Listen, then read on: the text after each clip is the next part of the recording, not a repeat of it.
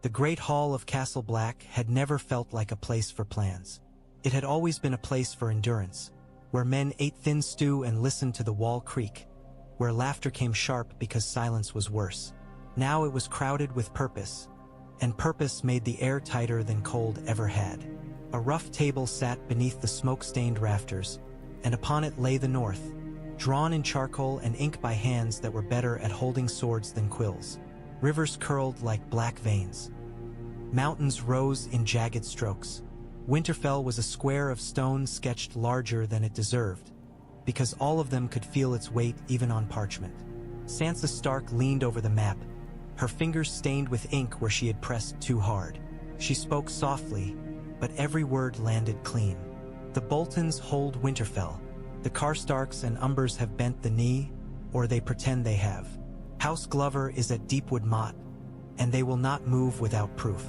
The rest, Mormont, Manderley, Cerwyn, are frightened and waiting to see which way the wind turns. The wind's always blowing south for Kneelers, Tormund Giantsbane grumbled, scratching at his beard. His big hands dwarfed the cup he held. They'll wait until a man wins, then call it loyalty. Davos Seaworth shifted beside the table, eyes on Sansa, then on Jon. He had the look of a man trying to keep a boat upright in rising waves, watching every footstep for the one that would break the boards. Jon stood at the table's head. He did not sit. Sitting felt like surrender. His hands rested on the map's edge, and the wax candles near his knuckles burned a little taller than the others. He had noticed it last night and pretended he hadn't. He noticed it now and refused to look at them. "You know these houses," Jon said to Sansa. His voice came rough, still wearing death's rasp. "If you send ravens, who answers?" Sansa's eyes lifted to his, steady as stone. "Lyanna Mormont will answer," she said at once. "Not because she loves you, because she loves the North and hates cowards. Wyman Manderley will answer if he thinks it can be done. If he believes you can hold what you take." Her mouth tightened. "The others will need to be forced into remembering who they are." "The Night's Watch?" Edison Tollett asked from near the wall, voice dry. "The part where we're not supposed to march on castles?" Jon's gaze went to him. For a moment he saw the old watch in Ed's face.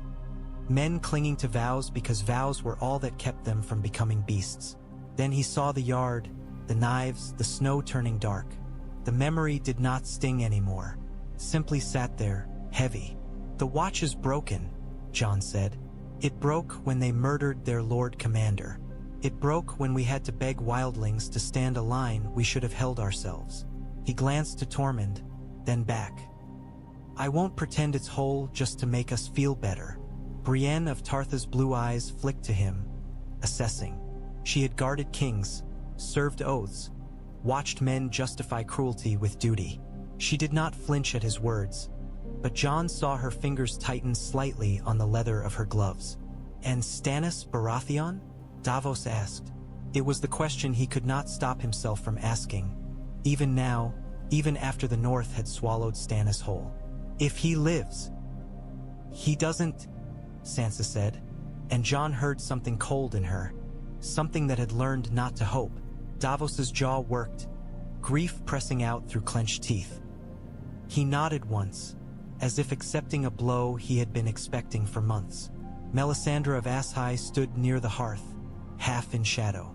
She watched Jon as if he were a flame she could not read. When Jon met her eyes, he saw shame there, and behind it a hunger that disgusted him. "We go south," Jon said. The words felt like stepping across a line drawn in blood. "Not to play at kings, not to settle old feuds. We go south because Winterfell is the North's spine. Without it, we cannot stand against what's coming." Tormund's mouth twisted. "And you think the dead care about your stone castle?" "No," Jon said, "but the living do. The living will not follow a ranger from a frozen ruin. They will follow a Stark from Winterfell. They will follow a banner they remember." His gaze flicked to Sansa. "They will follow you." Sansa's expression did not change, but Jon saw a flicker in her eyes. Fear, perhaps, or the shock of being named as something other than prey. "They will follow us," she corrected. If we make them. Podrick Payne shifted behind Brienne, looking from face to face like a boy at a trial. Ghost lifted his head and fixed his red eyes on the door as if listening to the very stones. Jon felt it too distant, faint, a cold pressure beyond the walls, the dead out there patient. And beneath that cold, the warmth under the wall, pulsing like a hidden heart. We need more than ravens, Davos said quietly. We need a promise they can believe.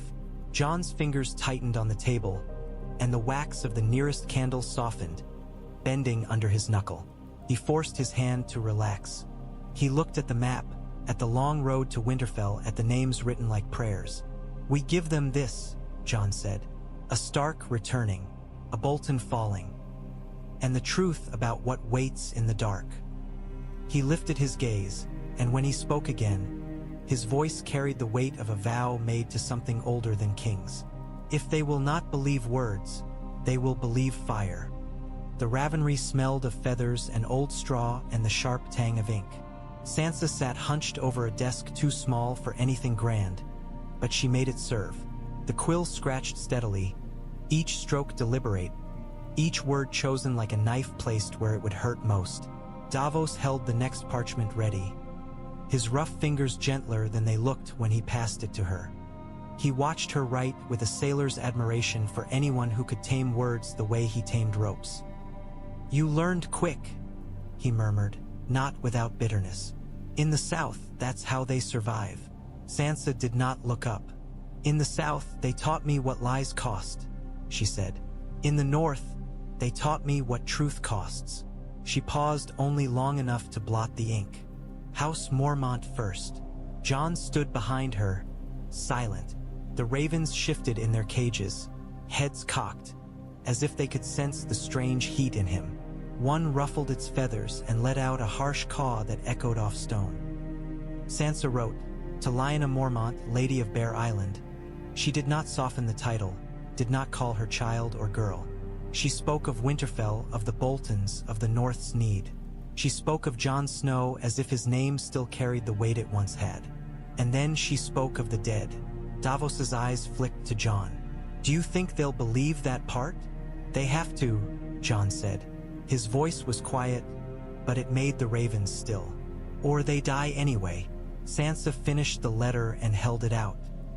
Jon reached for the seal wax. He had done this 1,000 times before, melting wax over flame, pressing a stamp into the soft red. Now, as he lifted the wax stick, it softened without touching fire, the red turning glossy and pliant between his fingers. Sansa's quill paused. Brienne's gaze sharpened. Davos swallowed. Jon forced himself to lower the wax toward the candle anyway. The flame kissed it, and the wax dripped thick and perfect onto parchment. Jon pressed the Stark seal, borrowed, not yet earned, into the wax.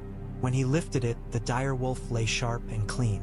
A raven in the corner cage beat its wings once, agitated, and Jon felt a ripple in the air like a breath. He glanced up. The bird's black eyes were fixed on him. Not Sansa, not the food tray, not the open window. Sansa folded the letter. Send it, she told the bird handler, and the man's hands shook as he tied the parchment to the raven's leg. He opened the cage, and the bird launched into the cold air with a furious beat of wings. One down, a dozen to go. As Sansa wrote to House Manderly, to House Serwyn, to the Glovers, Jon watched her profile, saw the way she held herself like a drawn bow. She had been a girl once, dreaming of songs. Now she wrote like a commander. Tell them Winterfell will be ours, Jon said. Sansa's quill scratched. They've heard promises before. Then tell them, Jon added, and the words came out before he could stop them, that I died, and that I came back. Davos stiffened. Jon. Sansa's hand froze. She looked up at him, eyes wary. Do you want them to think you're a monster? Jon didn't answer at once. He looked at the ravens, at their glossy eyes, at the way they seemed to lean away from him and toward him in the same breath. He thought of men in the yard whispering prayers. He thought of fire curling around his fingers like a pet. I want them to be afraid enough to listen, Jon said at last. Fear has been the realm's only honest language. Sansa's gaze held his. Then she dipped the quill again. Very well, she said softly. But if you show them fire, you must also show them why it won't burn them. Jon watched as she wrote his death into ink. Made it real in a way memory never had. The ravens shifted, restless, as if sensing a story too large for cages. Outside the Ravenry window, snow drifted down in slow, soft spirals. And far beyond the wall, something cold moved in answer to every beat of black wings. The wildling camp sprawled like a rough-made town beyond Castle Black's gate. Tents stitched from hides, lean-tos built from salvaged timber, cook fires sending smoke into the gray sky. Men and women moved with the wary ease of people who had lived their whole lives under open sky. They watched Jon as he approached, eyes narrowed, hands never far from knives. Tormund Giantsbane strode ahead like he owned the world. "Make way," he bellowed, though no one did. "The crows come to speak." Jon felt the stairs like stones thrown at his back. When he had first opened the gates to the free folk, he had done it with the careful language of bargains. Now there was no bargain strong enough. They were here, south of the wall, because death had driven them. That did not mean they trusted the men of the Night's Watch. It did not mean they trusted Jon either, especially now. Vale stood near one of the larger fires, her pale hair braided tight beneath a fur hood. She had worn the look of a queen once, even in rags, and she still did. When she saw Jon, her gaze sharpened, not with fear, but with curiosity that made Jon's skin prickle. "They said you were dead," she called, voice carrying. Jon stopped a few paces from the fire. Heat washed over him. He felt it like a familiar hand. "I was," he said. A murmur spread. A man spat. Another laughed nervously. Someone made a crude sign against bad luck. Val stepped closer, studying him. "You don't smell like death," she said, and Jon realized she was right. He smelled of smoke, faintly, of warmth. "You smell like a hearth that won't go out." Tormund grinned, teeth bright. "He's a fire crow. Came back hotter than before." A few wildlings chuckled, but it was uneasy. They had their own stories of the dead walking. They had their own dread. Jon could see it beneath their bravado, the way their eyes flicked north, the way their hands tightened at any sudden sound. Jon lifted his voice. "We're marching south," he said, "to take Winterfell from Ramsay Bolton." That name drew curses like flies.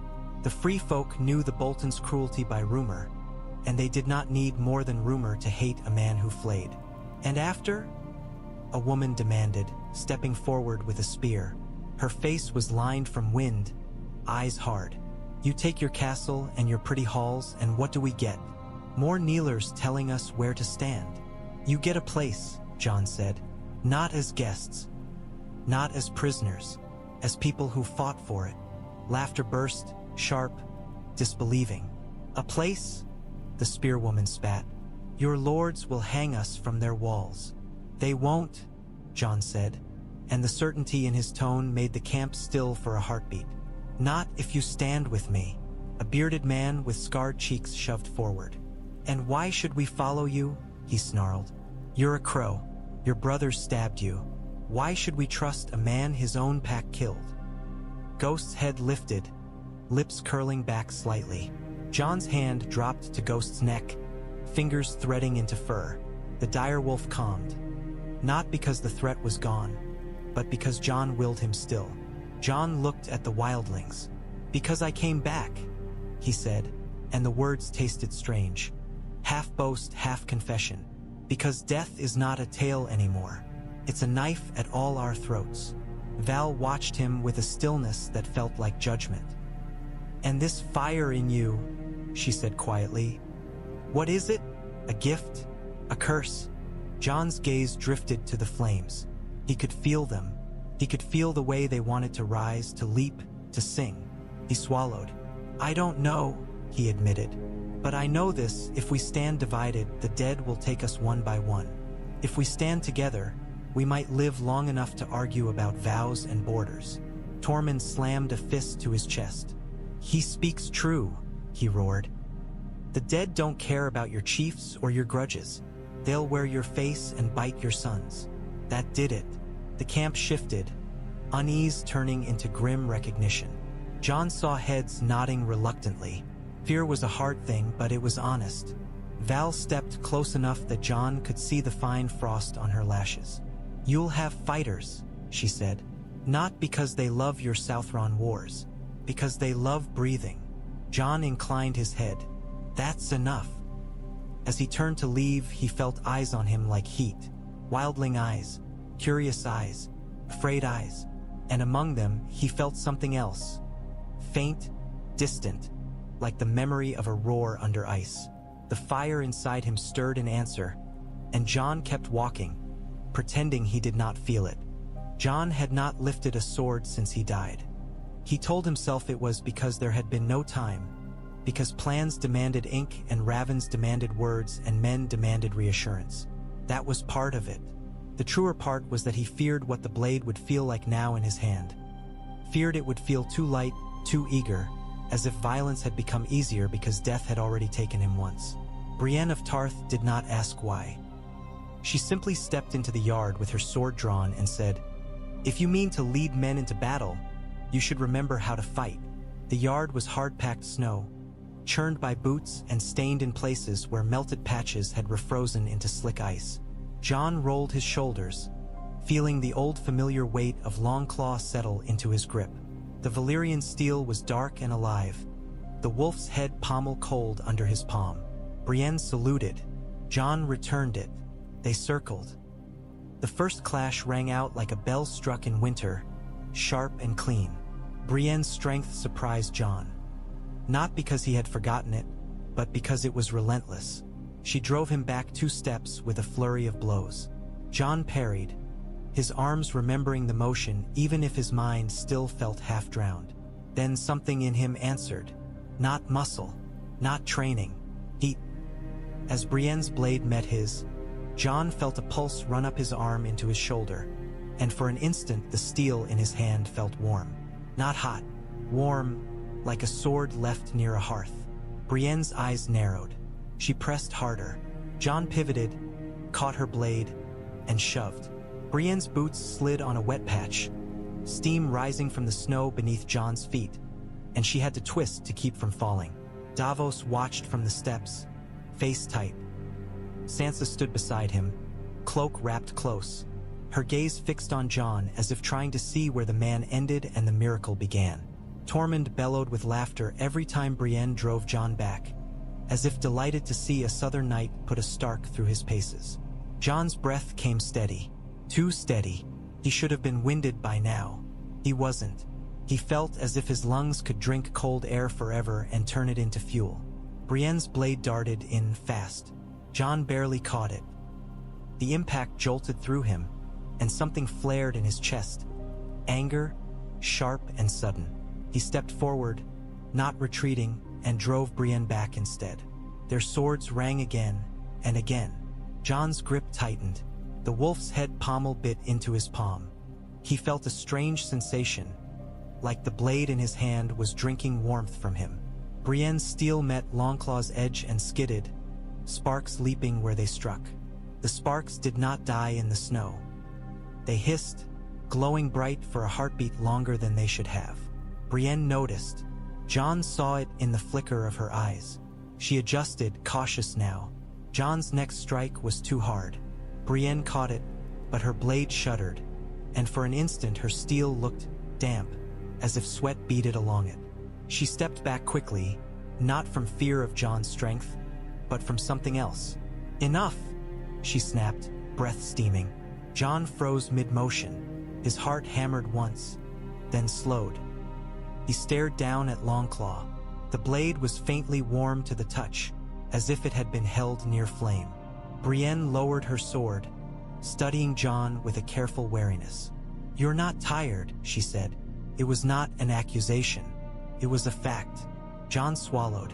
"I don't feel it," he admitted. Tormund snorted. "Firecrow never tires. He'll fight the whole bloody world." Davos did not smile.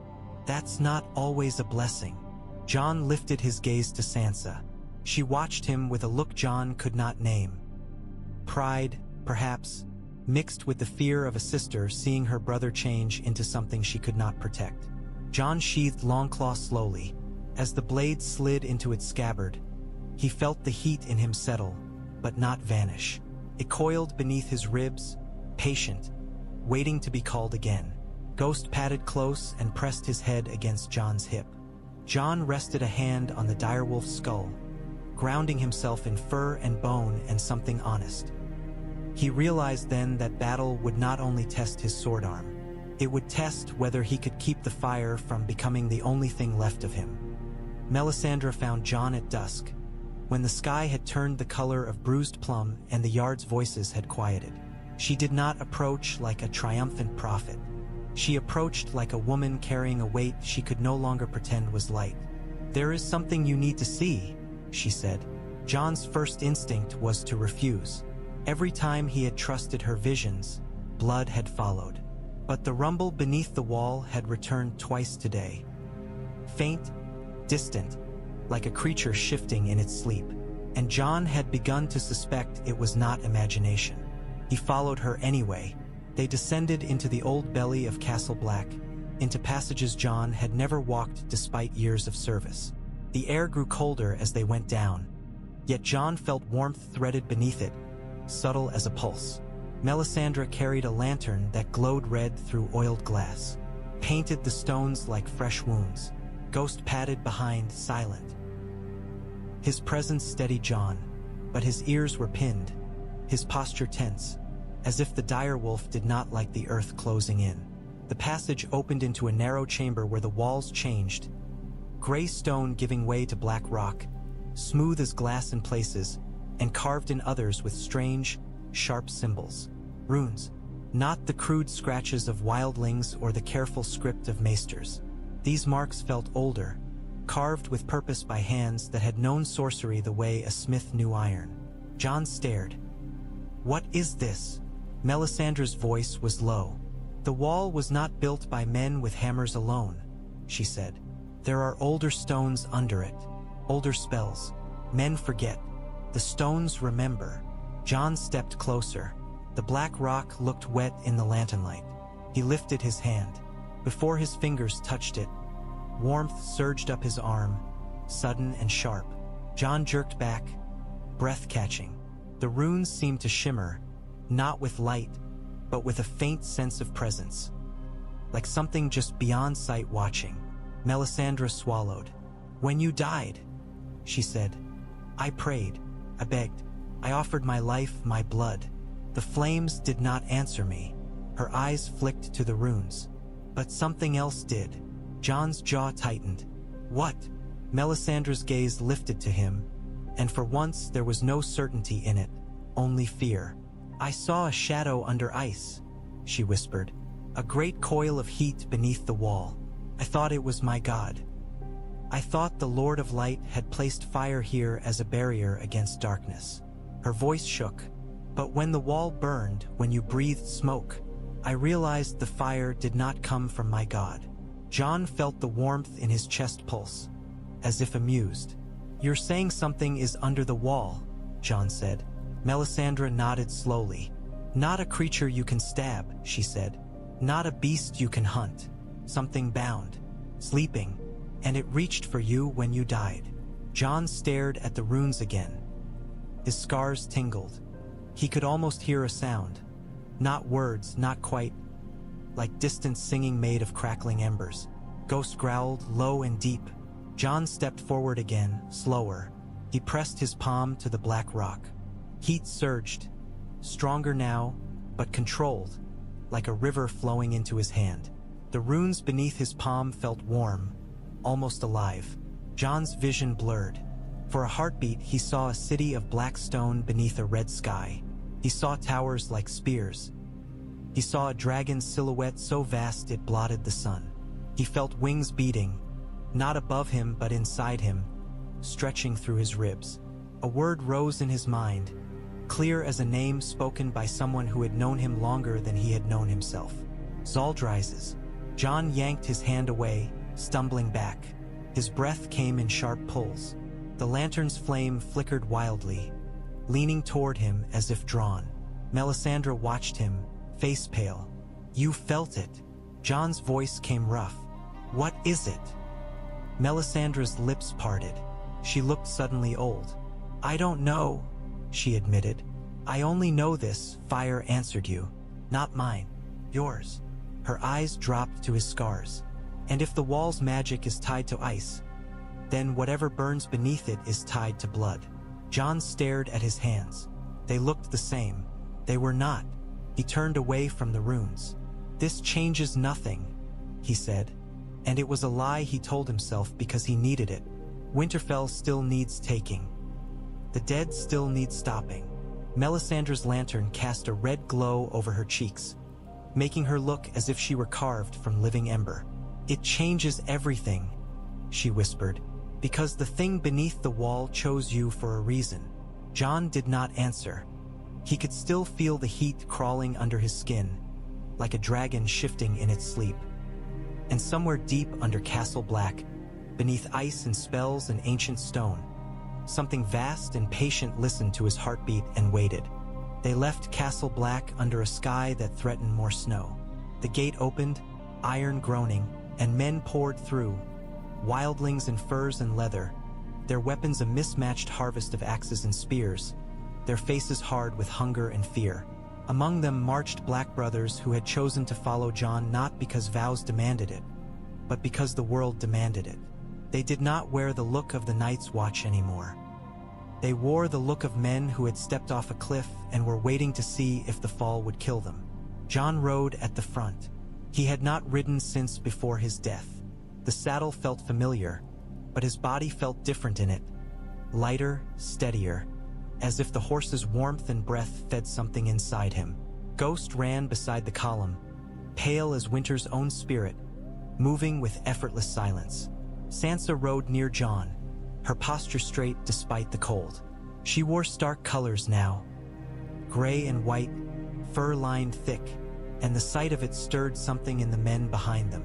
A banner of the direwolf did not fly yet, but Sansa's presence was a banner in flesh. Davos rode on Jon's other side, reins held in hands that had hauled nets more often than they had held swords. He kept looking back toward Castle Black until the wall swallowed it, as if half expecting the place to burst into flame again. Tormund rode with the free folk, laughing too loudly, singing half-remembered songs that turned into curses when the wind snatched the words away. He looked happier than he should have, as if marching into a southern war was a kind of adventure. Jon knew better, but perhaps Tormund needed to pretend, the same way men needed to pretend a storm was only rain. Brienne rode behind Sansa, alert as a drawn sword. Podrick followed close, cheeks red, eyes wide. He had the look of someone who had been dragged into legend and wasn't sure whether to be proud or terrified. As the column moved south, the land changed. The wall's shadow receded. The wind still cut, but it carried different scents. Pine, frozen earth, distant smoke. The road was half buried, but it existed, a stubborn line through Wight. Jon's thoughts drifted, unbidden, to Winterfell. He pictured Ramsay Bolton in his hall, smiling with a mouth full of teeth like a dog's. Jon imagined him reading Sansa's name with possessive cruelty. The heat in Jon's chest flared, and he forced it down. Rage was easy. Rage was fuel. Rage could burn everything. He had to lead. At night, they made camp in the lee of hills, building fires that crackled in the wind. Jon walked among the flames and felt them lean toward him slightly, as if listening. He kept his hands tucked in his sleeves so no one would see. Men spoke in low voices. Some spoke of Winterfell, of vengeance, of flayed men on walls. Others spoke of the dead with whispered dread, as if naming them might summon them. Jon listened and said little. Words felt thin against what waited in the dark. On the third night, when the wind died and the stars sharpened, Jon woke suddenly. Not from a sound, but from a sensation, heat, strong and sudden, like a hand gripping his heart. He sat up, breath steaming. Ghost was already on his feet, ears pricked, eyes fixed south.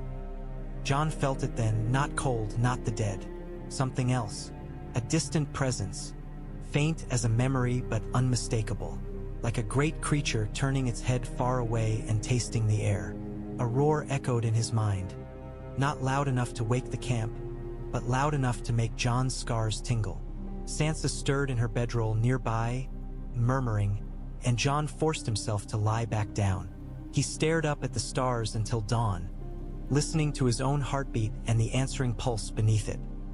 Whatever had reached for him under the wall had not let go. It was reaching farther now. Bear Island greeted them with gray skies and hard eyes. The sea around it was a churn of dark water and ice, and the docks were slick with frozen spray. Men watched from behind stacked nets and timber piles, hands on axes. They had the look of people who expected to be raided and would rather die than run. Lyanna Mormont met them in her hall. She was smaller than Jon remembered, but she stood like a spear planted in stone. The black bear of her house hung behind her, claws raised, as if ready to tear at anyone who doubted. Sansa stepped forward first, chin high. "Lyanna," she said, and there was respect in it, real and earned. Lyanna's dark eyes flicked to Sansa, then to Jon. She did not bow. "They said you were dead," she said to Jon, as blunt as a hammer. "People say many things." Jon did not flinch. "I was," he said. The hall murmured. Men shifted. A few made signs against ill luck. Lyanna did not. She studied him as if he were a wolf she intended to decide whether to feed or kill. "You want my men," she said. "I want the North," Jon answered. "And the North needs Winterfell." Lyanna's gaze sharpened. "Winterfell needs Stark blood," she said, eyes flicking to Sansa. "Not a bastard's pride." Jon felt the old sting of that word, bastard, rise, and then the heat under it, turning sting into something harder. He kept his voice even. "Sansa is Stark blood," he said. "I'm here because I can fight." Lyanna stepped down from her chair, boots thudding on wooden planks. She walked up to Jon until she was close enough that he could see the flecks of lighter brown in her eyes. "And can you win?" she demanded. "Or are you marching us to die in your snow?" Sansa answered, calm. "Ramsay Bolton will fall." Lyanna's gaze did not leave Jon. "Saying it isn't making it true." Jon glanced at the brazier burning near the hall's center. The coals glowed red beneath a thin layer of ash. He could feel the heat, steady, waiting. He hated that it was becoming part of him, something he could use like a tool. But tools were what kept men alive. He stepped toward the brazier and held his hand above it. The air shimmered faintly. The flames rose, not wildly, but obediently, licking up higher as if reaching for him. A hiss ran through the hall. Warriors stiffened. A man's hand tightened on an axe haft. Lyanna's expression did not change, but her eyes widened just slightly. "What are you doing?" Jon lowered his hand closer until the flame touched his skin. It did not burn.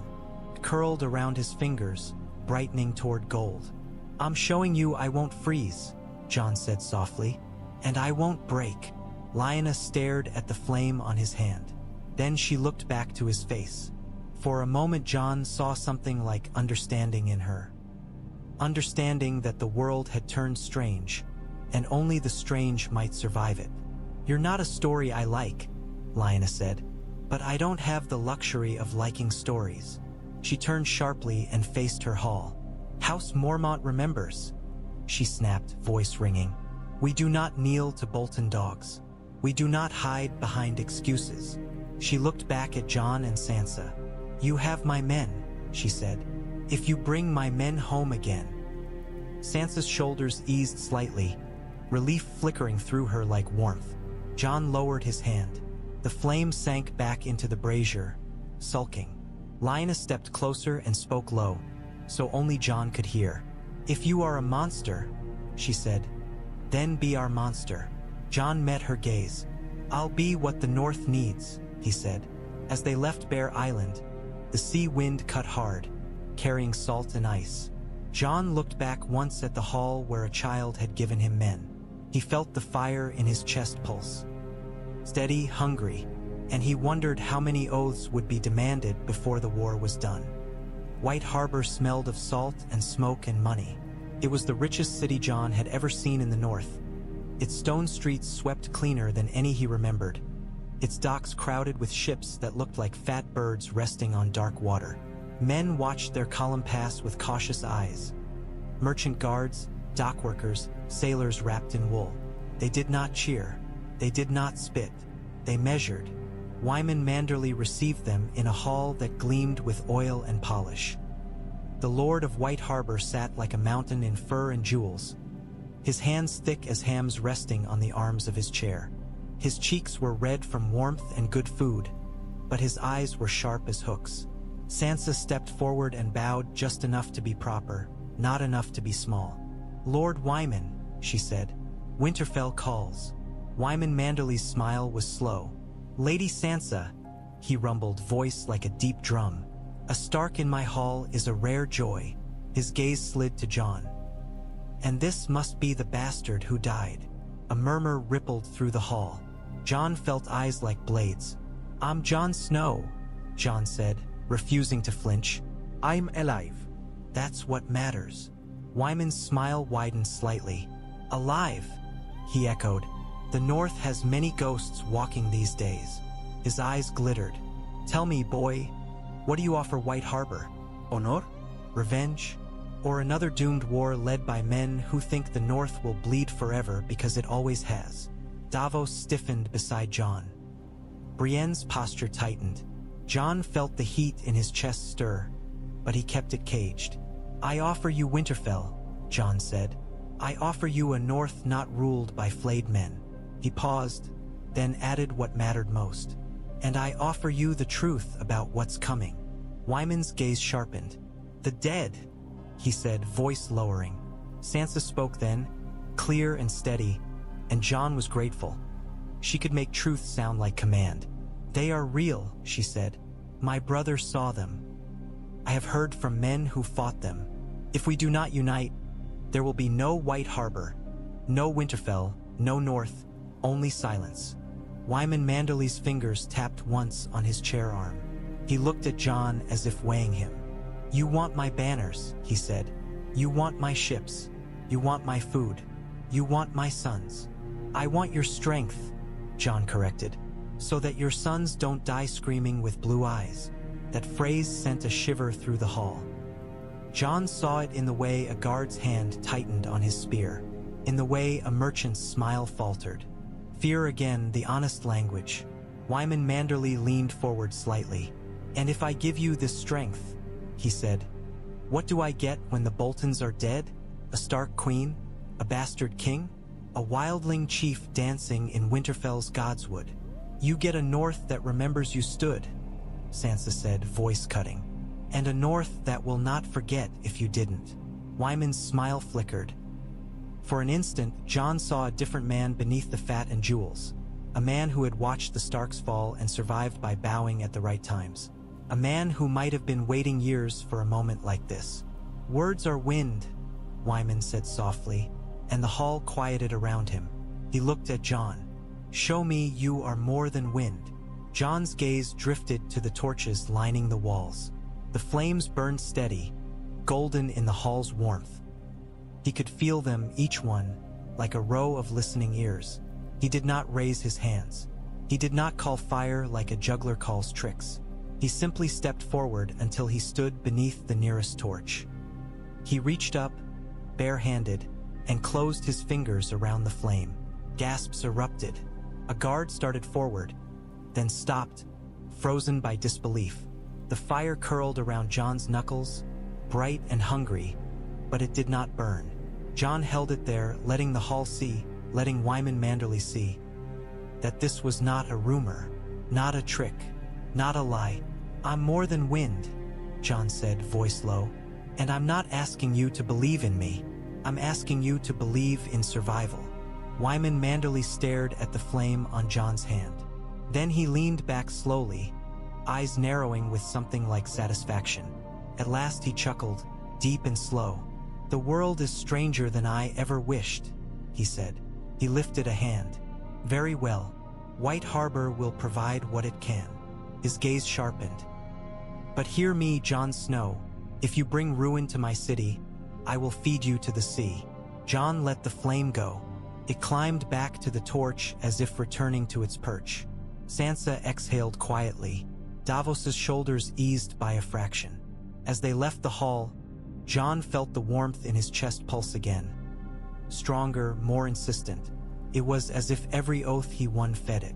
And somewhere far away, beyond the sea's cold breath, something vast and winged turned its head as if it had heard his name. Ramsay Bolton's words arrived like a knife slid under a rib. The messenger was a trembling man found at the edge of camp at dusk, half frozen and half mad with fear. He carried no banner, only a wax-sealed parchment. The seal bore the flayed man of House Bolton. Men stared at it as if it might scream. Sansa took the letter without shaking.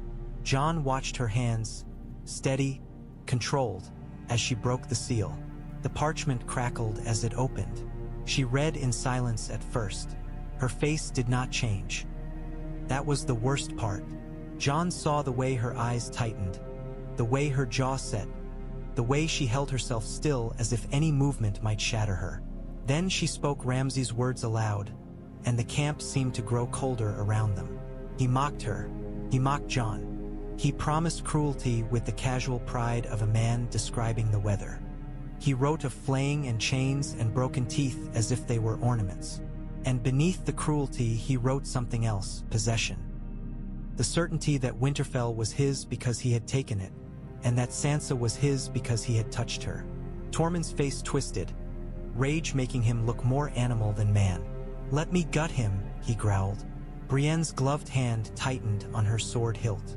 Podrick stood behind her, pale, swallowing hard. Davos looked at Jon, worry plain.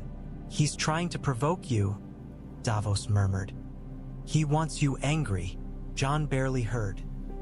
Ramsay's words slid over his skin like oil, and the fire in his chest surged, hot and fierce. He felt it rise into his throat, into his jaw, into his hands.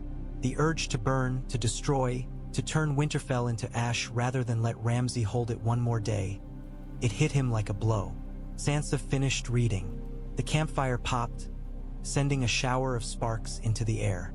Sansa's gaze stayed on the parchment as if she were staring at the face of a man she could not kill with her own hands.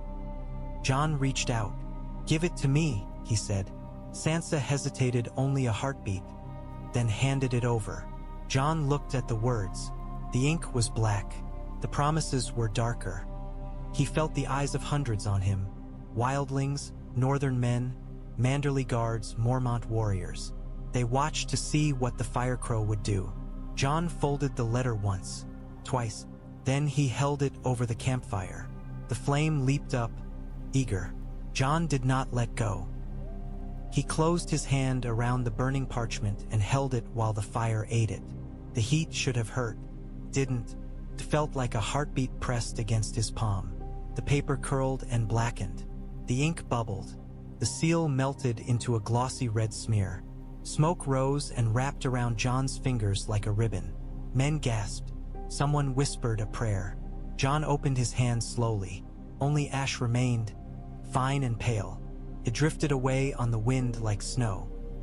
Jon's voice was low, steady, and colder than winter despite the heat in him. "We don't answer him with rage," he said. "We answer him with victory." Tormund snorted. "Victory's just rage with better timing." Jon looked at him. "Then we time it." He turned to the men gathered around. "Ramsay Bolton wants us to be foolish," Jon said. "He wants us to charge his walls and die in his snow. We won't." He met their eyes one by one. "We take Winterfell because the North needs it. And when we take it, we make sure he never writes another letter." The camp listened. The fire crackled. Ghosts sat close, red eyes fixed on the darkness beyond the flames, as if sensing something stalking along the edge of sight. Sansa stepped closer to Jon. Her voice was quiet, meant for him alone.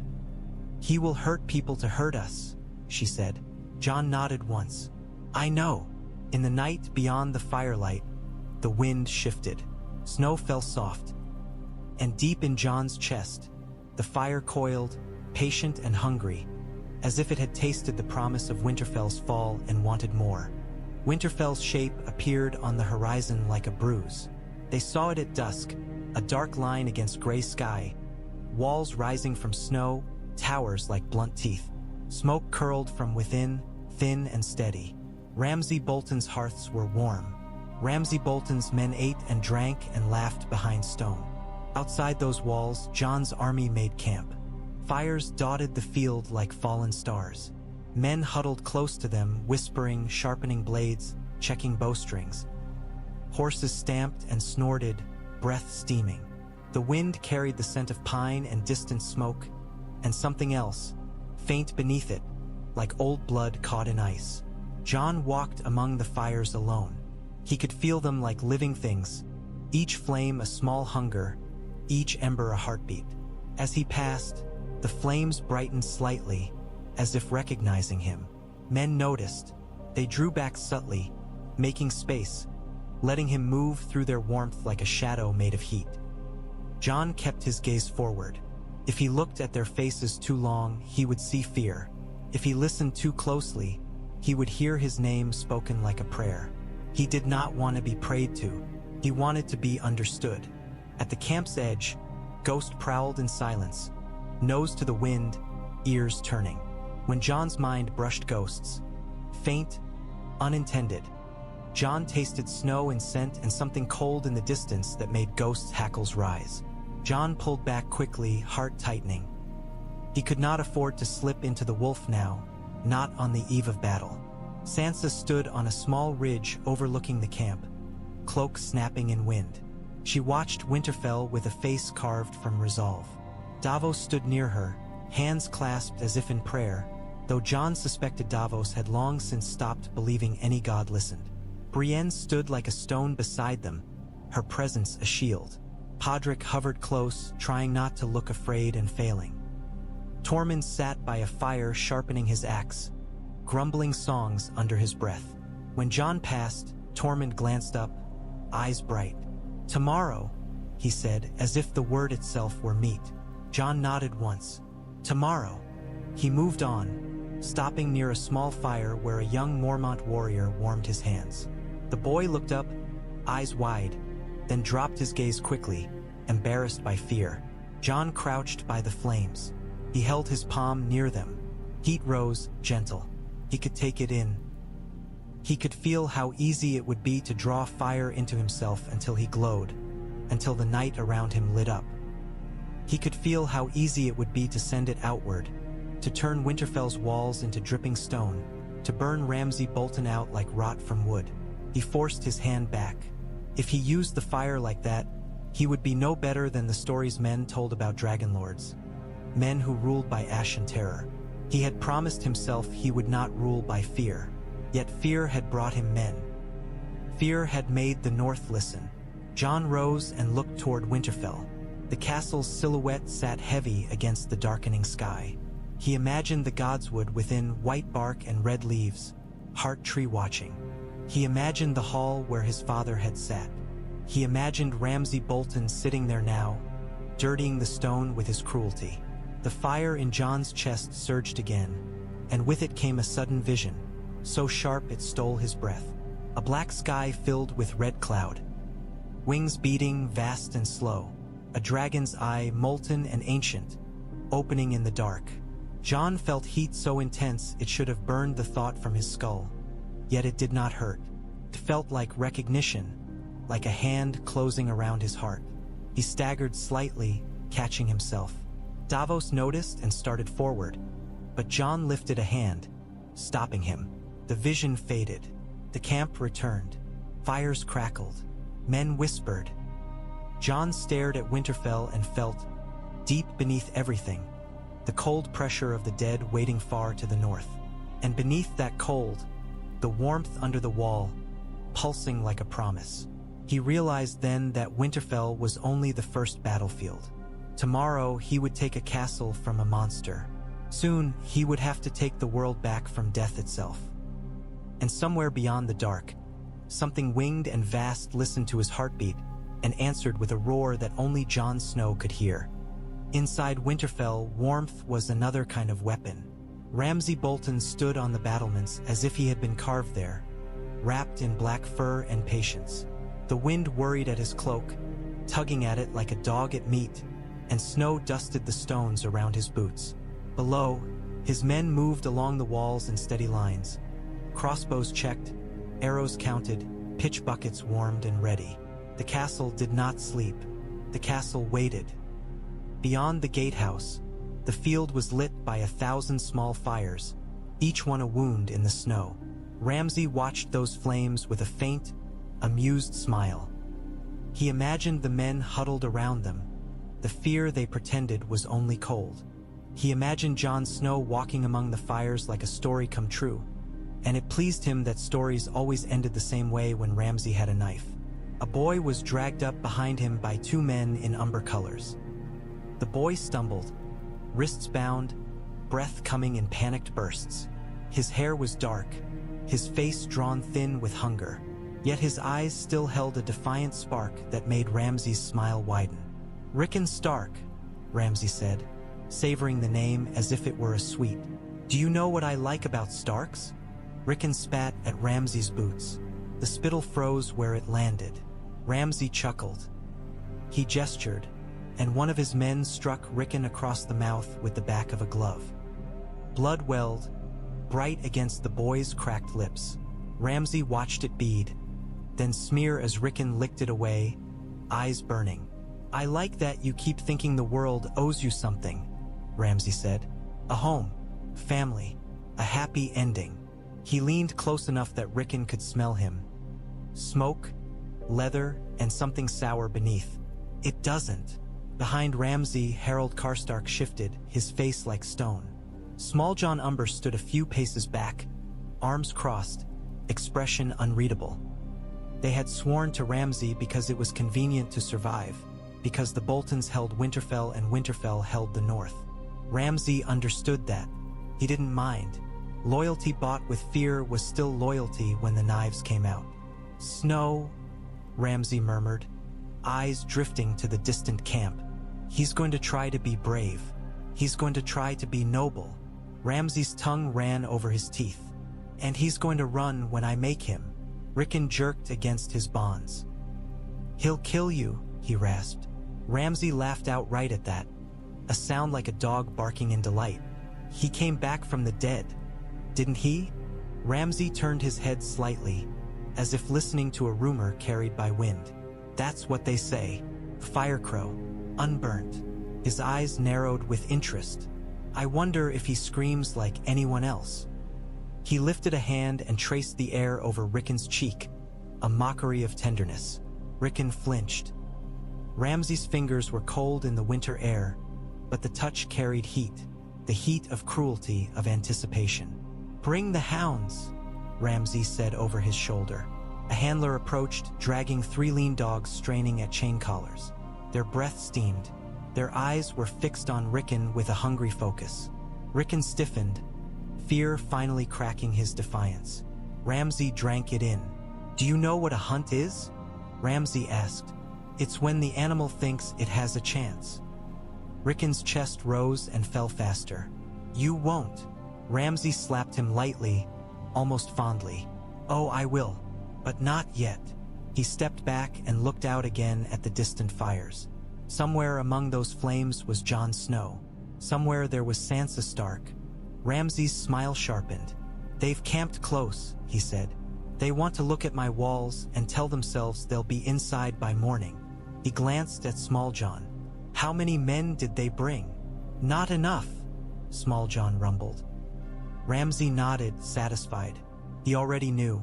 He had watchers. He had scouts. He had ravens that returned with blood on their legs and secrets in their claws. "And yet," Ramsay said softly, "they think they have something I don't." Harold Karstark's mouth tightened. "Numbers matter." Ramsay's gaze slid to him. "Only if the numbers believe in themselves." He turned back to Rickon and lifted the boy's chin with 2 fingers. "Tomorrow," Ramsay said, "you'll run. You'll run straight to your brother, because you'll believe he can save you." He smiled wider. "And I'll show you what belief earns." Rickon's eyes burned with hatred. Ramsay leaned in once more and whispered, "Try not to trip." Then he stepped away and waved his men forward. Rickon was dragged down from the battlements, boots scraping stone, breath ragged. The hounds followed, whining eager. Ramsay remained alone at the wall's edge, staring at the field of fires. The wind carried faint sounds, laughter, shouts, the restless murmur of an army trying to sleep. Ramsay's nostrils flared, as if he could smell fear from this distance. He could not smell the thing that stirred in Jon Snow's chest. He could not see the warmth that moved under winter like a buried serpent. But he could feel in his bones that tomorrow would be fun. And Ramsay Bolton loved nothing more than fun. Jon found Sansa at the edge of camp where the fires thinned and the snow lay smoother, untrampled by boots. She stood alone, staring at Winterfell's distant towers, her cloak pulled tight, her red hair braided like a rope meant to hold her together. "You shouldn't be out here alone," Jon said. Sansa did not turn. "Neither should you," she replied. Jon stopped beside her, letting the wind bite at his face. It should have hurt, didn't. It only reminded him of what he had become. "I can't sleep," he admitted. "Not before a battle." Sansa's breath puffed white. "I used to think battles were loud," she said softly. "I used to imagine banners and songs." Her voice tightened. "They're quiet. All the terror is quiet until it isn't." Jon glanced at her profile. Her eyes were fixed on Winterfell like she could carve it down with her stare. "Tell me everything you know," he said, "about Ramsay's numbers, his men, his habits, his traps." Sansa's jaw clenched. "I've told you what I can." "You haven't told me enough," Jon pressed. Frustration flared, and with it, heat surged under his ribs. He breathed out slowly, forcing it down. "You lived in there. You know the castle. You know him." Sansa turned then, and Jon saw the anger in her eyes. Anger that did not burn fast like his but smoldered, enduring. "You think I didn't try?" she hissed. "You think I wasn't counting arrows and doors while he—" The words caught. Her throat worked around them. "He didn't show me his plans. He showed me pain." Jon's hands curled, shame prickling like cold. "I'm sorry," he said, but it sounded thin even to him. Sansa's gaze held his hard. "Sorry doesn't help us tomorrow." She looked back at the castle. "Ramsay wants you to do something stupid." Jon's mouth tightened. "He'll get his fight." "No," Sansa said sharply. "He wants you to rush. He wants you to break formation. He wants you so angry you can't see the field." She stepped closer, lowering her voice. "He'll hurt someone to pull you out of line. He'll dangle something in front of you and you'll go for it because you're you." Jon felt the truth of it like a slap. He remembered charging without thinking, the old stark fury that had never left him, only been leashed by duty. The leash felt thinner now. "He's holding Rickon," Jon said. Sansa's face went still. "Yes." Jon's throat tightened. "How do you know?" "I know," Sansa said, and the way she said it told Jon there was more. Someone had told her, a whisper carried by a frightened mouth. She did not say who. Jon stared at Winterfell, imagining a boy in chains, imagining Ramsay's grin. Heat crawled up his spine. "If he uses Rickon, he will," Sansa cut in. "And you cannot let him use you." Jon turned to her fully. "So what do you suggest?" he demanded. "We sit here and wait while he flays my brother alive on the walls?" Sansa's eyes flashed. "Don't you dare speak to me like I don't know what that looks like." Her voice shook, then steadied. "We win by not playing his game." Jon's anger surged, and for a heartbeat the air around his hands warmed, snow softening slightly at his boots. Sansa noticed. Her gaze flicked down, then back up, a flicker of fear tightening her mouth. Jon clenched his fists, forcing stillness. "I can't stand by," he said, quieter now. "I won't." Sansa's voice softened, just a fraction.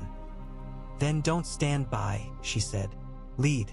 Lead like you always do when you remember you're not alone." Jon swallowed. He wanted to ask what she meant.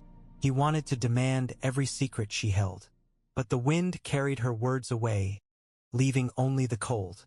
Sansa turned away from him. "Go back to the fires," she said. "Let them see you. They're watching. They need to believe you'll be there when the arrows fall." Jon hesitated.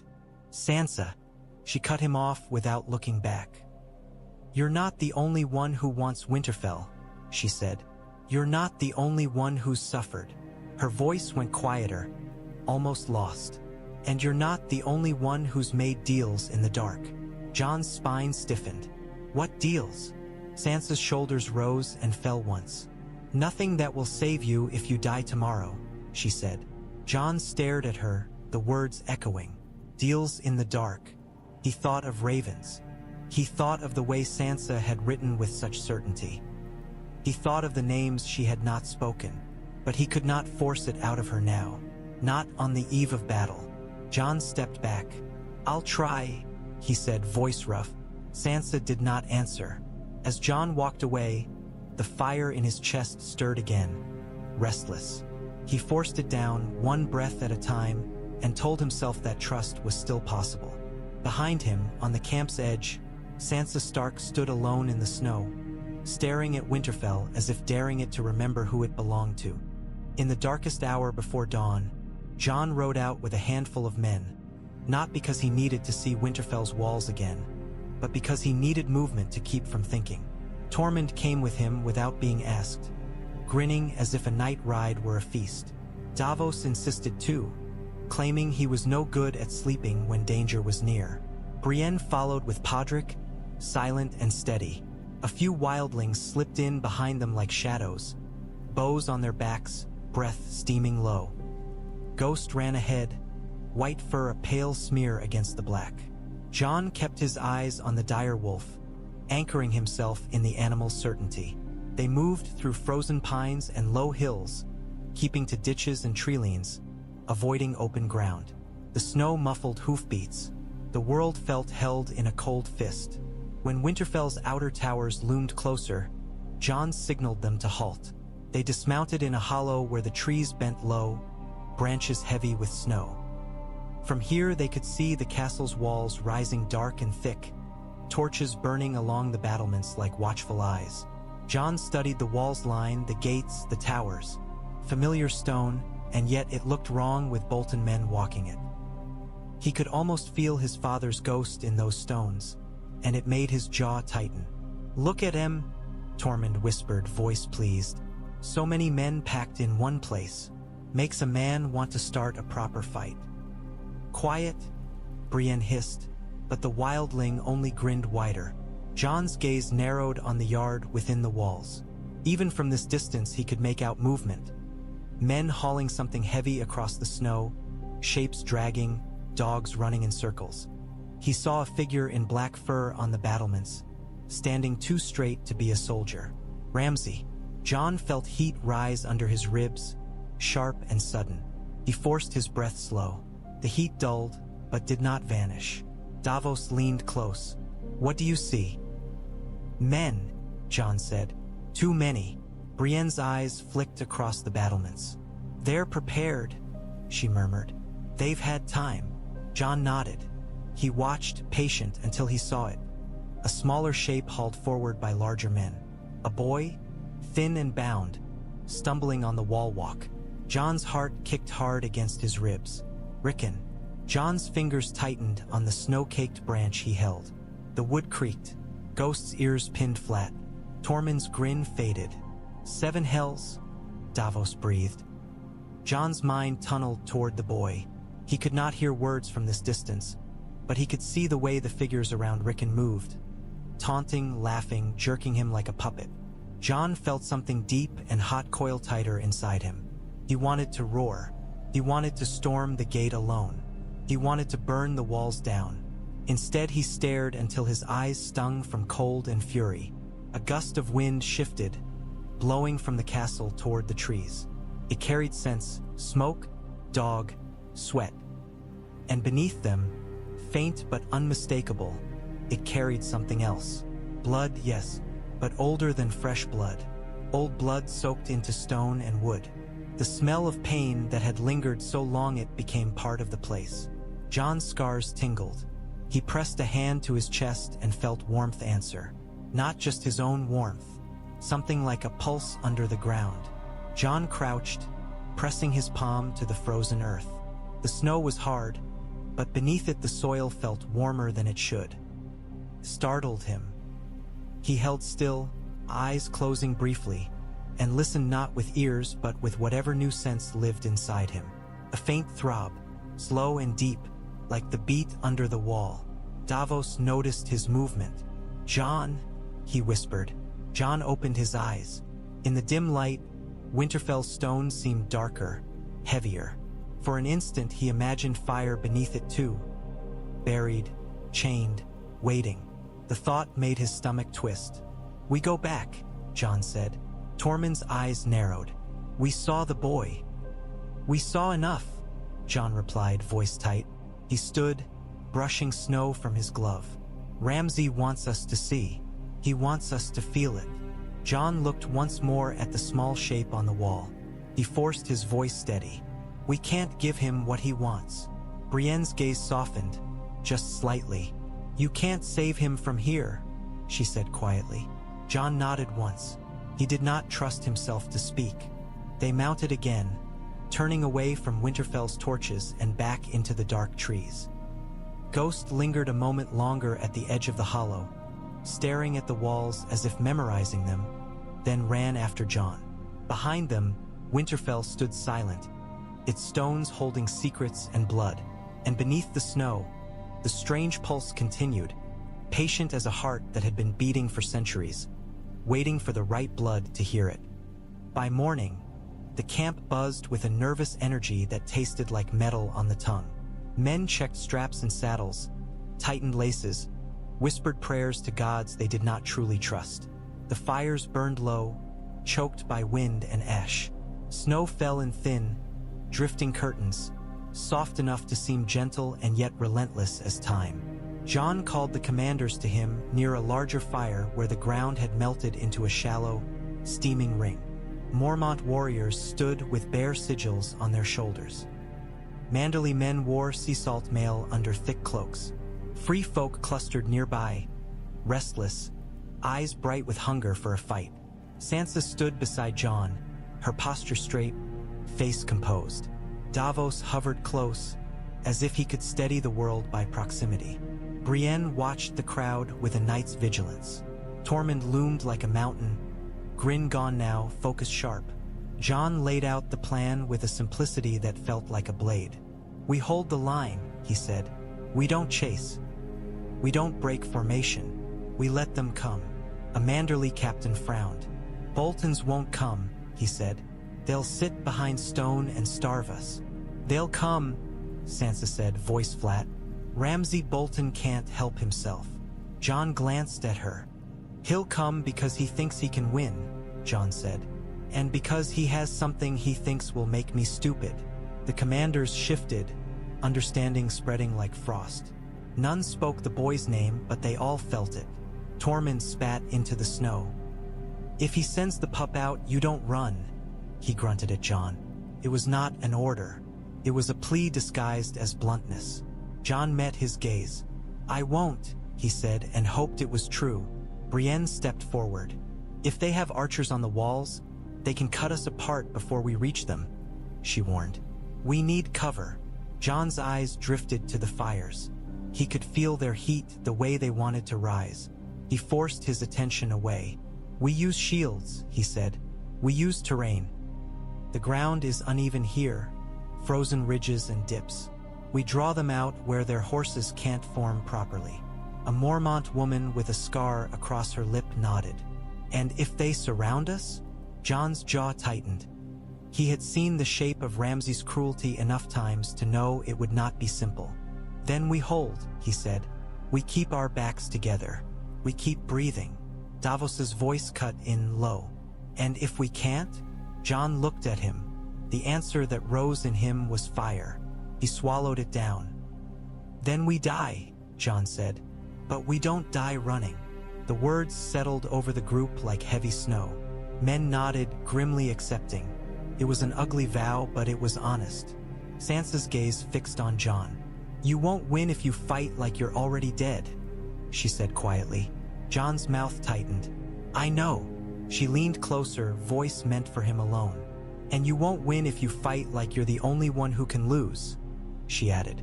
"There are thousands behind you." Jon heard the meaning. Thousands who would die if he failed. Thousands who believed in him because they needed to. Jon's scars tingled beneath his tunic, reminding him that death was no longer a distant threat. It was a memory under his skin. He turned back to the commanders. "We form here," he said, pointing with a gloved finger to the shallow dip in the field. "Spears in front, shields behind, archers on the flanks." He looked at Tormund. "Your free folk will hold the left." Tormund grunted. "Aye."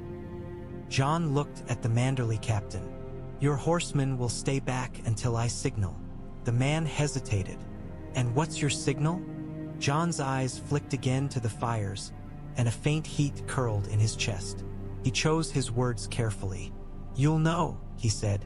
The man frowned, uncertain, but nodded. As the council broke, men drifted away to take positions, to tighten grips, to swallow fear. Jon remained by the fire with Sansa and Davos. Davos spoke softly. "You're still thinking about the boy." Jon did not answer at once. He stared into the coals. The embers pulsed, red and steady. He could feel them like a heartbeat. "I can't stop," Jon said finally. "Not when he's out there." Sansa's voice was quiet, edged. "Then don't let Ramsay use him to kill all of us," she said. Jon lifted his gaze to Winterfell's walls. Torches burned along the battlements. Somewhere behind stone, a boy waited. Jon felt the heat in his chest coil tighter, as if it too were waiting. Hungry, patient, and far less merciful than any man could afford to be. He turned away from the fire and walked toward the forming lines, forcing himself to be only a leader, not a flame. Behind him, the coals glowed brighter for a heartbeat. As if answering a call he refused to speak aloud. The gates of Winterfell opened with a slow, deliberate creak, as if the castle itself were smiling. Ramsay Bolton rode out first, flanked by men in Bolton colors and the hard-faced soldiers of houses that had chosen survival over honor. His cloak was black and furred, his grin sharp. He did not look at Jon's army with caution. He looked at it with appetite. Jon stood at the front line, longclaw in hand, cloak snapping. Sansa watched from behind the shield wall, face carved from stone. Davos hovered close, eyes darting. Tormund rolled his shoulders as if warming for a brawl. The air was thick with breath and frost. Ramsay raised a hand, and the world seemed to hold still. Two men shoved a small figure forward between the armies. Rickon Stark stumbled into the open field, wrists bound, clothes too thin for the cold. Snow clung to his hair. His cheeks were hollow. But his eyes found Jon immediately, and in them Jon saw everything. Fear, hope, desperate trust.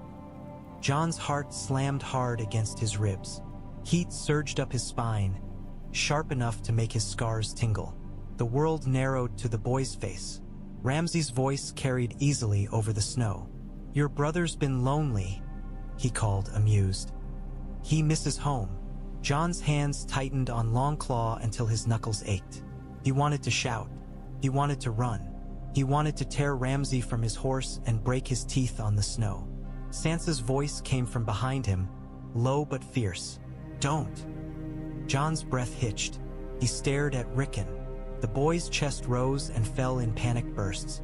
Ramsay leaned forward in his saddle. "Run," he told Rickon almost kindly. "Run to your brother."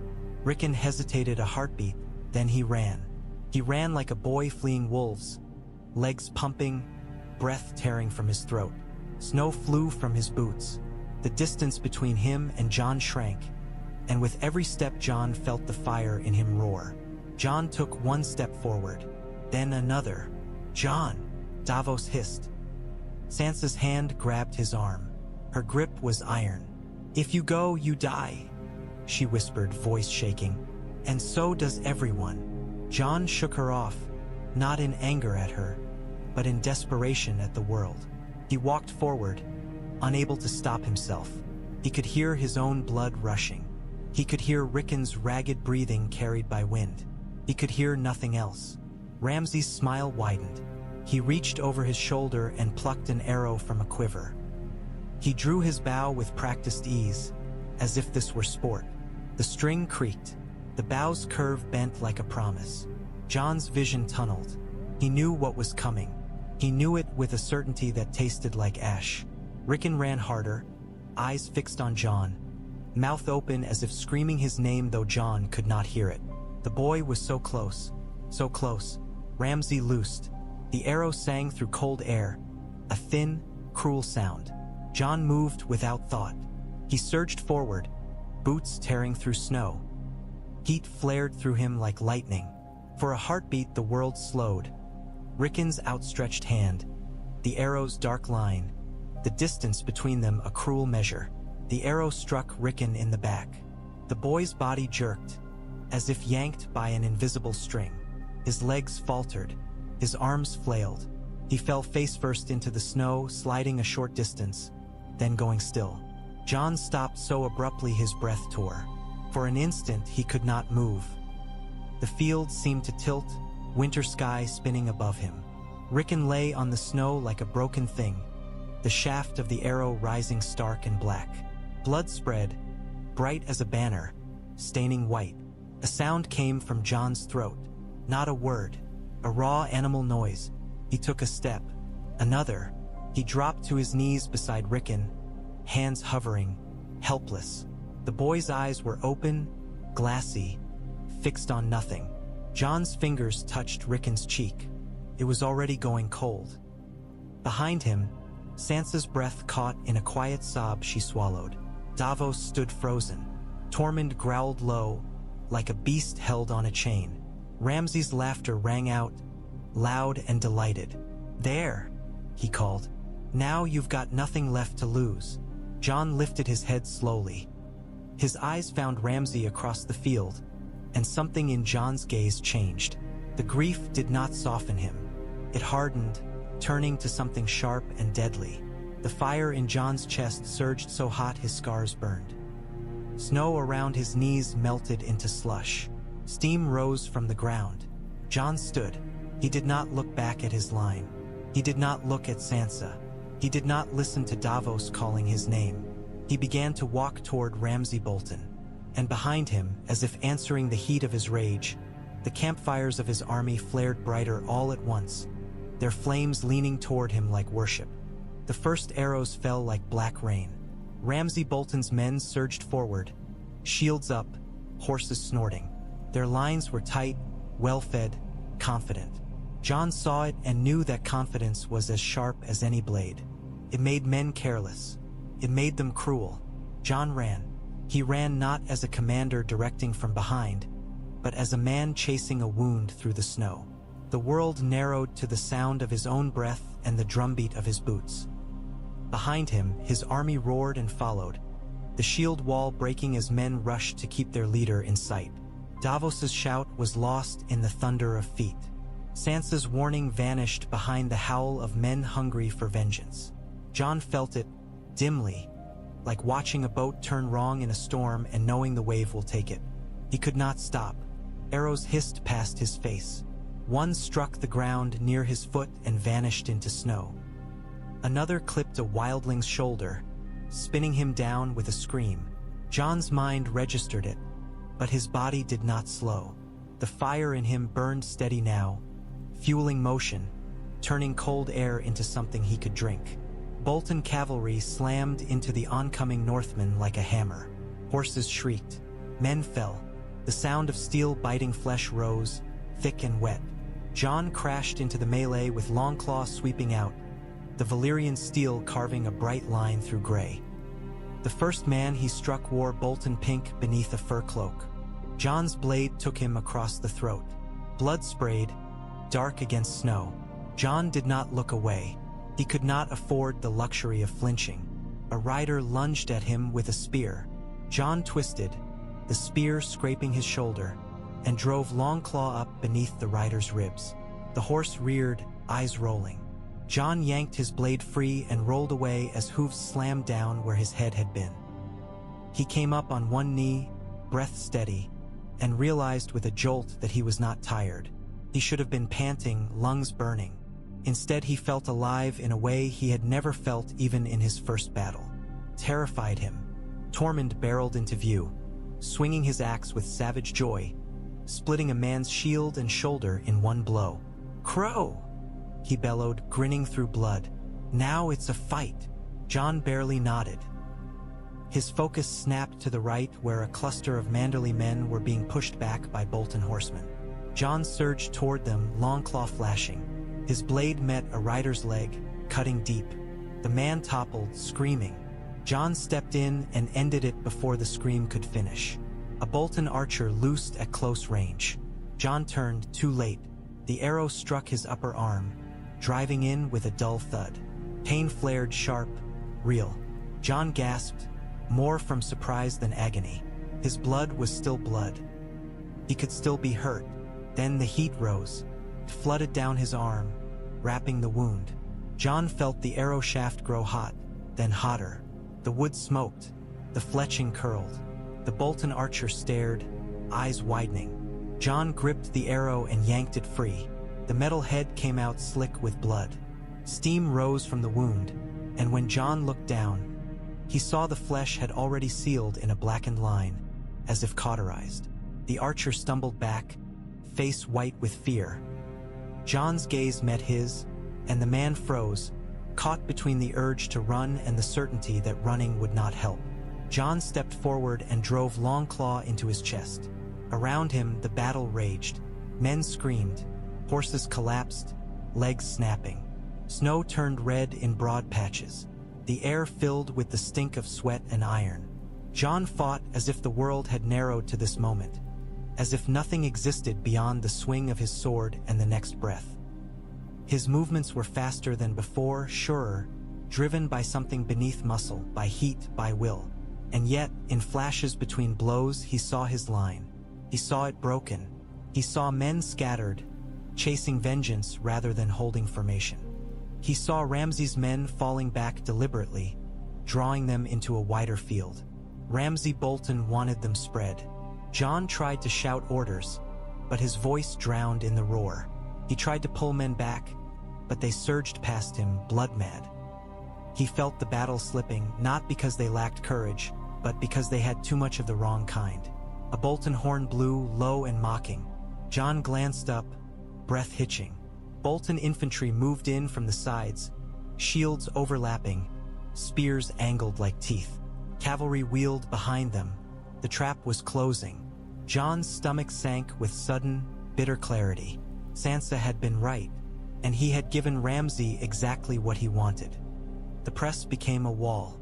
Bolton shields locked together in a grim curve, hemming Jon's men in from both sides. Spears jutted out between boards like thorns. Behind, more infantry closed, pushing forward with steady, relentless force. The field narrowed into a killing pen. Jon felt bodies against him. Wildlings shouting, Manderly men grunting, horses screaming as they were forced into the crush. Breath turned to steam and then vanished in the mass of it. The snow underfoot was gone, churned into brown slush, trampled into a slick paste of mud and blood. He tried to push through to the center to find some shape to the chaos, but there was no room. There was only pressure. Men were pressed so close Jon could feel their ribs against his arm. A spear jabbed past his shoulder.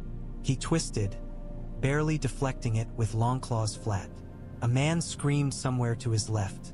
The sound was cut off abruptly.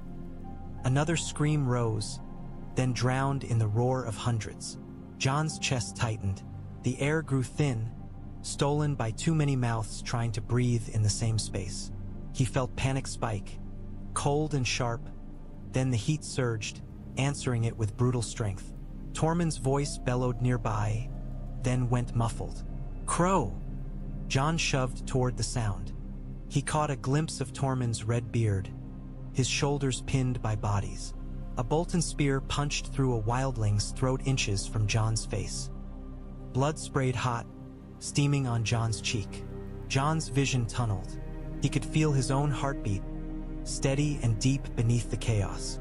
He could feel the fire in him pushing against his ribs like a trapped beast. He could also feel Sansa somewhere behind, and the thought of her crushed under Bolton shields snapped something in him. Jon planted his boots in the slush and lifted his head. He breathed in. The air filled his lungs cold and thin, then warmed instantly as if his body refused to accept winter. Jon breathed out, not as a sigh, but as a command. Heat burst from him in a sudden wave. It did not become a pillar of flame. Jon did not vomit fire like a dragon from a tail. Instead, the air around him shuddered, and the slush at his feet hissed violently. Steam exploded upward, thick and blinding. Men cried out, stumbling as wet warmth hit their faces. Bolton's spears wavered as hands jerked back from sudden heat. For a heartbeat, the press loosened. Jon surged forward, carving a path with Longclaw. The Valyrian steel flashed, and in its wake the air shimmered faintly. Bolton's shield split under his blows with a crack like breaking ice. Jon slammed his shoulder into one shield and sent the man behind it sprawling into the mud. Tormund gasped beside him, eyes wide. "What in seven shits? Move!" Jon snarled. They forced space, dragging men with them, wildlings, Northmen, anyone they could grip. Jon's arm hooked a wounded Manderly soldier and hauled him upright. The man stared at Jon's face as if looking at a god, then staggered, following. The steam cloud thinned quickly, stolen by wind, but it had bought them a breath. Jon's mind raced, searching for a shape to save them. Ramsay's line continued to push. Bolton archers on the flanks loosed into the mass, arrows plunging down at close range. Men fell, trampled, suffocating in the crush. Jon saw a boy, no older than Ollie, go down under boots, mouth open in a silent scream. The sight struck Jon like a fist. Ollie's eyes flashed in his mind. Betrayal, blood, snow. The heat in Jon's chest surged again, wild. He forced himself to breathe slow. Control. If he lost control here, he would burn friend and foe alike. He could not become a monster just because monsters surrounded him. Backs together, Jon shouted, voice hoarse but carrying. Hold! Shields up! A few heard. Not enough. Then another sound cut through the chaos. A distant horn, clear and high, not Bolton. A sound like winter air split by steel. Jon's head snapped up, eyes searching through the steam and bodies. From the far ridge beyond the field, dark shapes poured over the rise, horsemen, banners snapping. For a heartbeat Jon did not understand. Then he saw the falcon, the Vale. Men around him began to shout, voices rising with sudden hope. Bolton lines hesitated, their steady push faltering as riders thundered toward their flank. Jon felt something inside him unclench. He did not look back toward Sansa, but he thought of her words, deals in the dark, and understood. The press loosened again as Bolton men turned, confused, trying to face the new threat. Jon seized the moment, hacking at shields, pushing his men toward open ground. Move! He roared. Move! The air filled with new sounds. Hoofbeats like thunder. Men screaming not in panic but in surprise. Jon's lungs burned now, not from exhaustion but from too much steam, too much blood-scented air.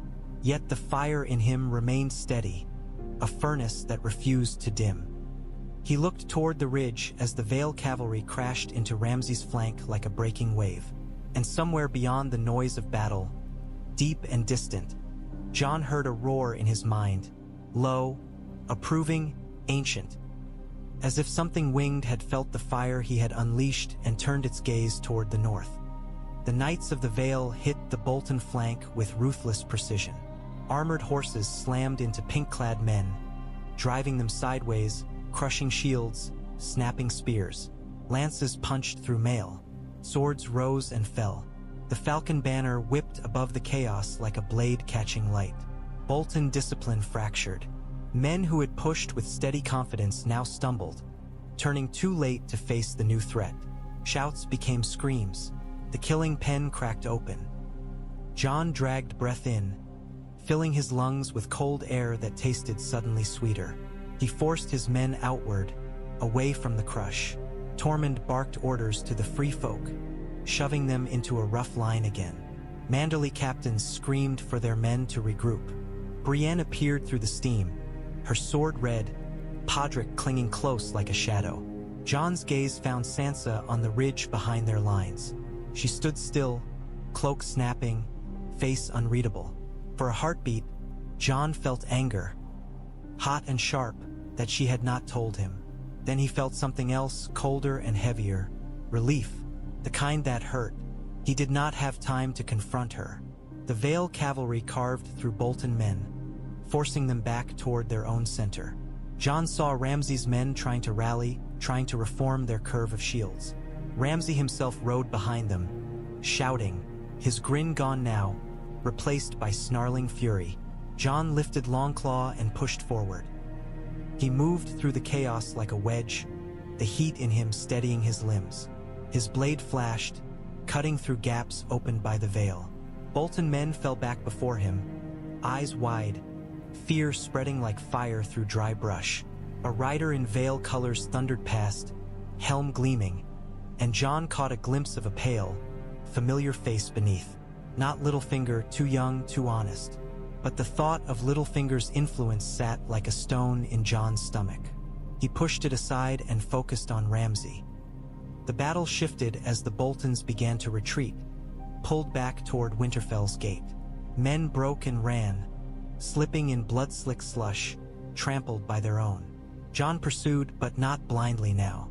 He forced his pace, kept his men together. Each step was a struggle against the old fury that wanted to chase, to punish, to finish. He could feel the fire in him urging the same, burn, burn, burn, like a whisper in his blood. He clenched his jaw until his teeth ached. Not yet. At the edge of the field, Ramsay's men formed a last line, shields up, covering the retreat. Archers loosed from behind, arrows hissing. A Vale knight took one in the throat and toppled from his horse, gurgling. Jon's hand tightened on Longclaw, heat flaring. He lifted his palm slightly, not fully thinking, and the nearest arrowhead that streaked toward him warped in flight, its metal bending as if softened. It struck the ground beside him with a dull thunk, the head twisted and smoking faintly. Jon stared at it, startled. So did the men around him. A Bolton archer faltered, eyes widening. Fear cracked his face. Jon's gaze met his across the field, and the archer stumbled back, dropping his bow as if it had bitten him. The retreat line broke. Bolton men turned and ran for the gate, shouting, stumbling. Vale horsemen cut them down from behind. Free folk chased with wild cries. Northern men surged forward, roaring the Stark name like a wound opening into air. Jon ran again, not in blind grief now but in grim purpose. The gatehouse loomed. The castle's shadow swallowed the last light. As Ramsay's men slammed into the gate, struggling to force it open, Jon heard another horn, Winterfell's, low and desperate. The gate began to close. For a heartbeat Jon saw Ramsay himself, turning in the saddle, eyes wide not with fear but with furious disbelief. His gaze locked on Jon, and in it Jon saw the promise of more cruelty if he lived to see another day. Jon wanted to end it now, right here. He could feel the fire in him swelling, eager to burst outward. He imagined the gate melting, the stone sweating, the wood catching. He imagined Ramsay's screams. He stopped himself with a violent breath. Winterfell was more than Ramsay. It was home. It held people. It held ghosts. It held the godswood. Jon would not turn it into ash. The gate slammed shut, iron clanging. Ramsay vanished behind stone. Jon stood before the closed gate, chest heaving, steam rising from his shoulders. Men gathered behind him, panting, bloodied, alive. In the distance, the field was strewn with bodies, and the snow fell soft over them like forgiveness the dead would never receive. Jon looked up at Winterfell's walls. Torches burned along the battlements. Somewhere inside, Ramsay Bolton breathed. Jon's scars tingled, and in his mind, faint and far, a dragon's roar rolled like thunder beyond the sea. Felt less like a sound now and more like a call. They did not wait long. Winterfell's walls were thick, but a wall was only stone, and men were stubborn when they smelled victory. The Vale brought ladders and engineers. The Manderleys brought axes and iron. The free folk brought fury and the willingness to die close. And one Weg Wundar one brought his hands. The giant lumbered to the gatehouse with a roar that shook snow from the battlements. Arrows rained down, sticking in his thick hide like thorns. He ignored them, bellowing, and slammed his fists into the wooden gate. The first blow cracked the planks. The second bowed them inward. The third sent splinters flying like shards of bone. Jon ran beneath the walls with the rest, shield raised. Arrows hissed down. One struck his shield and lodged, trembling. Another grazed his cheek, leaving a line of fire that was more insult than wound. Jon's scars burned faintly, urging him to answer with flame. He did not. He moved with grim focus, following the giant's shadow. Brienne stayed close to Sansa and Podrick, carving down any man who tried to break through the pushing crowd. Davos shouted orders hoarse, trying to keep men from clustering too tightly beneath murder holes. Tormund climbed a fallen ladder and ripped a Bolton soldier down by the collar, laughing through blood. The gate finally gave with a sound like a tree breaking in a storm. One tore it open, roaring, and the courtyard beyond was revealed. Bolton men scrambling, spears lowered, faces pale. The giant charged, scattering them like leaves. Jon surged in behind, Longclaw raised. The courtyard was chaos. Snow churned into mud, bodies colliding, steel flashing. Jon moved through it as if following a line only he could see, cutting down men who stepped into his path. He felt no fatigue. He felt only the steady furnace in his chest and the cold certainty that Ramsay must not escape. He caught glimpses of Sansa in the press, her face hard, eyes fixed on the Great Hall as if the castle itself were an enemy she intended to defeat. He saw Vale Knights pushing forward, their discipline holding where others fell into frenzy. He saw wildlings smashing through doors, shouting, dragging Bolton men down in piles.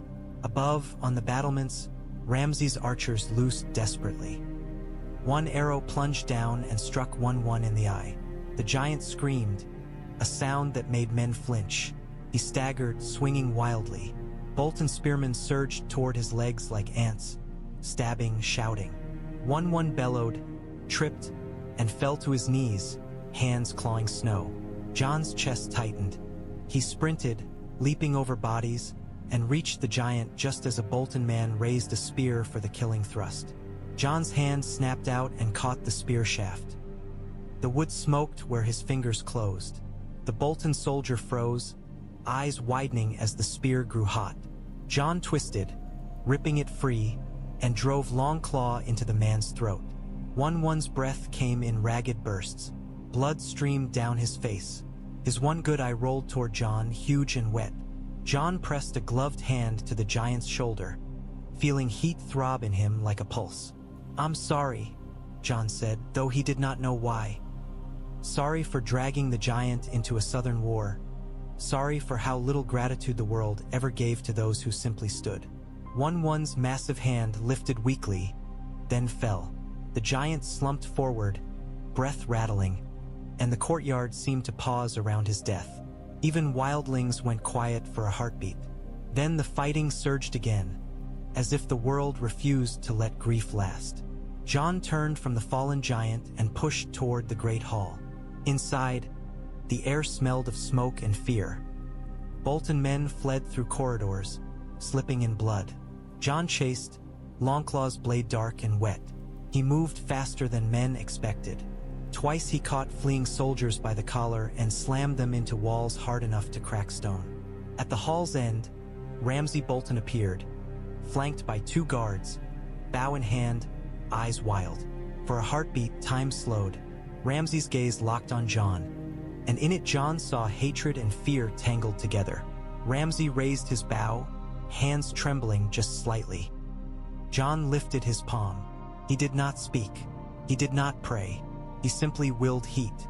Ramsay's arrowhead softened visibly, metal drooping like wax. Ramsay stared, horrified, as the arrow sagged, then fell from the bowstring, clattering to the floor, smoking. Ramsay's mouth opened in a soundless curse. Jon advanced. Ramsay stumbled back. His guards raised swords, but their eyes were already frightened. Jon's heat filled the corridor like a presence. Men stepped away from it instinctively. Ramsay turned and ran. Jon followed, boots pounding stone, fury steady and cold now. He chased Ramsay through the heart of Winterfell, past tapestries torn down, past rooms that smelled of old Starks and new cruelty, past the door to the Godswood.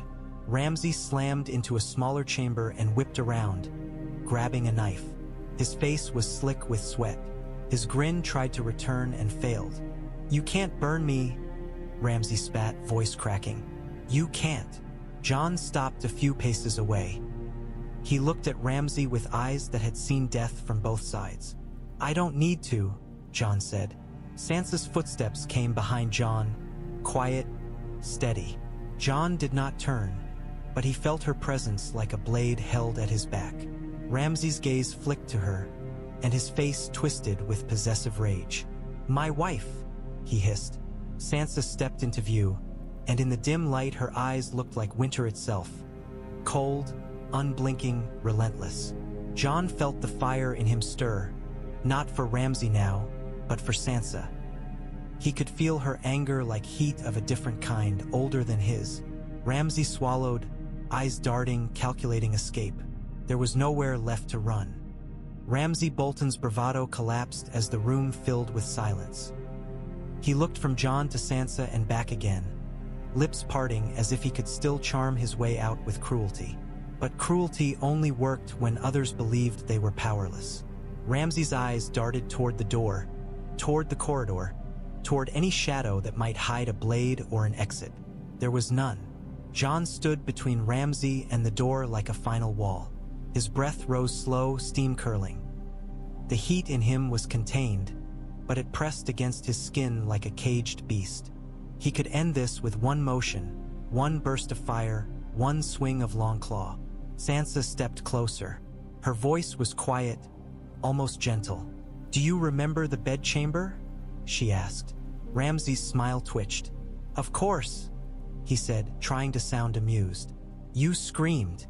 Brienne's sword was suddenly at Ramsay's throat. The knight moved like lightning, eyes hard. Ramsay froze, breath catching.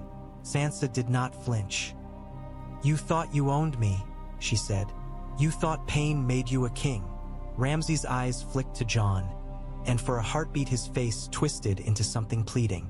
"He's not your brother," Ramsay spat. "He's a bastard. He'll leave you. He'll burn you." Jon's jaw tightened. The words hit a raw place inside him. He felt the fire stir, hungry to answer. He swallowed it down and kept his gaze steady. "I won't burn her," Jon said. "I'm not you." Ramsay's eyes narrowed. "You're worse," he whispered, and Jon heard the fear under the insult. "You're a story." Jon took one step forward. Ramsay's back hit the wall. Brienne's blade pressed closer, drawing a thin line of blood. Sansa looked up at Jon. For the first time since Winterfell's gate had closed behind them, her mask cracked. There was a question in her eyes, not spoken aloud. Permission, or perhaps a warning to herself. Jon's voice was low. "He should face judgment," he said. "In the yard, before the men. Let the North see." Sansa's mouth tightened. "The North saw him," she said. "The North suffered him." Her gaze returned to Ramsay, and in it Jon saw the girl who had once dreamed of songs, and the woman those dreams had been beaten into. "He doesn't deserve the yard." Ramsay's breath quickened. "Sansa," he began, voice slipping into that false tenderness he used like a knife. Sansa's hand snapped out and struck him across the mouth. The sound cracked through the room. Ramsay's head jerked. Blood spattered the stone. Sansa leaned in, close enough that Ramsay's breath hit her face. "You don't get to say my name like you ever loved me," she whispered. Jon watched her, torn. He wanted justice that restored order. But he knew the world did not restore anything. It only moved forward, leaving scars. Sansa stepped back and looked at Brienne. "Take him," she said. Brienne hesitated only a heartbeat. She grabbed Ramsay by the collar and hauled him toward the door. Ramsay struggled, snarling, spitting curses that turned to panic when he realized they were not dragging him to a public trial, but down toward the kennels. Jon followed without speaking. The kennels stank of wet fur and old meat. Ramsay's hounds whined as they sensed their master's fear. Their eyes glittered in torchlight. Ramsay thrashed, face pale. "No," he choked. "No, no." Sansa stood before the cages, torchlight catching the red in her hair. She looked at Ramsay as if he were already dead. "You fed people to them," she said. "Now they're hungry." Ramsay's voice cracked. "Sansa, please." The word "please" sounded wrong in his mouth. Jon felt a grim satisfaction flicker, then vanish. He wanted to look away. He did not. He forced himself to witness, because witnessing was part of bearing the world's weight. Sansa nodded to the handler. The cage door opened. The first hound lunged. Ramsay screamed. The sound was brief. It became gurgling. Then it was swallowed by the noise of tearing flesh and snarling dogs. Sansa did not move. Her face remained still, eyes fixed. Only when the sounds quieted did she inhale, slow and deep, as if drawing breath for the first time in years. Jon stood beside her, throat tight. The fire in him stirred, but it did not surge. It simply watched, as if learning what vengeance looked like when a human heart finally snapped its chains. When it was done, Sansa turned away from the kennels. Her hands shook only slightly. She clenched them until they steadied. Outside, Winterfell's yard filled with noise. Men cheering, shouting, weeping, calling stark names into the cold air. The banners of the flayed man were being torn down, trampled into mud. Jon walked with Sansa toward the godswood. The heart tree stood pale against the gray, its red leaves like spilled blood. Snow lay untouched beneath it, clean as a lie. Jon stepped into the godswood and felt something settle in him. Not warmth, not cold, but a strange stillness, as if the old gods were watching and the fire beneath his ribs was listening too. He pressed his palm to the white bark. For a heartbeat, he felt two pulses, one slow and ancient, rooted deep in earth, and one hot and restless, coiled beneath his skin. They did not blend. They did not fight. They simply existed together, uneasy, waiting. Sansa stood behind him, quiet. "I sent for the Vale," she said finally, voice small. "I didn't trust anyone else." Jon closed his eyes. Anger rose, then sank under the weight of reality.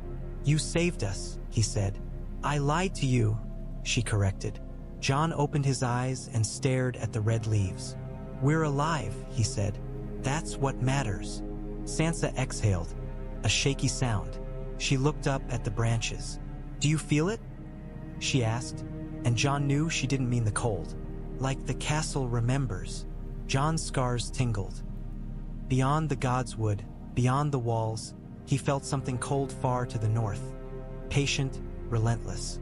And beneath that cold, he felt the warmth again, deeper now, as if the earth itself held embers. He turned to Sansa. "This isn't the end," he said. Sansa's eyes hardened. "No," she agreed. "It never is." As if to answer, a faint roar rolled through Jon's mind, distant as thunder over sea. He lifted his gaze to the gray sky, and for a heartbeat he imagined wings cutting through cloud. The fire in his chest coiled tighter, hungry, called by something far away. Winterfell was theirs again. Now Jon Snow had to become something the North had never seen, something that could face the dead and not break. In the godswood, beneath the watching heart tree, he felt the truth settle like a crown made of heat. He could not be only a man returned from death. He had to be a Dragonlord or the world would freeze forever.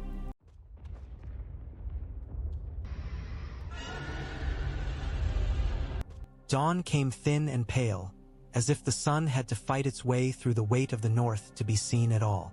The light bled slowly into the snowfield, turning the world a washed-out gray, and Winterfell rose from it like a scar, dark stone, thick walls, towers blunt as fists. Smoke drifted from inside the castle, lazy and confident. Ramsay Bolton's hearths burned warm while men outside stamped their feet to keep blood moving. Jon Snow stood near a low campfire that had been fed since midnight. It should have been struggling against the wind, a small orange flicker in a wide white world. Instead it burned steadily, flame tall and bright, as if the wood remembered summer. Jon did not look at it directly, but he felt it. He felt the fire's attention the way he felt a person's gaze on the back of his neck. Sansa Stark watched Winterfell without blinking. The fur hood framed her face, and the cold painted her cheeks with the faint flush of life, but her eyes were hard. Those eyes had seen too much. They had learned not to beg. Davos Seaworth approached with slow care, as if sudden movement might crack something fragile between them. He held a helmet under his arm. A plain steel thing, dented and scratched, not the sort a lord would wear. "You should eat," he said, offering a chunk of bread that looked more like stone than food. Jon took it because Davos needed him to. He chewed, tasting nothing. Brienne of Tarth tightened the straps on her gauntlets nearby, checking her sword belt.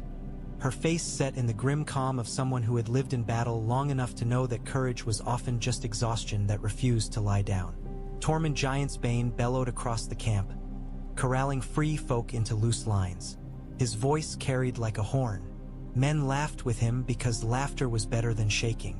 Jon could hear fear beneath the laughter anyway.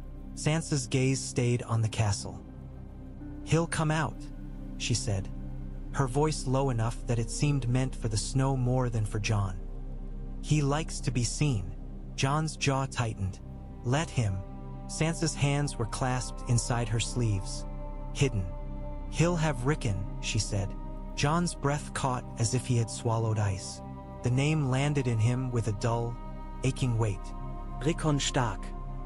Wild, half-feral boy who had chased wolves through Winterfell's halls, who had thrown mud at Jon and laughed, who had clung to their mother's skirts when the world began to break. Jon had not let himself think of Rickon too much, because thinking of him meant thinking of everything they had lost. "How do you know?" Jon asked. Sansa's mouth tightened. "I know Ramsay," she said, and there was something bitter in the words that made Jon's scars tingle. "If he has a Stark boy, he'll use him. He'll put him in front of you like a bone thrown to a starving dog and watch to see if you run." Jon's hand drifted unconsciously toward Longclaw's hilt. The Valyrian steel felt cool, but beneath the cool there was a faint wah. RMTH, like a living thing resting. "If Rickon is there." "He's there," Sansa cut in, eyes still on the walls. "And if Ramsay sends him out, you cannot chase him. You cannot." She turned then, finally, and fixed Jon with a stare that felt like a command. "He wants you to forget the army. He wants you to forget the plan. He wants you to be a brother instead of a commander." Jon swallowed. The fire in his chest stirred, hot and sharp, as if it resented being told no. "He is my brother," Jon said, voice rough. "So am I," Sansa said, and for a heartbeat the iron in her gaze cracked, showing something raw beneath. "And if you die in that field, Ramsay wins. He wins everything. He will take me again. He will take the north. He will laugh while he does it." Davos cleared his throat softly, drawing their attention like a rope pulled tight. "Lady Sansa's right," he said, the words reluctant but firm. "If he uses the boy, it's cruel, but it's war. We can't let him steer us by the heart." Jon looked away to the campfire, to the way the flame leaned slightly toward his boots. He hated the choice. He hated that war demanded it. He hated Ramsay Bolton for making it even possible. "I won't let him have Rickon," Jon said, and the words came out like a vow. Sansa's expression did not soften. "Then win," she said. "Win, and then we take Rickon back from whatever place Ramsay keeps him." Her voice lowered. "If he's still alive." The possibility hung between them like frost. Jon felt the heat in his chest surge in answer, not comfort but anger. He closed his eyes for a heartbeat and forced himself to breathe slow. He could not afford to burn. Not yet. Ghost pressed his shoulder against Jon's leg. The direwolf's fur was thick and cold at the surface, warm beneath. Jon rested his hand on Ghost's head and felt the steady strength there. He let it anchor him. Across the field, Winterfell's gates creaked. A line of men appeared on the walls, dark against stone, watching like crows. Ramsay Bolton was waking. Ramsay Bolton was preparing to play. Jon opened his eyes and looked at the castle that had been his home. "Let him come out," Jon said quietly. "And when he does, we end it." Inside Winterfell, warmth clung to stone like a lie. The great hall's hearth roared, throwing orange light across timber beams and banners that did not belong.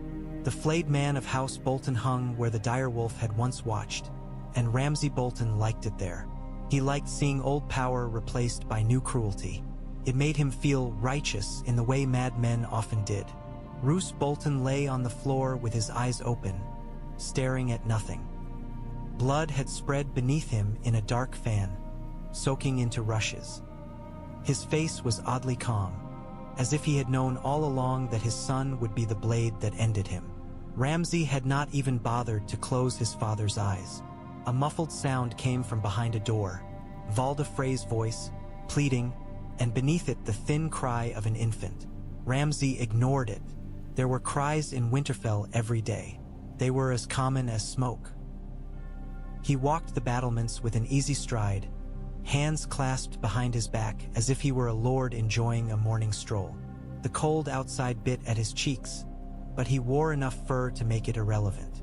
Below him, the snowfield was dotted with enemy fires, tiny sparks against Wight. Men moved like ants. He could not hear their voices, but he could imagine them, whispering, praying, sharpening steel. He smiled. "My lord," a guard said behind him, voice careful. "They're ready." "Of course they are," Ramsay said lightly. "They came all this way to die, didn't they?" He paused and tilted his head as if listening to the castle itself. "It's almost polite." He reached the gatehouse and peered down. The lines outside were forming. He could see a banner that might once have been Stark, now stitched hastily, the dire wolf looking half-remembered. He could see wildlings, big men in furs too far south, too loud even at a distance. He could see a cluster of armored knights that smelled of White Harbor's money. He could see, near the front, a dark figure with a pale wolf moving beside him. Jon Snow. Ramsay's smile widened. There had been talk, whispered nonsense from frightened men, about Jon Snow dying and coming back. Ramsay liked stories. He liked breaking them. "Bring the boy," he said. Rickon Stark was dragged forward, chains clinking. The child had grown since Ramsay had taken him, but not enough. His hair was shaggy, his cheeks hollow.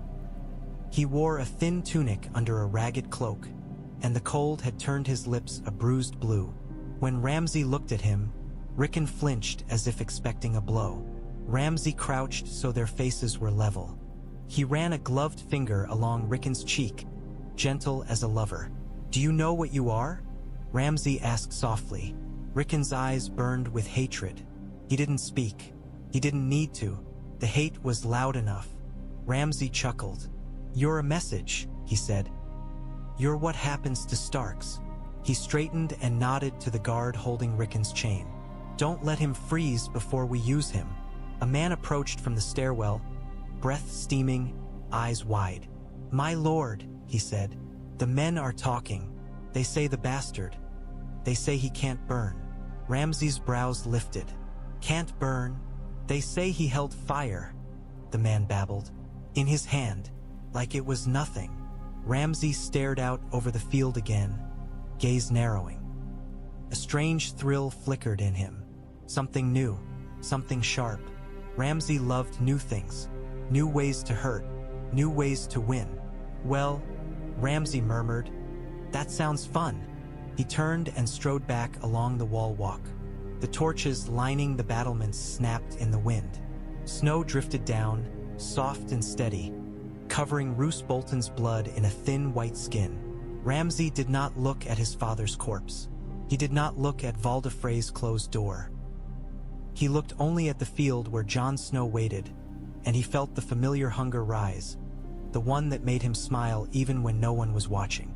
If Jon Snow was fire now, Ramsay would learn how fire screamed. They gathered in a shallow hollow where the wind bit less. A rough command circle trampled into the snow. Men stood shoulder to shoulder, breath rising in clouds. Armor creaked, furs rustled. The stink of sweat and horse and old fear clung to them like smoke. Davos Seaworth knelt and scraped lines into the snow with the tip of a dagger, turning the white into a map. Winterfell's walls became a rectangle. The gate became a notch. Hills became ridges. Lines of men became smears of black ash sprinkled over snow. "They'll try to draw us in," Davos said, voice blunt. "They'll send cavalry, then the line. If we rush the walls, we die. If we let them split us, we die." Lyanna Mormont stood with her arms crossed, bearskin cloak swallowing her small frame, eyes sharp as daggers. She looked like she belonged on a winter carving, not in a war council of men twice her size. "We hold the line," she said. "If they want blood, they can choke on it." Wyman Manderly's knights waited nearby in armor trimmed with sea-green cloth, their faces hidden behind helms, their posture disciplined. They were not free folk. They were not mountain clans. They were men trained to fight in rows and obey orders. Jon needed them. He needed everyone. Tormund Giantsbane leaned on his axe with a grin that didn't reach his eyes. "Bolton men love their pretty lines," he said. "Free folk love breaking pretty things." Brienne of Tarth scanned the ridgeline beyond them with a soldier's habit, eyes narrowing at every shadow. Podrick Payne stood close, trying to mimic her calm and failing. Sansa Stark watched Jon, not the snow map. Jon could feel her gaze like a hand on his shoulder. She knew Ramsay. She knew the cruelty that would come dressed as strategy. Jon looked at Davos's lines, then at the men gathered. "We don't win by being braver," he said, his voice carried in the cold. "We win by being less stupid than Ramsay Bolton expects." A few men chuckled, nervous. Jon drew a slow breath. He could feel the fire in his chest, steady, waiting. It wanted action. It wanted to leap. "We hold," Jon continued. "Spears in front, shields behind, archers ready. When their cavalry charges, we don't break. We don't chase. We let them slam into us and bleed." Tormund snorted. "And if they don't charge?"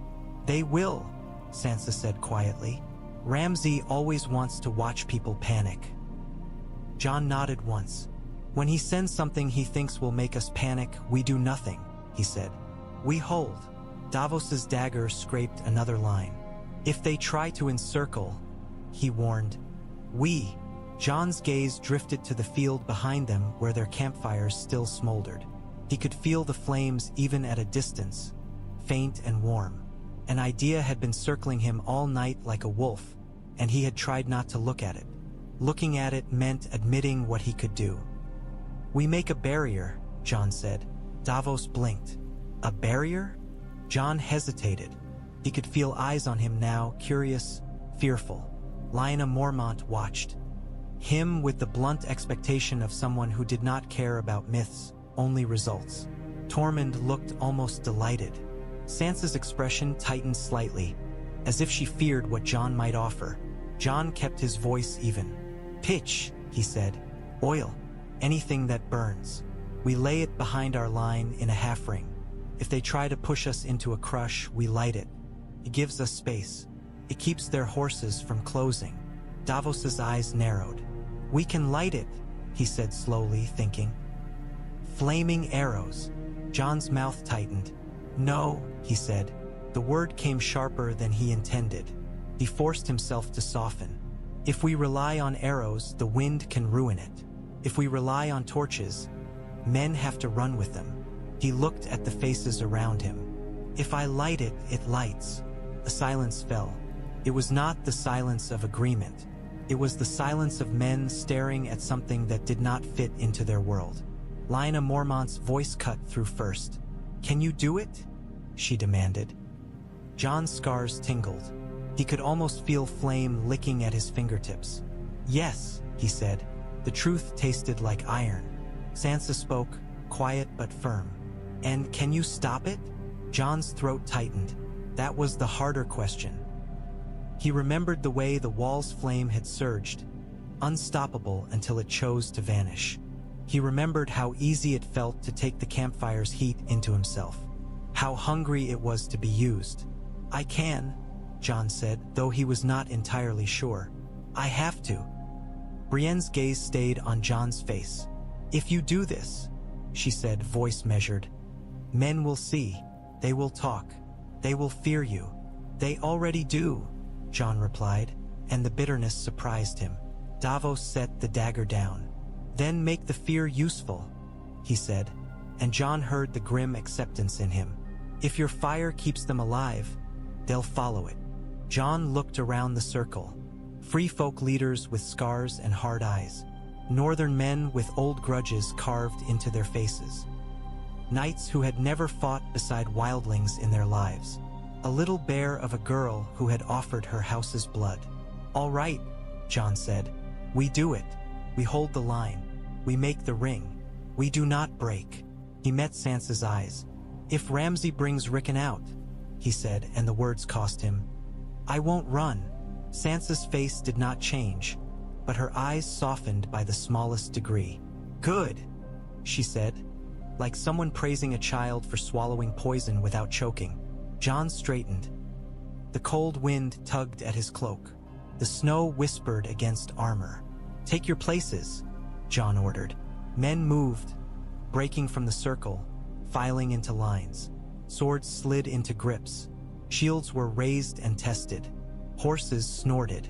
Jon watched them go and felt the fire in his chest coil tighter, like a dragon folding its wings before flight. Soon there would be no more planning, only blood and breath. Soon Winterfell would decide what Jon Snow truly was. The horns sounded from Winterfell like the bellow of an angry beast. The gates creaked open, and Ramsay Bolton rode out as if stepping onto a stage. He wore dark fur and leather, his posture loose, confident. Bolton banners snapped behind him, flayed men fluttering like obscene prayers. Behind Ramsay came the army. Lines of men in mail and boiled leather, shields painted with sigils Jon had learned to hate. Umber, Karstark, Bolton. They moved with disciplined cruelty, a machine built to grind. And before them, alone, stumbling, Rickon Stark. For a heartbeat, the world narrowed to that small figure running through the snow, chains gone but fear clinging to him like frost. His hair whipped in the wind. His arms flailed as he ran, not in a straight line but in the desperate, panicked way of someone who had never been taught how to survive an arrow's eye. Jon's grip on his reins tightened until his knuckles ached. He felt his chest constrict. The fire in him surged, rising like a scream. Sansa Stark's voice cut through from behind him, sharp as a whip. "Jon, don't." Davos Seaworth shouted something too, but Jon barely heard. Rickon ran toward them, toward Jon, toward the thin line of men and wildlings waiting with spears. Jon could see Rickon's mouth open in a silent cry. Jon could see Ramsay Bolton lift his bow with leisurely grace. Time stretched. Jon's horse shifted under him, sensing his tension.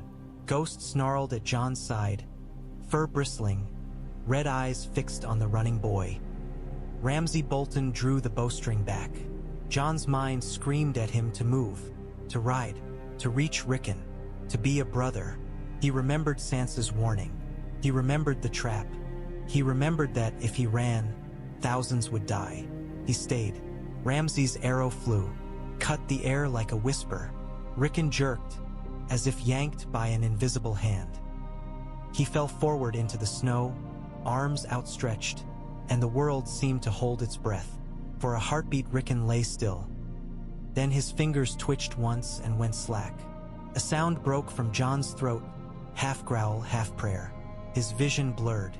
The fire in his chest surged so hard he felt it in his teeth. He tasted smoke. Men around him murmured, cursed, cried out.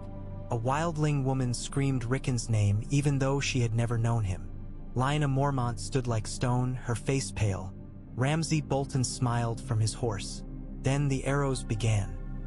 They rose from Winterfell's walls in a dark cloud, a swarm of death blotting the pale sky.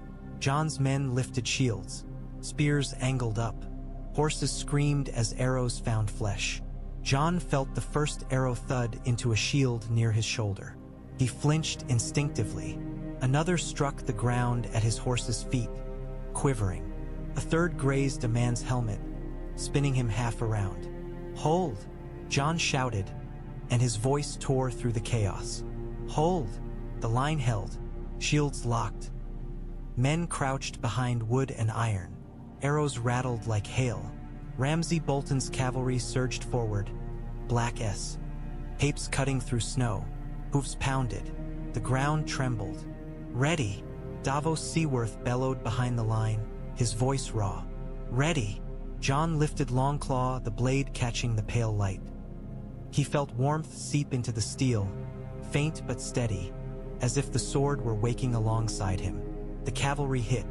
It was like a wave of iron and muscle slamming into a shore of spears. Horses screamed as they impaled themselves. Men toppled. Spears snapped. Shields buckled. Snow churned into mud beneath pounding hooves and scrambling boots. Jon's horse reared as a dying horse crashed into it. Jon swung down hard, boots hitting churned snow. He drew Longclaw fully, and the Valyrian steel hummed faintly in the cold. The battle swallowed thought. Jon hacked at a man's throat, felt blood spray hot across his cheek. He parried an axe, the impact jolting his arm. He shoved a shield aside and drove Longclaw into a belly, then yanked it free with a wet sound. Men screamed. Horses screamed. The air filled with metal and breath and fear.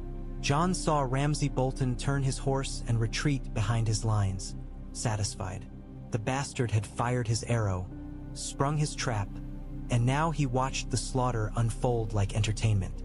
Jon's eyes found Rickon's body, half covered by trampled snow. Something in Jon cracked. He forced it shut. "Push!" Jon roared, voice breaking. "Push them back!" Men surged. Wildlings howled. The line advanced by inches, by blood, by stubbornness. Above it all, the snow kept falling, soft and indifferent, settling on dead faces like a mercy they did not deserve. The snowfield became a butcher's yard. It happened slowly at first, then all at once. Bodies fell and did not get up. Horses collapsed, legs snapped, eyes rolling white. Men tripped over the dead and were cut down while scrambling to stand. The ground, once clean, turned to churned brown slush, then to a dark red mire that clung to boots and dragged at ankles like hands. Jon Snow fought with Longclaw as if the blade were the only thing tethering him to himself. Tormund Giantsbane crashed into the melee beside him, axe swinging in brutal arcs. He laughed once when his axe split a helm, but the sound was thin, strained. Even Tormund's joy could be drowned by enough blood. "Crow!" Tormund bellowed, slamming his shoulder into a Bolton soldier and sending him sprawling. "Your pretty lines are getting ugly. They're supposed to..." Jon rasped back, and then he had no breath for words. He parried a sword and felt the impact shudder through his arm. The man on the other side snarled, breath stinking of ale and fear. Jon stepped in, hooked the man's blade aside, and drove Longclaw up under his ribs. The man choked, eyes widening, and Jon yanked the sword free, already turning.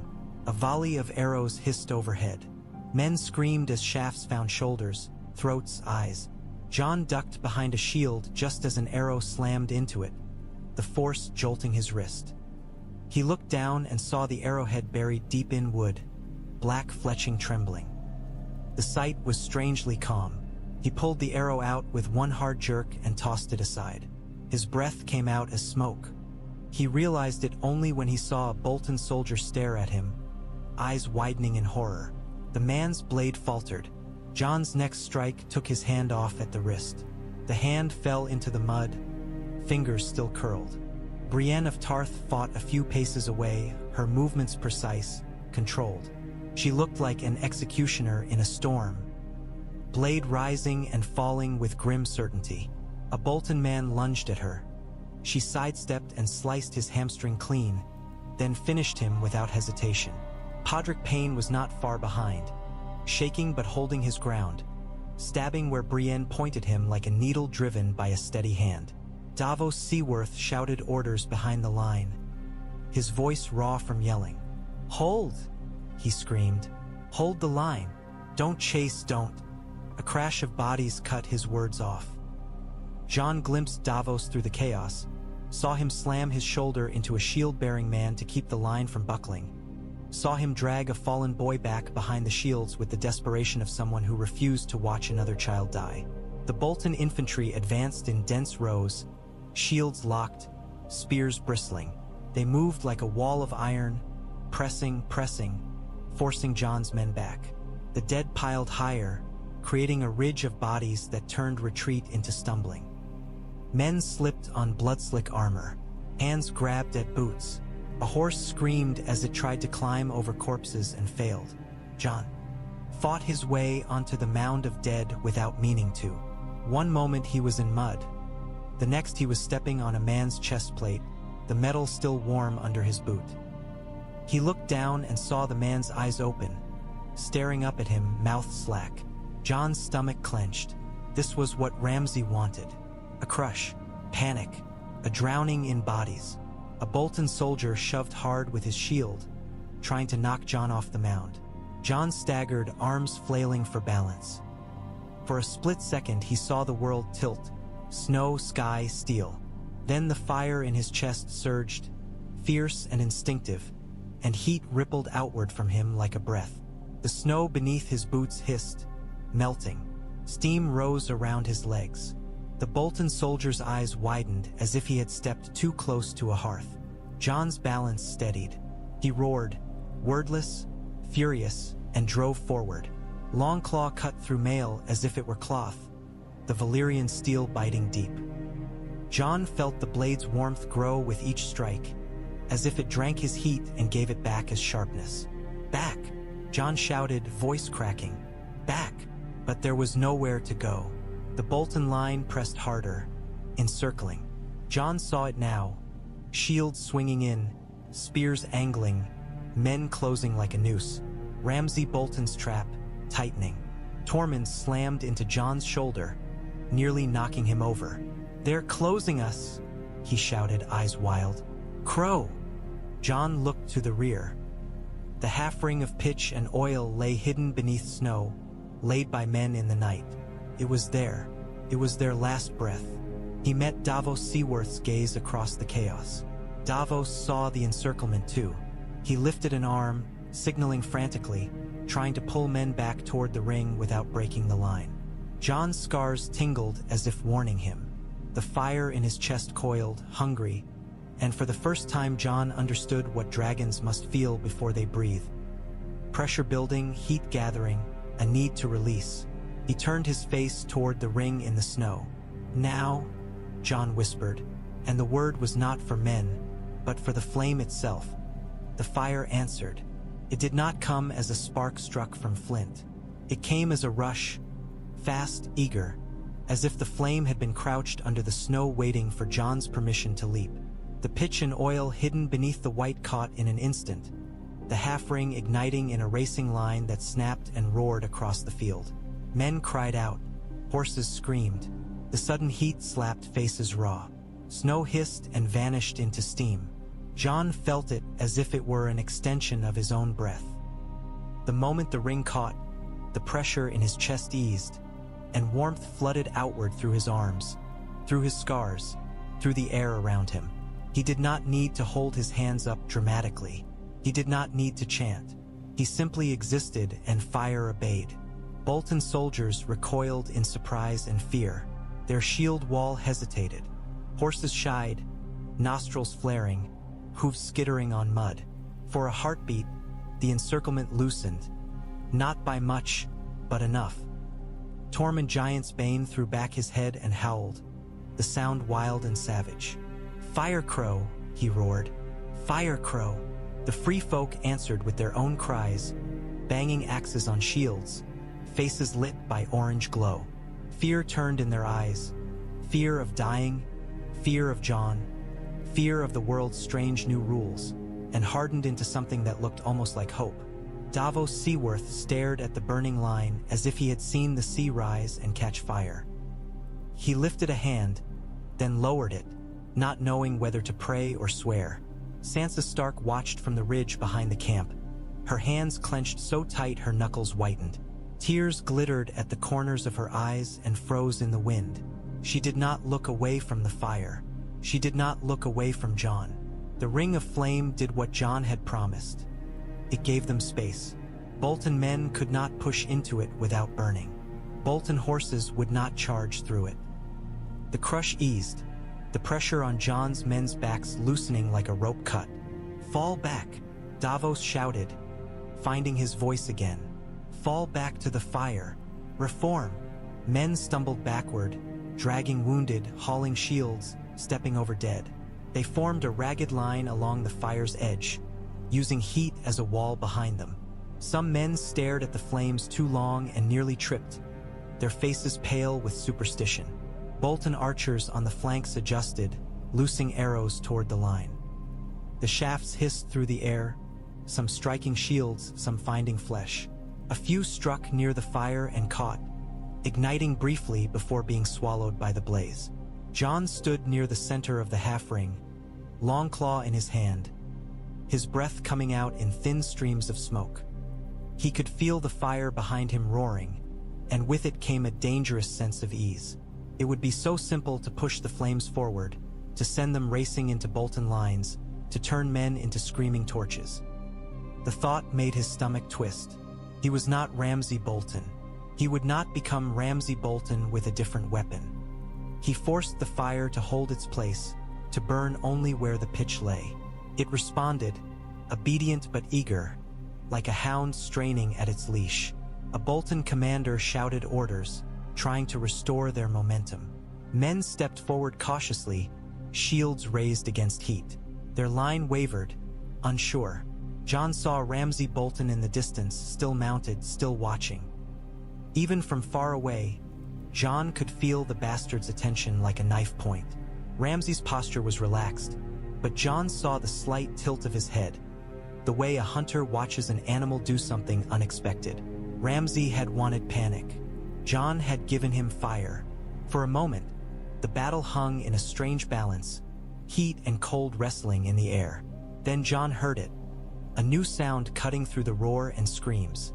Not a horn from Winterfell, not a shout from the free folk. Hooves, many hooves. Coming fast.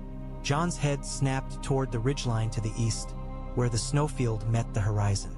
Dark shapes appeared against the pale sky, lines of mounted men, armor glinting dully, banners whipping in the wind. Falcon, crescent moon, the Vale. The knights of the Vale hit the Bolton flank like a storm breaking. They came down the slope in tight formation, lances lowered, armor dark with road grime, banners snapping hard.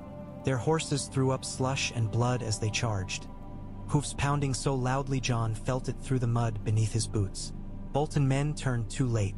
Shields swung awkwardly, spears angled but not in time. The first impact was a brutal crack of wood and bone. Lances pierced mail. Men flew backward. Horses screamed and trampled. The Bolton line that had been a slow, crushing machine became a body hit from the sides, staggering, twisting, breaking. A roar went up from Jon's army. The sound was not joy exactly. It was release.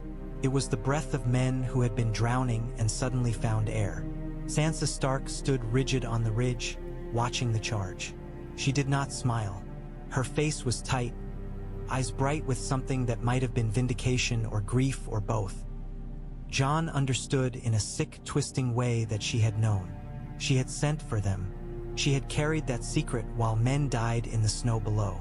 Behind the Vale line, riding with unhurried grace, Peter Baelish appeared like a shadow that had learned to wear silk. He sat his horse as if he were at a court tourney, not a battlefield. His cloak snapped in the wind. His eyes glittered with the satisfaction of arriving at the moment that made him most useful. Jon's gut tightened at the sight, a sour taste rising. He remembered King's Landing. He remembered whispers and lies that killed as cleanly as daggers. The Vale was salvation wrapped around a poison.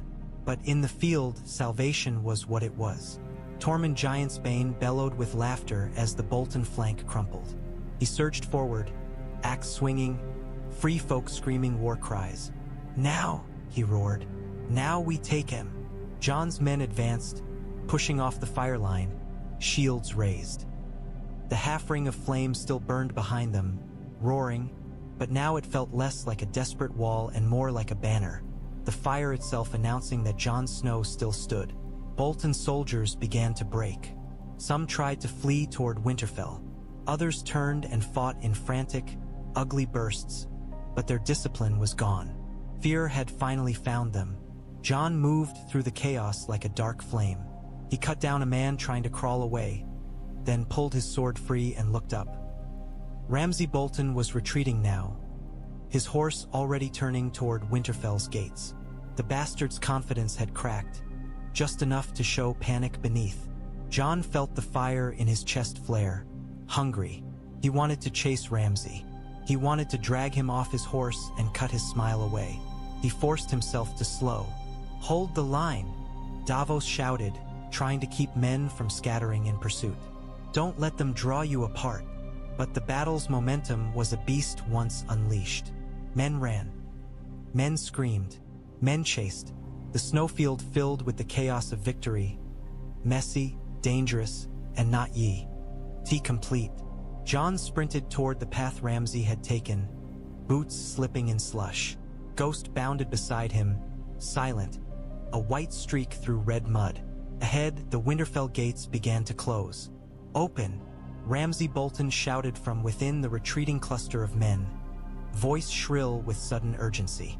Bolton guards scrambled. The gate's heavy wood creaked as it swung inward. Jon saw his chance, one narrow moment where speed might do what armies could not. He pushed harder, lungs pulling air in clean, endless drafts. His breath smoked. Heat rose in him, building. An arrow hissed past his ear and vanished into snow. Another struck a running man and dropped him. Jon did not slow. The gate's gap narrowed. The last Bolton men slipped through. Ramsay's horse disappeared into shadow. Jon reached the gate as it slammed shut. The impact shook the air. Snow fell from the wall's ledges in soft cascades. Jon stopped, chest heaving, long claw in his hand. He stared at the wooden gate as if he could will it open by hatred alone. Behind him, the field echoed with screams. Dying men, wounded horses, the groans of those pinned under bodies. The Vale Knights rode through the remnants, finishing what they had started. The Bolton army was breaking, but victory was not yet peace. Victory still bled. Sansa approached behind Jon, flanked by Brienne of Tarth and Podrick Payne, her boots crunching in snow that had not yet been churned. Her eyes went to the closed gate, then to Jon's face. "You didn't run," she said, her voice quiet. Jon's gaze stayed on the gate. "Rickon," he whispered, and the name was a wound. Sansa's face tightened. "I'm sorry." Jon turned sharply, anger rising. "You knew the Vale was coming," he hissed. Sansa did not flinch. "If I told you," she said, "you would have waited. You would have hesitated. Ramsay would have seen it. He would have changed his game." Her voice hardened. "We needed surprise. We needed him to believe he was winning." Jon stared at her, the fire in his chest snarling, desperate for release. He wanted to shout. He wanted to accuse. He wanted to burn the truth into the snow. Then he looked at her face, at the exhaustion carved into it, at the grief held tight behind her eyes, and he understood the ugly truth. She had done what she thought necessary. She had learned necessity the hard way. Jon swallowed the anger down until it sat like a coal in his gut. "Winterfell isn't ours yet," he said, forcing his voice steady. "He's inside." Sansa nodded once. "Then we take it." Jon looked up at the walls and felt the fire in him stir again, eager. The battle outside had broken Ramsay's army. Now they would break Ramsay Bolton himself. Winterfell's gate did not care who had once ruled within. It was heavy oak reinforced with iron, built to endure winter and war and men who believed stone could make them safe. Jon Snow stood before it with long claw drawn, the blade dark against the pale. Around him, the survivors gathered in a ragged crescent. Free folk with blood on their furs, northern men limping, Vale knights still mounted, faces hidden behind helms. They were victorious, but victory looked like exhaustion and grief. The snowfield behind them was littered with bodies, and the wind carried the copper tang of blood into everything. Davos Seaworth moved among the men, barking orders hoarsely. "Torches! Bring the torches up! Ladders ready!" He glanced at Jon, worry in his eyes. "We can starve him out." "We don't have time," Jon said. Sansa stepped up beside him, her cloak speckled with snow and ash. "He'll hurt people if we wait," she said. "He'll make it a game." Brienne of Tartha's gaze flicked over the walls, noting the movement of archers behind crenellations. "They'll pour arrows on ladders," she warned, "and boiling oil. We'll lose men." Jon stared at the gate. He could feel the iron fittings, hinges, bands, spikes, cold and stubborn. He could feel the torches burning behind him, their flames jittering in the wind, and he could feel the fire inside his chest, coiled tight, eager to be used. He did not want to burn Winterfell. He did not want to turn the castle of his childhood into a charred ruin. Stone could be reclaimed, memory could not, but he could use heat without destruction. He hoped. Jon sheathed Longclaw and stepped closer. Men murmured behind him, wary. Some made signs against sorcery. Others leaned in, hungry to see. He pressed both palms against the iron band that crossed the gate. The metal was cold enough to sting a normal man. Jon felt it and felt nothing. He drew a slow breath, deep, and reached inward, not to anger, not to grief, but to that steady warmth under his ribs. He imagined it flowing out through his arms the way the wall's hidden heat had flowed into him. Heat surged. The iron under his palms warmed quickly. Then more quickly, the cold chased away by something fierce. Steam rose where snow touched metal. The smell of hot iron filled Jon's nose, sharp and clean. Behind the gate, Jon heard shouts, Bolton men noticing the change. He heard frantic footsteps. Curse. The iron bands began to creak, expanding slightly. The nails holding them groaned as wood protested. The smell of burning pitch rose faintly, not from flame but from heat seeping into old resin. Jon pushed more warmth into the metal, careful. Too much and the wood would catch, too little and nothing would happen. Sweat should have formed on his brow. It did not. He felt the heat leave him and still felt full. A loud crack split the air as one iron nail popped free, snapping from its hold. Another followed. The band warped outward, losing its grip on the oak. "Davos." A Worth stared, mouth slightly open. "Seven save us," he breathed. Tormund Giantsbane laughed, delighted. "He's cooking your bloody gate." Jon did not answer. His focus narrowed to the iron and wood beneath his hands, to the sensation of stubborn resistance giving way. The iron band buckled, then sagged. The gate shuddered. "Now!" Brienne shouted, and Vale men surged forward with a heavy ram they had dragged from the field, slamming it into the weakened wood. The gate trembled. Another crack echoed. Wood splintered where iron had loosened. Jon stepped back, hands dropping, heat still radiating from his palms. Steam curled around his fingers. The ram hit again. The gate gave with a scream of tearing oak, collapsing inward in a shower of splinters. Men surged through the opening, shields up, swords drawn. Arrows rained from above. A Vale knight took one in the neck and toppled, blood spraying. A wildling woman screamed and kept running anyway. Brienne raised her shield and pressed forward, cutting down the first Bolton man who charged. Jon drew Longclaw again and stepped into Winterfell. The courtyard inside was a chaos of snow and blood and shouting. Bolton men fought desperately, backs to walls. The Loyalists, if they could be called loyal to anything other than survival, fell fast. Jon moved through it like a dark heat. He parried a spear thrust, snapped the shaft with a twist, and drove Longclaw into the spearman's throat. He kicked the man away and kept moving, eyes searching. Ramsay Bolton would not be here, not in the open. Ramsay liked control. Ramsay liked shadows. Sansa fought behind the lines, not with sword, but with command, shouting orders, directing men to flank, to clear stairwells, to take the armory. She looked like a Stark again, not because she wore fur, but because she stood where men could see her and did not flinch. Jon pushed toward the inner keep, following the pull of instinct and hatred. He could feel the castle around him, stone cold, iron colder. Yet beneath it all, he felt his own warmth, steady as a forge. Winterfell had been taken once by cruelty. Now it would be taken back by something fiercer, refusal. They found Ramsay Bolton where beasts were kept. He had run, of course. Ramsay always ran when the game stopped being his. He had slipped through corridors, down stairwells, past servants and guards, toward the one place in Winterfell where he was always strongest. The kennels. The smell hit Jon before he saw him. Wet fur, old filth, meat gone sour. The air was thick with panting and growling.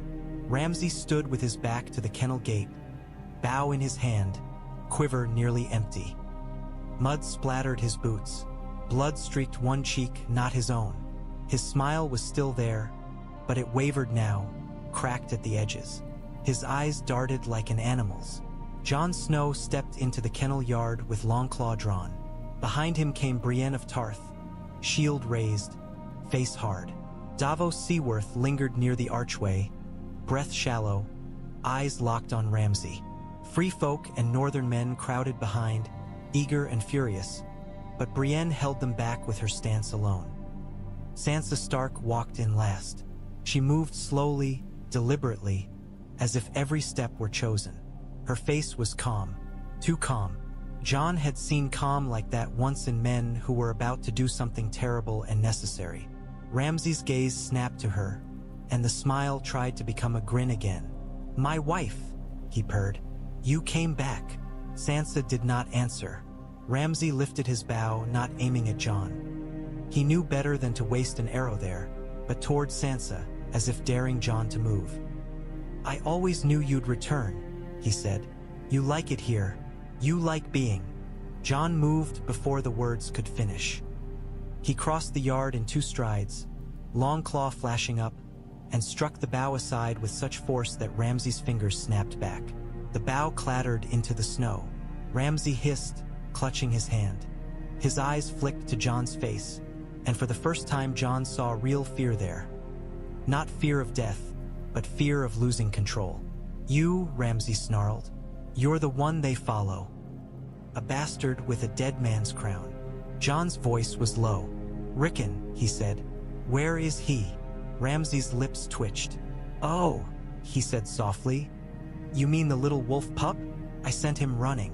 Jon's grip tightened on Longclaw until the leather creaked. The fire in his chest surged, hot enough that for a heartbeat Jon's vision reddened. He wanted to cut Ramsay in half. He wanted to burn him. He wanted... Sansa spoke then, her voice quiet as falling snow. "You're going to die here," she said. Ramsay laughed sharply, desperate. "Am I?" he demanded, though his eyes flicked to the kennel gate behind him, to the iron bars, to the shadows of hounds pressing close. "My men. Your men are dead," Davos Seaworth said, voice flat. "Or they're kneeling. The Vale is in your yard. The north is in your halls. There's nowhere left." Ramsay's throat bobbed. He glanced at Jon again, trying to find a crack. "You can't kill me," he said, voice rising. "Not if you want them to think you're righteous. You'll be just like me." Jon's mouth tightened. "I'm not. You." Ramsay's gaze slid to Sansa, hungry and hateful. "You are," he told her. "Whether you like it or not. You learned from me. Look at you, so cold. You'll thank me someday." Sansa stepped closer, stopping just out of Longclaw's reach. Her eyes were bright, but her voice did not shake. "I won't thank you," she said. "I'll remember you." Ramsay licked his lips, then tried to lunge, as if to grab her. Brienne moved instantly, shield slamming into Ramsay's chest, driving him back against the kennel gate with a metallic clang. Ramsay's breath exploded out of him. He stumbled, hands scrabbling. Jon raised Longclaw and pressed the blade's edge to Ramsay's throat. Ramsay froze, eyes wide, breath panting. For a moment, Jon considered ending it. One clean cut, quick, mercy he did not deserve. Then Jon looked at Sansa. This was not Jon's justice to take alone.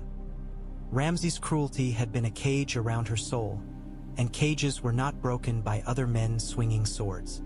Jon lowered Longclaw slightly, enough that Ramsay could breathe again. Ramsay's eyes flickered with confusion. Sansa moved to the side, toward the kennel gate's latch. The hounds behind the bars snarled and pressed closer, hungry, their eyes gleaming in torchlight. Ramsay's face paled. "No," he whispered, and the words sounded small. Sansa's fingers closed around the latch. "You told me they were loyal," she said softly. "You told me they would tear me apart if you commanded it." Ramsay swallowed hard, eyes darting wildly toward Jon, toward Brienne, toward Davos, toward any face that might become an ally. "Sansa," he pleaded, and the pleading was disgusting on him. I was. "You were cruel," Sansa said, and the calm in her voice was more terrifying than any scream. "Now be afraid." She pulled the latch. The kennel gate swung open. The hounds surged out in a snapping flood of fur and teeth, starving and furious. Ramsay screamed then, high raw, scrambling backward, slipping in snow, trying to climb the wall, trying to become anything other than meat. The first hound hit him low, tearing into his leg. Ramsay shrieked and kicked, but another hound clamped onto his arm, dragging him down. Teeth sank into flesh. Blood sprayed onto snow. Ramsay's screams turned into gurgling sobs. Men watched in silence, faces tight. Some looked away, some did not. Jon stood still, Longclaw lowered, stomach twisting. The fire in his chest churned, not satisfied, not soothed, just present, watching like an eye that never blinked. Sansa did not look away. She stood with her hands at her sides, breath steaming, eyes fixed on Ramsay Bolton as he was eaten by the beasts he had made into weapons. When the screaming finally stopped, the kennel yard was filled with wet tearing sounds and the harsh panting of dogs. Sansa turned away at last, her face pale but steady. She looked at Jon, and in her eyes Jon saw something lift, something that had been chained too long. "It's done," she said. Jon nodded, "Thou." The word done felt wrong. Nothing was ever done. Not in the north. Not with death coming. Behind them, Winterfell's torches burned, the flames snapping in the wind as if restless. And in Jon Snow's chest, the fire coiled tighter, as if tasting the castle's reclaimed stone and wanting the next war already. Night settled over Winterfell like a cloak pulled tight. The castle was theirs again, but it did not feel like victory. Not yet. The halls smelled of smoke and blood and the sharp stink of fear left behind by men who had died too quickly to clean it away. Servants moved cautiously, eyes down, stepping around stains. Soldiers patrolled with swords drawn, as if expecting Ramsay Bolton's ghost to leap from shadows. In the great hall, banners were being torn down. The flayed man came down first, ripped from its hooks and thrown into a heap like refuse. Men cheered when it hit the floor, but the sound was brief and brittle. Cheers did not bring back the dead. Jon Snow could not stay in the hall. The stone pressed in. The noise scraped at his skull. He found himself drawn instead to the Godswood, to the one place in Winterfell that felt untouched by Bolton cruelty, even if blood had been spilled there too. The Godswood was quiet, the snow muffling sound, the air filled with the clean scent of pine and cold earth. The heart tree stood at the center, white bark stark against night, leaves red as fresh wounds. Its carved face watched, mouth open in a silent, eternal scream. Jon stepped up to it and placed a gloved hand against the bark. The wood was cold. The carved face did not blink. Ghost lay near the roots, head on paws, eyes open. The dire wolf watched Jon with calm that felt older than instinct, as if he understood the weight that had settled on Jon's shoulders. Behind Jon, footsteps crunched softly in snow. Sansa Stark stood at the edge of the clearing, her cloak pulled close, her breath thin in the cold. Davos Seaworth lingered farther back, hands clasped, eyes scanning the shadows the way sailors scan a black sea. Brienne of Tarth stood like a sentinel, head slightly bowed, as if honoring the quiet. Jon stared at the heart tree's face and felt the fire in his chest shift. Not surge in anger, not leap toward destruction, shift, as if reacting to something here that was not flame. The gods would held old power, different power, cold power, rooted power. Jon closed his eyes for a heartbeat. He thought of Rickon Stark falling into snow, eyes wide. He thought of men screaming in the crush. He thought of fire racing behind his line, saving them. He thought of Ramsay Bolton's screams turning wet and small as hounds tore him apart. He should have felt relief. He felt only the heavy truth. Winterfell was reclaimed, and yet the war that mattered had not even begun. When he opened his eyes, the world looked sharper. The red leaves seemed darker. The white bark seemed almost luminous.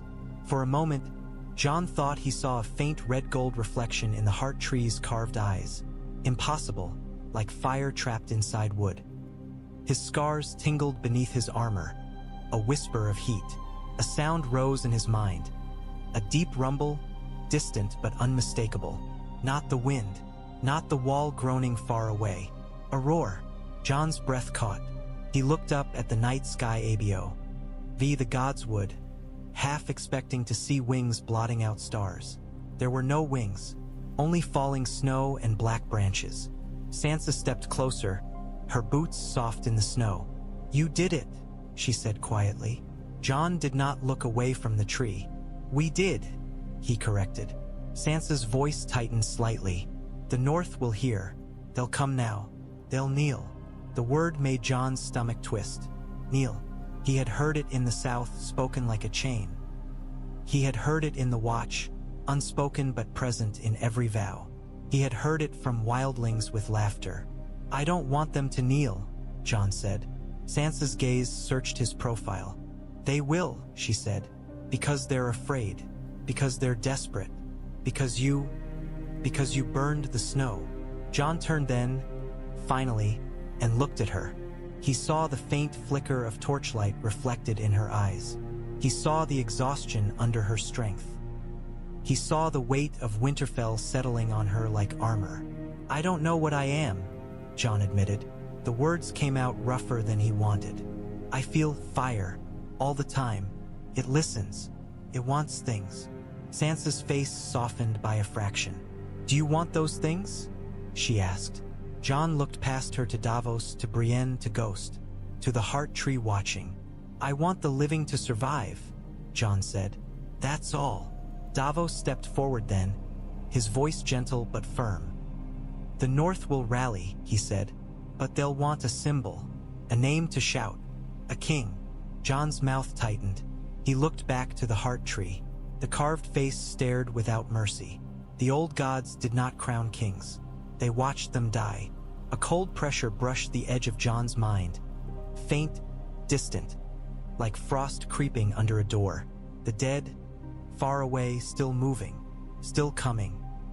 And beneath that cold, Jon felt the warmth again, deeper now, more insistent than before, as if something far to the south had heard his fire and answered. The roar came again, clearer this time, and with it a flash in Jon's mind. Black sky, red cloud, wings beating, a dragon's eye opening. Jon's hands curled into fists. He breathed in slow, steady, forcing himself not to tremble. Winterfell was theirs. The North would come, but somewhere beyond the world he knew, fire was calling fire. And Jon Snow, standing before an ancient tree that watched kings and wolves alike, understood with a sudden, terrible certainty that the road ahead would lead him not only into war with the dead, but into the shadow of dragons. The day after battle smelled worse than the battle itself. When steel stopped singing and men stopped screaming, what remained was the slow, sour truth of death. Blood drying into black crust on snow, wet wool stiffening, mud clinging to skin, horses bloating where they had fallen. Ravens arrived in the thin gray light and picked at the field with bold, patient hunger. Winterfell's walls watched without mercy, as walls always did. Jon Snow walked among the bodies with a numbness that felt like armor. Men greeted him with bowed heads or wide eyes. Some whispered his name. Some did not dare. None looked at the dead too long. They had dragged the fallen inside the outer yard, Bolton men and Stark men, free folk and Vale knights, because the field beyond the gates was too vast to clear quickly, and because no one wanted to leave the dead out in the open under a sky that belonged to the Night King. Not anymore. Not after Hardhome. Not after the stories that had finally stopped being stories. Davos Seaworth stood beside a pile of wood, hands raw and blackened from hauling. His face looked carved from worry. "We bury them," he said, voice low, as if burial could be a prayer. "We put names to them." "We can't," Jon answered. The words came out flat and hard, and he hated that, but he could not soften them without lying. "Not all. Not now." Lyanna Mormont watched from a few paces away, her bearskin cloak swallowing her small body. Her expression did not flicker. "The dead should be laid in earth," she said. "That's how the North remembers." "The dead don't stay in earth anymore," Jon said. Silence followed, thick as snow. Men shifted, uncomfortable. Wyman Manderly's eyes narrowed behind heavy lids, weighing. A few of his knights glanced at one another as if they had misheard. Sansa Stark stood at the edge of the yard, arms folded tight inside her sleeves. Her gaze stayed on the wrapped forms lined in rows, not on Jon. She looked like she was holding herself together by force of will alone. "Burning is for wildlings," someone muttered, not loud enough to be brave, but loud enough to be heard. Tormund Giantsbane heard it anyway. He turned, grin gone, and bared his teeth. "Burning is for anyone who doesn't want their mother's corpse chewing their face," he snapped. The free folk behind him laughed harshly, more like barking than mirth. Jon stepped toward the first pyre. Wood had been stacked beneath 3 bodies. Men wrapped in cloth, their shapes stiff. Someone had placed a broken shield on top as if it were a proper marker. A small mercy, poor one. A torch was thrust into Jon's hand by a boy whose eyes were too big for his face. The boy flinched as if expecting Jon's fingers to blister. When they didn't, he stared harder, confused and afraid. Jon held the torch out toward the pyre. The flame did not lean away from the wind as it should have. It leaned toward the wood, eager, stretching as if pulled by a tide. Jon felt the familiar pressure under his ribs, that coiled heat that had saved them in the field. It wanted to pour out. It wanted to run. He tried to keep it gentle. The torch touched the wood. For an instant nothing happened. Then fire raced along pitch that had been smeared beneath the stack. Quick, snapping tongues that climbed as if they had been waiting all night. The pyre caught in a breath, and the flames rose higher than a normal fire should, bright enough to paint men's faces orange in the gray daylight. Heat washed over the yard. Snow hissed and melted near the base. Smoke rolled upward, thick and bitter. Men stepped back. Some crossed themselves. Some bowed their heads. Some watched with hard eyes, as if daring grief to break them and finding it didn't. Jon moved to the next pyre, and the next. Torches passed from hand to hand. Fires blossomed across the yard until Winterfell seemed ringed in flame. With each pyre, Jon felt the fire respond faster, as if learning the pattern, as if pleased with the work. He forced himself to breathe slow. He forced himself not to let the heat rush too hard through his scars. He could feel the thin line between controlled flame and devouring blaze, and he knew too well how easy it would be to step over it. When the last pyre caught, a gust of wind tore through the yard and sent sparks drifting like orange snow. Sansa stepped forward then, her face pale. "We don't burn Rickon," she said quietly. Jon's chest tightened. He had been waiting for her to speak that name, dreading it. "We bury him," Jon agreed at once, because he could not bear the thought of his little brother's bones turning to ash in the open yard like any other dead. Sansa's shoulders lifted slightly, a breath caught and released. She nodded once, and for a moment the mask on her face slipped, showing something raw beneath. Grief held too long. A man approached carrying a small wrapped bundle. Rickon Stark's body. The cloth was stained dark where the arrow had struck. Sansa's eyes fixed on it, unblinking, and her hand clenched inside her sleeve until her knuckles went white. Jon stepped closer, but did not touch. The fire in him recoiled strangely, not from the cold body, but from what it represented: family, loss, a wound that could not be cauterized. "We'll take him below," Jon said, voice rough. "To the crypt." Davos's gaze flicked to the burning pyres. "And the rest?" he asked quietly. Jon looked at the flames climbing into the gray sky and saw more than smoke. He saw a warning sent to the night. These bodies would not rise. Not for any king of ice. "The rest," Jon said, "we give to fire, so the dead don't take them." He paused, then added, because it was the only prayer he could offer now. "And so the living can sleep without hearing them scratch at the door." The pyres crackled. The smoke rose. The yard filled with the harsh scent of burning flesh and wet wood. Somewhere beyond Winterfell, far north and far worse, the dead continued to walk. Jon ched the flames and felt them watch him back. By evening, Winterfell's great hall was full again. Not full of song, not yet, but full of voices and bodies and the restless shifting of power. The fires in the hearths burned strong, and the direwolf banner hung where it belonged. Though the cloth was new, its stitching too clean, as if Winterfell itself did not yet trust that the symbol would stay. Men argued in low tones. Names were spoken like wagers. Umber, Karstark, Glover. Those who had bent to Bolton and might now bend back if it suited them. The Mormonts sat stiff and silent, watching. The Manderleys looked like men who had survived by smiling at the right time and sharpening knives under the table. Jon Snow stood below the dais, refusing the high seat that still felt like a stranger's. Longclaw rested at his hip. He could feel the hall's torches in his peripheral awareness. Small flames lined along walls, steady and warm. They made the hall feel less like a tomb and more like a home.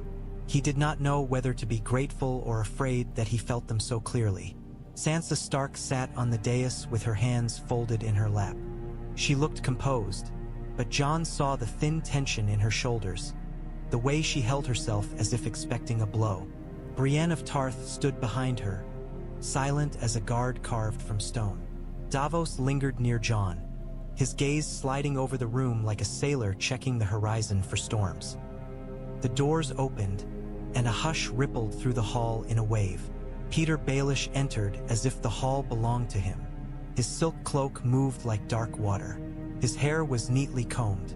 His smile was small and precise, the kind of smile that never wasted effort. He walked down the aisle between Vale knights and northern men as if he were walking between chess pieces he had arranged himself. Jon's hand tightened instinctively near Longclaw's hilt. He remembered Littlefinger's eyes in King's Landing, how they never stopped measuring. He remembered the chaos that followed him like perfume. Sansa's gaze fixed on Petyr Baelish and did not soften. If anything, it hardened further, the way ice hardens when pressure increases. Petyr stopped before the dais and bowed. Not deeply, not humbly, but enough to show everyone watching that he understood the shape of the room. "Lady Sansa," he said warmly, as if greeting an old friend at a feast. "Winterfell is more beautiful than I remembered." "It's Winterfell," Sansa replied. Her voice was calm, but it held no warmth. "It doesn't care what you remember." A few men shifted uncomfortably. Petyr only smiled a fraction wider, as if he enjoyed being cut. Then his eyes slid to Jon. "And you," he said, tone light, "are even harder to kill than the stories promised." Jon held his gaze without blinking. "Why are you here?" he asked. Petyr spread his hands slightly. "To help," he said, and the words sounded sincere until you listened too closely. "The Vale rode for you, for House Stark, for the North. The Vale rode because you brought them, Davo," said flatly. Petyr's gaze flicked to Davos, amused. "True," he admitted, "and I brought them because it was necessary." Jon could feel the hall listening. Every northern lord watched the exchange like wolves watching two alphas circle. They did not love Petyr Baelish. They did not trust him. But they could not deny what his knights had done in the field. Lyanna Mormont stood on her bench to see better, her small face sharp. "You want something," she called out. "Men like you don't give gifts." A ripple of assent ran through the hall. Petyr's smile did not falter. "I want peace," he said smoothly. "A stable north, a Stark in Winterfell, a realm prepared for what's coming." Jon's scars tingled at the last words.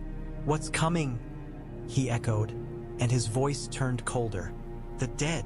Petyr's eyes flickered, just a flicker, then settled back into calm. "Yes," he said, "the dead, the strange cold stories from beyond the wall." He lifted his chin slightly, addressing the hall. "You have a king in the south who will not believe you. You have a queen on the Iron Throne who cares only for her own crown. You need allies. You need strength. You need foresight." Jon felt the trap in the words. Littlefinger always offered a rope that looked like rescue and tightened like a noose. "And you," Jon said, "are foresight." Petyr's smile became almost fond. "Someone must think ahead," he replied, "while heroes swing swords." Wyman Manderly's heavy chuckle rolled through the hall. "He's bold," he said, voice thick. "I'll give him that." Sansa's voice cut cleanly through.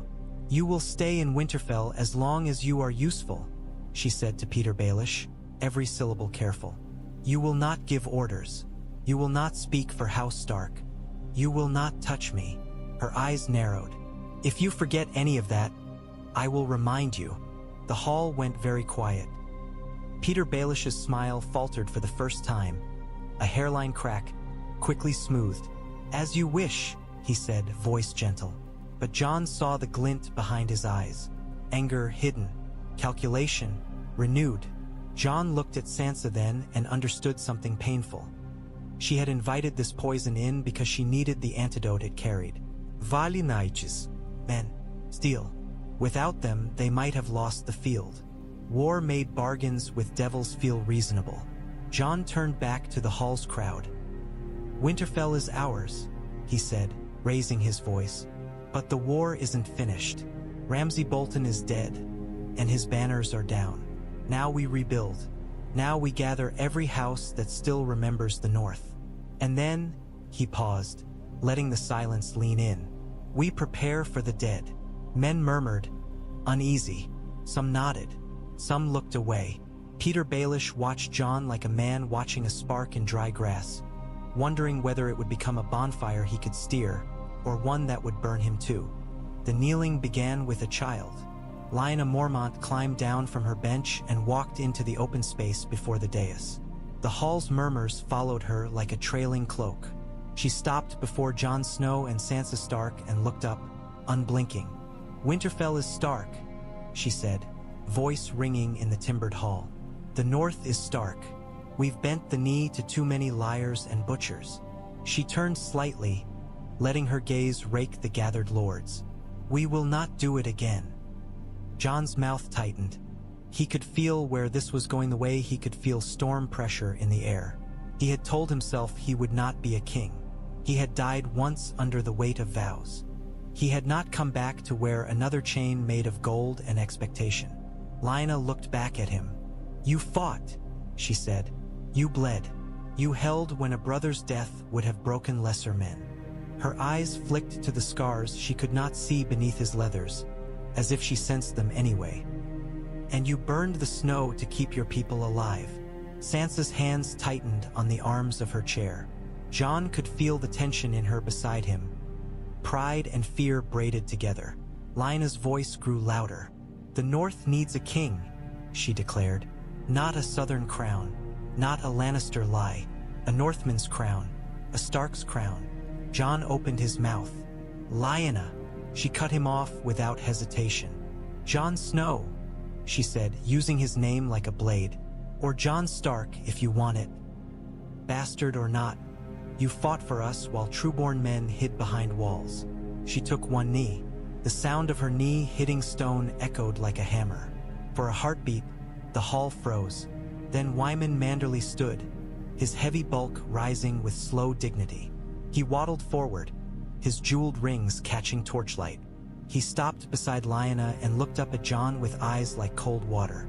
"My father feasted with your father," Wyman rumbled, "and we ate well beneath Stark banners." His gaze flicked to Sansa, then back. "The Boltons fed us fear. The Starks fed us honor." His mouth tightened. "I would rather choke on honor than swallow fear again." He knelt, one massive knee sinking down. A ripple ran through the hall. Lords looked at one another, measuring the moment. House Serwyn's man stepped forward and knelt. A Mormont warrior followed. Then a few more. Then another. Like cracks spreading through ice, the resistance broke. One by one, the northern lords moved into the open space and went down on one knee, heads bowed. Even some of the Vale knights lowered their helmed heads in solemn recognition, not because the north was theirs, but because they understood the gravity of what was happening. A king being made was a dangerous thing. A king being made in winter was more dangerous still. Jon stood frozen, the hall spinning around him in a slow blur of breath and fur and steel.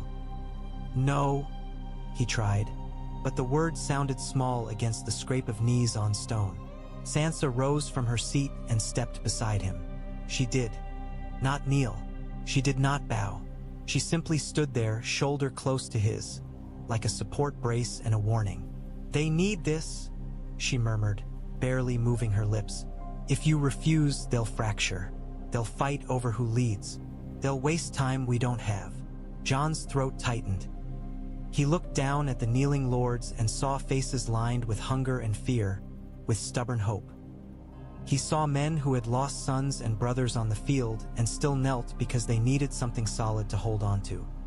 He saw wildlings at the back watching with wary curiosity, understanding little of kneeling but understanding the hunger behind it. He looked toward the torches lining the walls and realized they had changed. The flames were higher now, brighter, as if the hall's very fire leaned toward him. Jon felt it, felt the warmth tugging at his chest like a tide. The fire inside him stirred, hungry and proud, as if it understood crowns better than Jon did. He forced himself to breathe slow. "My lords," Jon began, voice rough. "I am not. You are," Tormund Giantsbane called from the back, voice booming. "Whether you like it or not, you're the one who stands when others fall." A few men laughed, harsh and relieved. The sound broke something in Jon, not in a bad way, in the way ice breaks under a boot and reveals water moving beneath. Jon looked down at Lyanna Mormont, tiny and unbowed even on her knee. He looked at Wyman Manderly, heavy with history. He looked at Sansa, eyes steady, jaw tight, daring him to run from what the North demanded. He thought of the dead in the dark, patient and endless. He thought of the wall glowing red gold from within. He thought of the roar he heard in his mind. Fire calling fire. He swallowed. "If you name me king," Jon said, voice carrying through the hall, "then you follow me into the war that matters. Not just wars for castles. Not wars for pride." He gestured slightly northward, as if the direction itself could summon the threat. "The dead are coming. I've seen them. I've fought them. And I will not lead you into victory just to watch you die to winter's true face." The hall was silent, listening. Jon drew in a breath and let it out, smoke faint on the air. "If you kneel," he said, "you kneel to the fight for the living." Lyanna's chin lifted. "We kneel," she said. "We kneel." The hall echoed, voices rising like a wave. Jon felt the torches flare in answer, a brief surge of light and heat, as if the hall itself approved. He did not smile. He did not feel triumph. He felt the weight of a crown settling on his shoulders without metal ever touching his head. And somewhere deep inside, the fire coiled tighter, as if it had been waiting for a king to be named. The crypts were colder than the yard. The stone down below held winter the way bones hold memory. Even with lanterns flickering along the passage, the shadows felt deep and heavy, as if they had been waiting for centuries and would continue waiting long after Jon and Sansa were gone. They walked between statues of Stark lords, tall carved men with long swords across their laps, their stone faces severe and patient. Jon had stood here once as a boy, feeling small beneath his father's likeness, believing that honor was as solid as rock. Now he stood here as a king named by desperate men, and honor felt like something that could crack. Sansa's lantern light danced across Eddard Stark's stone eyes. Her mouth tightened. She stopped before a smaller, newer tomb. Fresh stone fitted into old walls. The mason had worked quickly. The carving was simple. The name had been chiseled deep enough to last. Rickon Stark. Jon's breath caught in his chest, and for a moment he tasted snow and blood again. He had wanted to see Rickon alive. He had wanted to pull him into an embrace and scold him for running wild. Instead, he had watched his brother's body fall like a dropped banner. Sansa stood very still. Her gloved hand hovered near the stone, not touching. "He hated being down here," she said softly. "He used to complain that it smelled like old men." Jon almost smiled, but the attempt died before it reached his mouth. "He used to hide behind the statues," Jon murmured. "He'd jump out and scare Bran." Sansa's eyes glistened, but she did not let tears fall. "There's no one left to scare," she said. Davos Seaworth lingered a respectful distance behind them, lantern held low. He had the look of a man intruding on a family grief he could not share, but he stayed anyway, because he understood that grief needed witnesses sometimes. Jon stepped closer to Rickon's tomb and placed his palm against the cold stone. For an instant, warmth bloomed beneath his hand. Unbidden, involuntary. The stone's chill retreated slightly, not melting, but easing, like frost touched by morning sun. Jon jerked his hand back as if he had been caught doing something forbidden. Sansa noticed. Her gaze flicked from Jon's hand to his face. "You did that," she whispered. Jon swallowed. "I didn't mean to." "You're always doing things you don't mean to," she said, and there was no accusation in it, only tired truth. Jon looked up at Eddard Stark's statue. The stone face looked down as if judging him. Jon could almost hear his father's voice. Quiet, stern, steady, telling him that a man must do what is right even when it hurts.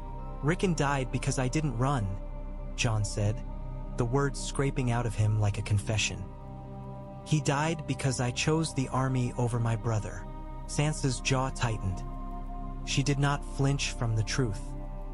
"He died because Ramsay Bolton shot him," she said. "Don't you dare take Ramsay's cruelty and make it your fault. He wanted you to run. He wanted you to die. He wanted you to lose everything." Her voice cracked slightly on the last word. Jon's eyes burned. He hated that fire and grief lived so close together in him now. He hated that he could feel heat in his scars when he thought of Ramsay.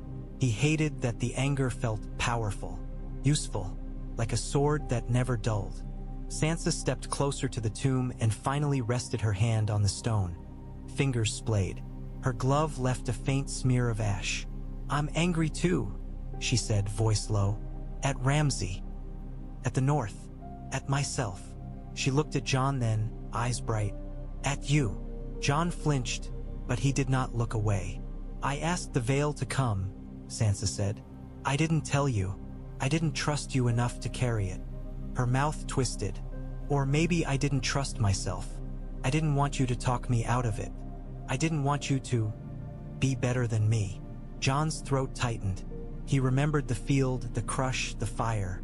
He remembered seeing Vale knights crest the ridge like salvation. He remembered the fury that came with relief. "You saved us," Jon said, and the words tasted bitter because truth could be both praise and wound. Sansa's gaze dropped. "Rickon still died," she whispered. Jon stepped closer until they stood side by side before the tomb. The crypt's cold wrapped around them, but Jon felt warmth in his chest, steady, patient, waiting. He forced his breath slow. "I don't know how to be king," Jon admitted. "I don't know how to be whatever I am now." He glanced at his hand, then back to the tomb. "I only know how to fight for the living." Sansa's hand remained on the stone. "Then fight," she said softly, "and let me do the rest. Let me hold Winterfell. Let me deal with lords who smile while they sharpen knives." Jon's mouth tightened. And Littlefinger? Sansa's eyes hardened. Littlefinger is a knife that thinks it's a friend, she said. I won't forget it. Neither should you. Davos shifted behind them, lantern flame fluttering. The North made you king, he said quietly. But kings don't get to choose only the battles they like. Jon looked up again at his father's statue. The stone eyes did not soften. No, Jon agreed, voice rough. They don't. He turned back to Rickon's tomb and lowered his head for a heartbeat. Not prayer, not apology, something quieter and more stubborn. A promise. We'll make it mean something, Jon whispered. We'll make your death mean they live. The crypt did not answer. The stone did not move, but Jon's scars warmed faintly, like coals stirred under ash. On the battlements, the wind made liars honest. It tugged at cloaks, stole soft words, and forced people to stand farther apart than they might have liked. The stone beneath their boots was rimed with frost. The snow fell in thin, lazy flakes that looked harmless until you remembered how quickly harmless things could bury you. Sansa Stark stood looking out over the field where the battle had been fought. In daylight, the snow hid some of the ugliness, smoothing blood into dull stains, making the dead look almost peaceful where they lay waiting to be carried to pyre or pit. Ravens circled overhead, black against white. Peter Baelish stood near her shoulder as if he belonged there. He spoke in a low voice meant to sound intimate.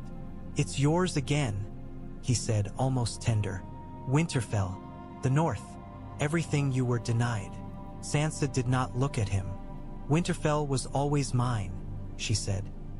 It was taken. I took it back. Peter's smile lingered, but his eyes narrowed slightly. With help, he said softly. You made a wise choice, sending for the Vale. I made a desperate one, Sansa replied. Don't dress it in silk. Peter chuckled lightly, as if she were teasing. Desperation and wisdom are often the same, he said. He leaned a fraction closer. And now you have a king. Sansa's jaw tightened. Jon. Peter's eyes gleamed. Jon Snow, he corrected, savoring the name. A hero returned from death, crowned in the hall like something from an old story. He tilted his head. Do you think he understands what that makes him? Sansa turned then, finally, and fixed Peter with a stare that could have frozen wine. He understands more than you want him to, she said. Peter's smile did not falter. I want him to succeed, he said smoothly. Truly, a strong North benefits everyone. Sansa's mouth tightened. Everyone like you, she said. Peter spread his hands, palms up. Everyone like us, he corrected gently, as if offering her a compliment. We've both survived things others didn't. We've both learned what it costs. His voice softened. And you, Sansa, you are smarter than he is. You see the board. He sees only the sword. Sansa's eyes flicked toward the yard where Pyres smoked. He sees the dead, she said. He's right to see them. Peter's gaze followed hers, lingering on the smoke. The dead are a threat, he agreed, as if discussing taxes. But so are living queens and living armies. Daenerys Targaryen is in the world with dragons. Cersei Lannister sits a throne made of blades. The North will be squeezed between fire and steel. Sansa's expression remained unreadable. And your advice? Peter stepped closer, voice dropping further. My advice is simple, he murmured. Rule. Don't follow. The North loves you. They will come to love you more than they love him, if you let them see you. Let Jon be the sword. Let you be the hand. A flicker of something hot and ugly rose in Sansa's eyes. Anger, not temptation. You think I want to take from Jon, she said. I think you deserve to have what was taken from you, Peter replied, and for a heartbeat his tone almost sounded sincere. I think you deserve to be safe. To be safe, Sansa echoed, and there was bitter laughter in it. There is no safe. A footstep crunched behind them. Sansa did not turn. Peter did, eyes flicking up like a man noticing a shadow at the edge of his vision. Jon Snow climbed the last step onto the battlements. He moved quietly for a man in leather and fur, but the air seemed to shift around him anyway. Snow melted slightly where his boots touched the frost-thick stone, leaving darker patches that steamed faintly and vanished. Peter's smile returned at once, perfectly placed. "Your Grace," he said, bowing just enough to show respect without losing dignity. Jon did not answer the title. His eyes stayed on Petyr Baelish, flat and cold. "What are you telling her?" Jon asked. Peter's brows lifted, injured innocence. "Only that she was brave," he said. "That the North owes her gratitude." Sansa's gaze flicked to Jon then, and Jon saw the warning in it. Don't make a scene here. Don't give him the satisfaction." Jon forced his breath slow. "The North owes her more than gratitude," he said, and turned his eyes to Sansa. "It owes her loyalty." Petyr watched the exchange with quiet interest, as if collecting details for later use. Jon stepped closer to Petyr, stopping at a distance that was not quite threatening and not quite polite. "I know what you do," Jon said softly. "I know what you did in the South. I know what you do to people when you're bored." Petyr's eyes glittered. "You know stories," he corrected. "And stories are wind," Jon finished, voice low. He could feel the torches in their brackets along the battlements behind him. He could feel the faint warmth in their flames, and he could feel how easily that warmth could flare if he let it. He kept it leashed, barely. Petyr's gaze flicked toward the torches and back again. A quick calculation. "I'm on your side," he said smoothly. Jon's mouth tightened. "Then stay where you belong," he said. "Behind the lines. Quiet." Sansa's voice cut in, controlled. "Enough," she said. She looked at Petyr, then at Jon. "We have enemies we can see. Don't waste your strength on one we already know." Jon held Petyr Baelish's gaze another heartbeat. Then he stepped back. "If you harm her," Jon said, and his voice was not loud but carried anyway, "there won't be anywhere in this world you can hide. Not from me." Petyr's smile flickered, so faint only someone watching closely would notice. "Of course," he murmured. Sansa turned away from them both and looked back out at the snowfield as if the horizon might offer answers. Jon stood beside her, silent, feeling heat coiled in his chest and cold stretching beyond walls. Petyr Baelish watched them a moment longer, then excused himself with a bow and walked away with the easy confidence of a man who believed he board still belonged to him. Jon watched his back until it vanished down the stairwell. Sansa spoke without looking at Jon. "He thinks you're dangerous," she said. Jon's voice was quiet. "He's right. Night in Winterfell brought old ghosts out of stone. The fires burned, the walls held, the guards walked their rounds. But the air still felt heavy, as if the castle was remembering every scream it had ever swallowed. In the inner courtyard, the snow fell steadily, glittering in torchlight, soft enough to look like peace if you didn't listen too hard. Davos Seaworth had been restless all evening. Jon had seen him moving through halls with a tightness in his jaw, eyes searching. Davos was a man who carried grief the way sailors carried storms, always watching for the next wave. He found Melisandre near a brazier, her red gown darkened by night, her ruby catching flame and throwing it back in small blood glints. She looked tired in a way Jon had not seen before, as if the fire she had worshipped had finally demanded payment. Davos stopped a few paces from her and held out something small in his rough hand. A wooden stag carved poorly, its paint chipped, its edges worn smooth by a child's fingers. Shireen Baratheon's toy. Jon's stomach clenched. He had known Shireen briefly, gentle girl with solemn eyes, brave in ways men rarely noticed. He remembered her reading by candlelight, her careful smile. He remembered her kindness to those who did not deserve it. Sansa Stark stepped into the courtyard behind Davos, Brienne of Tarth close at her side. Jon followed, drawn by something in Davos's posture that promised revelation. Melisandre's eyes dropped to the toy. For a heartbeat her face tightened, and Jon saw something like pain cut through her. It vanished quickly, swallowed by practiced composure that no longer fit her as well as it once had. You know, Davos said. It was not a question. Melisandre's throat bobbed. Yes, she whispered. Davos's voice rose, raw. Say it, he demanded. Say what you did to her. Sansa's gaze sharpened, confusion turning to alarm. Davos, she said quietly. What is this? Davos did not look back. His eyes were fixed on Melisandre with the fury of a man who had held a child's hand and promised safety and failed. She burned a girl alive, he said, and the words slammed into the courtyard like a thrown stone. Stannis's daughter, Shireen. Sansa went still. Brienne's hand tightened on her sword hilt. Jon felt the courtyard's torches flare slightly, reacting to the surge of heat in his chest. A spike of anger so sharp it made his scars itch. Melisandre's voice trembled. It was for the greater good, she whispered, and the words sounded hollow even to her. The snow, the darkness, the greater good.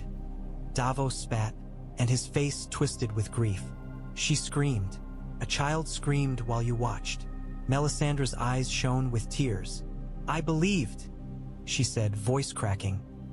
I believed it would save us. I believed the Lord of Light demanded it. Jon stepped forward, unable to stay silent. The fire inside him surged, hot and furious, and the torches along the walls flared higher in sympathy, casting wild shadows. And did it? Jon asked, voice low. Melisandre lifted her gaze to him, and in her eyes Jon saw something terrifying. Not fanatic certainty, but doubt. No, she whispered. It didn't. Davos's hand shook as he clenched the toy. You don't get to say sorry, he hissed. You don't get to. Jon's hand drifted to Longclaw's hilt. For a heartbeat, the urge to end Melisandre burned bright in him. Not because he loved Shireen, though he had liked her, but because he understood too well what it was to be used by powers that demanded blood and called it destiny. He forced his fingers away from the hilt. Sansa's voice came like ice. If you set foot in Winterfell again, she said to Melisandre, I will have you hanged, or flayed, or burned. I don't care which.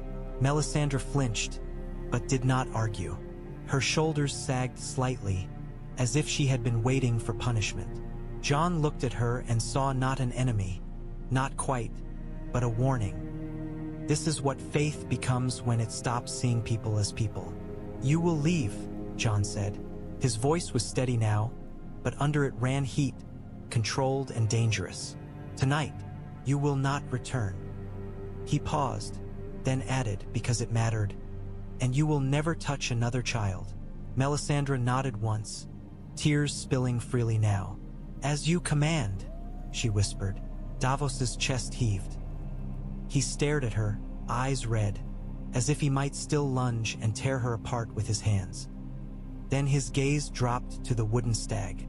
His face crumpled for a heartbeat, grief breaking through fury. He turned away sharply, wiping at his eyes with the back of his hand as if ashamed to be seen crying in a courtyard full of men.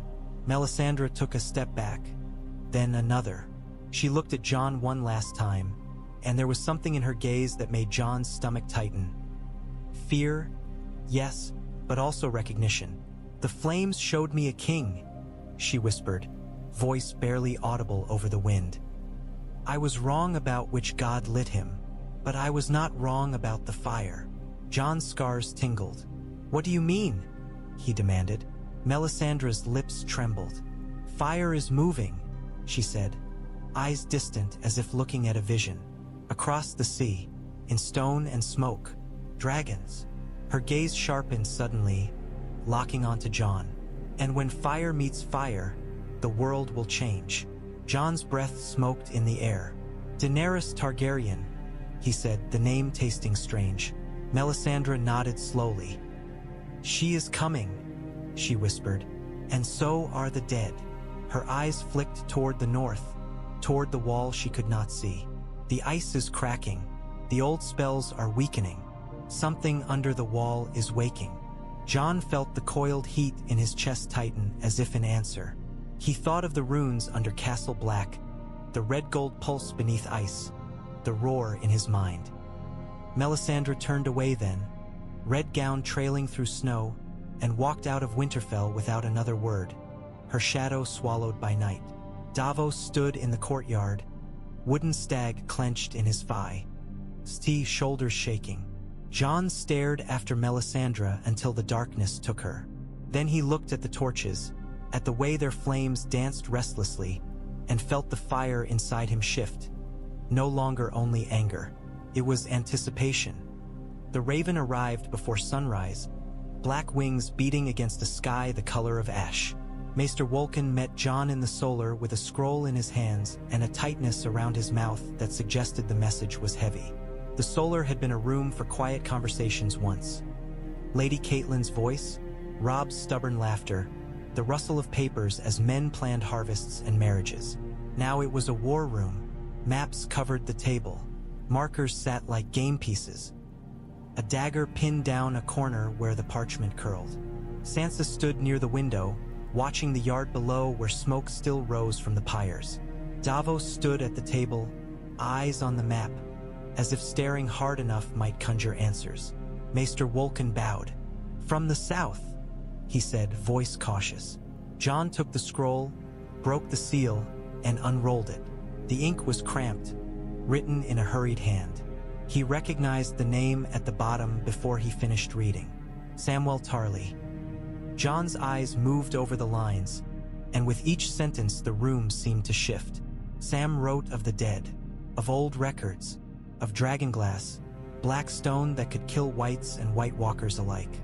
He wrote, with an excitement that felt almost out of place against the words, that Dragonstone was rich with it.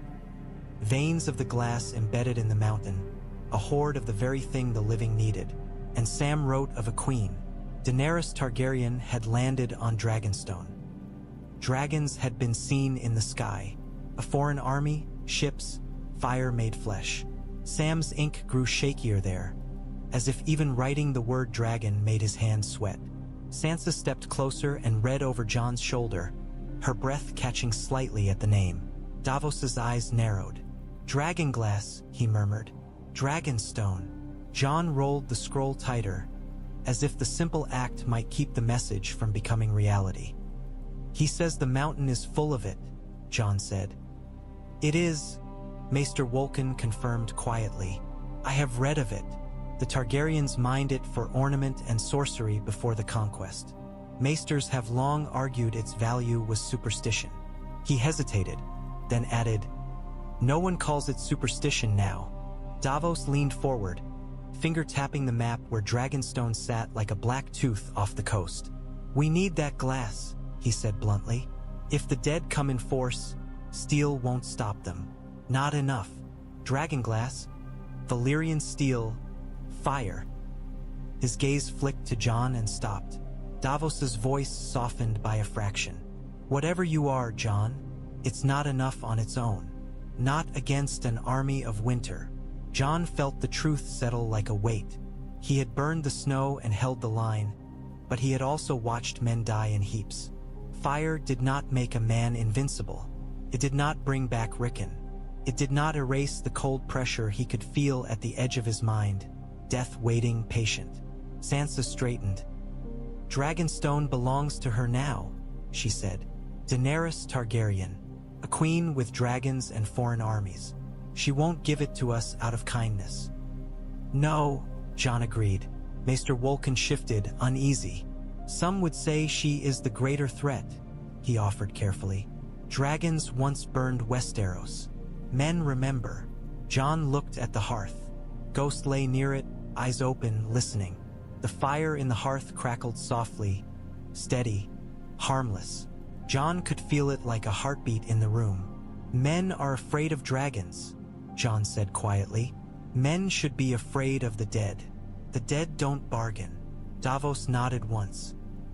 "Then we bargain with the Dragon Queen." Sansa's jaw tightened. "Or we let her burn us," she said. "Queens don't share power. They take it."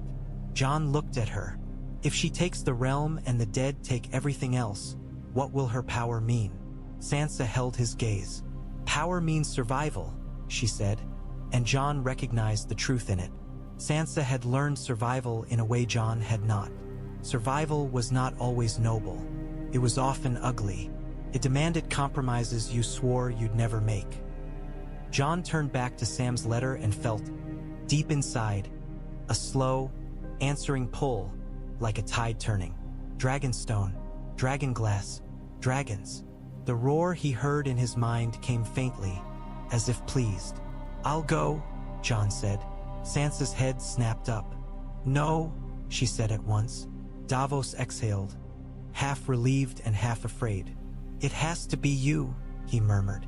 "No one else can stand before a queen with dragons and make her listen." Sansa's eyes narrowed. "You just became king," she hissed, stepping closer. "You can't leave the north the moment you're crowned." Jon felt the weight of the halls kneeling, the crown made of desperate hope. He hated it. He needed it. "If I stay here," he said, voice low, "we may win every southern battle and still lose the war that matters." Sansa's lips parted, then pressed tight. She looked away toward the window, toward the yard where smoke rose like a warning. Jon rolled the letter carefully and set it on the table. "We need Dragonglass," he said. "We need allies. We need time. And we need you alive," Sansa said, voice sharp. Jon met her gaze. "Then we make sure I come back," he said. He did not say what he was thinking. That coming back was no longer something he could trust. That he had already been pulled from death once by something he did not understand. And he did not know what it would demand the next time. The candle flames in the solar burned steady, but Jon felt them lean faintly toward him as if listening. Outside, the wind rose, carrying snow across Winterfell's walls. And far away, across a cold sea, dragons flew over black stone, waiting for a king who carried fire in his blood. That night, Jon went to the Godswood again. He told himself it was habit, that the stark heart tree had always been where you went when the world grew too loud, when decisions pressed like stone. But he knew it was more than habit now. The Godswood felt like a threshold, a place where old power listened. Snow fell through black branches, soft enough to make the world seem peaceful. The heart tree stood pale and silent, its red leaves like blood caught in winter. The carved face watched Jon with its eternal scream. Jon knelt in the snow before it, not praying in the southern way, not begging, but seeking a steadiness he no longer trusted himself to hold. Ghost stood behind him, rigid, ears pinned, as if the air itself smelled wrong. Jon drew in a slow breath. The cold should have stung his lungs. Instead it felt like clean water, feeding the heat under his ribs.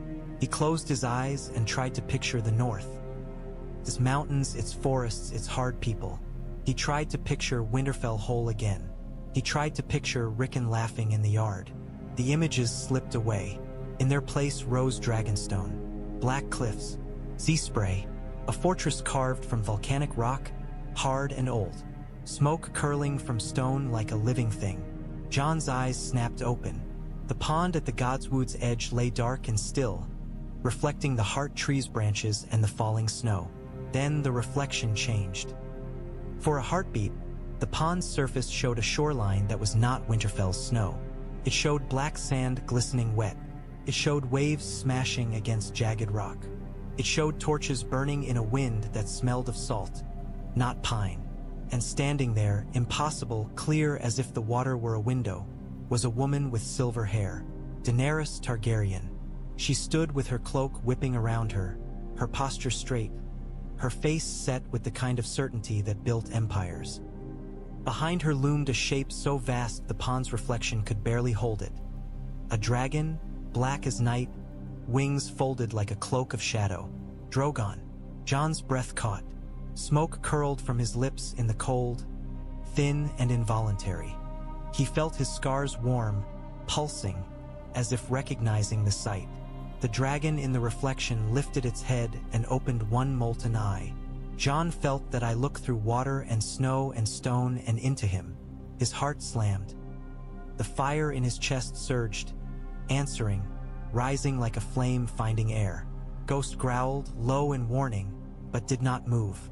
The direwolf's red eyes fixed on the pond as if it were an enemy. Jon tried to speak, but his throat worked around silence. He did not know whether he was seeing a vision or a truth. He did not know if the woman and dragon were truly there or if something in him was reaching across the world like a hand. The pond's Daenerys turned her head slightly, as if she had heard something. Not a sound. Are you there? The way a person turns when they feel a presence behind them. The dragon's nostrils flared. Smoke drifted from its mouth, a thin black ribbon, and Jon, kneeling in the snow, felt a pull, stronger than any he had felt yet. Not just toward Dragonstone, toward the dragon itself, toward a bond like a chain made of heat. A word rose in his mind, clearer than before.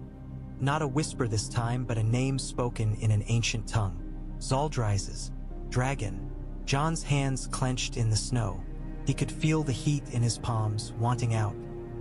For a heartbeat, he imagined reaching into the pond and pulling that reflected fire into Winterfell, bringing dragon flame north like a stolen torch. The thought terrified him. He forced his fingers to unclench. He forced his breath slow. The reflection rippled. The shoreline blurred. Daenerys' face smeared into dark water. Drogon's eye vanished. The pond returned to stillness, reflecting only branches and snow and red leaves. Jon sat back on his heels, trembling despite the warmth in him. He stared at the water until his eyes burned. Ghost padded closer and pressed his head against Jon's shoulder. A solid weight, a reminder of fur and bone and the world that was real. Jon rested his forehead briefly against Ghost's skull, closing his eyes. "I'm going," he whispered to the direwolf, to the tree, to himself. "I have to." The heart tree did not answer. The old gods never did. But in the silence after, Jon heard it again. Faint, distant, rolling through his mind like thunder through mountains. A dragon's roar. Morning brought arguments the way winter brought snow. The great hall was packed again. Lords and captains, wildling chiefs and Vale knights. The air smelled of damp wool and smoke. The direwolf banner hung above them, watching as if it could judge what men did beneath it. Jon stood before the dais, hands clasped behind his back to keep them from betraying him. He had slept little. The vision in the gods would still clung to him like smoke. Dragonstone, Daenerys. A dragon's eye looking into his soul. Sansa sat in the high seat now, not because she claimed it, but because someone had to hold the room's gaze when Jon spoke. Her face was composed, but Jon could feel the anger in her like a cold draft. Davos stood at Jon's side, posture straight, ready to be the blunt voice when politics tried to drown truth. When the hall quieted enough, Jon raised his voice. "We need Dragonglass," he said. "We need it in bulk. We need it soon. There is only one place in Westeros where it can be mined in the amounts we require." Murmurs. Heads turned. Some men already knew the word and tasted it like fear. "Dragonstone," Jon continued. Lyanna Mormont's head snapped up. "That's Targaryen," she barked from her bench, small voice cutting sharp. "That's Southern. That's dragons." "It's stone," Tormund Giantsbane rumbled, slamming his fist on the table hard enough to make cups jump. "And if it kills ice devils, I'll lick it if I have to." A few men laughed, but the laughter died quickly. Wyman Manderly's heavy fingers tapped the arm of his chair. "And who holds Dragonstone now?" he asked, voice rolling. Jon held the hall's gaze. "Daenerys Targaryen," he said. "The Dragon Queen." The murmurs swelled, uneasy. The name carried too much old war, old fire, old fear of mad kings and burning halls. Sansa's voice came like steel. "You want to go to her," she said. The anger in her was controlled, but Jon could hear the edge of desperation beneath. "You want to leave Winterfell the moment you're made king." Jon met her gaze. "I want to save the North," he said. "The North needs its king," Lyanna snapped. "Kings don't run south when their people are rebuilding." "I'm not running," Jon said, and the words were harder than he intended. He forced himself to soften. "If I stay here, we may feel safe behind stone, but the dead will come anyway. And when they do, we'll need Dragonglass and we'll need allies. We'll need dragons, if the gods are cruel enough to make that true." A Karstark man, newly returned to the Stark cause, eyes wary, spoke up. "You would bend the knee to her," he said, spitting the phrase like poison. "That's what this is. You'll go south and kneel, and we'll be ruled by a foreign queen." Jon felt the hall lean forward, hungry for the answer. This was what they feared most. Not death, but humiliation. Men often feared shame more than the grave. Jon's jaw tightened. "I will not kneel to anyone who won't fight the dead," he said.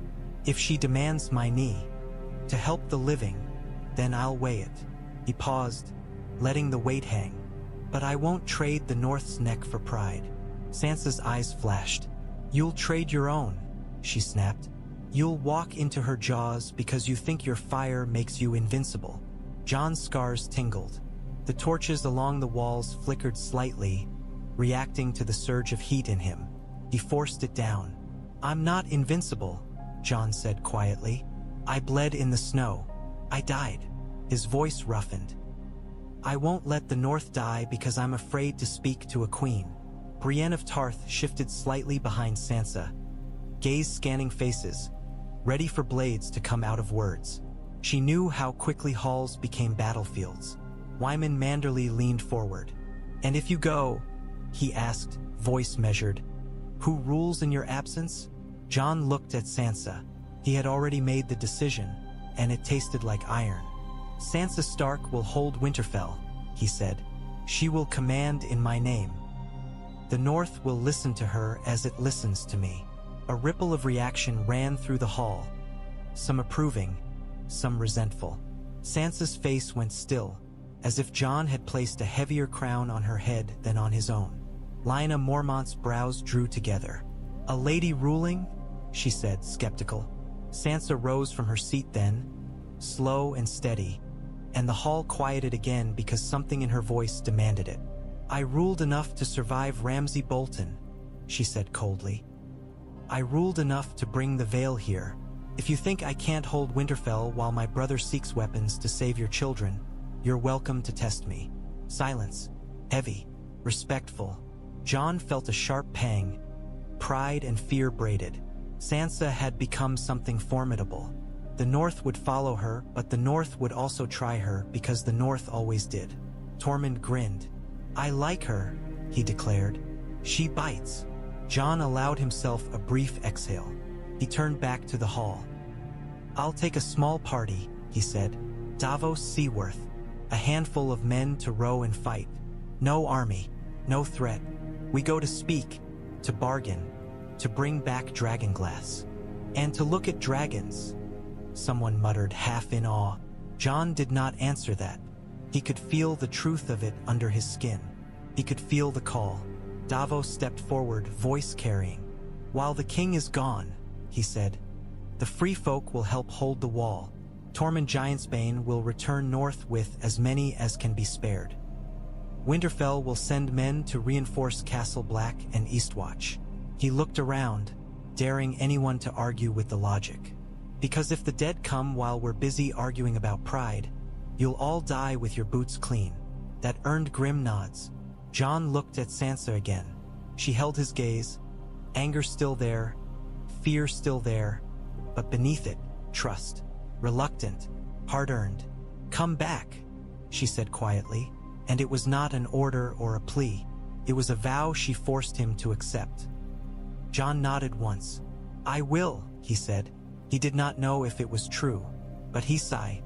"Do it anyway because kings were made of promises, and the North needed one more." White Harbor was all salt and smoke and restless water.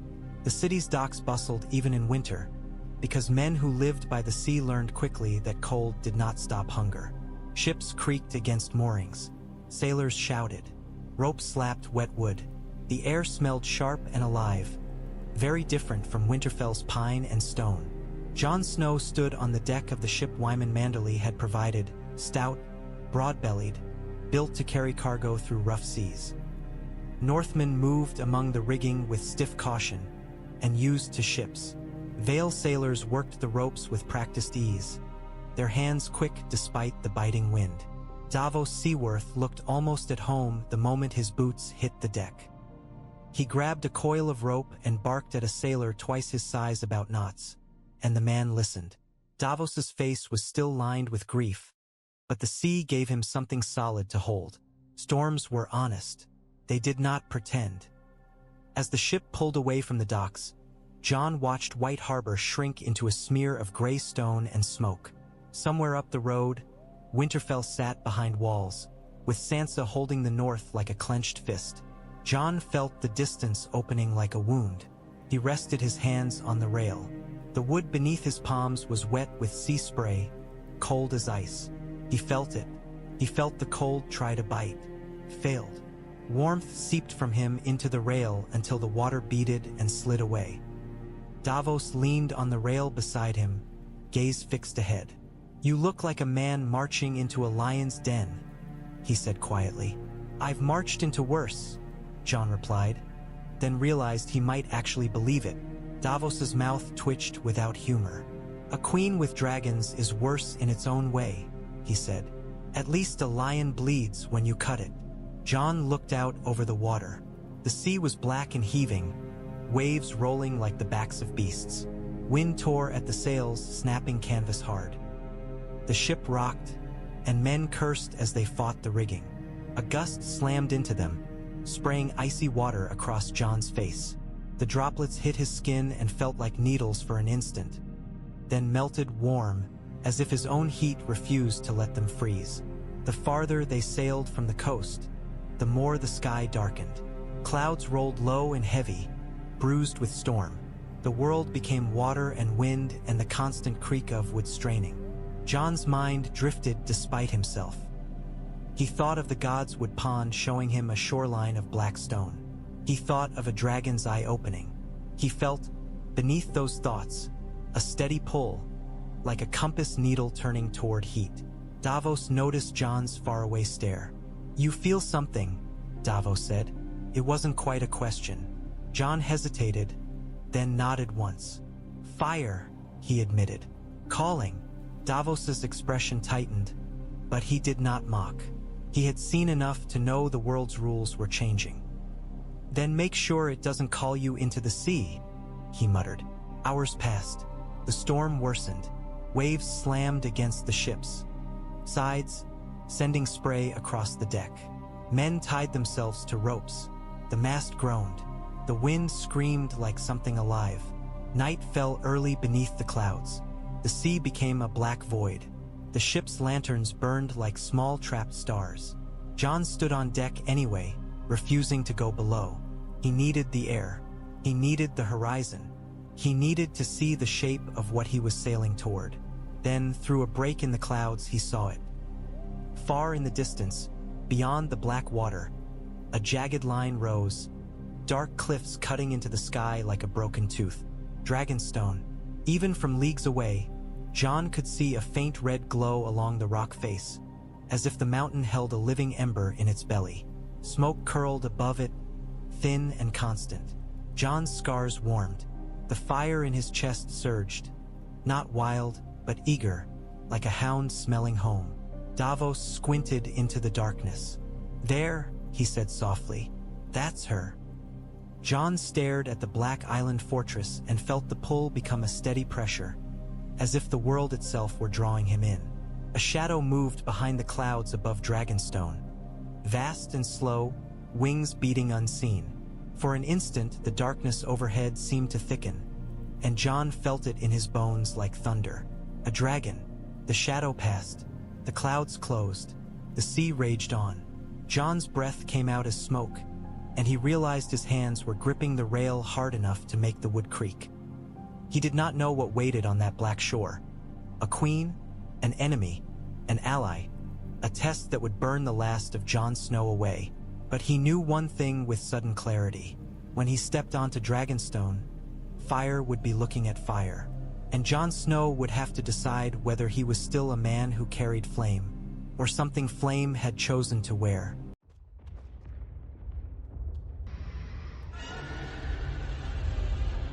The sea did not welcome them.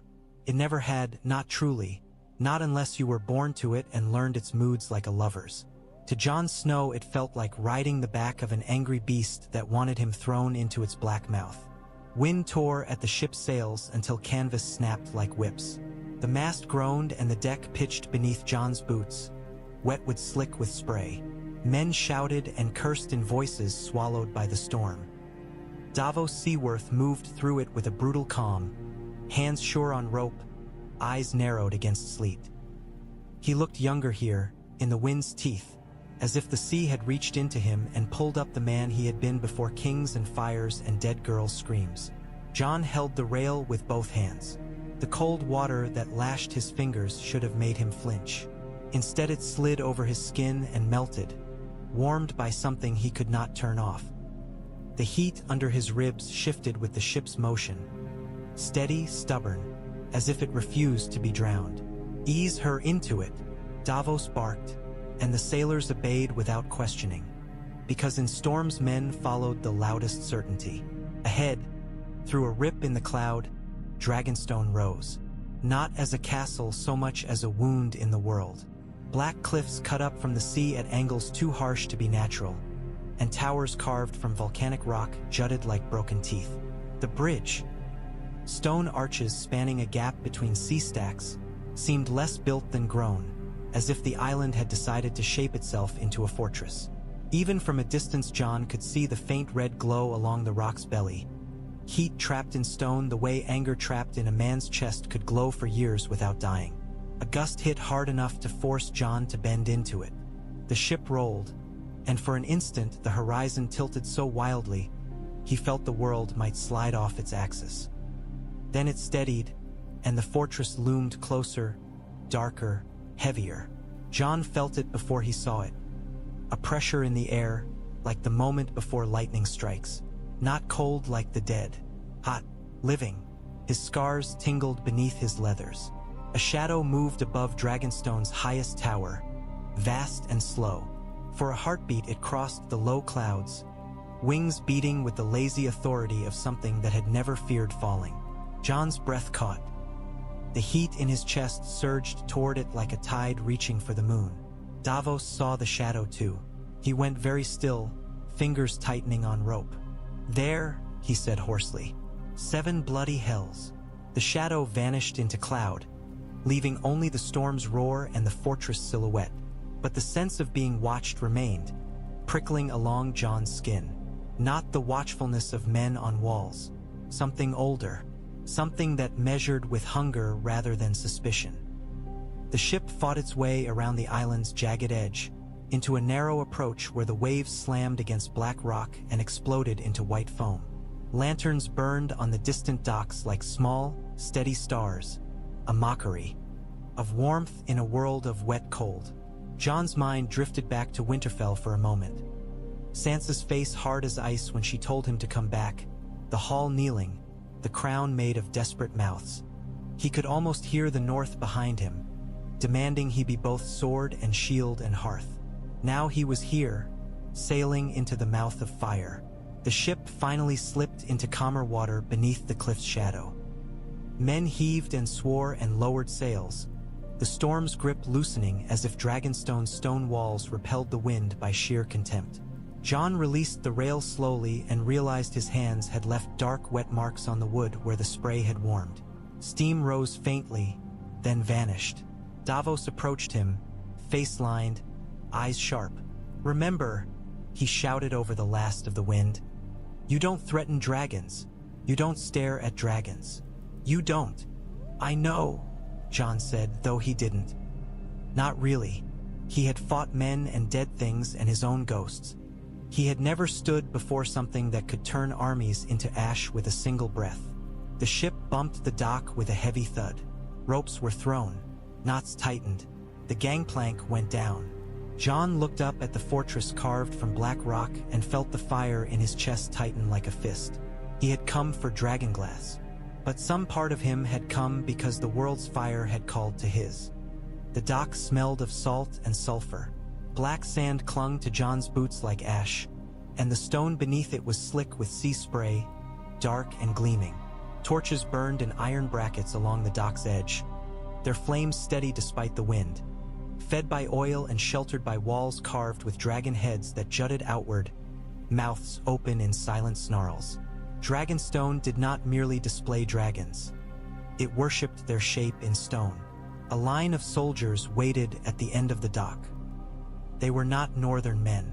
They did not shift and mutter and rest hands on sword hilts like nervous farmers pretending to be warriors. They stood perfectly still, spears upright, shields aligned, bronze helmets catching torchlight. Their faces were hard and unreadable, their silence heavier than any shout. Unsullied, Jon had heard stories, slave soldiers trained until pain meant nothing. Seeing them made those stories feel small. At the front stood a tall man with dark skin and eyes like sharpened stone. He held himself like a drawn bow, Grey Worm if the southern tales were true. His hand rested near his spear shaft, but not in fear.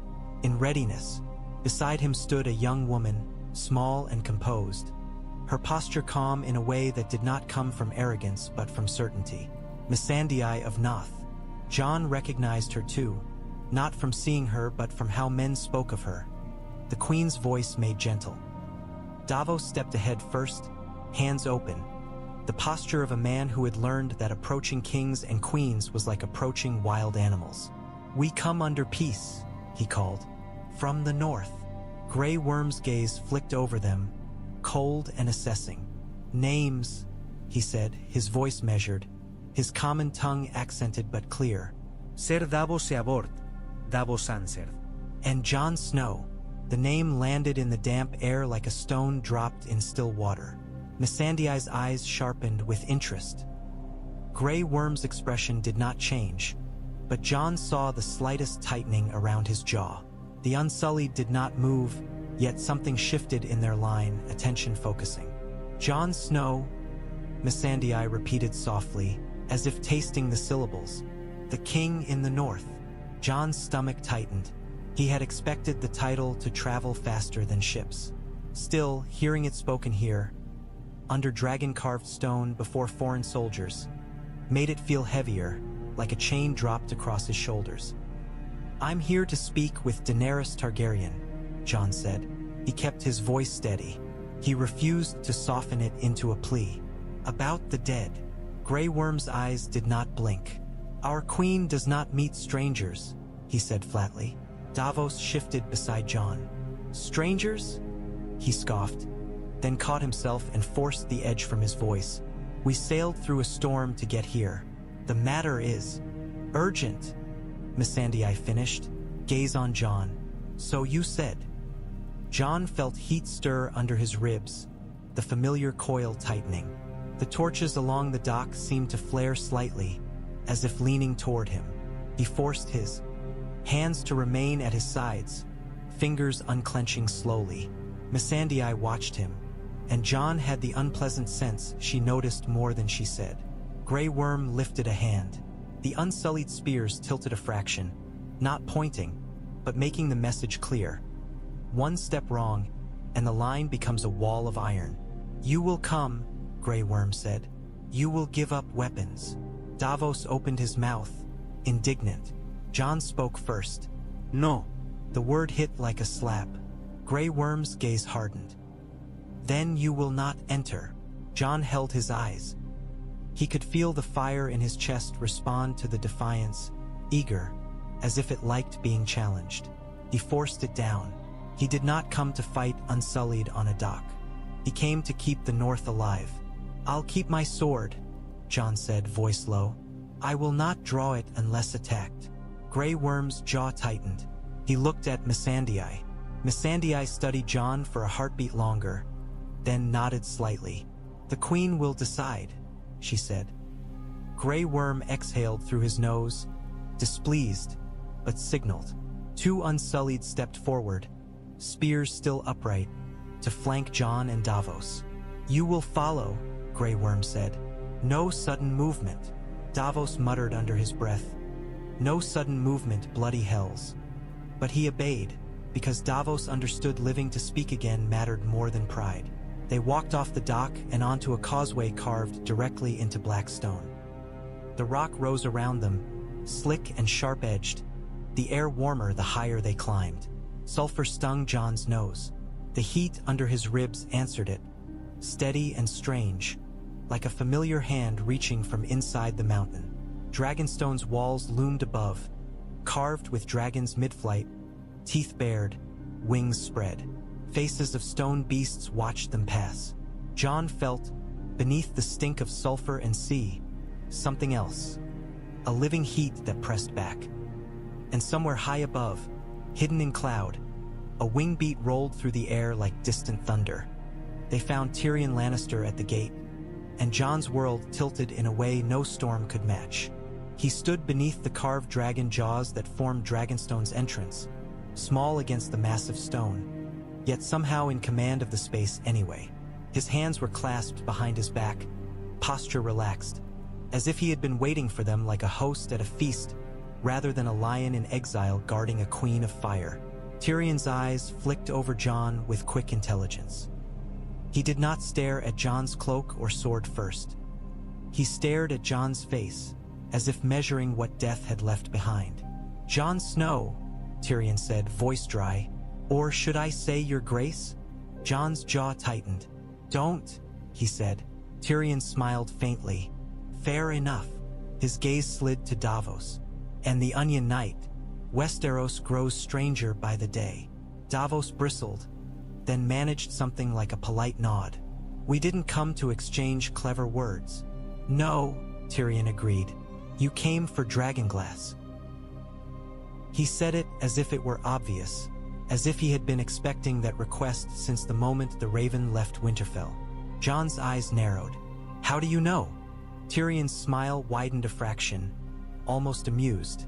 "Because everyone who sails into a storm to reach a queen with dragons wants something badly enough to risk being turned into cinders." His eyes sharpened. "And because I've spoken with a man named Samwell Tarly." The name hit Jon like a fist. "Sam is here?" he demanded. Tyrion lifted a hand in a calming gesture. "Not here as in on this island," he said. "Here as in the chain of events. He sent word. He has a talent for making desperate men do sensible things." Davos let out a rough exhale, half relief, half frustration. "Then you know why we're here." "I do," Tyrion said. "And I know what you'll say." His gaze returned to Jon, thoughtful. "You'll say the dead are coming. You'll say the North can't stand alone. You'll ask for Dragonglass and perhaps men." He paused, letting the words settle. "And my queen will ask you for something in return." Jon felt the answer before Tyrion said it. The fire in his chest tightened, hot and defensive. "She'll want me to kneel," Jon said. Tyrion's expression did not change, but his eyes softened slightly, as if he understood the weight behind that refusal. "Yes," he said quietly. "She will." Davos's mouth twisted. "And if he doesn't?" Tyrion glanced toward the massive doors behind him. From within, faint warmth spilled out, carrying the smell of smoke and stone. "Then the conversation will be difficult." Jon stepped closer, boots scraping wet stone. "Tell her this," he said. "I didn't cross a storm to argue about titles. I came because the world is ending." Tyrion held Jon's gaze. "You'll have to make her believe it," he said. "Queens don't like being told their war is not the most important one." Missandei watched them quietly, her expression unreadable. Grey Worm remained rigid, as if listening without allowing himself to be moved. Jon's mind flickered back to Winterfell's hall, the kneeling, the torches flaring toward him like approval.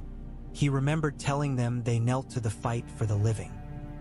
He remembered Sansa's face when she said, "Come back," as if the words were a hook she had sunk into his ribs. "I'll make her believe it," Jon said, and he heard the steadiness in his own voice. "If she'll listen." Tyrion's smile was thin. "Listening is not always her strongest habit," he admitted. "But she is not foolish. And she has seen enough death to understand threats, even if they come in unfamiliar shapes." A distant roar rolled through the stone beneath their feet. Faint, more felt than heard. The Unsullied did not flinch. Missandei's gaze lifted slightly, as if she recognized the sound like a familiar voice. Jon's scars warmed. His breath came out in a thin stream of smoke. Tyrion noticed. His eyes flicked to Jon's mouth, then back to Jon's eyes. For the first time, his humor faltered. "Well," he murmured, almost to himself, "that part of the rumors might be true." Jon kept his face still. He did not know what Tyrion saw in him, but he knew Tyrion was not a man who missed details. Tyrion turned slightly toward the doors. "Come," he said. "If you're going to refuse a queen, do it with good posture." The great doors of Dragonstone opened, and warm air breathed out like the sigh of a sleeping furnace. Jon stepped forward into the mouth of the dragon-carved gate, feeling the mountain's heat press against his skin like recognition. He had faced death. Now he would face fire that wore a crown. Dragonstone's hall was not Winterfell's. Winterfell's great hall had been built for men who lived with winter and needed warmth. Dragonstone's was built for something else, something older and more arrogant. The stone was black and glossy, carved into ridges and curves like scales. Torches burned in brackets shaped like claws, their flames throwing restless light across walls that seemed to swallow heat rather than reflect it. The air smelled of smoke and salt and a sharp mineral tang that made Jon's tongue feel dry. At the far end of the hall, atop a set of broad steps, sat Daenerys Targaryen. She was smaller than the stories made her, more woman than myth, but the room bent around her anyway. Her silver hair was braided back, intricate and controlled. Her eyes were dark and steady, watching Jon as if he were a strange animal brought into her court. She wore black and red, the colors stark against pale skin. The stone throne beneath her looked carved from the mountain itself, hard, severe, nothing like the Iron Throne's twisted vanity, but no less a claim. Tyrion stood to one side, hands folded, expression careful. Missandei stood near the steps, calm and poised. Grey Worm stood like a statue at the base of the dais, spear upright. Unsullied lined the hall's sides, silent as grave markers. Jon stopped at the hall's center. Water dripped from his cloak to the stone floor. The droplets steamed faintly when they hit, warmed by the heat in him. He pretended not to notice. Daenerys did not speak at once. She stared at Jon, and Jon held her gaze because lowering his eyes felt like surrender. At last she said, "Jon Snow." Her voice was calm, but there was steel under it. "King in the north." Jon's jaw tightened. "Daenerys Targaryen," he answered. "Queen." A flicker of amusement crossed Tyrion's face, quickly smoothed away. Daenerys's eyes narrowed slightly, as if weighing whether Jon's choice of title was a courtesy or a challenge. "You sailed into a storm to stand in my hall," she said. "That makes you either brave or foolish." "Both?" Davos muttered before he could stop himself. Grey Worm's gaze snapped to Davos, sharp. Daenerys's eyes slid to the Onion Knight. "And you are?" she asked. Davos bowed awkwardly. "Ser Davos Seaworth," he said. "Former hand to Stannis Baratheon. Former smuggler. Current concerned man." Daenerys studied him for a heartbeat, then looked back to Jon. "And you," she said softly, "are the man who died." The words struck the hall like a thrown knife. Jon felt the Unsullied's attention sharpen. He felt Missandei's gaze intensify. He felt Tyrion's eyes flick to him like a scholar waiting for proof. Jon did not deny it. "I was killed," he said. His voice came out rough but steady. "I came back." Daenerys's expression did not change. But Jon saw something in her eyes, recognition perhaps. She had walked into fire and returned with dragons. She knew what it was to be a rumor that turned out to be true. "And now you come to me," Daenerys said, "because you want something." Jon exhaled slowly. The air left his mouth as a thin stream of smoke, barely visible. He did not know if she noticed. "We need Dragonglass," Jon said, "for the war against the dead." A murmur rippled through the hall, quiet, skeptical. Daenerys's eyes narrowed. "The dead," she repeated. "I have heard northern tales.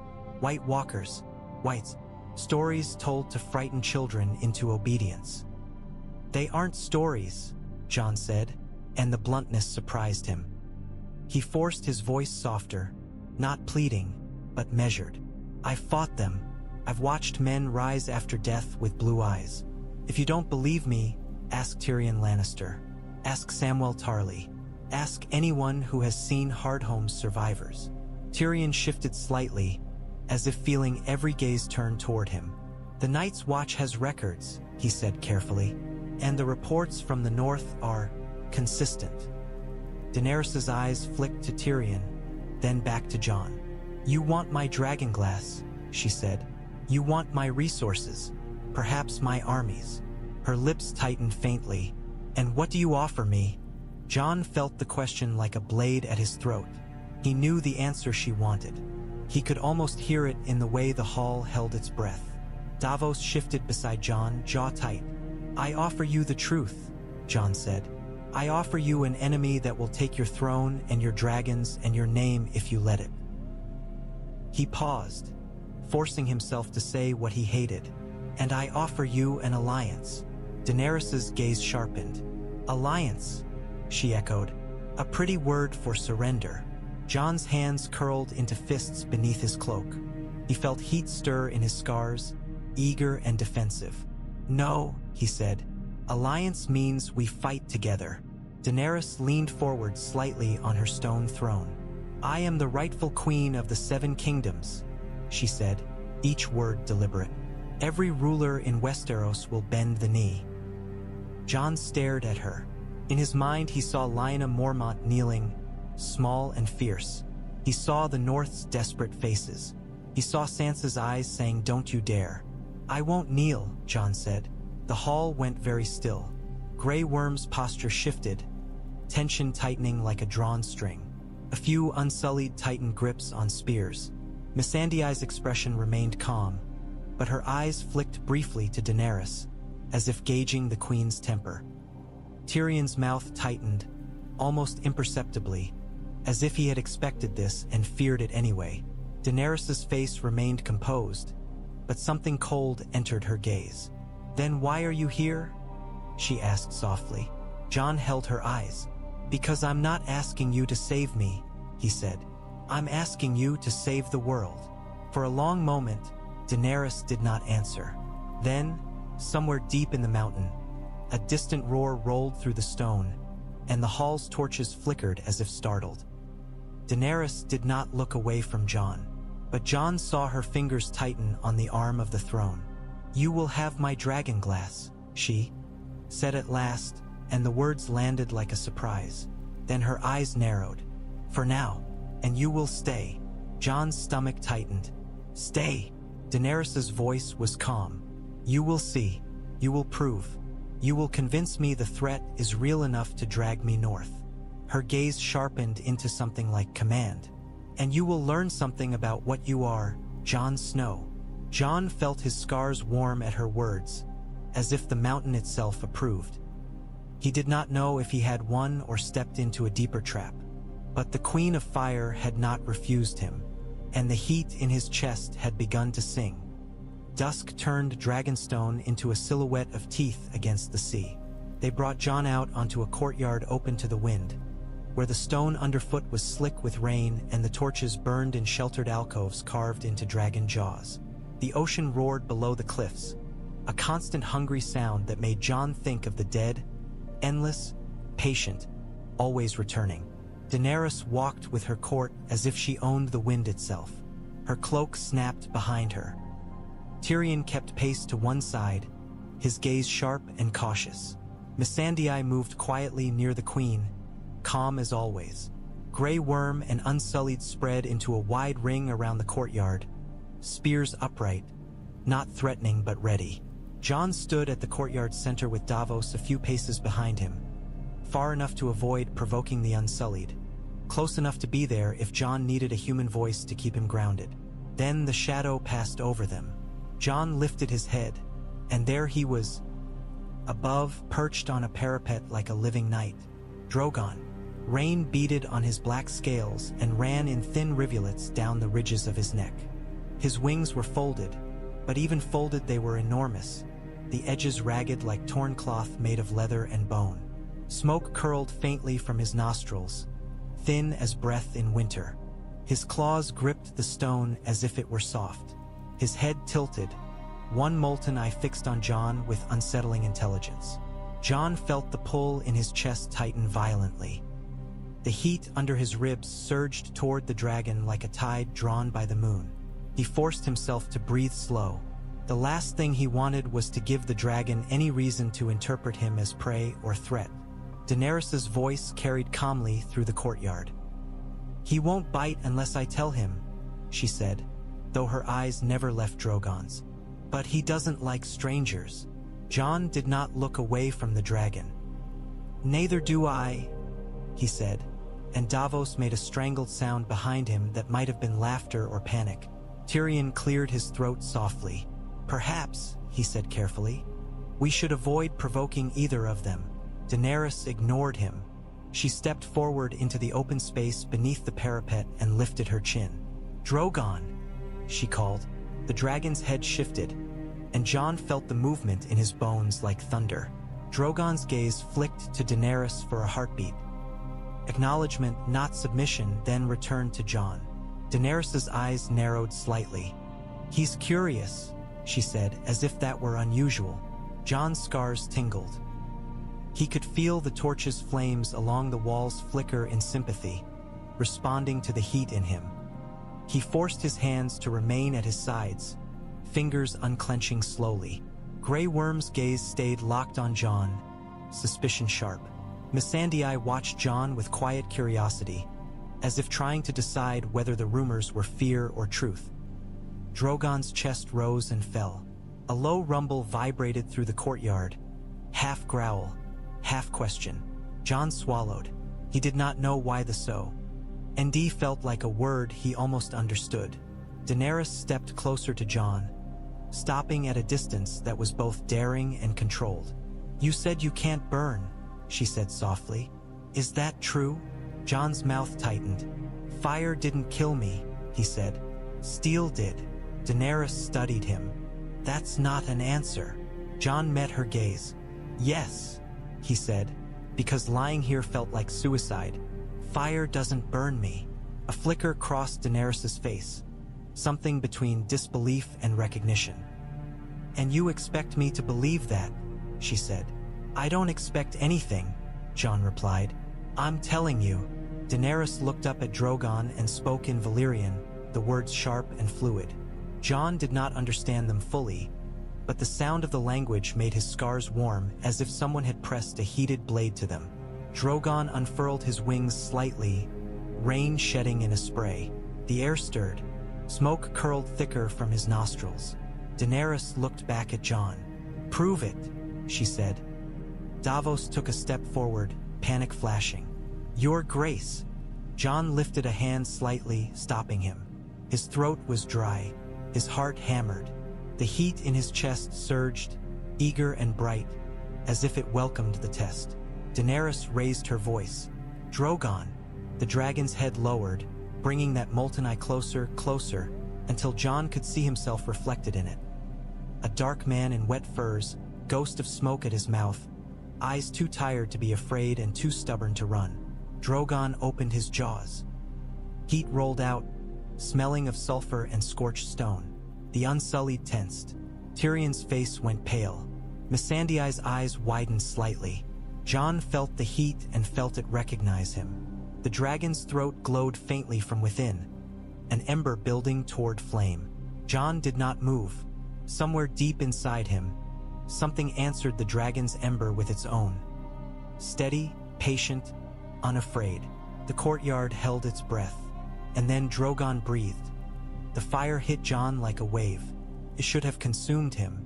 It should have turned him into screaming ash in a heartbeat, because dragonfire was not campfire flame. Dragonfire was war-made breath, heat so fierce it could melt stone and boil blood inside armor. Jon felt it anyway, the full force of it slamming into his chest, wrapping around his shoulders, roaring past his ears. His cloak ignited instantly, the fur curling and blackening, the cloth turning to sparks that spiraled up into the wind like burning snow. The smell was sharp and thick, wool, leather, smoke, and beneath it, the clean, strange truth. It did not hurt. Heat rushed into him, not as pain but as something like breath filling lungs. It poured through his scars, through his bones, into the coiled warmth under his ribs. For a heartbeat, Jon felt enormous, as if the fire had expanded him beyond skin and flesh. He felt the mountain's heat answer. He felt the torches along the walls flare wildly, reacting like frightened animals. He stood unmoving because his body refused to understand fear. The fire roared for what felt like forever, though it could not have been more than a few heartbeats. Jon's hair whipped in the wind, the ends singeing and curling, smoke drifting around his face. He tasted ash on his tongue and something sweeter beneath, like charred honey. Then the fire stopped. Smoke rolled through the courtyard. The wind tore it apart in ragged ribbons, revealing Jon still standing. His cloak was gone, burned away to nothing. The leather straps across his chest were blackened, some melted, hanging in warped strips. Yet his skin beneath was unmarked, pale and wet with rain, the old scars on his chest and throat dark and sealed. For a heartbeat, those scars seemed to glow faintly, not with light exactly but with heat visible as a shimmer, as if coals sat just beneath the surface. Silence hit hard. Unsullied had recoiled, spears half raised. Grey Worm stood rigid, eyes wide in a way Jon suspected Grey Worm rarely allowed himself. Tyrion Lannister had thrown an arm up to shield his face, and now he lowered it slowly, staring as if he had just watched a man walk out of the sun. Missandei's hand had flown to her mouth. Her eyes were huge. Daenerys Targaryen did not move. She stood with her face lit by the dying glow of dragonfire, and her expression had cracked, shock breaking through command. Her lips parted slightly. Her eyes flicked over Jon's bare, unburnt skin as if searching for deception and finding only reality. Drogon lowered his head, smoke curling from his nostrils. The dragon's eye remained fixed on Jon, but the look had changed. It was not curiosity now. It was something heavier, recognition. Jon's heart hammered. The heat inside him surged, not wild, but potent, like a forge suddenly fed fresh air. He felt too full, as if the dragonfire had poured into him and had nowhere to go. His hands trembled slightly at his sides. Davos stumbled forward a step, staring at Jon as if seeing him for the first time. "You bloody idiot," he breathed, voice shaking with relief and terror. "You!" Jon exhaled, and his breath came out as smoke, thicker now, dark and warm against the cold air. Drogon rumbled low. The sound vibrated in Jon's ribs, and Jon's scars answered with a prickling heat. Daenerys found her voice at last. "How?" she demanded. Her tone was not accusation. It was raw disbelief, the way a person speaks when the world breaks in front of them. Jon swallowed. His throat was dry, but not from heat. "I don't know," he said. "I died, and something brought me back. Fire did." Daenerys's gaze sharpened at the word. "Fire did?" she repeated slowly, and something in her expression shifted. Calculation sliding back in, wrapping around shock like armor. "Drogon burned you. You should be dead." "I should," Jon agreed. Tyrion stepped forward carefully, as if approaching a wild animal. "This changes things," he said softly. "Quite a few things." Grey Worm's voice cut in hard. "He is sorcery." Jon's head snapped toward him. Heat flared in his chest, defensive. The torches on the walls flickered in sympathy, flames leaning as if listening. Daenerys lifted a hand sharply. Grey Worm went still. Daenerys's eyes remained on Jon. "You said you came for Dragonglass," she said. "You said the dead are coming." Her gaze flicked to Drogon, then back. "You will tell me everything, every detail, every proof." Jon nodded once, forcing his hands to steady.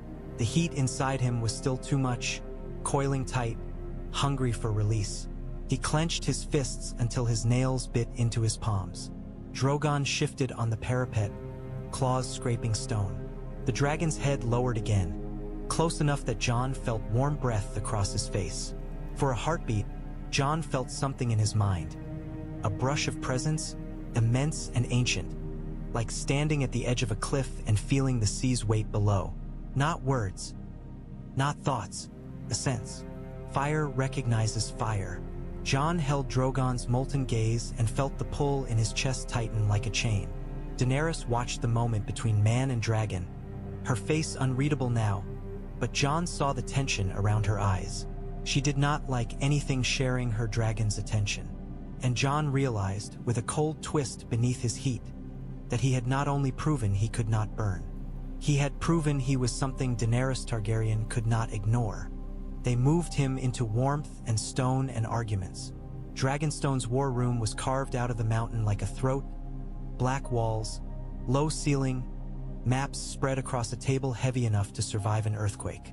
Candles burned in clusters, their flames steady, casting sharp shadows along dragon-carved ridges that ran like veins through the rock. The air smelled of parchment, smoke, and the faint sulfur tang that never left the island. Jon stood at the table's edge in a borrowed cloak, plain and rough, not fitted for a king. His own had been burned away, and the absence felt like being stripped. Davos stood beside him, arms crossed, eyes hard. Tyrion sat on a stool opposite, hands steepled, watching everyone like a man trying to keep three fires from touching. Daenerys stood at the head of the table. Grey Worm was behind her, silent and ready. Missandei held a scroll, her gaze moving between faces. Daenerys did not waste time. "You saw them," she said. "The dead." Jon nodded. "At Hardhome," he said, "at the Fist of the First Men, Castle Black." Ive fortifications. "I've seen White Walkers." Daenerys's eyes narrowed. "And you expect me to believe they will cross the wall?" "The wall won't hold," Jon said. His voice was steady, but the certainty in it made Davos glance at him sharply. "It's cracking. The magic is weakening." Grey Worm's jaw tightened. "Magic," he muttered, disdain thick. Tyrion lifted a hand slightly. "To be fair," he said carefully, "we have recently had personal demonstrations that the world's rules are not what the maesters promised." His eyes flicked briefly to Jon's burned cloak remnants draped over a chair, then back to Daenerys. Daenerys's gaze stayed on Jon. "What proof do you have?" she demanded. "That the dead are more than northern superstition?" Jon swallowed. He had expected this. Still, hearing the demand from a queen who could summon dragonfire made his patience thin. "I have survivors," he said. "Men who've watched their brothers rise with blue eyes. I have Dragonglass kills. I have Valyrian steel." Daenerys's gaze flicked to Longclaw at Jon's hip. "That sword," she said. "Valyrian steel." "Yes," Jon said. "It kills White Walkers." Daenerys exhaled slowly. "And the dead cannot be reasoned with," she said, as if tasting the concept. "They do not surrender." "No," Jon said. "They take." Silence fell for a heartbeat. Thick. Missandei spoke softly then. "The Queen has seen men who cannot be reasoned with," she said. "Masters, tyrants." Her eyes flicked to Daenerys with a hint of gentle warning. "But even they fear death." Daenerys's mouth tightened. "I do not fear death," she said. Tyrion sighed quietly, as if weary of speeches. "Everyone fears something," he said, then looked at Jon. "What do you need, precisely?" Jon forced himself to focus. "Dragonglass," he said. "As much as you can mine. We need to arm every man who can hold a blade. And we need your help convincing the South." Daenerys's eyes sharpened. "The South will follow me when I take the Iron Throne." Jon's patience snapped. "The South will be dead," he said bluntly, "if you waste time burning kings while the Night King marches." Grey Worm's spear but thudded once on stone. A warning. Davos shifted, ready to bark back. Tyrion's eyes widened slightly, then narrowed, as if impressed and horrified at once. Daenerys went very still. The air in the room felt suddenly hotter, as if the mountain itself had leaned in. "You speak to me as if I am your bannerman," Daenerys said softly. Jon met her gaze. He felt the heat in his chest stir, defensive and stubborn. "I speak to you as if the world is ending," he said. Because it is. Daenerys held his eyes a moment longer. Then she turned slightly toward Tyrion. You told me he would not kneel, she said. Tyrion spread his hands. I told you he was stubborn, he said. I might have understated it. Daenerys looked back at Jon. If I go north, she said, I risk my armies, my dragons, my claim. Jon's jaw tightened. If you don't, he said, you lose them anyway. A long pause. Daenerys's gaze shifted, for the first time, to the map on the table. She traced the north's vastness with her eyes, then the wall's thin line, then the empty white beyond. You want me to fight a war I cannot see, she said, for a realm that refuses to accept me. Jon's voice lowered. The realm doesn't matter, he said. People do. Daenerys's eyes narrowed. People? She repeated, and something in her expression softened briefly, then hardened again. I will give you Dragonglass, she said. You may mine it. You may take it north. Davos exhaled hard, relief shaking through him. And in return, Daenerys added, eyes locked on Jon, you will stay here long enough to show me proof. You will send for your witnesses. You will bring me evidence I can put before my advisors and my armies. Jon hesitated. Time is mine too, Daenerys cut in, and I will not be tricked into abandoning my war by a man with strange fire in his blood. Her gaze flicked to the burns on Jon's straps, to the smoke that still seemed to cling to him. If you want my dragons in your sky, Jon Snow, you will give me certainty. Tyrion leaned forward. This is reasonable, he said quickly before Jon could speak. Reasonable, and you will not leave, Daenerys finished, without my permission. The words tasted like a cage. Jon's throat tightened. He remembered vows. He remembered chains made of duty and chains made of crowns. He had not crossed a storm to trade one cage for another. Then he thought of the north, of the wall, of dead hands scratching at wood, of Winterfell's pyres burning so the dead could not rise. I'll stay, Jon said at last. His voice was rough. For now. Daenerys watched him, and for a heartbeat Jon saw something in her eyes. Satisfaction, yes, but also wariness. Because when he said for now, it sounded less like surrender and more like a promise he intended to control. And outside the war room, somewhere above the mountain, a dragon roared as if laughing at all of them. The caves were warmer than any crypt. They descended through Dragonstone's belly by torchlight, the air growing thicker, heavier, smelling of wet rock and sulfur.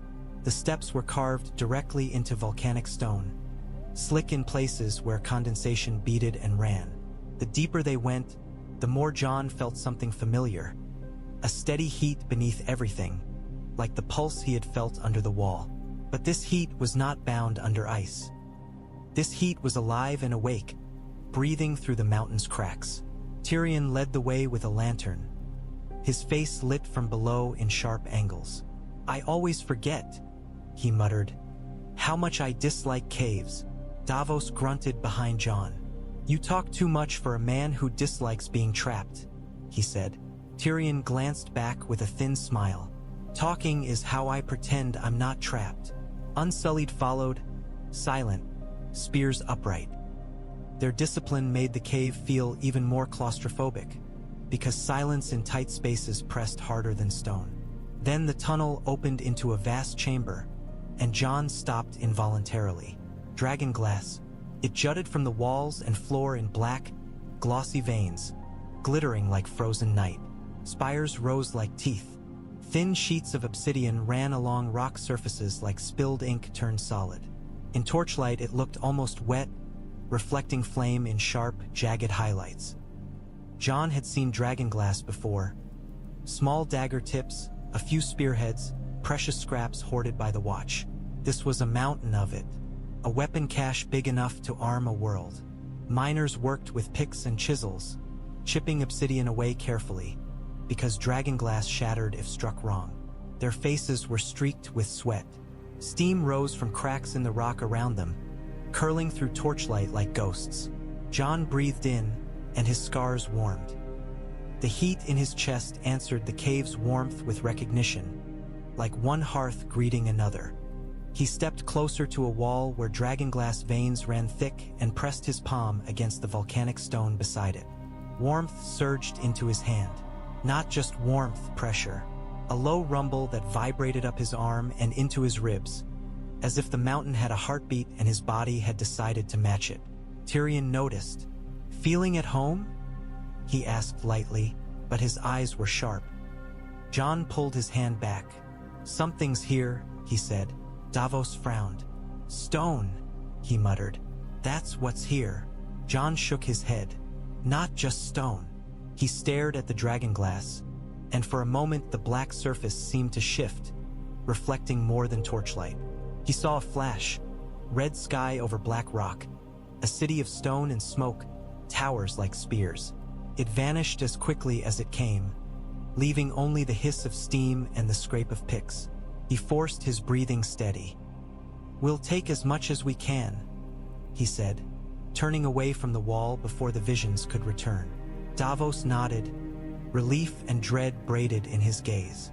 "Ships are already being readied," he said. "Manderley, hulls, a few of the queens. We'll send it north in waves." Jon pictured crates stacked in Winterfell's yard, men hammering obsidian into spearheads, free folk lashing dragonglass to shafts with rawhide. He pictured the wall's defenders holding black blades against blue-eyed horrors. The image steadied him. Then Tyrion's voice cut through, quieter. "She's watching you," he said. Jon looked up. Daenerys stood at the cavern's edge, her cloak dark against the torchlit stone, her silver hair braided tight. Grey Worm was with her, silent as ever. The queen's gaze moved from the dragonglass to the miners to Jon's bare forearms where burnt straps had once been. Her expression was unreadable, but Jon felt the weight of it like a hand on his throat. Daenerys descended a few steps, careful on slick stone, and stopped a short distance away. "You'll have what you asked for," she said. "If your threat is real." "It is," Jon answered, and the certainty in his voice made the miners' picks seem louder for a moment. Daenerys's gaze lingered on Jon's face. "Then you will bring me proof," she said. Jon held her eyes. "I will," he said, though he did not yet know what shape proof would take, or how much blood it would cost. Daenerys turned away without another word, cloak trailing through steam. Jon watched her go and felt the fire in his chest coil tighter. He had come for dragonglass. He had gotten it. Now he needed something harder, belief. That night, Jon could not sleep. Dragonstone's rooms were warm, but the warmth was wrong. It came from stone that held heat like a secret, from vents that breathed volcanic air, from braziers that burned with oil and stubborn flame. The warmth pressed against Jon's skin like hands that did not know how to comfort. He missed Winterfell's cold. He missed Ghost's weight at his side. Here there was only stone and the faint, constant sense of being watched. His chamber was carved from black rock, the walls etched with dragon reliefs. Wings spread, teeth bared, tails coiled around columns. In torchlight, they looked almost alive. A brazier burned near the center, its flame steady and bright. Jon stripped off his shirt and stared at himself in the dim light. His scars looked darker here, the sealed punctures and slashes across his chest like ink marks. When he breathed, he saw the scars shimmer faintly, as if heat moved under the skin like water under ice. He held his hand over the brazier.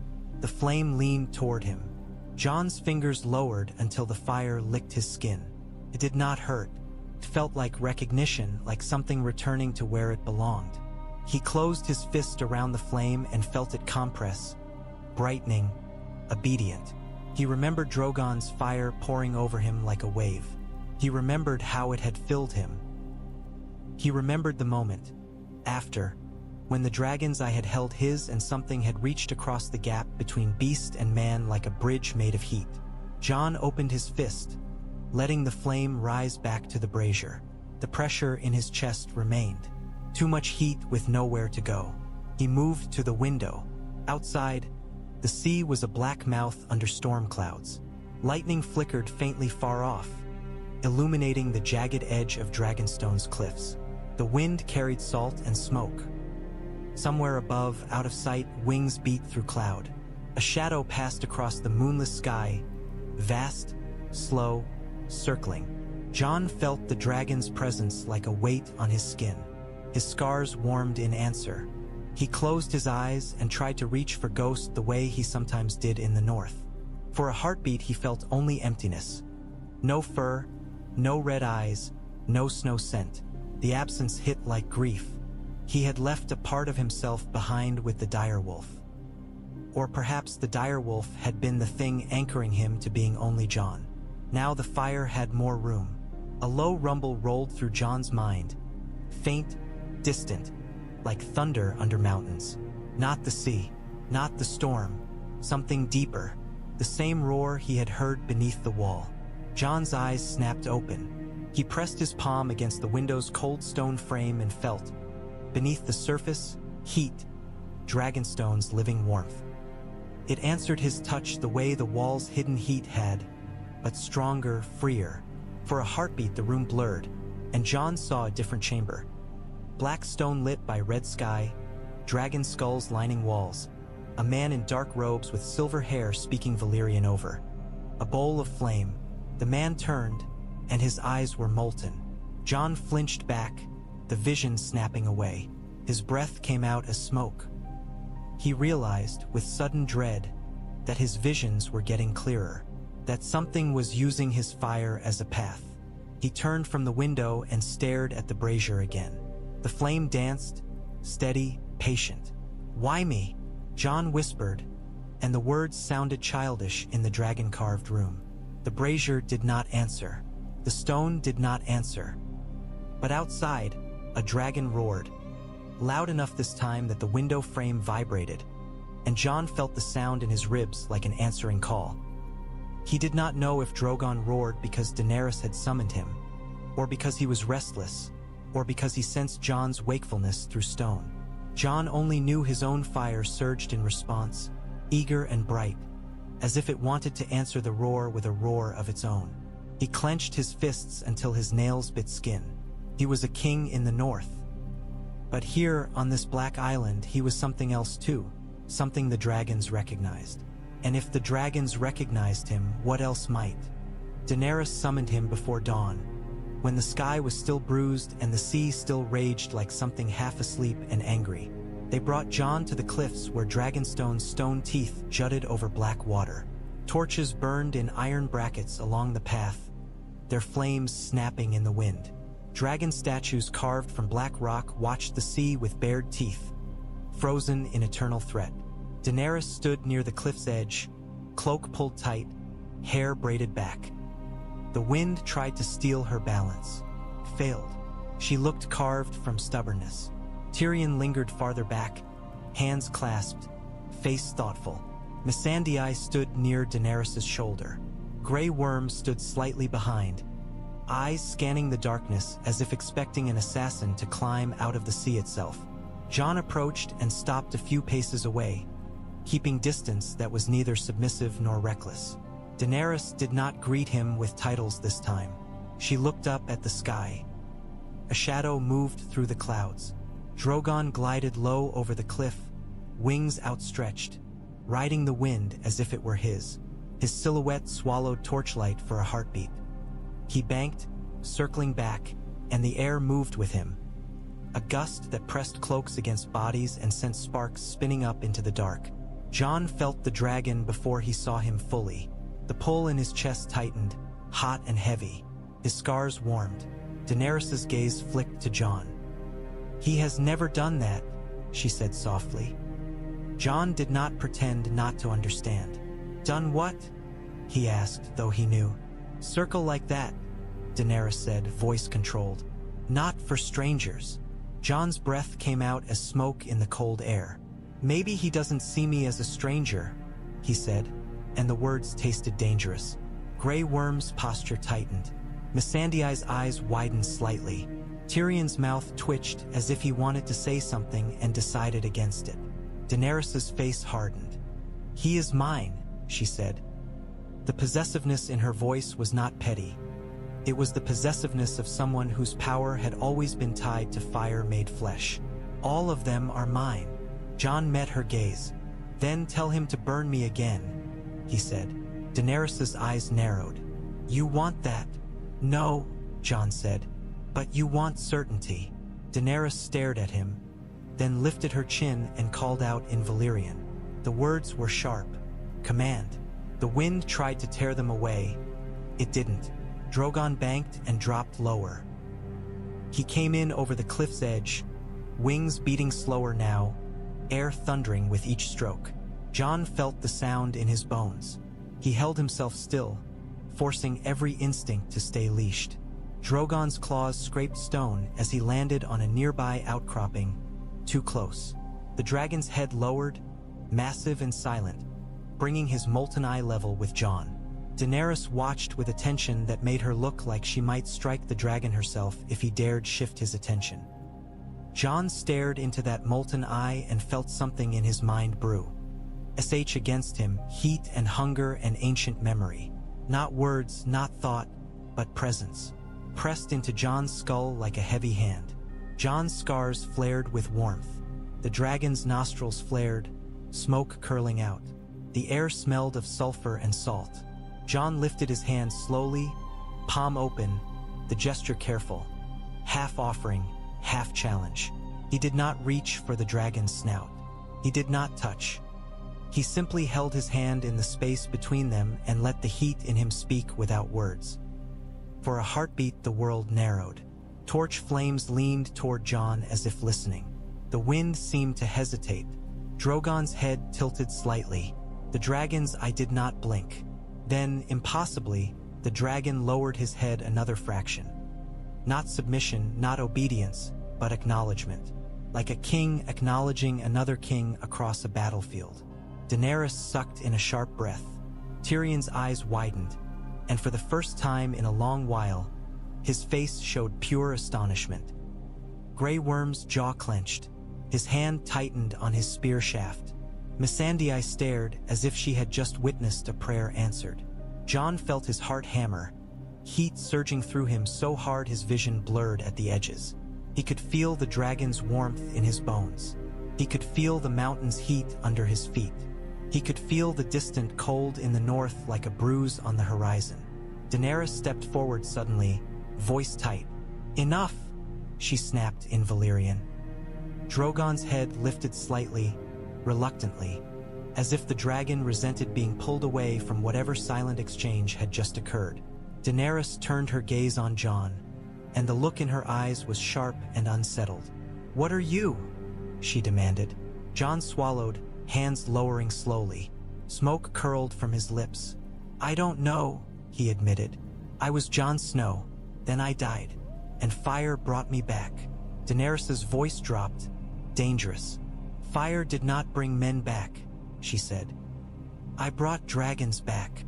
Her eyes flicked to Drogon, then back. This is something else." Jon held her gaze. "Maybe," he said quietly. "We don't have time to name it."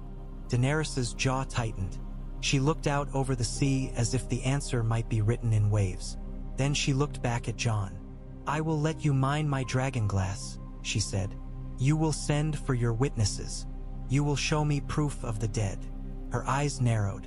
"And if you are lying—" "I'm not," Jon said. Daenerys's gaze sharpened.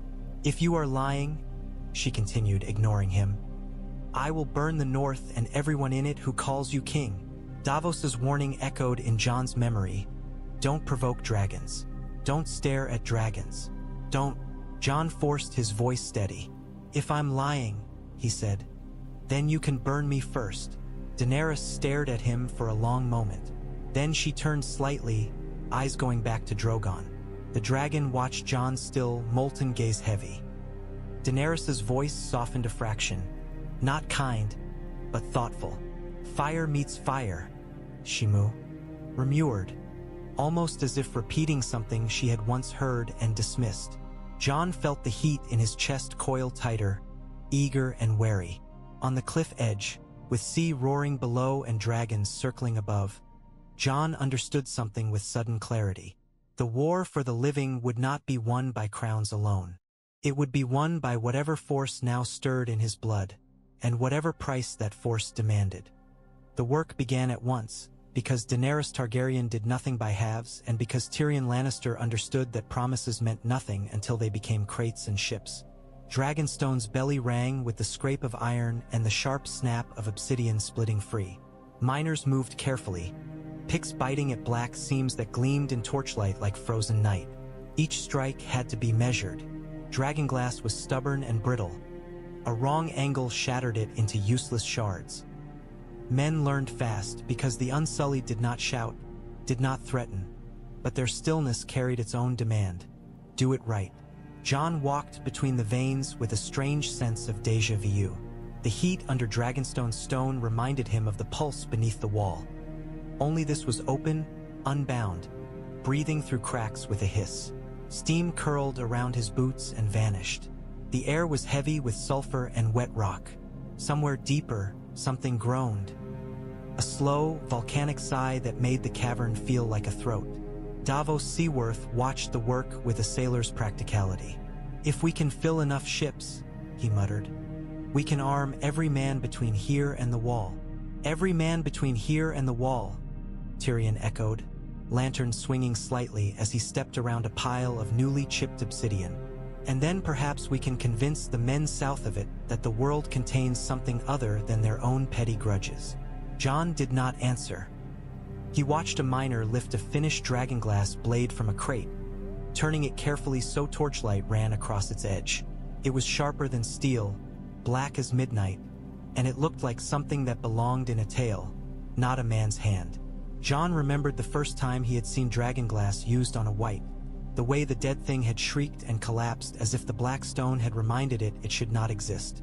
He reached out, fingers hovering near the obsidian. He did not touch it yet. The heat in his chest tightened, curious, like a living thing sniffing at a stranger. Tyrion noticed his hesitation. "Afraid it will bite?" he asked lightly. Jon's mouth tightened. "I'm afraid of wasting time," he said. Tyrion's smile flickered. "A reasonable fear," he replied, and for a moment his humor slipped, revealing something weary underneath. "I've seen kingdoms drown in wasted time." Jon stepped closer to a thick vein running through the wall. The obsidian shimmered faintly, reflecting torchlight in sharp slivers. He pressed his palm to the volcanic stone beside it. Warmth surged into him, clean, strong, like a breath taken by a sleeping giant. His scars tingled. The torches nearby flared a fraction, as if leaning. A miner glanced up, eyes widening, then quickly looked away as if fearing his gaze might summon more strange things. Jon pulled his hand back slowly. "It's alive," he murmured. Davos frowned. "Stone's not alive." "Not alive," Jon agreed, voice low. "Awake." Tyrion's eyes sharpened. "You keep using that RD, he said. "Awake." Jon stared at the obsidian vein. For a heartbeat, the black surface seemed to hold more than torchlight. He saw a flash, red sky, black stone towers, a dragon's shadow sweeping across the world. It vanished as quickly as it came, leaving only the hiss of steam and the scrape of picks. He forced his breathing steady. "We'll take as much as we can," he said, turning away from the wall before the visions could return. Davos nodded, relief and dread braided in his gaze. "Ships are already being readied," he said. "Manderly hulls, a few of the queen's. We'll send it north in waves."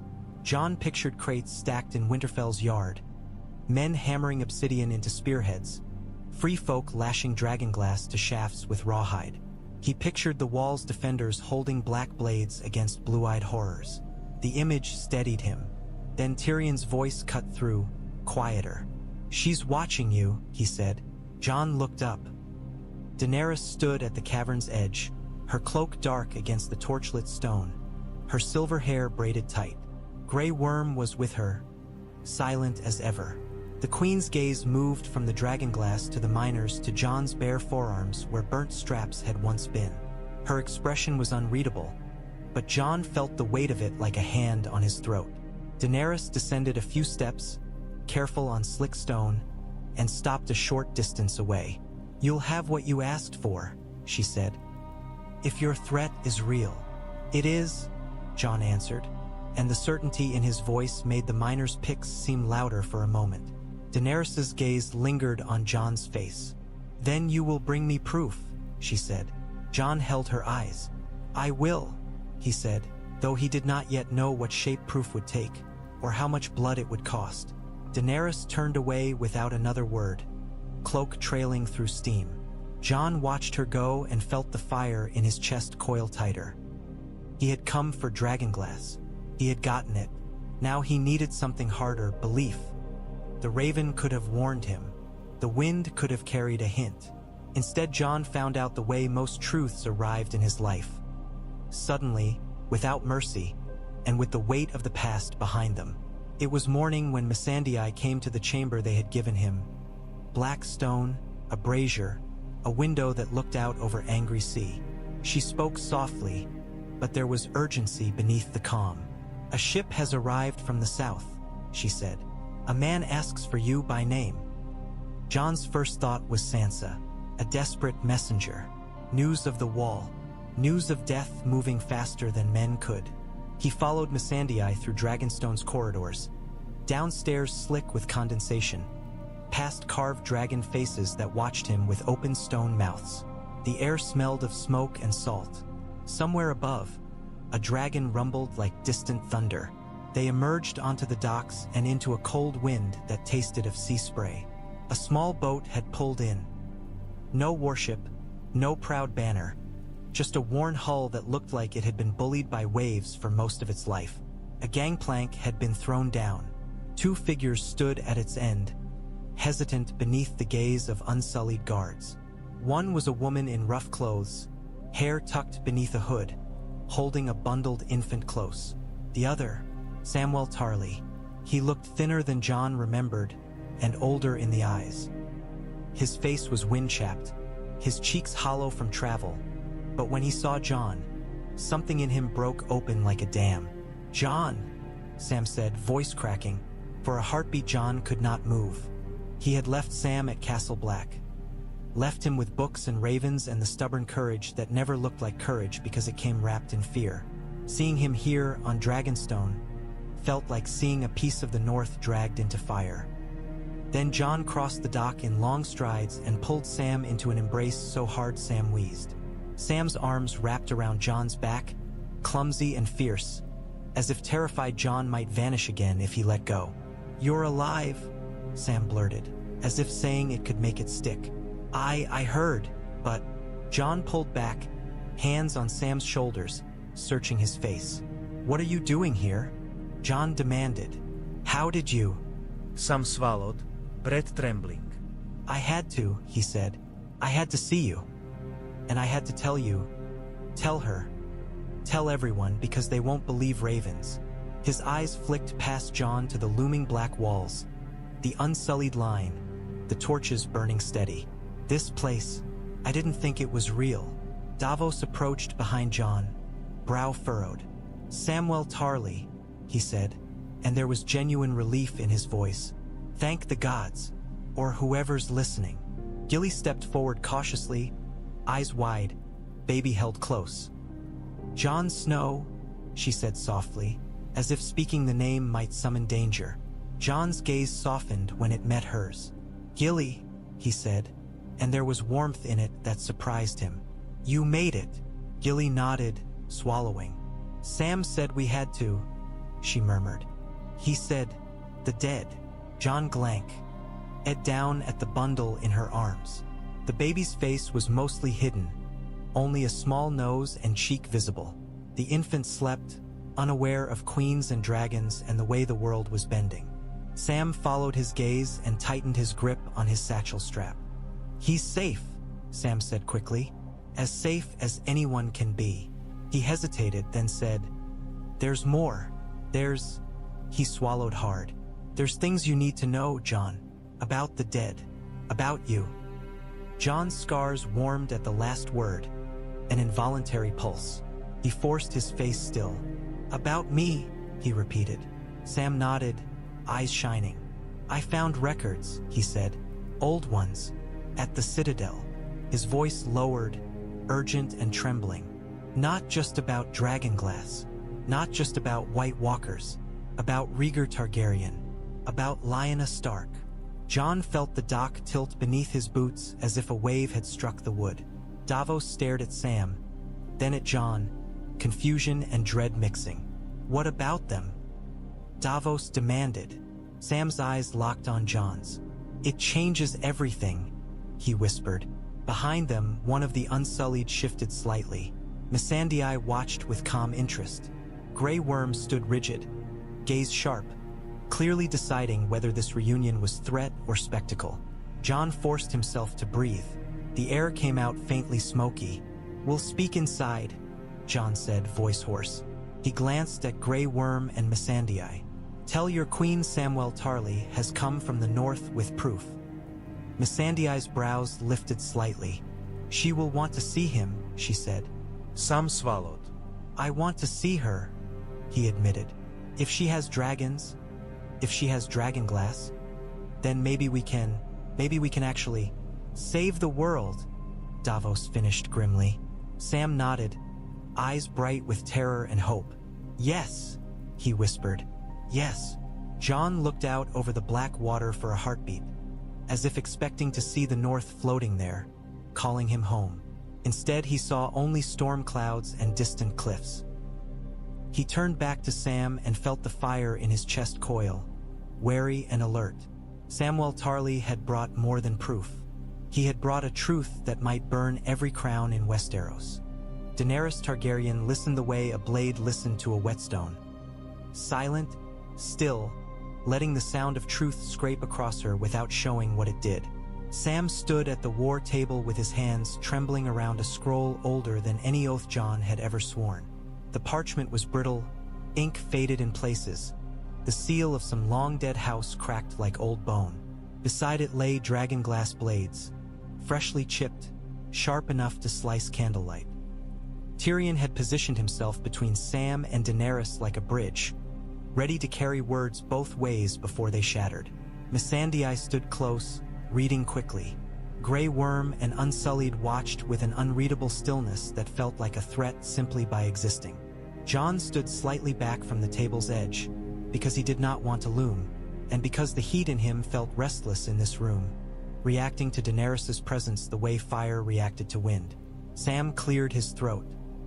Your Grace, he began, voice shaky, and then corrected himself as if unsure which grace belonged to which person. Queen Daenerys. I'm Samwell Tarly.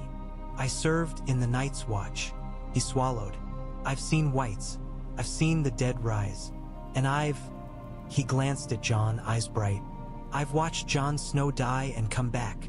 Daenerys' gaze flicked to Jon, then back to Sam. You have proof, she said. Sam nodded quickly, fumbling in his satchel. He pulled out a small bundle wrapped in cloth. When he unwrapped it, a black shard of dragonglass lay in his palm, along with something else. A brittle piece of bone, charred and blackened. This was a Wight, Sam said, voice hushed. We burned it, but the bone remains. Dragonglass killed it. He held up the shard. This is what works. Daenerys stared at the bone, her expression tightening. A charred bone proves nothing, she said coldly. Sam flinched, then pushed on, because Sam's courage had never been loud. It had always been stubborn. Then listen to the records, he insisted. There are writings, accounts from the Long Night, from the First War against the Dead. The Maesters dismissed them as myth, but they match what we've seen. Tyrion leaned in, voice gentle. Sam is not a man prone to hysteria, he said to Daenerys. If he says there are records, there are records. Daenerys did not look at Tyrion. Read, she commanded. Missandei took the scroll and read aloud in a clear voice that made the ancient words sound present. The passage spoke of cold shadows and dead men walking and blades of black glass that drank winter's magic. It spoke of a wall of ice built with spells to hold back darkness. It was not poetic. It was practical, as if written by someone who had watched the dead take a village and decided future generations deserved warning. Davos listened with his jaw clenched, nodding slowly as if each line matched what he had feared. Jon felt the cold pressure at the edge of his mind shift, recognition, like a distant enemy turning its head. Daenerys's gaze remained on the scroll, then lifted to Jon. "You said the wall is weakening," she said. "You said the dead will cross." "They will," Jon said, "whether we argue about it or not." Sam nodded fiercely. "They already test it," he added. "They probe. They gather. We've seen them move like an army." Daenerys's eyes narrowed. "And you expect me to abandon my war for a threat beyond my sight?" Jon's voice went hard. "You expect the world to wait while you win your throne," he replied. The air tightened. Grey Worm shifted slightly. Tyrion's eyes flicked between them like a man watching a spark near spilled oil. Sam swallowed and forced himself to speak again. "There's more," he said quickly. "There's another truth." His gaze went to Jon, and Jon felt his chest tighten. "It's about who Jon Snow is." Daenerys's eyes sharpened. "Who he is," she repeated. Jon's mouth went dry. Davos's brow furrowed. Tyrion's posture changed subtly, interest sharpening, suspicion waking. Sam's hands trembled as he pulled out a second parchment, newer, not ancient, with the Citadel's careful script. "I read records in Old Town," Sam said. "A High Septon's diary. It mentioned an annulment, a secret marriage." He looked at Jon, voice breaking. "Rhaegar Targaryen didn't abduct Lyanna Stark. He married her. Legally." Silence slammed down. Jon stared at Sam as if he had spoken a different language. "No," Jon whispered, because the word was all his mind could find. Sam's eyes filled. "Yes," he said. "And Bran Stark, your brother, he saw it. He saw the vision. Lyanna Stark gave birth. She named you." Jon's scars flared with heat, sudden and sharp, and for a heartbeat the candles on the table flickered wildly as if struck by a gust that did not exist. Tyrion inhaled slowly, face going very still. Davos's mouth opened, then shut, then opened again as if his tongue could not decide what reality required. Daenerys did not move. She stared at Jon with a gaze that had frozen armies and freed slaves. "Say it," she demanded of Sam, voice low. "Say the name." Sam swallowed hard. "Aegon Targaryen," he whispered, "son of Rhaegar Targaryen and Lyanna Stark." The war room seemed to tilt. Jon's mind flashed. Ned Stark's face, stern and gentle. His father's silence like a wall. The way Ned had held him at arm's length without ever letting him fall. Jon had thought it was shame. He understood now it had been protection. Daenerys's eyes narrowed to slits. "That's not possible," she said, and her voice was too controlled, too careful. "Rhaegar's son died in King's Landing." Sam's voice shook. "That was another child," he insisted. This was hidden. Ned Stark hid him." He looked at Jon, voice raw. "He hid you." Jon swallowed, throat tight enough to hurt. He wanted to deny it. He wanted to call it nonsense. He wanted to be Jon Snow again, simple and brutal and known. But the fire in him surged. Recognition answering recognition, like a door opening inside his chest. Daenerys watched Jon, and in her gaze Jon saw something shift. Fear, not of him personally, but of what he represented. A claim. A rival. A story that could unmake her own. Tyrion spoke carefully, voice quiet. "If this is true," he said, "then it explains quite a great deal." Grey Worm's voice cut through, blunt. "He lies," he said. Sam flinched. "I don't," he whispered. "I swear." Daenerys raised a hand, silencing Grey Worm without looking at him. Her eyes stayed on Jon. "If you are Aegon Targaryen," she said softly, "then you have a claim." Jon's jaw tightened. "I don't want your throne," he said. Daenerys's mouth twitched, not quite a smile. "Everyone wants something," she said. Jon felt heat rise in his chest, defensive and exhausted. "I want the living to survive," he said. "That's all I've ever wanted." Daenerys stared at him a long moment. Then she turned her gaze back to Sam's scroll, to the dragonglass on the table, to the bone shard like a warning from the future. "Mine the dragonglass," she said finally, voice clipped. Phil Shoops. "Send it north." Her eyes flicked to Jon again, sharp as a blade. "And you, Jon Snow, Aegon Targaryen, whatever name you hide behind, you will stay here until I decide what to do with this truth." Jon's stomach tightened, cage again. But beneath that, something else stirred. A low, steady pull toward dragons, toward ancient fire, toward a destiny he had not asked for. He looked at Daenerys and understood with sudden clarity. The dead were not the only threat. Power was. Daenerys did not give Jon time to breathe after the truth. She gave him dragons. It was afternoon when Grey Worm arrived at Jon's chamber with 2 Unsullied behind him and a face that looked carved from disapproval. "The Queen commands," he said. Jon followed because refusing would only tighten the cage.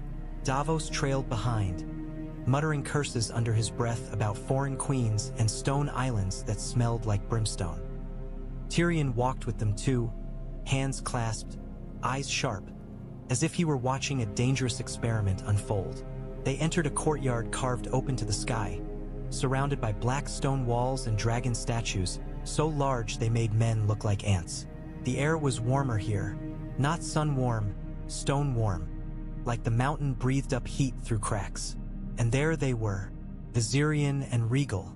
One was pale gold, scales catching light like molten coin. The other was deep green, darker along the ridges, eyes bright with fierce intelligence. Chains ran from their necks to iron posts embedded in stone, thick links that clinked with every shift of muscle. The chains were not necessary to keep them from fleeing. They could have flown away long ago.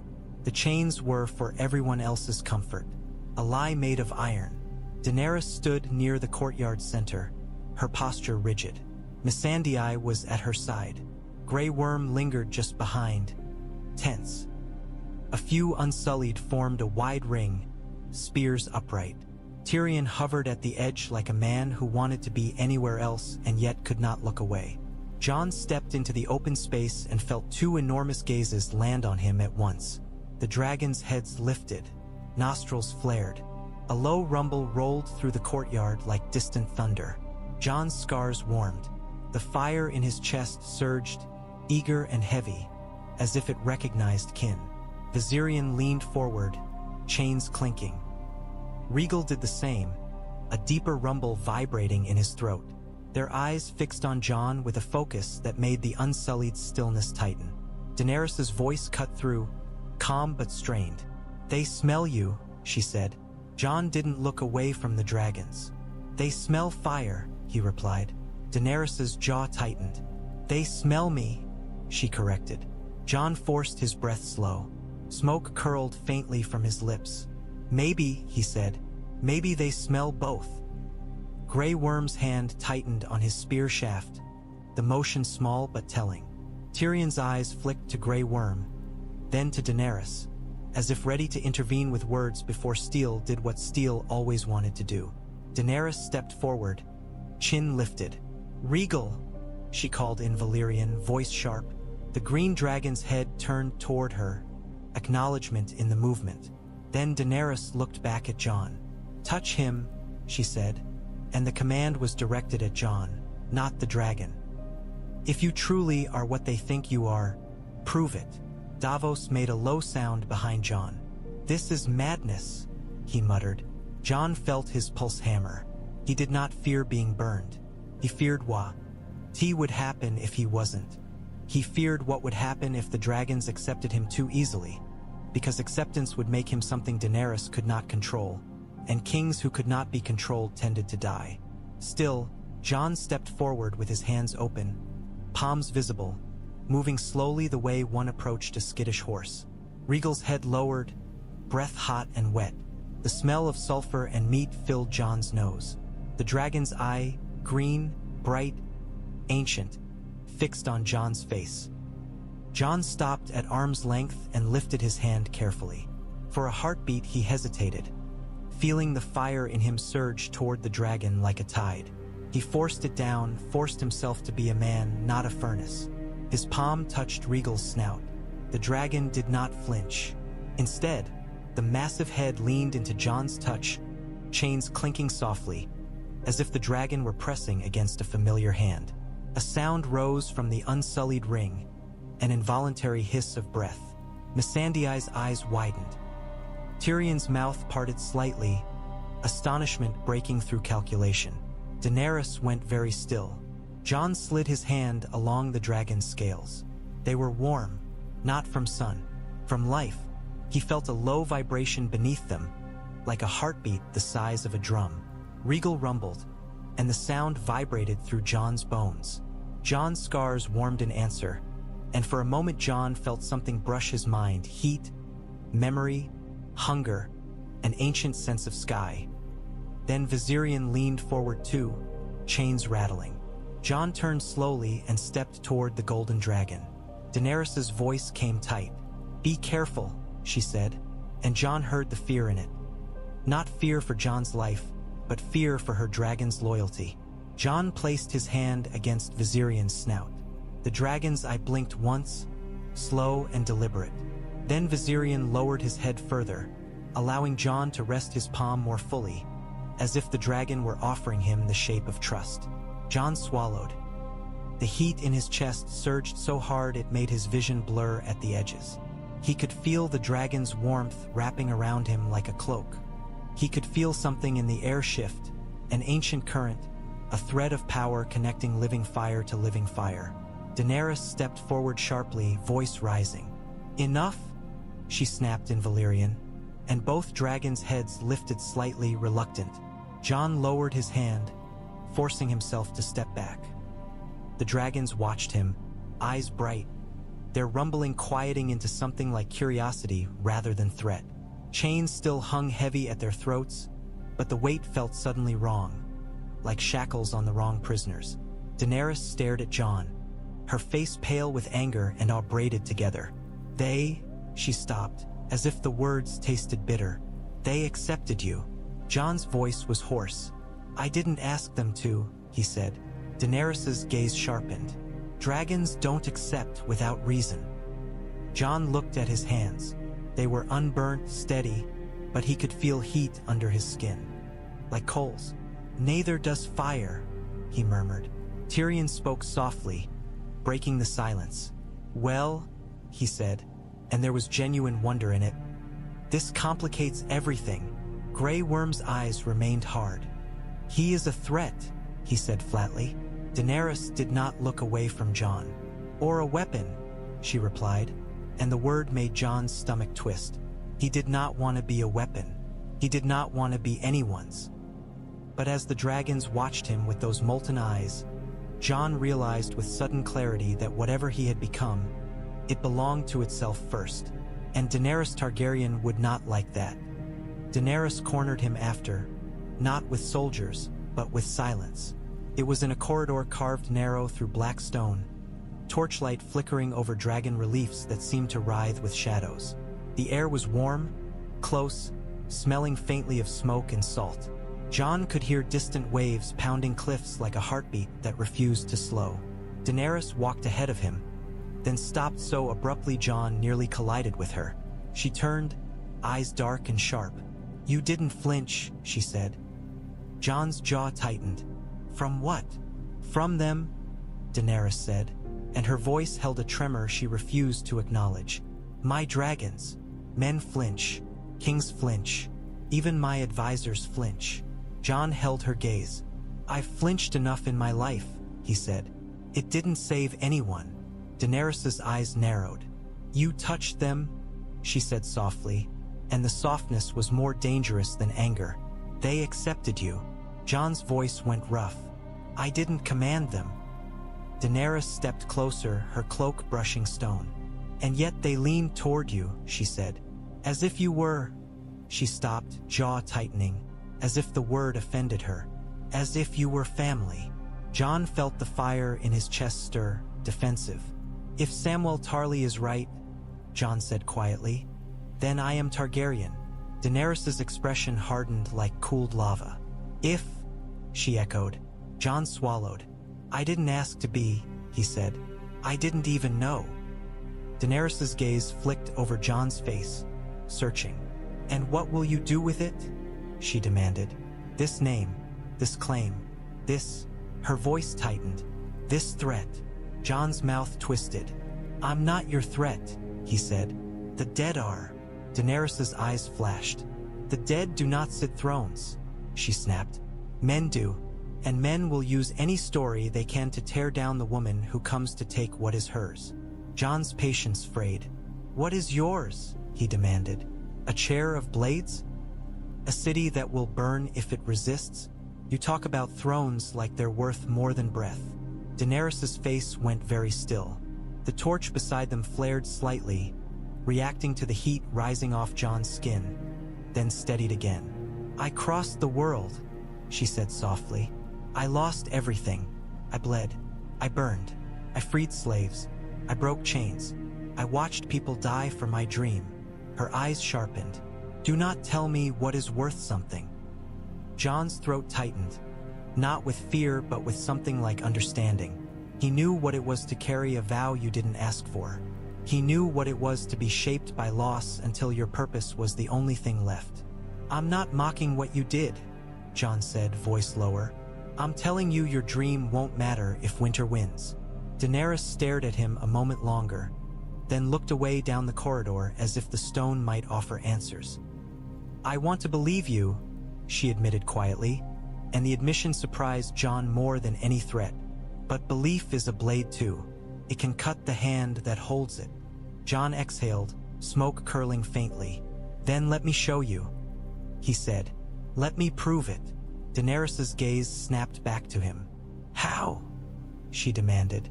"Bring me a monster? Drag a corpse into my hall?" Jon hesitated. The image came unbidden. Wight's clawing at wood, blue eyes in the dark. "If that's what it takes," he said. Daenerys's mouth tightened. "You would risk my men," she said. "You would risk my dragons." Jon met her gaze. "I would risk everything," he said, and the bluntness was ugly but honest. "Because the alternative is losing everything." A shadow moved at the far end of the corridor. Tyrion stood there, watching quietly, face thoughtful. Missandei lingered near a doorway, eyes calm but attentive. Grey Worm was a darker shadow behind Daenerys, posture rigid, hand too close to his spear. Daenerys's eyes flicked briefly toward Tyrion, as if reminding herself she still had advisors and not just instincts. Then she looked back at Jon, and the look was no longer shock or anger. It was calculation. "You will send word to the north," she said. "You will bring me your proof. You will bring me witnesses. You will bring me whatever you must to make the dead real in my eyes." Jon nodded once. "And this claim," Daenerys continued, voice steady now, "this name Samwell Tarly spoke, Aegon Targaryen, will not be spoken in my halls until I decide what it means." Jon's jaw tightened. "It's not yours to decide," he said before he could stop himself. The words hung like a spark. Daenerys's eyes narrowed. For a heartbeat, Jon thought she might order Grey Worm to seize him. Instead, she stepped closer, so close Jon could smell smoke on her cloak, could see the fine strain at the corners of her eyes. "You are in my fortress," she whispered, "surrounded by my soldiers, under my dragons." Her gaze burned. "Do not forget where you stand." Jon's breath smoked. He held her gaze because lowering it would be surrender. "I know where I stand," he said quietly. "I stand where the living still have a chance." Daenerys stared at him a long moment. Then she turned away, cloak snapping, and walked down the corridor without another word. Jon remained still until her footsteps faded. He realized his hands were clenched hard enough to ache. He forced them to open. Tyrion approached slowly, expression careful. "You have a gift," he said softly, "for making powerful people very angry." Jon looked at him, tired. "It's not a gift," he muttered. Tyrion's smile was thin. "No," he agreed. "It's a habit." Jon stared at the torchlight reflecting off black stone dragons and felt the heat in his chest coil tighter. Not satisfied, not soothed, just awake. He had one Dragonglass. He had one attention. Now he had to win belief without being consumed by the fire that came with it. Tyrion found him before midday, as if he had decided the best way to handle a problem was to feed it information. "You should see something," Tyrion said, voice casual, eyes sharp, "before you do something foolish like try to swim back to the north." Jon followed because curiosity was safer than frustration, and because Dragonstone itself seemed to pull him toward its deeper places the way the sea pulled ships toward rocks. They descended into the mountain through tunnels narrower than the Dragonglass chambers. Here the air was hotter, thicker. Steam hissed from cracks in the stone, curling around their boots like pale snakes. The lantern in Tyrion's hand threw trembling light across walls carved with dragons and strange angular script. Valyrian. Jon recognized the shapes without understanding why. They reached a door carved directly into black rock. No hinges visible, no handle, only a dragon relief with its mouth open in silent fury. Tyrion held up his lantern. "It's sealed most of the time," he said quietly. "Daenerys doesn't like people wandering in old Targaryen secrets, but you've become rather difficult to ignore." Jon's scars warmed. He pressed his palm against the stone. The door opened with a low grind that felt less like stone moving and more like something waking. Tyrion stared, lantern light wobbling. "Well," he murmured, "that's new." Inside was a chamber lit by a red glow seeping from thin cracks in the floor, lava's distant breath. Heat shimmered in the air, making the dragon-carved walls waver as if alive. Valyrian glyphs ran along the stone in bands, tight and deliberate, like chains made of language. At the chamber's center sat a stone pedestal. Upon it rested a horn. It was dark, ridged, polished, with bands of old metal wrapped around it. The horn looked like it had grown, not been crafted, like a dragon's tooth shaped into an instrument. Along its length, Valyrian script was etched deep enough to catch lantern light. Jon stared. The heat in his chest tightened violently, as if the horn had reached into him and gripped something. Tyrion approached cautiously, voice low. "I was told there are artifacts buried in Dragonstone's bones," he said. "Targaryen relics, dragon-binding lore. Most of it is myth, of course." His eyes flicked to Jon. "And then you arrived." Jon stepped closer to the pedestal.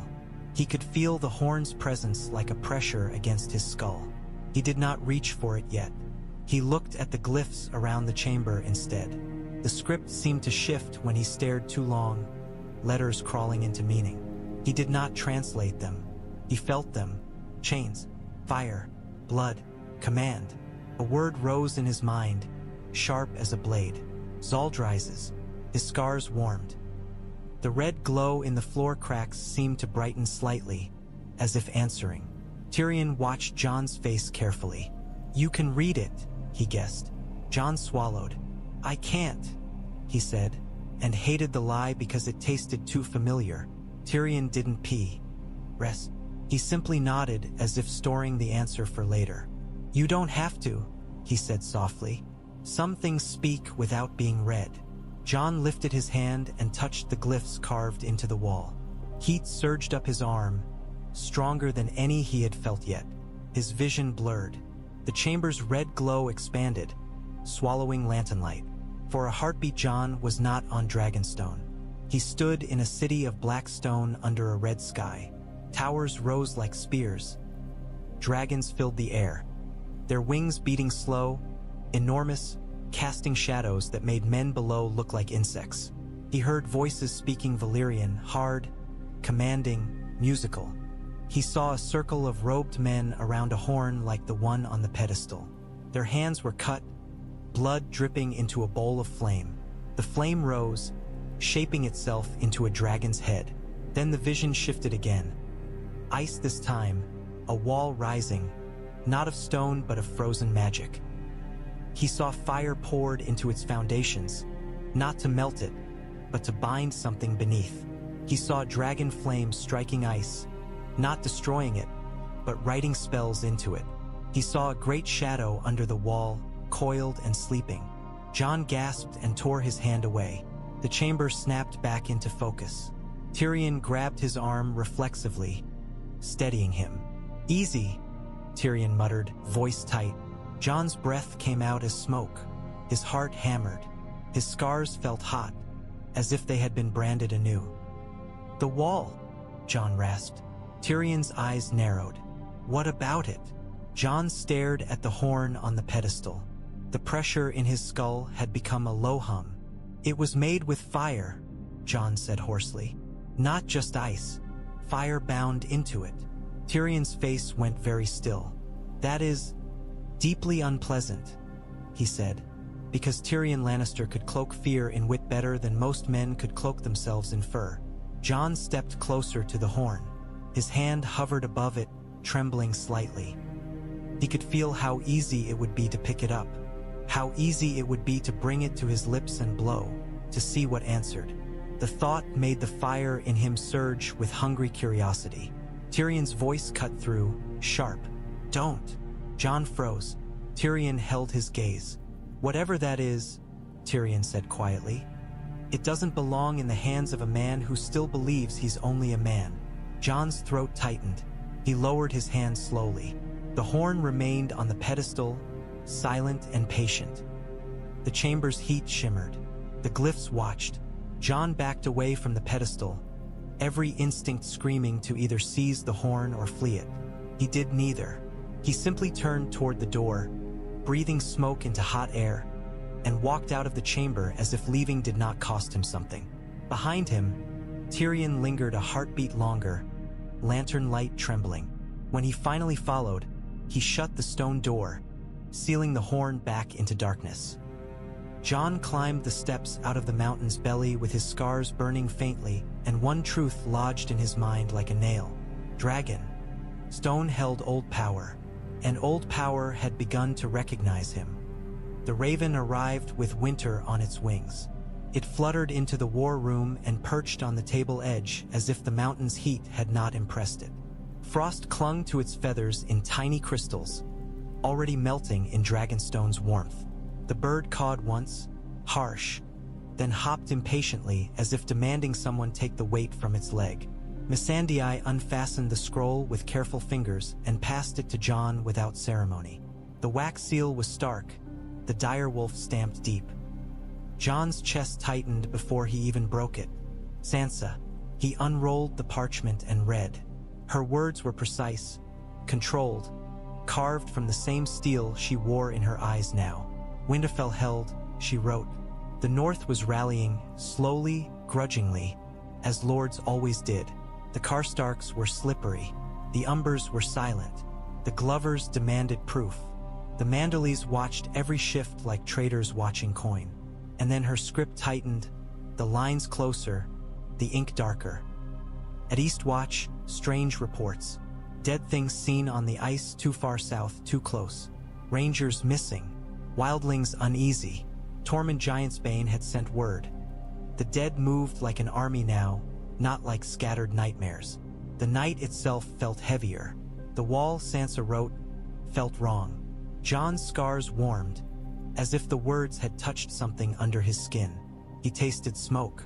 Davos leaned over Jon's shoulder, eyes scanning.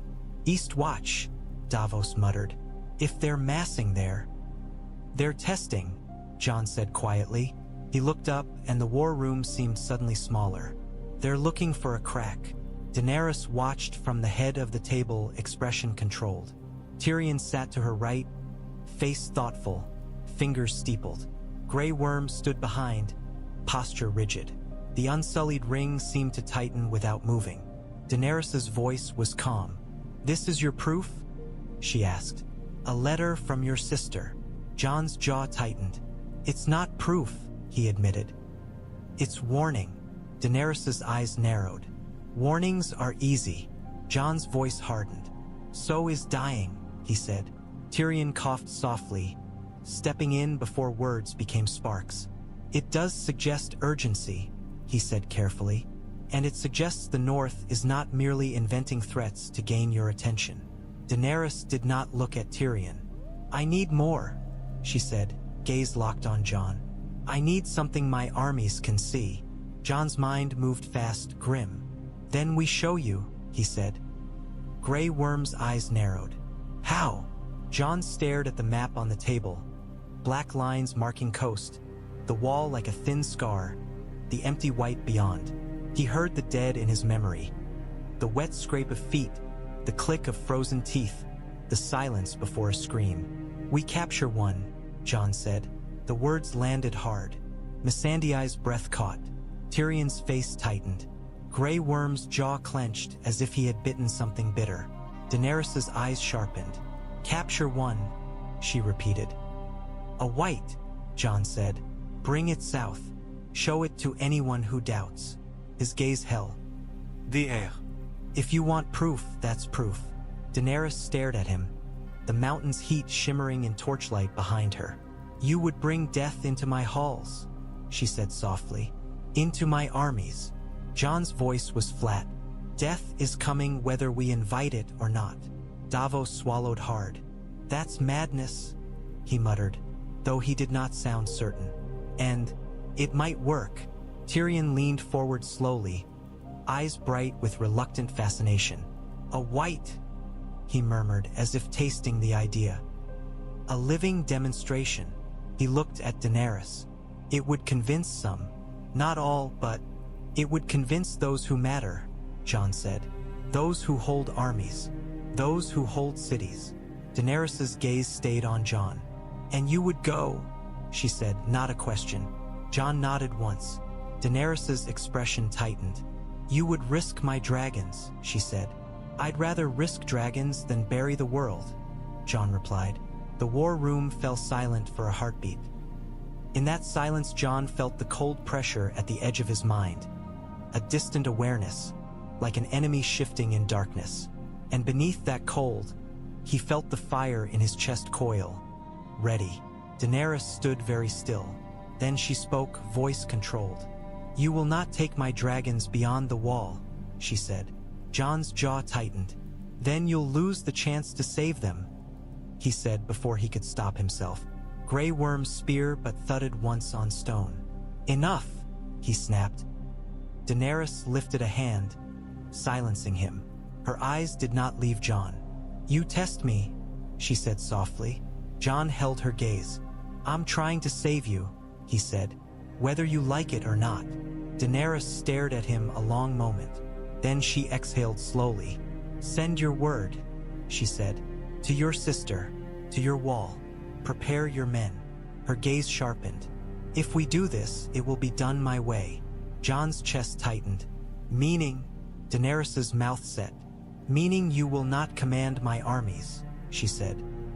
You will not command my dragons. Her eyes narrowed. And you will not forget that while you are in my fortress, you are under my protection. Protection. Another word that could be a cage. Jon nodded once anyway because time did not care about pride. He looked down at Sansa's letter again and felt the familiar ache of home and responsibility. Come back, she had written, not as a plea but as a demand made of a man who had become a symbol. Jon rolled the parchment carefully and placed it on the table like an offering. I'll bring you your proof, he said. Daenerys's gaze stayed on him, unreadable. And somewhere deep in Dragonstone's bones, heat stirred like laughter. That night, the island would not let him rest. Jon climbed to the parapets alone, drawn by the same pull that had taken him into Dragonstone's belly and into the dragon courtyard and into the chamber with the horn. The rain was light, a cold mist that clung to his hair and cheeks. The sea below was a black void, waves smashing against cliffs with a sound like distant war drums. Dragonstone breathed heat up through vents in the stone. A faint red glow pulsed from cracks like embers behind teeth. Jon stood with his hands on the wet stone and felt warmth under his palms, steady and alive. His breath came out thick with smoke. He did not know why it was thicker tonight. Perhaps the Dragonfire had fed him. Perhaps the mountain had. Perhaps the truth of his name, Aegon, had loosened something in him that had been locked tight. Lightning flashed behind low clouds, illuminating the world in brief, harsh slices. In one flash, Jon saw the dragon statues along the parapet edge. Black stone beasts frozen mid-roar. In another, he saw a darker shape above, perched on a ledge like a shadow made solid. Drogon. The dragon's eyes shone molten in the darkness. He watched Jon without moving, rain sliding off his scales. Smoke curled faintly from his nostrils, matching Jon's own smoke breath like an echo. Jon's scars warmed. He should have been afraid. Instead he felt pulled, not to jump, not to flee, to reach. He turned his face up toward the dragon and felt, in his mind, that brush of presence again, huge, ancient, wordless. It pressed against him like heat against skin.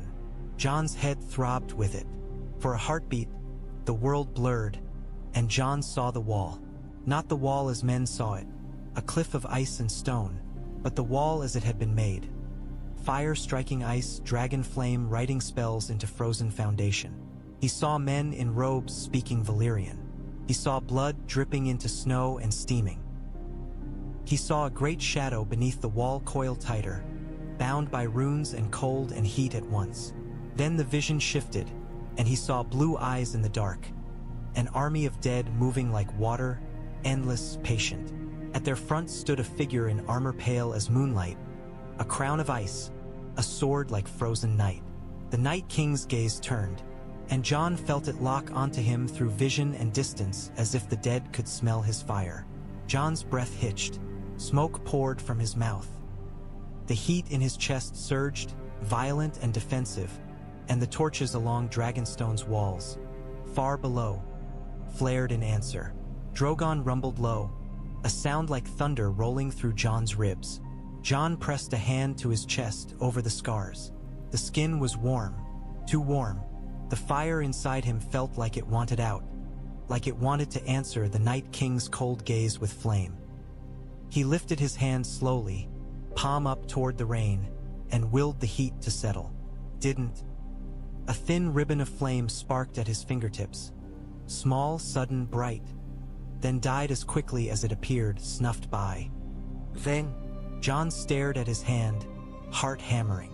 He had not drawn that flame from a torch. It had come from him. Jon's throat went dry. He looked up at Drogon again. The dragon's eyes gleamed. Smoke curled thicker from his nostrils, as if he had smelled something new.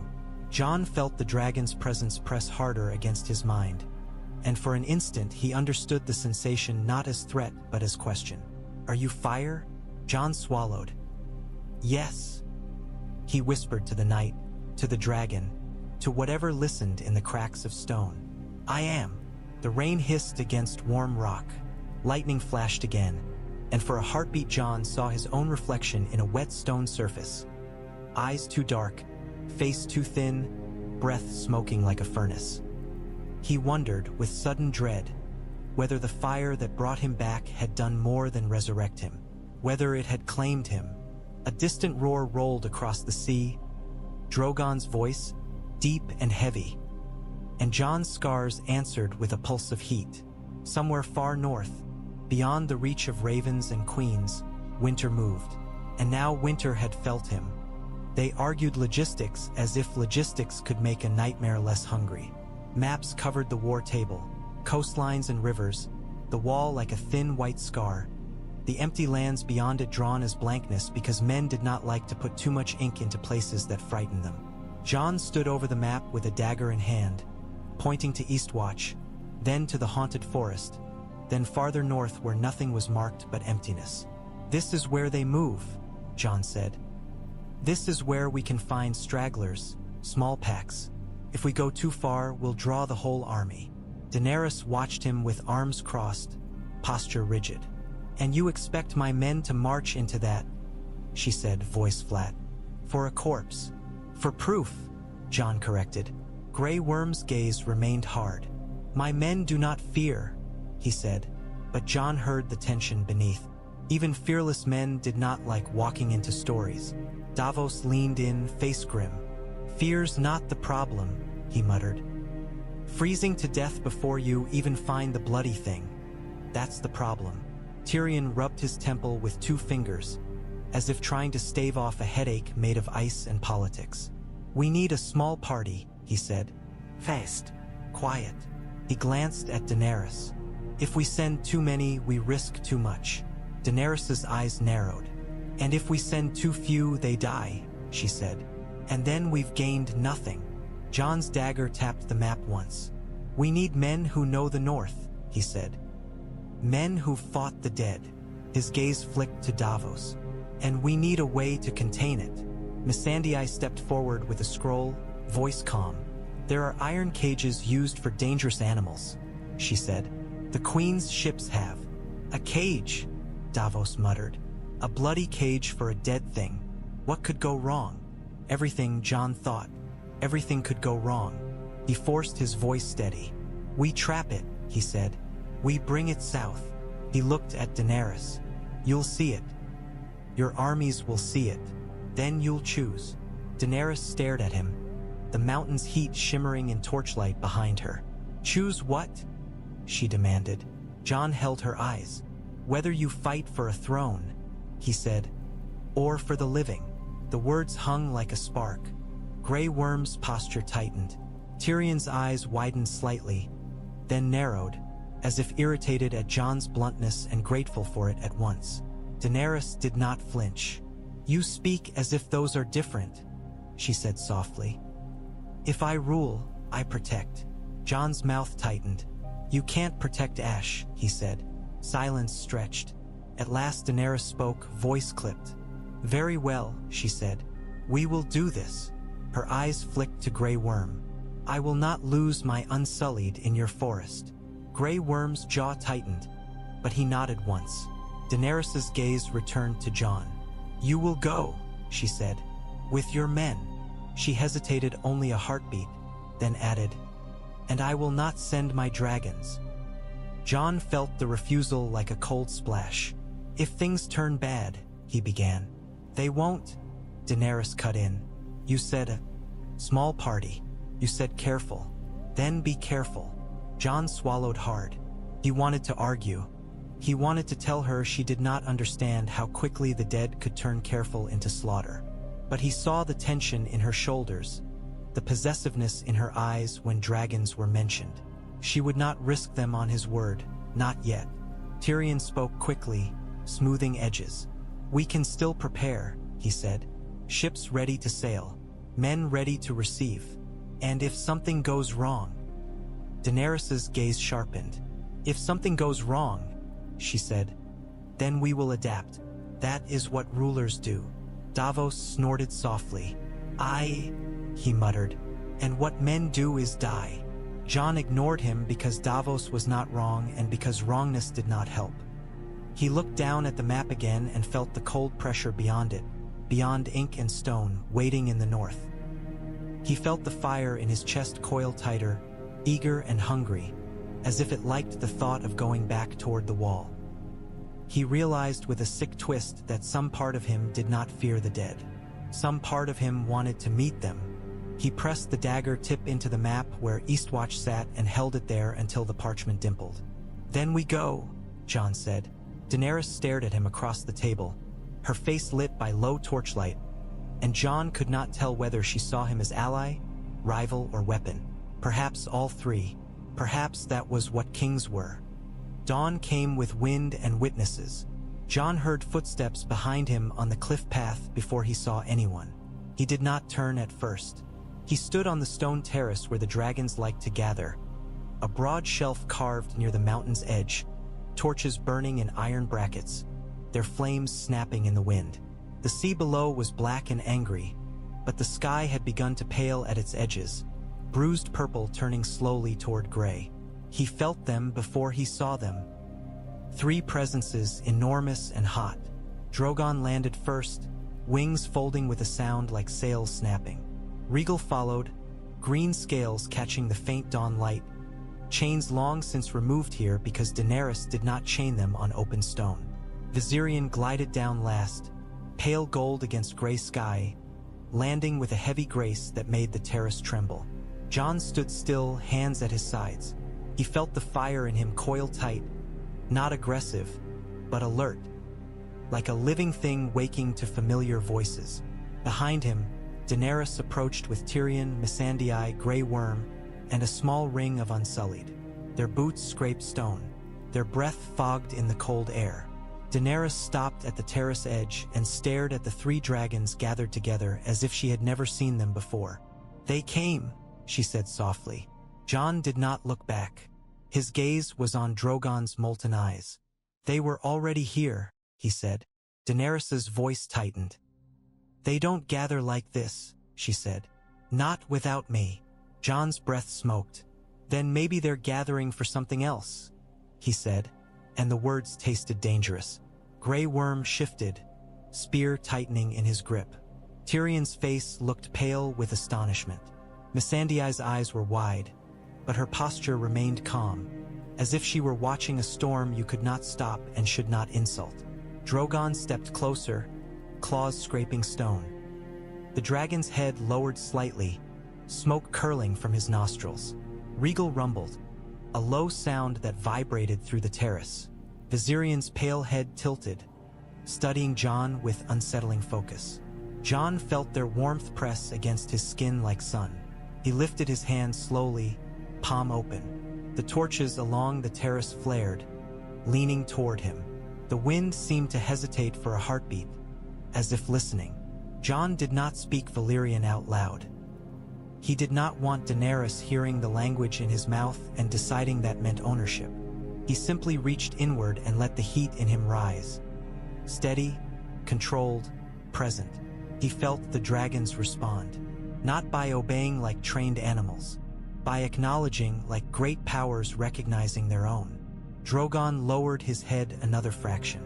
Regal did the same, chains of muscle shifting under green scales. Viserion's nostrils flared, then his head dipped as well, slow and deliberate. 3 dragons, heads lowered toward Jon Snow. The Unsullied went still. Grey Worm's posture tightened like a drawn bowstring. Tyrion's mouth parted, disbelief making him look younger. Missandei's hand rose slowly to her chest, as if she needed to steady her heartbeat with her palm. Daenerys did not move. Jon could feel her gaze on the back of his skull like a blade pressed lightly against flesh. He kept his eyes on the dragons. His scars warmed. Heat shimmered under his skin like coals breathing. He felt the dragon's minds brush his huge, ancient, not human. Not words. Instinct.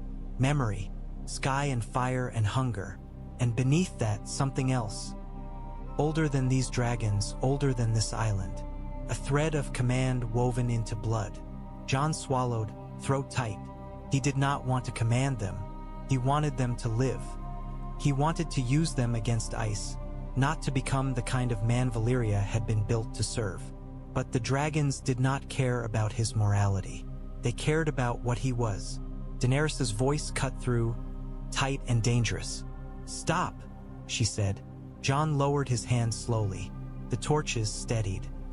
The wind resumed its restless bite. The dragons' heads lifted, reluctantly, but their eyes remained on Jon, heavy, intent, as if they were waiting for him to speak again. Daenerys stepped forward, boots scraping stone, stopping where the heat of the dragons could kiss her skin. She stared at Jon as if he were a stranger in her bed. "You did something," she said softly. Jon turned then, finally, and faced her. His breath smoked. His hair was damp with mist. His scars burned faintly under skin. "I didn't call them," he said. "I didn't try." Daenerys' eyes narrowed. "And yet they answered." Jon met her gaze. "Maybe they're answering what I am," he said. And the honesty in it was dangerous because it offered her no comfort. Daenerys' mouth tightened. "You are in my home," she said. "Under my dragons." Jon's voice was quiet. "Maybe not," he said. The words hung between them like a spark over dry grass. Grey Worm took a step forward, rage barely leashed. Tyrion lifted a hand instinctively as if to slow him. Missandei's gaze flicked to Daenerys, wary. Daenerys did not look away from Jon. "If you are what Samwell Tarly says," she said, "then the realm will tear itself apart over you." Jon's jaw tightened. "Then we don't let it," he said. "We fight the dead first." Daenerys' eyes flashed. "And if the realm chooses you?" she demanded. Jon felt the fire in his chest surge, not in pride, but in exhaustion. "Then the realm is stupid," he said flatly. Because I don't want it. Daenerys stared at him a long moment. In that stare, Jon saw her fear, her anger, her ambition, and beneath it all, something like the weight he carried too. The terror of being replaced by another story. The dragons shifted behind Jon, massive shadows against dawn light.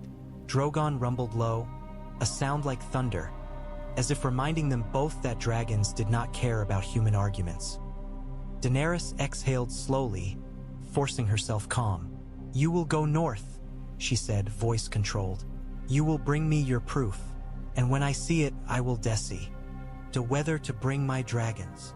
Jon nodded once, because it was as close to agreement as they could get without burning each other alive.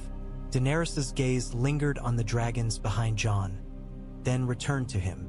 "And you," she said softly, "will not touch them again without my command." Jon's mouth tightened. He did not promise.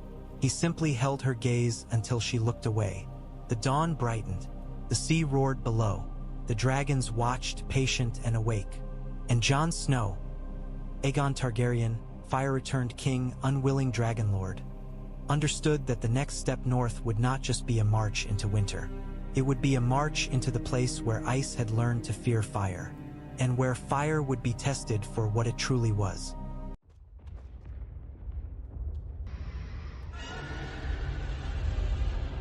Dragonstone smelled like salt and smoke and decisions that didn't care about comfort. The dock was slick with spray.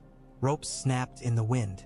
Men strained against the weight of the cage as if they were moving a small castle with bare hands. It was iron-barred, ugly, reinforced with thicker bands at the corners, and it looked wrong here beneath carved dragons and torchlight. Too practical, too mundane for the kind of horror it was meant to hold. Jorah Mormont took one side, shoulders hunched, jaw clenched. The wind tried to shove him off balance. He shoved back. He was a man made for hard weather and harder vows, and there was a strange relief in his eyes, relief at having a purpose that didn't require smiling at court. Jon Snow took the other side. His hands closed around the iron, and the metal warmed under his palms just enough to raise a faint thread of steam. No one said a word about it. No one wanted to be the one to admit they noticed. Davos Seaworth barked at sailors until they moved faster, until knots were tied right the first time. "If this thing breaks loose on deck, you'll all be dead before you can piss yourselves," he snapped, and the men obeyed because Davos sounded like the sea when it was tired of being argued with. Daenerys Targaryen watched from the dock's edge with Tyrion Lannister beside her. Missandei stood close, calm as ever. Grey Worm was a step behind, his stillness sharp enough to cut. Unsullied lined the dock in silent formation. Bronze helms turned toward Jon like watchful blades. Samwell Tarly lingered near the ship's gangplank with Gilly and her baby tucked in close, his satchel heavy with scrolls and proof. He looked like a man who had run too far on too little sleep, but his eyes were bright with stubborn intent. "You don't have to go," Sam said to Jon when Jon paused to wipe wet hair from his eyes. The words were soft, but they carried. "You've already convinced her enough to mine Dragonglass." Jon glanced toward Daenerys. The Queen's gaze met his, unreadable, and the air between them felt tight as rope. "No," Jon said quietly. "I haven't." Sam swallowed. "Then at least take this," he said, thrusting a rolled parchment into Jon's hand. "For Lady Sansa Stark, and for yourself." His voice dropped. "If it comes to that." Jon's fingers tightened around the parchment. He did not ask what Sam meant. There were too many meanings now, and every one of them felt like a knife. Gilly shifted her baby higher and looked at Jon with wide eyes. "Don't die," she said simply. Jon's mouth tightened. "I'll try," he answered, and hated the weakness of it. A shadow passed over the water. Jon looked up and saw Drogon's silhouette cut across low cloud, wings slow, enormous. The dragon did not land. He circled once as if counting the ship, then vanished into gray. Daenerys's gaze flicked skyward, possessive and tense.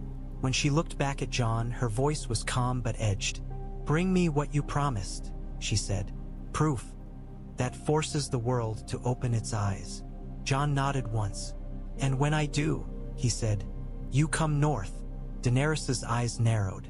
When I see, she corrected. Then I decide. Grey Worm's hand tightened on his spear shaft. Yora's gaze stayed on Jon, steady. We sail, he said simply, because some men understood timing better than speeches. The gangplank thudded into place. Ropes were cast off. Sails rose, snapping. The ship pulled away from Dragonstone's black stone teeth and into gray water. Jon watched the dock shrink, watched Daenerys become a dark shape against torchlight, watched the dragon's fortress fade into mist. He had left Winterfell to bring back weapons. Now he was leaving Dragonstone to bring back a monster. And somewhere far to the north, the cold waited, patient as death. Eastwatch by the sea felt like the world's edge made into a habit. The wall rose behind it like a frozen god, white, vast, silent, its surface catching what little light the sky offered and throwing it back without warmth. The sea at its base was a half-frozen mouth that chewed black water and coughed up ice. Ships sat like stubborn beasts against the dock, crusted with rime. Jon stepped onto the planks and felt the wall before he looked at it. Not with eyes, with his scars. With the heat under his ribs answering something buried deep in the ice. For a heartbeat the air around him seemed to tighten, and the torches along the dock flickered as if leaning toward him. Jon forced his breathing steady. Smoke curled faintly from his mouth. He pretended it was only cold. Tormund Giantsbane came stomping down the dock as if he owned it, beard full of frost, eyes bright. Free folk followed behind him, hard faces watching Jorah Mormont with open curiosity and watching the black-sailed ship's southern men with a wariness that had teeth. Well, Tormund boomed, spreading his arms. The crows come back from his dragon queen. Jon's mouth tightened. I'm not here to talk, he said. Tormund's grin faded a fraction. He saw it in Jon's face, something hard and urgent. He rumbled. Then it's worse. Edison Tollett stood near the gate with a handful of black brothers, thin as a nail, eyes tired. He looked at Jon as if Jon's return from death was the only thing keeping the world from tipping over completely. We've had things, Ed said dryly. Reports, missing men, screams in the night, all the usual joys. Jon glanced toward the stacked crates near the sleds. Dragonglass, black and gleaming even under frost.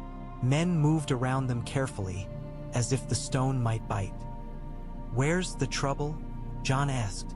Tormund spat onto the ice. Out there, he said, jerking his chin north beyond the gate. The night's got teeth now. The dead move like they're being led. Jorah's voice was quiet beside Jon. White walkers, he said, as if naming them could make them smaller. Tormund's gaze flicked to Jorah, measuring. And you're the bear who follows the dragon queen, he said. You look like you've bled enough to belong here. Jorah didn't smile. I've bled for worse reasons, he said. Davos Seaworth stepped forward, boots slipping slightly on ice. We're taking a small party beyond the wall, he said bluntly. We need a Wight, alive. The Black brothers stared as if Davos had said he wanted to capture the moon. A free folk woman barked a laugh that held no humor. Ed's lips twitched. Alive, he echoed. That's the part I'm most looking forward to. Jon looked up at the wall. The ice seemed to hum faintly, like a throat holding a secret. He could feel the buried heat under it, the old pulse that had reached for him when he died. It answered him now with a slow, steady pressure, like a hand on his chest. We don't go far, Jon said. We don't chase anything. We find stragglers, we trap one, we drag it back, and we leave. Tormund's grin returned, sharp. A simple stroll, he said. Just you, me, the bear, and the walking dead. It cleared his throat. I assume this is the part where I pretend I'm not terrified. Jon glanced at him. You coming? Ed's eyes widened slightly, then narrowed. If I say no, he said, I'll have to stay here and listen to you lot brag about it. That sounds worse. A gust hit hard, slamming cold into faces. The torches snapped. The wall loomed. Jon felt the cold beyond the gate like an ache at the edge of his mind. He could almost taste it. Ice and old death. He looked at Tormund. "Pick the men," Jon said. "The ones who can move fast and keep quiet." Tormund's expression turned grim. "Quiet's not our best," he admitted. "But we'll manage." Jon turned toward the gate as if the decision had been made the moment he stepped onto the dock. "Then we go," he said. And as the gate began to open, the wall groaned. A low, deep sound that made Jon's scars warm, as if the ice itself recognized that fire was walking out. Beyond the wall, sound died first. The wind swallowed voices. Snow muffled footsteps. Even the clink of gear seemed quieter, as if the world itself didn't want to be noticed. The land was a wide, white emptiness broken by dead trees that clawed at the sky and stones half buried like old bones. Jon led because leading was the only way he knew to keep fear from turning into panic. Tormund strode a step behind him, huge and loud even when he tried to be quiet. Jorah Mormont moved like a man who had learned how to survive deserts and cities and now had to teach his body new rules for ice. Edison Tollett trudged with the resigned expression of a man walking toward his own funeral because it was on the schedule. The others were a mix. Free folk who knew the haunted forest's moods and black brothers who had seen too much to laugh about it anymore. Dragonglass spearheads gleamed dully where they were lashed to shafts. A few men carried nets and chains. The iron cage came last on a sled, dragged by two sturdy wildlings who grunted with every step. Jon felt the cold at the edge of his mind like a pressure. Not the cold of weather, the cold of something watching, waiting. He kept telling himself it was memory, instinct, trauma. But then he saw the lights. Far ahead, through the dead trees, faint blue flickers moved like distant stars. They were too steady to be fire and too cold to be moonlight. Tormund saw them too and spat, face twisting. "White walkers," he muttered. Jorah's hand tightened on his sword. "How far?" he asked Jon quietly. Jon's scars tingled, warming faintly as if answering a silent call. "Far enough," Jon said. "We don't chase them." It huffed.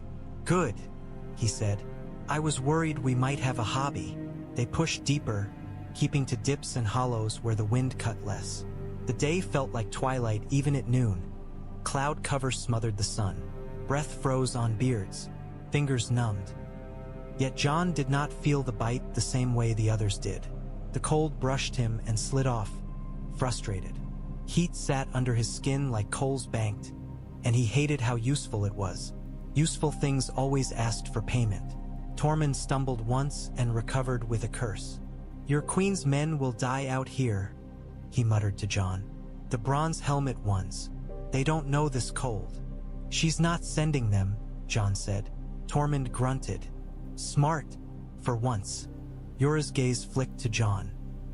"She will come," he said quietly, not as reassurance, but as conviction. "If she sees what you bring." Jon didn't answer. He watched the dead trees sway, watched snow drift across footprints too quickly, watched the horizon for movement that wasn't wind. Hours blurred. The group stopped briefly to drink water that tasted of metal and cold. The sled creaked. The cage clinked softly as chains shifted. Somewhere far off, a raven cried. A single harsh sound, then silence again. Then the wind changed. It brought a smell that didn't belong. Rot, faint but undeniable, like old. Meat left too long in snow. Men stiffened. Dragonglass points lifted. Tormund's hand went to his axe. Jon raised a fist, signaling stillness. The dead trees ahead were too quiet. No birds, no rustle, no living movement. Even the wind seemed reluctant to touch that patch of forest. A low clicking sound came, teeth striking teeth. Ed's voice was a whisper. "That," he said, "is not encouraging." Jon's breath smoked thickly as he drew Longclaw. The Valyrian steel looked darker in this light, as if it drank the gray. He felt warmth seep faintly into the blade, and he forced it down. "Not now, not yet." He glanced at the cage on the sled. "Remember," he murmured, "we take one. We leave." Tormund's grin was gone. He said softly. "One." The rot smell grew stronger, and then shapes moved between the dead trees, jerking, unnatural, too many limbs at wrong angles. The first Wight stepped into view with blue eyes burning like ice-lit coals. Jon's grip tightened. "Now," he whispered, and the word was not a prayer. It was a command to the living. The first Wight came fast, arms flailing, mouth open in a soundless scream. Its skin was gray-blue, stretched tight over bone. Frost clung to its lashes. Its eyes burned the wrong kind of life. Jon met it with long claw. Valyrian steel cut through dead flesh like cloth. The Wight's head separated cleanly and fell into snow, rolling, jaw still clicking. The body kept moving for half a heartbeat, then collapsed as if a string had been cut. Jorah Mormont stepped in beside Jon, Dragonglass in hand. He drove the black point into a Wight's throat, and the dead thing shattered, literally shattered, breaking into brittle ice and dust that scattered on the wind. Jorah's face tightened with grim satisfaction. Proof in action. Tormund Giant's Bane bellowed and swung his axe, splitting a skull. "Stay down!" He roared at the dead as if shouting could make them obey. Edison Tollett looked like a man in a nightmare he had predicted for years. He stabbed with Dragonglass awkwardly, cursing under his breath. "I hate this," he muttered as he kicked a Wight off his blade. "I hate this so much." More shapes poured from the trees. 10, 15, then more, moving in jerking unison. The living formed a rough circle, backs to backs, breath steaming. Dragonglass flashed. Stilrang. Snow churned into slush beneath frantic boots. Jon's mind narrowed to motion and timing. He hacked at wrists, took knees, cut throats that did not bleed. The dead did not tire. They did not hesitate. They threw themselves onto blades with mindless patience. Then Jon felt it. A cold presence behind the Wights, deeper than the rot smell, deeper than the clicking teeth. He turned his head slightly and saw him. A White Walker stood among the trees as if the forest belonged to him. His armor looked like cracked ice catching dim light. In his hand he held a spear of frozen glass. His face was calm, almost curious, blue eyes bright. The Wights moved like extensions of his will. Jon's scars warmed, and the heat in his chest surged in anger. It wanted to lash out. It wanted to answer cold with fire. He forced it down. If Jon killed the White Walker, the Wights would drop like puppets with cut strings. That would be a victory and a failure. They needed one alive. For proof, Tormund saw the Walker too and spat. "There," he growled. "That one's the mind." Jorah's eyes narrowed. "If we kill it, we lose them," Jon snapped, and the bluntness cut through the fight like a shouted order. "We need one moving." Ed's voice was strained. "That implies we're going to choose which one doesn't try to murder us," he said. Jon shoved a Wight back with his shoulder. "Nets," he barked. "Chains ready. We take the next one that breaks from the pack." Two free folk dragged the net forward, its rope stiff with frost. A black brother fumbled with chain links, hands shaking. The White Walker tilted its head slightly, as if listening to their plan. For a heartbeat, Jon felt the Walker's gaze brush his skin. Get a knife. Cold recognition. Then the Walker lifted its spear and made a small, precise motion. The Wights surged harder. They hit the living line like a wave of dead flesh. A free folk man went down beneath three bodies, screaming. Dragonglass flashed. Wights shattered. The man crawled out, bleeding, shaking, alive by inches. Jon swung long claw in a wide arc, clearing space, and his breath came out as smoke thick enough to taste. Heat rose off him in a subtle shimmer. A Wight lunged at him and hesitated for half a heartbeat, as if confused by warmth where only cold should be. Jon seized the moment. "Now!" he shouted. The net flew. It caught one Wight mid-lunge, rope wrapping around limbs. The dead thing thrashed, snapping, teeth clacking. Men threw themselves onto the net, dragging it down. Chains clinked as they wrapped iron around dead wrists and ankles. The Wight screamed, silent but violent, its blue eyes burning. The White Walker's gaze sharpened. Took one step forward, spear rising. Jon's heart hammered. "Move!" he barked. "Back to the sled." They hauled the netted Wight across snow, dragging it like a caught wolf. The dead thing flailed, snapping at anything close. Its nails tore at rope until dragonglass splinters cut its fingers off, and still it reached. The White Walker moved forward through the trees, calm as a king, and the Whites followed. Jon felt the cold behind them like a tide rising. They had their prize. Now they had to survive carrying it. The Wight fought like hunger given hands. It snapped at the air, teeth clacking so hard Jon feared they would break. Its limbs jerked against chains with unnatural strength. The rope net burned into dead flesh as men dragged it across snow, and still the thing reached for throats as if it could taste warmth. "Get it in," Tormund roared, slamming his axe into a white skull and booting the body aside. Before more of them come, more of them were already coming. Whites poured from the dead trees behind, driven forward by the White Walker's calm, relentless advance. The Walker did not hurry. It didn't need to.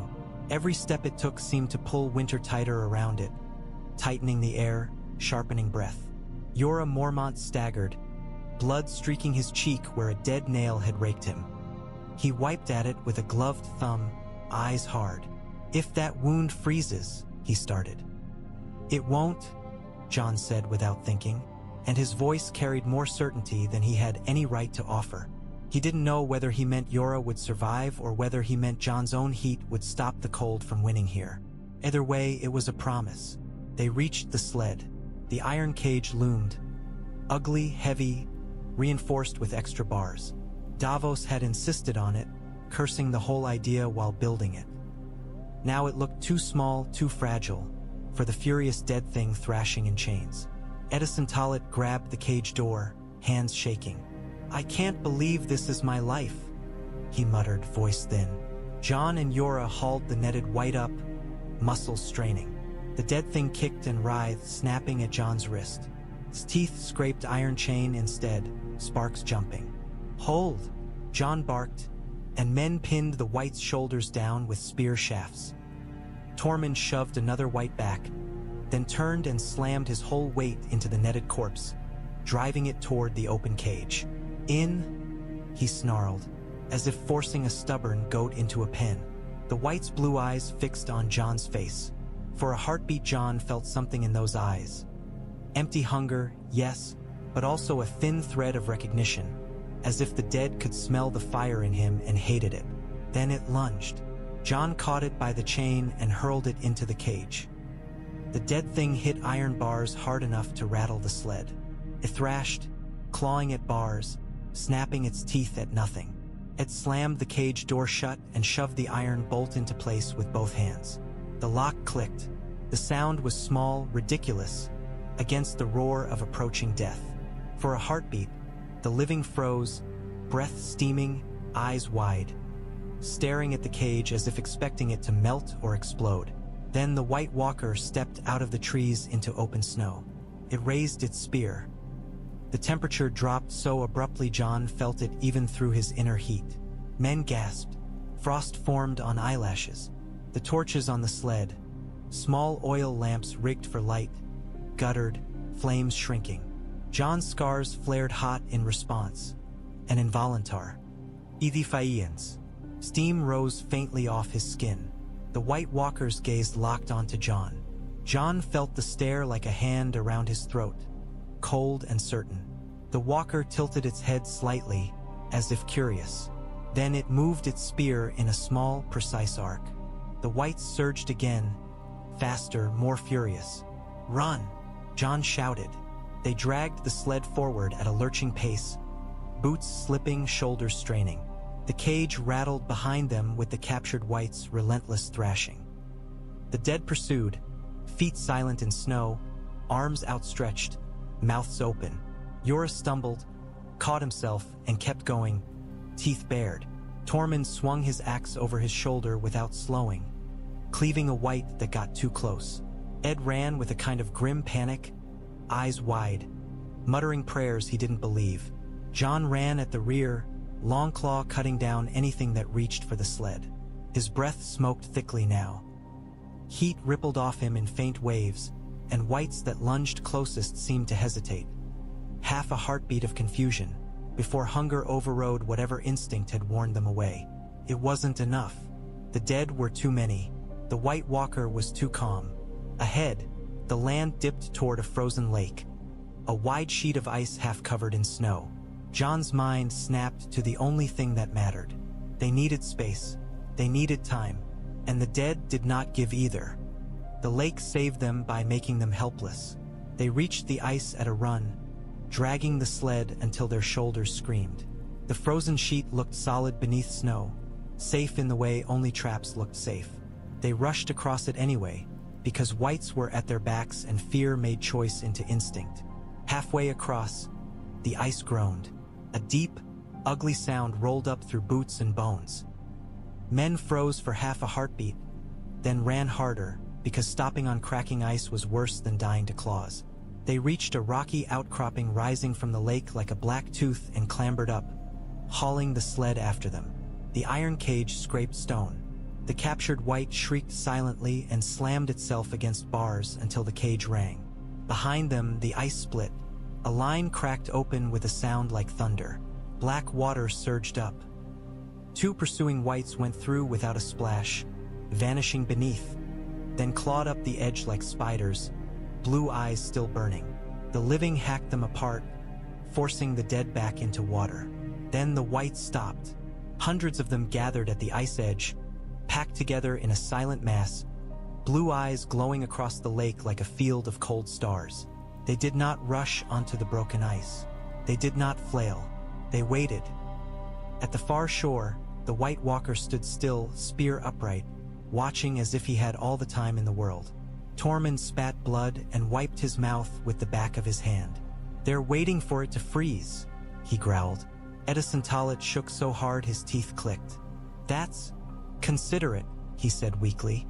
Yora knelt near the cage, breathing hard, one hand pressed to his side where a Wight's nails had torn through leather. His blood looked too bright against black stone. He glanced up at Jon, eyes fierce. "We can't stay," he rasped. Jon stood at the outcropping's edge with long claw in hand, watching the white stillness. The calm was worse than frenzy. Frenzy could be broken. Calm could only be endured. His breath poured out as smoke, thicker than it had any right to be. The cold air hit his lungs and turned into heat without effort, as if his body was a forge being fed by winter itself. He could feel it now, the fire in him rising, restless, wanting out. He planted his boots on the rock and let the heat flow outward, careful, controlled. Steam rose around his calves. The ice nearest the outcropping hissed and softened, turning slick. Not enough to swallow, but enough to keep the Wights from stepping close even if they dared. Tormund noticed, eyes narrowing. "You're making it melt," he said. Jon didn't look away from the dead. "I'm keeping them back," he replied. Ed laughed once, high and miserable. "Of course you are," he said. "Why would anything ever be normal again?" The captured Wight slammed itself against the cage again, iron ringing.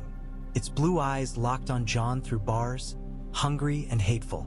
Jon felt that hatred like a cold spit against his warmth. "Jo, you're proof," Jon muttered under his breath. "You're the reason we're freezing on a rock." The Wight snapped its teeth at him as if answering. Hours crawled. The Wights did not move. The wind screamed across the lake, flinging snow into faces. Men huddled close to the rock, trying to shelter their hands. Jon felt the cold less, but he saw it in the others. Lips blue, fingers stiff, eyes growing dull with exhaustion. Yora's breathing grew shallow. Tormund's shoulders sagged between bursts of alertness. Ed muttered jokes under his breath like charms against despair. Jon stared at the far shore where the White Walker waited and felt. Suddenly, a brush of cold at the edge of his mind, like a finger tracing his name. The Night King's attention, or his servants. It didn't matter. The dead were aware. Jon's scars flared warm in defiance, and the torches they had brought, small oil lamps, burned steadier near him, flames leaning toward his heat as if grateful. They could not wait for rescue that might not come. Someone had to run. Jon turned slightly and met Tormund's gaze. "We need a raven," he said. Tormund's mouth twisted. "Ravens don't fly out here," he growled. "Not for long." "Then we need a runner," Jon said. Ed looked up, eyes wide. "No," he said quickly. "I'm very tired of running." Jon didn't smile. "Someone goes," he said, "or we die here." The Wights waited in silence, and the ice began to whisper as it slowly healed. They drew lots with trembling hands and bitter laughter that tasted like frost. Jon did not allow Jorah to go. Jorah was too valuable to die alone in snow, and too proud to admit he was weakening. Jon did not allow Ed to go, though Ed looked as if he might volunteer just to spite the universe.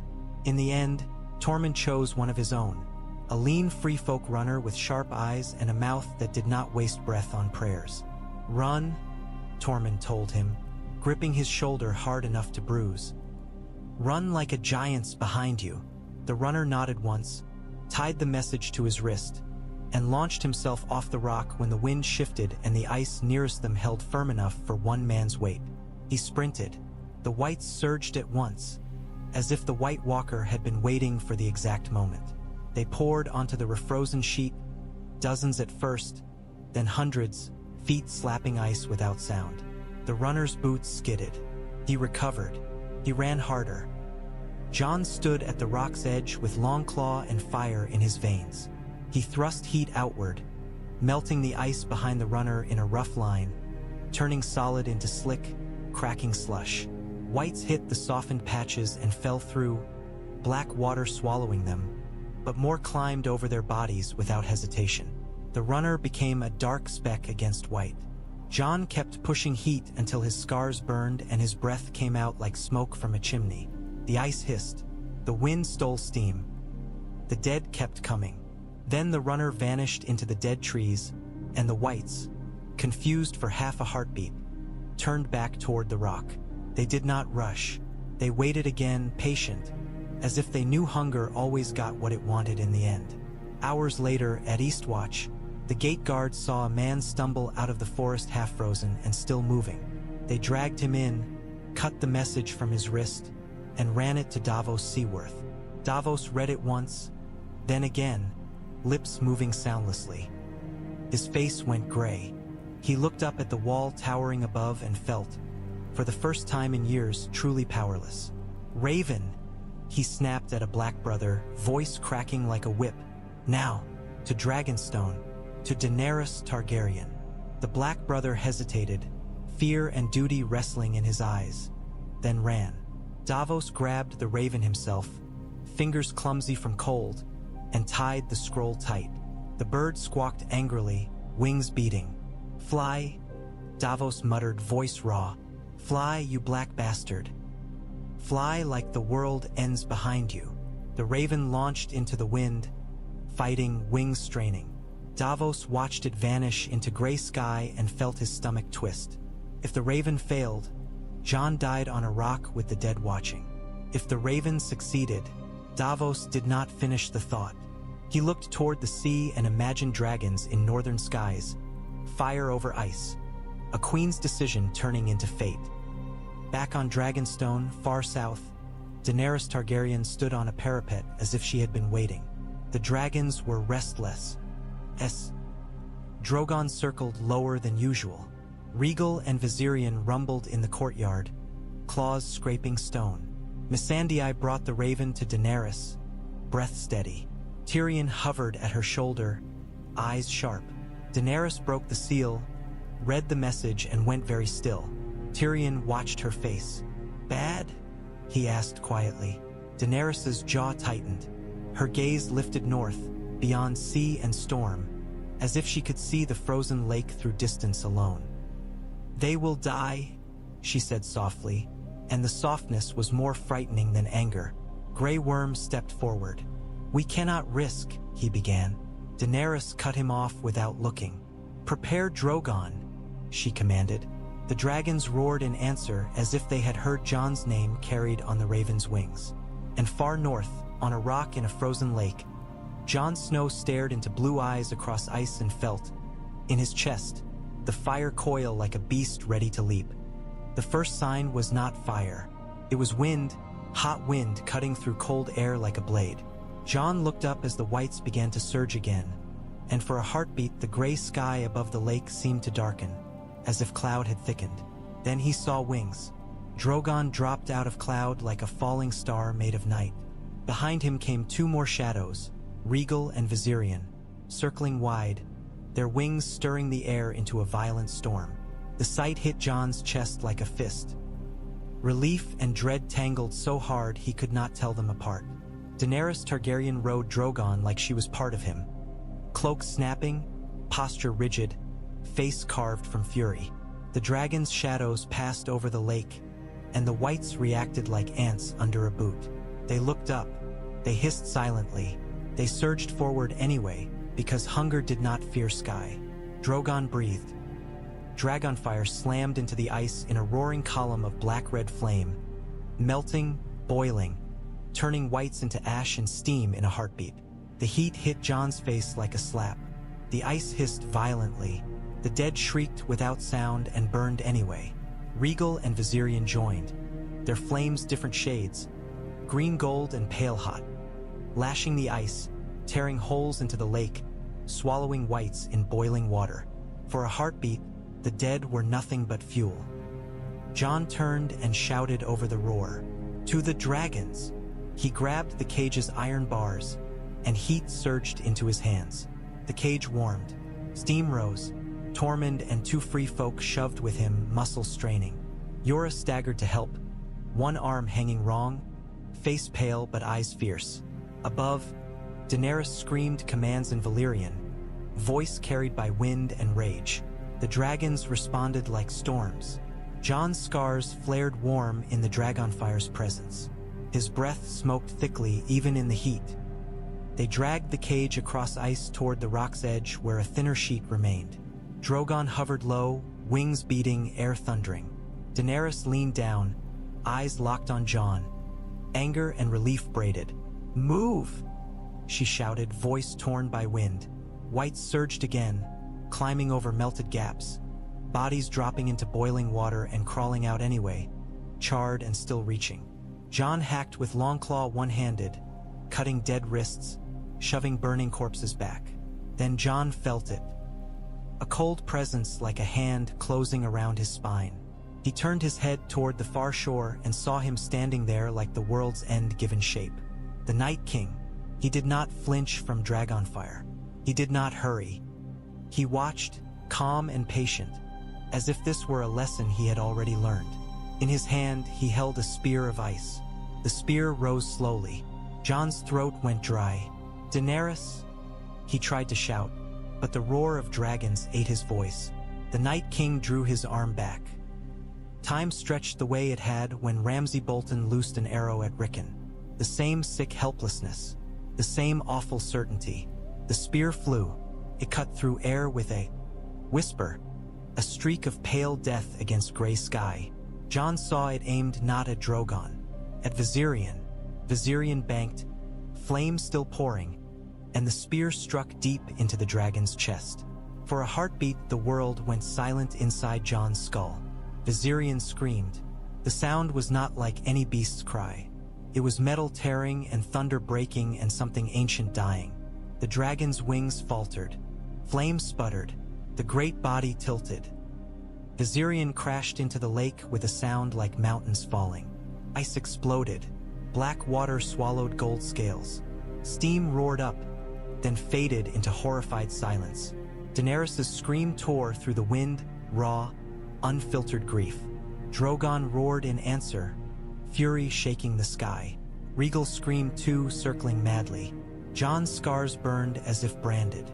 He felt something snap inside his chest, an invisible thread tightening and then tearing like a rope cut under strain. It wasn't his dragon, yet the pain hit him like it was. The Night King stood on the far shore, unmoved, watching the lake swallow the dragon. Then he lifted one hand slightly, and the whites surged again, because death never wasted a victory.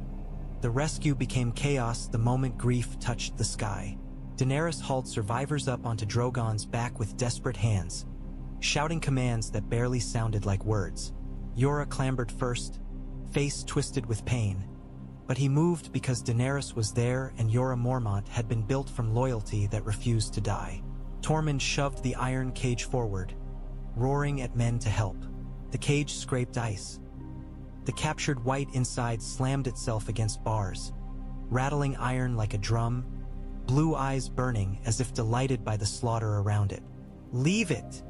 someone screamed. "No!" Jon shouted back, voice raw. "That's the point." They heaved the cage toward a rope line thrown down from the cliff path where dragons could not land. Men hooked the cage's iron rings, and the rope went taut, creaking under weight.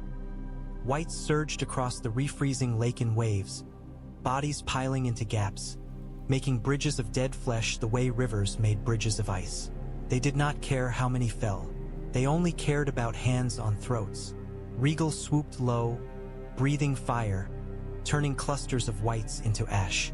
Drogon snapped his jaws and scorched the ice again, but the dead kept coming, climbing over burning bodies like insects over coals. Daenerys reached down from Drogon's saddle, eyes wild. "Jon!" she screamed, and the sound cut through smoke and wind like a blade. Jon turned toward her and saw her hand extended. He also saw Tormund struggling with the cage line. He saw Ed stumbling, nearly pulled down by a Wight grabbing his ankle. He saw a free folk man go under, arms flailing, swallowed by dead hands. Jon's fire surged, hot and furious. His scars burned. He wanted to burn the lake. He wanted to melt the dead into nothing. He didn't have time. He hacked a Wight's arm off and shoved Ed forward. "Go!" he roared. "Go!" Ed stumbled toward the rope line, eyes wide with terror. "I hate you," he gasped. And then he was running because he wanted to live. Tormund grabbed Jon's shoulder hard. "Crow!" he bellowed. "Move!" Jon looked back once, toward the far shore where the Night King stood like a statue carved from winter. The Night King's blue eyes were fixed on Jon now, cold and certain. Jon felt that gaze like a hook. Then Jon lunged. He ran toward Drogon, boots slipping on ice, breath smoking. Wights grabbed at his cloak. He tore free. A Wight lunged for his throat. Jon drove Longclaw through its face and kept moving. Daenerys leaned lower, stretching dangerously far. Drogon rumbled, wings beating hard to keep balance. Jon jumped. For a heartbeat, he hung between ice and sky. Daenerys' hand caught his forearm, iron grip. Jon felt strength in her, strength born of storms and dragons and loss. She hauled. Drogon's back heaved under them. Jon's boots found scale and leather. He climbed up behind her, chest heaving, eyes burning. Below, the rope line lifted the cage and its thrashing Wight into the air, swinging over boiling holes in ice sea. Men screamed as Wights grabbed at their ankles, pulling them down. Tormund fought like a beast, axe hacking, blood and ice flying. "Jump!" Jon roared at him, voice cracking. Tormund turned, eyes wild, and hurled himself toward the rope line at the last second as dead hands grabbed for him. He caught the rope, swinging, boots kicking. The Night King raised a hand slightly. The Wights surged higher, faster, almost joyful. Drogon beat his wings once, twice, lifting into air. As they rose, Jon looked down and saw the lake filled with dead, blue eyes like a field of stars. He saw Viserion's impact crater, black water churning, steam fading. Daenerys' shoulders shook. Jon could feel it through her posture. Grief held tight, rage barely leashed. Regal circled above them, screaming, furious and afraid. Drogon roared, and the sound shook Jon's ribs. They climbed into cloud, leaving the lake and the dead behind. But Jon knew, with a certainty that tasted like ash, that they had not left the worst behind. They had left a dragon in the dark. They saw it only because Jon could not stop looking back. Above the cloud line, the wind was colder, thinner, sharper. Drogon's wings beat slow and heavy, hauling them south. Daenerys sat rigid in the saddle, hands clenched, face pale. Her grief was a silence you could feel, and her rage was a storm she was forcing herself not to unleash. Jon sat behind her, holding on not because he feared falling, but because he needed the pressure of something real. His breath smoked into the wind. His scars burned like coals touched by a cruel hand. He looked down through a break in cloud and saw the frozen lake shrinking below, an ugly scar of dark water and churned ice. And then he saw movement. The Wights did not disperse. They swarmed the lake's center like ants around a fallen god. Chains appeared, thick, dark links hauled from nowhere, dragged across ice by dead hands that did not tire. The chains disappeared into the black water where Viserion had fallen. Jon's stomach tightened. He felt the cold at the edge of his mind sharpen, like a blade turned toward him. Daenerys did not look back. She couldn't. Jon understood. Looking back was admitting it was real. Jon kept looking anyway. The chains went taut. Wights leaned back in unison, dozens at first, then hundreds, pulling with mindless strength. The lake groaned. The ice cracked. Black water surged. Then something huge shifted beneath the surface. A golden shape rose slowly from the depths, dragged upward by dead hands and iron chain. Viserion's body emerged in pieces at first. One wing limp and heavy, then a shoulder ridge, then a head lolling sideways as if asleep. The sight hit Jon like a physical blow. His chest tightened. His scars flared hot, then cold, as if his body couldn't decide whether to burn or freeze. On the far shore, the Night King stood unmoving, one hand lifted in calm command. Viserion's body slid fully onto the ice with a wet, grinding sound. Water poured off gold scales. The dragon's wings lay broken. The great neck sagged. For a heartbeat, the dragon looked like nothing more than dead flesh. Beautiful, terrible, finished. Then the Night King raised his hand slightly higher. Wights went still. A pulse moved through the air, cold and sharp, like a sudden wind that did not touch cloud. Jon felt it even up here, a distant pressure at the edge of his mind that made his breath catch. Viserion's head jerked. Slowly, impossibly, the dragon's neck straightened. Blue light seeped into his throat, glowing beneath wet scales like ice-lit fire. The glow spread upward, filling the hollow spaces behind ribs, crawling through veins like winter writing its name into flesh. Then Viserion's eyes snapped open. Bright blue, the same blue as white eyes, the same blue as White Walker's gaze, the same blue as the Night King's cold certainty.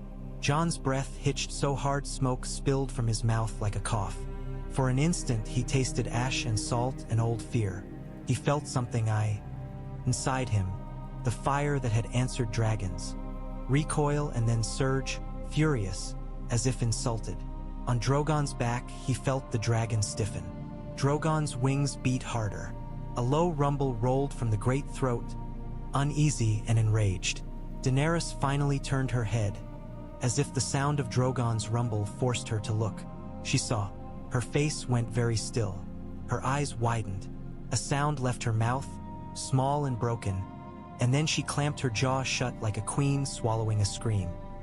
Viserion lifted his head and roared. The sound rose through cloud like a wound opening. It was not the roar of a living dragon.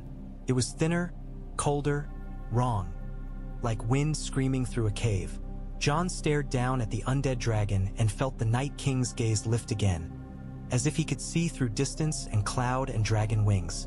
Jon felt it lock onto him. The cold pressure at the edge of his mind sharpened into recognition. Winter had felt his fire.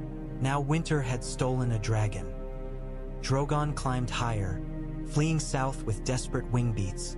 But Jon knew the truth as surely as he knew his own name. The war had changed. The enemy had learned to ride fire with ice. And Jon Snow, Aegon Targaryen, fire-returned king, dragon-touched man, had just watched the world's balance tilt toward darkness. He turned his face into the wind and let his breath smoke out like a vow. "We'll burn you," he whispered into the cloud. Not to Daenerys, not to Drogon, but to the cold itself. "We'll burn you in the end." Below, the Night King stood beside his new weapon and watched the dragons vanish into sky, patient as death. And somewhere inside Jon's chest, the fire coiled tighter, no longer curious, only hungry. Dragonstone greeted them with rain like needles and a silence that felt wrong for a fortress built to worship fire. Drogon hit the dock with a thunder of claws that made boards shudder and men flinch. The great black wings folded, dripping, and the dragon's head lowered once as if tasting the air for what was missing. His rumble was deep, uneasy. Jon felt it in his ribs like grief-given sound. Daenerys slid down from the saddle without grace. Her boots struck wet planks, and for a heartbeat she stood there, swaying, hands clenched at her sides as if her body did not remember how to hold itself when a dragon was gone. Rain ran down her face and made her eyes shine too much. She did not wipe it away. Queens did not wipe away storms. Jon climbed down behind her, hands slick on leather, breath smoking in the warm, wet air. His scars burned faintly beneath skin, as if the Dragonfire still lived there, as if the sky itself had branded him with what he had seen. Jorah Mormont came down last, teeth bared against pain, his arm wrapped in cloth already darkening with blood. He landed hard, then steadied himself because he refused to fall in front of her. Tyrion and Missandei pushed through the tight formation of Unsullied. Grey Worm's posture was rigid, his face carved from fury and fear he would never admit. Missandei's eyes went to Daenerys's face, and something in her softened, as if she had learned long ago that the strongest people sometimes broke in silence. Rhaegal screamed overhead, circling low enough that the air churned. The sound was wild, rage and loss braided, a living dragon's fury at the world's theft. Drogon answered with a roar that rattled the dock's iron rings, and for a heartbeat every torch flame leaned with the wind as if the island itself listened. Then the iron cage swung into view, dangling from a rope crane like a dark, ugly bell. Inside, the Wight thrashed. It slammed its dead body into bars hard enough to make iron ring. Blue eyes burned in the cage's shadow, hungry and furious, mouth clacking teeth like stones. Chains wrapped its limbs, but it did not care. It reached anyway, fingers clawing at air as if air itself might bleed. Men backed away instinctively, unsullied spears tilted a fraction. Sailors made signs against bad luck without thinking. Even on Dragonstone, where dragons slept on stone ledges, the sight of a dead thing that refused to die dragged old fear out of men's bellies. Daenerys's gaze snapped to the cage, and something in her expression tightened, rage sliding over grief like armor. She stepped closer, rain snapping off her cloak, eyes narrowed at the thrashing proof as if she could punish the world by staring hard enough. Jon felt the Wight's hatred like cold spittle, but beneath it he felt something else. Faint, distant, like a thread pulled tight. The dead had felt him. The dead had marked him. The Night King's gaze had been a hook, and the hook was still in him. Tyrion spoke carefully, voice low-eye, in Daenerys's ear. "We have it," he said, as if naming success might make it real enough to balance the loss. Daenerys did not look at him. "We lost him," she whispered instead, and the softness of it made Jon's throat tighten. Not Viserion, not a weapon, him like a person. The Wight slammed into the bars again, shrieking without sound. Daenerys's hand rose, trembling, then clenched into a fist. Her eyes lifted north as if she could see through rain and stone and distance to the frozen lake where a dragon had died. "Bring it inside," she commanded, voice suddenly hard. "Now!" The Unsullied moved at once. The cage swung toward the dock, dripping black water and rain. The dead thing inside fought like hunger trapped in iron. Jon watched it and felt his fire coil, not curious now, not uncertain, only determined. They had proof, and they had paid for it in dragon blood. They made a circle around the cage, as if a circle could make an iron certainty out of fear. Dragonstone's courtyard echoed with the scrape of boots and the low murmur of men trying not to admit what their eyes were seeing. Unsullied stood in disciplined ranks, bronze helms turned toward the cage. Dothraki gathered at the outer edge, hands resting on rocks, faces hard, but their horses shifted nervously at the stink of rot. The cage sat on black stone like a wound nailed down. Inside it, the Wight threw itself against bars again and again, mouth snapping, blue eyes burning. Each impact rang through the courtyard like a hammer strike. Daenerys stood on the steps above, rainwater still clinging to her cloak. Her face was pale, her eyes dark. Tyrion watched the crowd, measuring what this would do to them, whether proof would become conviction or panic. Missandei's calm held the space around her like a quiet wall. Grey Worm stepped forward with a Dragonglass spear in hand. The black point looked too small to matter, and yet everyone in the courtyard watched it like a key. Jon stood near the cage, close enough to feel the dead thing's cold hate through iron. Jorah Mormont was beside him, one arm bound, the other steady on his sword hilt. His jaw was clenched in the way men clenched when pain became background noise. Daenerys's voice carried clearly. "You wanted proof," she said, and the words were for her own army as much as they were for the world that would one day hear. "This is proof." The Wight slammed into the bars and reached through them, fingers clawing, nails blackened. A Dothraki man flinched despite himself. An Unsullied did not flinch, but his spear tip dipped a fraction, instinct tugging at discipline. Jon stepped closer to the cage and spoke without raising his voice. "It doesn't feel," he said. "It doesn't bargain. It doesn't stop." His breath smoked faintly. "It only takes." A few men shifted, uncomfortable at the way smoke left a man's mouth in warm rain. Tyrion's eyes flicked to Jon, then away. Daenerys lifted her chin. "Grey Worm," she commanded. Grey Worm's face was stone. He moved to the cage and jabbed the Dragonglass point through a gap between bars, aiming for the Wight's shoulder. The dead thing snapped at the spear, teeth scraping obsidian with a sound like flint striking flint. Grey Worm thrust. The Dragonglass pierced dead flesh, and the Wight convulsed violently. It did not bleed. It did not cry. It shattered instead, its shoulder collapsing into brittle fragments, black dust and icy shards scattering inside the cage, as if the dead had been made of wrong glass all along. The Wight screamed soundlessly, thrashing harder, but the wound did not heal. The proof was immediate and ugly. A ripple ran through the courtyard. Shock, then murmurs, then a hush that tasted like dawning understanding. Daenerys's voice tightened. "This is what we face," she said. "An enemy that cannot be bribed. An enemy that cannot be tend. An enemy that will rise again unless you burn it or you break it with this." Grey Worm withdrew the spear. The Wight kept fighting, but its arm hung wrong now, half missing, black dust clinging to iron bars. Jorah stepped forward, eyes fixed on the Wight. "This is not a tale," he said, voice hoarse. "We saw it. We fought it. We barely lived." A Dothraki man spat and muttered in his language, anger and fear braided together. One of the Unsullied's breathing changed, small, quick, human, then steadied again. Daenerys looked down at the cage as if looking could punish it. "The dead are real," she said. The sentence landed like a verdict. "And they will come for all of us." The Wight surged again, snapping at the bars, rattling chains. It fixed its burning eyes on Daenerys and reached toward her as if drawn by the heat of power. Jon felt the dead's hunger spike, and something in him answered, heat tightening under his ribs, a low, angry readiness. The torches around the courtyard flared briefly, leaning toward Jon as if they heard his pulse. A few men noticed and stepped back without knowing why. Above, Drogon rumbled, and Regal answered with a shorter, sharper sound.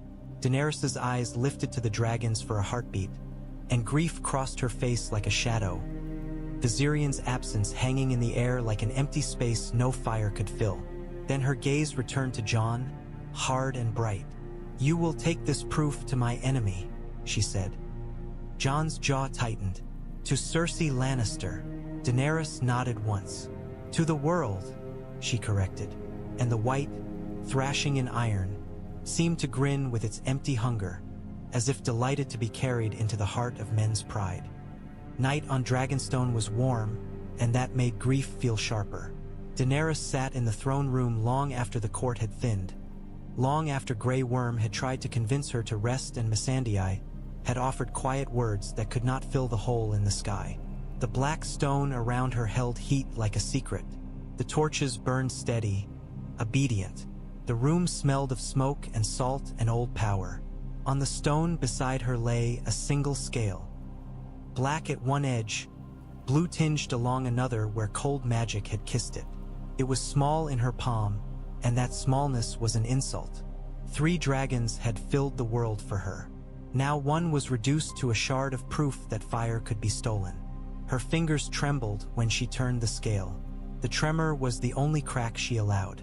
Tyrion stood a respectful distance away, hands clasped behind his back, posture careful. He had seen kings and queens break in private and then rise in public like nothing had happened. He watched her now the way a man watched a storm line on the horizon, knowing it would hit whether he spoke or not. Jon Snow entered without being announced. The Unsullied at the doors did not stop him. They had learned the Queen's rules bent when she didn't know how to name what she felt. Jon stepped into torchlight, breath smoking, eyes dark with exhaustion that did not look like fatigue so much as weight. Daenerys did not look up at once. "You brought me proof," she said quietly. "And it cost me a dragon." Jon swallowed. "It cost all of us," he said, but the words sounded weak against the truth. He stepped closer, then stopped because distance mattered with queens. "I'm sorry." Daenerys laughed once, sharp and broken. "Sorry?" she echoed, and the words sounded like an insult. Did sorry stop the spear? Did sorry pull him out of the water? Jon's scars warmed, an involuntary flare. He forced it down. "No," he admitted. Daenerys' gaze finally lifted to him, and Jon saw it. Rage like a blade, grief like an ocean, and beneath both, fear, raw and stubborn. That she would lose the only things in the world that had ever truly been hers. "He's out there now," she whispered, and her voice made it sound like a curse. Cold inside him, blue in his eyes. Her hand tightened around the scale until her knuckles went white. "My dragon." Jon felt something twist in his chest, a strange echo of her pain that startled him. He had watched Viserion die and felt a snap inside himself, a tearing he could not explain. It wasn't his dragon, it wasn't his bond, and yet his body remembered it like a wound. "I felt it," Jon said, and the admission came before he could stop it. Daenerys' eyes narrowed. "Felt what?" Jon's throat tightened. "When he fell," Jon said hoarsely. "When the spear hit. When he stopped." He swallowed. It was like something tore. Tyrion's gaze sharpened, the way it did when a truth surfaced unexpectedly. Daenerys stared at Jon as if he had slapped her. Then her voice dropped, dangerous and quiet. "Don't take him from me," she said. Jon flinched. "I'm not trying to." Daenerys stood abruptly, cloak whispering against stone. She moved closer, close enough Jon could smell smoke on her hair, could see the thin sheen of tears she refused to let fall. "They are all I have left," she said softly. "They are my children, my power, my proof that I wasn't a girl sold like meat." Her gaze burned. "And now Winter has one of them." Jon's breath smoked. He held her gaze because looking away felt like cowardice. "Then you come north," he said quietly, "and you burn him." Daenerys' mouth tightened. "And if I do," she said, "what then? The realm sees dragons over Winterfell and calls me savior? Or conqueror? What happens when they hear another Targaryen lives?" One the dragons bow their heads toward. The words landed like a blade turned sideways, pressing into an old bruise. Jon's jaw clenched. "I don't want your throne," he said again, because he had nothing else to offer that didn't sound like threat. Daenerys' eyes flashed. "Want is not the only thing that matters," she hissed. "The world chooses for you. Men choose for you. Stories choose for you." Jon's scars pulsed with heat. "Then we make a different story," he said. "One where we don't die arguing while the dead walk." For a long moment, Daenerys stared at him. Then she turned away, shoulders rigid, and stared into the torches as if fire could answer questions better than men. Tyrion spoke softly, careful as a man stepping around broken glass. "We have something now we didn't have before," he said. "Proof the dead exist, yes, but also proof that they can take a dragon. His eyes flicked to Daenerys. That means even your enemies will listen. Even Cersei. Daenerys's hands tightened at her sides. Cersei will listen, she said, voice hollow. And then she will lie. Jon stepped closer by a fraction. Let her lie, he said. Just get her to stop fighting long enough for us to fight the dead. Daenerys turned back to him, gaze sharp. And after? She demanded. After the dead? Jon held her eyes. If we live, he said quietly, then we argue about crowns. Not before. Daenerys's mouth tightened. She looked at the scale in her palm, then closed her fist around it as if sealing grief into iron. Very well, she said at last. We go to King's Landing. Jon exhaled slowly, smoke curling. Outside, rain hammered the stone as if the sea itself demanded entry. Inside, fire and grief sat in the same room and tried not to burn each other alive. King's Landing smelled different even at a distance. It smelled of smoke trapped in stone, of river rot, of people packed too tight and pretending it was civilization. Dragonstone's salt and sulfur faded behind them as their ships slid into darker waters and the land rose, crowded with watchtowers and walls. They did not bring dragons to the city's streets. Tyrion insisted on that, and Daenerys allowed it with the tight restraint of a woman swallowing fury. The dragons circled farther out, unseen but felt, like thunder held back behind cloud. The summit was set in the Dragonpit's ruins, because there was a grim poetry in bringing Dragonfire's heirs into the skeleton of where dragons had once been caged. The broken arches loomed overhead, stone ribs against gray sky. Wind moved through the open structure and made torches shudder, as if the place remembered old flames and missed them. Cersei Lannister arrived first, as if claiming timing was a kind of victory. She sat on a raised platform with her posture perfect, her mouth set in a calm line that never betrayed fear. Qyburn stood at her shoulder like a patient spider. Behind them, Ser Gregor Clegane, the mountain, was a silent wall of armor, visor empty, presence wrong in a way that made Jon's skin crawl. Jaime Lannister stood a step lower, jaw tight, eyes restless as if he could not decide whether to be brother or enemy. Euron Greyjoy lounged nearby with his smirk and his sea salt arrogance, iron-born guards at his back. He looked like a man who believed storms were loyal because he had survived them. Daenerys entered with controlled grace, cloak dark, hair braided, eyes hard. Tyrion walked beside her, his face carefully neutral, like a man balancing a cup of poison on a tray. Missandei moved with her calm dignity. Grey Worm and Unsullied followed, spears upright. Davos Seaworth walked with the wary posture of someone who had stood before too many kings and watched too many of them die. Jon Snow came last, not because he wanted drama, but because the cage came with him. It was dragged on a sled by men with strained faces. Heavy cloth covered it, but even covered, it felt wrong, like a breathing thing under a shroud. The iron clinked faintly with the Wight's movement. A low, hungry rattling seeped through fabric like a heartbeat. Cersei's gaze went to the covered cage at once. She did not flinch. She did not show curiosity.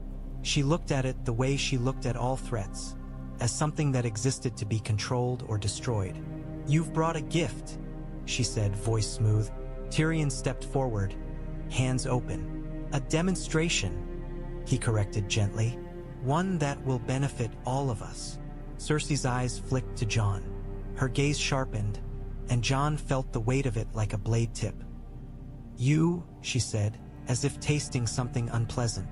"The bastard who thinks he can lecture queens." Jon's jaw tightened. "I'm not here to lecture," he said.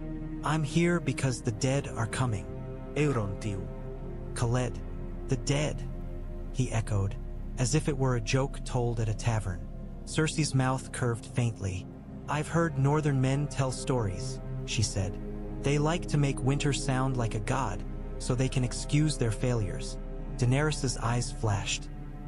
"He is not lying," she said, and the certainty in her tone made even Jaime glance at her. Cersei leaned back slightly. "Then show me," she said, and the words were a challenge and a command. Tyrion looked at Jon, then nodded once. Jon stepped toward the cage. His breath smoked faintly in the cool air. He could feel the torches nearby lean toward him, eager, and he forced himself to ignore it. He pulled the heavy cloth away. The iron cage stood revealed, wet with condensation, bars thick. Inside, the Wight thrashed, chains rattling, blue eyes burning like cold coals. It slammed itself against the bars and reached toward the living as if it could smell their warmth from yards away. A few of Cersei's guards shifted, faces paling. Euron's smirk faltered for half a heartbeat. Jaime's eyes widened slightly, recognition and dread mixing. Cersei's expression did not change. Only her fingers tightened on the arm of her chair. "Release it," she said. Tyrion swallowed hard. "Your Grace." "Release it," Cersei repeated, and the calm in her voice was the calm of a woman who did not believe in monsters unless she owned them. Jon's hand tightened on the cage latch. Daenerys's posture stiffened. Grey Worm's spear tip dipped slightly, ready. Jon met Tyrion's eyes. Tyrion's look was a warning and a plea at once. "Don't let this become slaughter." Jon turned back to the cage. "If you want proof," he said, voice flat, "you'll get it," and he lifted the bolt. The Wight moved like a spring released. The moment the bolt lifted, the dead thing slammed into the cage door with such force the iron shrieked. Chains snapped taut. The Wight squeezed through the gap like hunger finding a crack, teeth clacking, nails scraping stone, blue eyes locked on the nearest warmth. A Lannister guard lunged with a spear out of reflex. The Wight caught the spear shaft in dead hands and yanked, pulling the man forward. Teeth sank into his throat. Blood sprayed, hot and real, and the guard's scream was the first honest sound in the dragon pit. Chaos rippled outward like fire in dry brush. Guards drew steel. Unsullied spears tilted.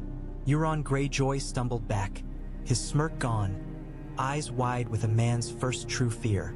Jaime Lannister drew his sword, stepping forward instinctively, face tight with disbelief that tried to become action. Cersei did not move. Her eyes stayed on the Wight like a woman watching a knife approach her throat and deciding whether to flinch was beneath her. Only her jaw tightened, the smallest tell of a crack. Jon surged forward as the Wight tore free of its chain slack, lunging for another guard. He caught the chain line and yanked hard, dragging the dead thing's momentum sideways. The Wight snapped at him, teeth clacking inches from his wrist. Sandor Clegane, the Hound, moved with brutal efficiency, hooking the chain and throwing his weight into it as if wrestling a rabid dog. He did not speak. He did not joke. He looked like a man staring straight into the kind of nightmare he had spent his life pretending he could outrun. The Wight flailed, inhuman strength jerking chain links. It lunged again, reaching for Cersei's platform as if drawn by power's heat. Jaime stepped in and slashed. Steel bit dead flesh and did nothing but slow it. The Wight turned on him, snapping, and Jaime's face paled as he realized this was not a man he could kill with a clean strike. This was not a duel. This was a thing. Jorah Mormont drove a Dragonglass dagger into the Wight side. The dead thing convulsed and shrieked soundlessly. Black dust and brittle fragments burst from the wound like shattered glass. The Wight staggered, but did not fall. It snapped blindly, furious now, reaching for anything it could tear. Qyburn watched with cold fascination, head tilted slightly, as if this were an experiment in his personal laboratory. His eyes did not show horror. They showed curiosity. "See!" Jon shouted, voice torn by the chaos. "It doesn't stop." The Wight lunged again, and the Hound and Jon hauled on the chains, forcing it back. Unsullied stepped in with disciplined violence, spears angled to pin. A dragonglass point pierced the Wight's shoulder, and that shoulder shattered, black dust spraying. The Wight fell to one knee, still fighting, still snapping, still reaching. Jaime stared at the shattered flesh with something like sick understanding. Cersei's voice cut through, calm and cold. "Enough," she said. "It's not shouted. It did not need to be."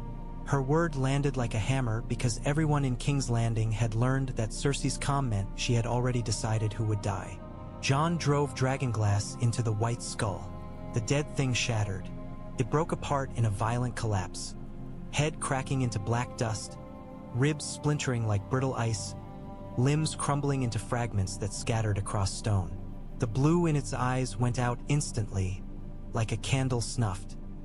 Silence fell in the wake of violence, heavy and stunned. Only the dying guard's wet gurgle lingered, and even that faded quickly as life left him. The hound stood panting, chain still in hand, face hard. Jaime stared at the dust on his blade. Euron swallowed, eyes darting as if searching for another joke and finding none. Daenerys stood rigid, her face a mask of controlled fury and grief. Jon's breath smoked. The torches flickered near him as if restless.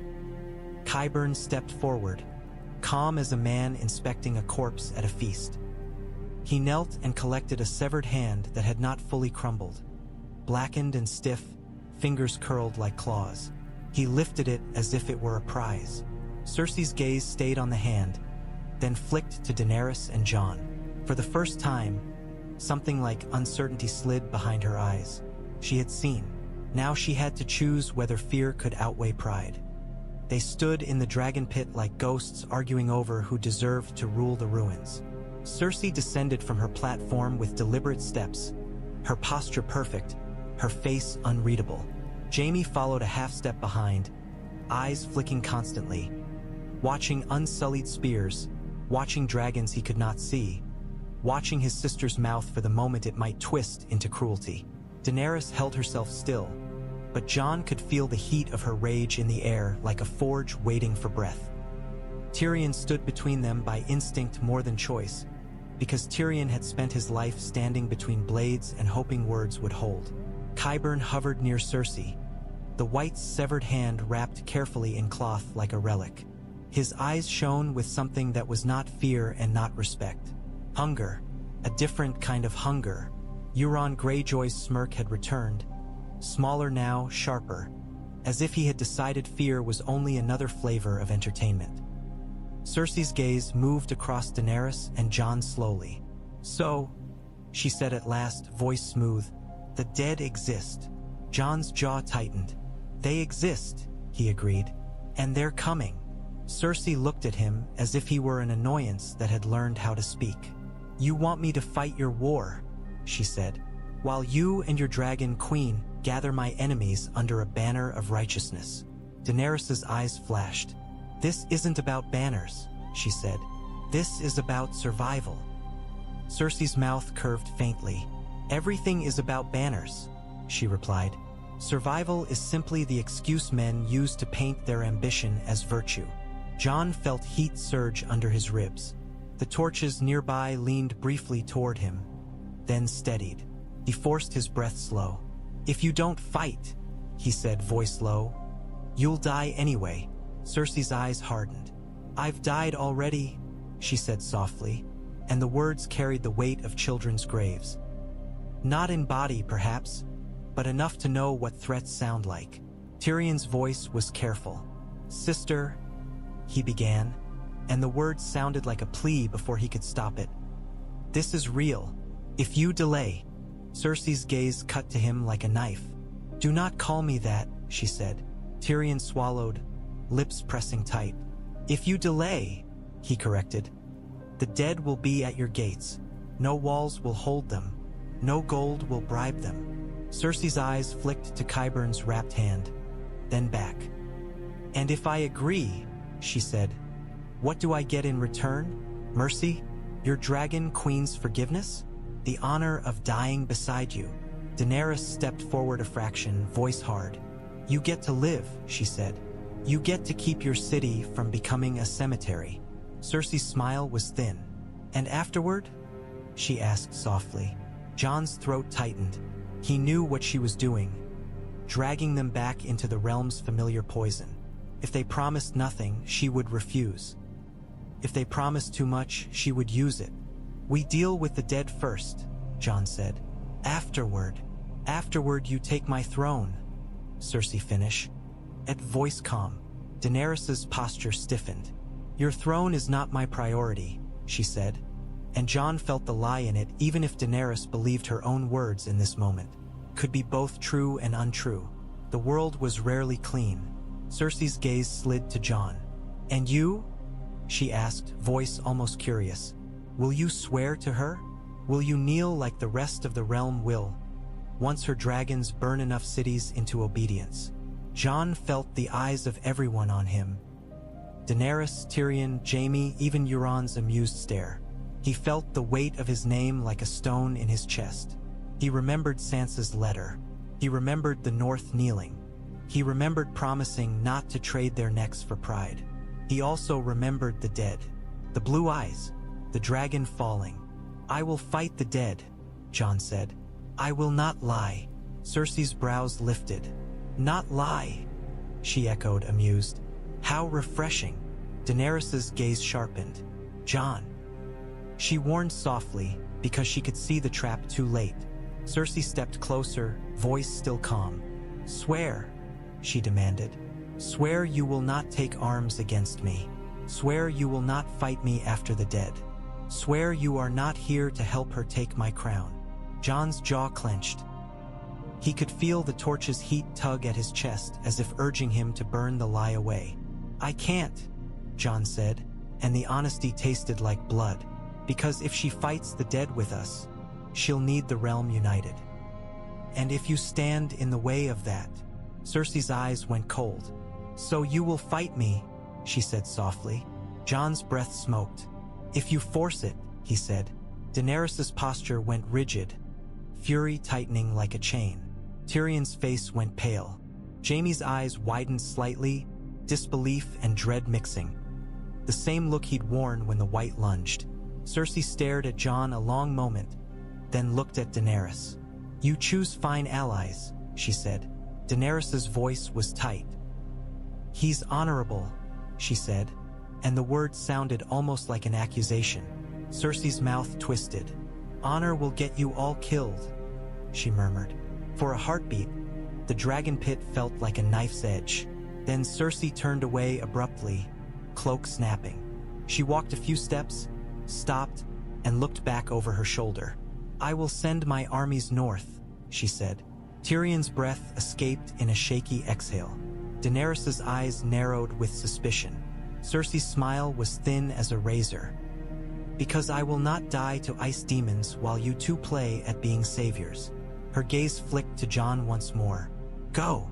Jaime stared at her, stunned, as if he could not believe the words had come out of her mouth. Euron chuckled softly, delighted by the tension. Cersei walked out of the dragon pit with Qyburn and the mountain at her back, leaving promises hanging in the cold air like smoke. Jon watched her go and felt only dread. Because Cersei Lannister did not give ground without planting a knife beneath it. Jaime followed her out like a man chasing a ghost. The corridor outside the dragon pit was colder than the pit itself. The stones sweating damp, torchlight trembling in the wind that slipped through cracks.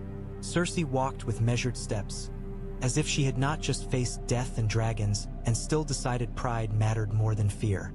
The mountain's armor clinked softly behind her. Qyburn drifted like a shadow, hands clasped.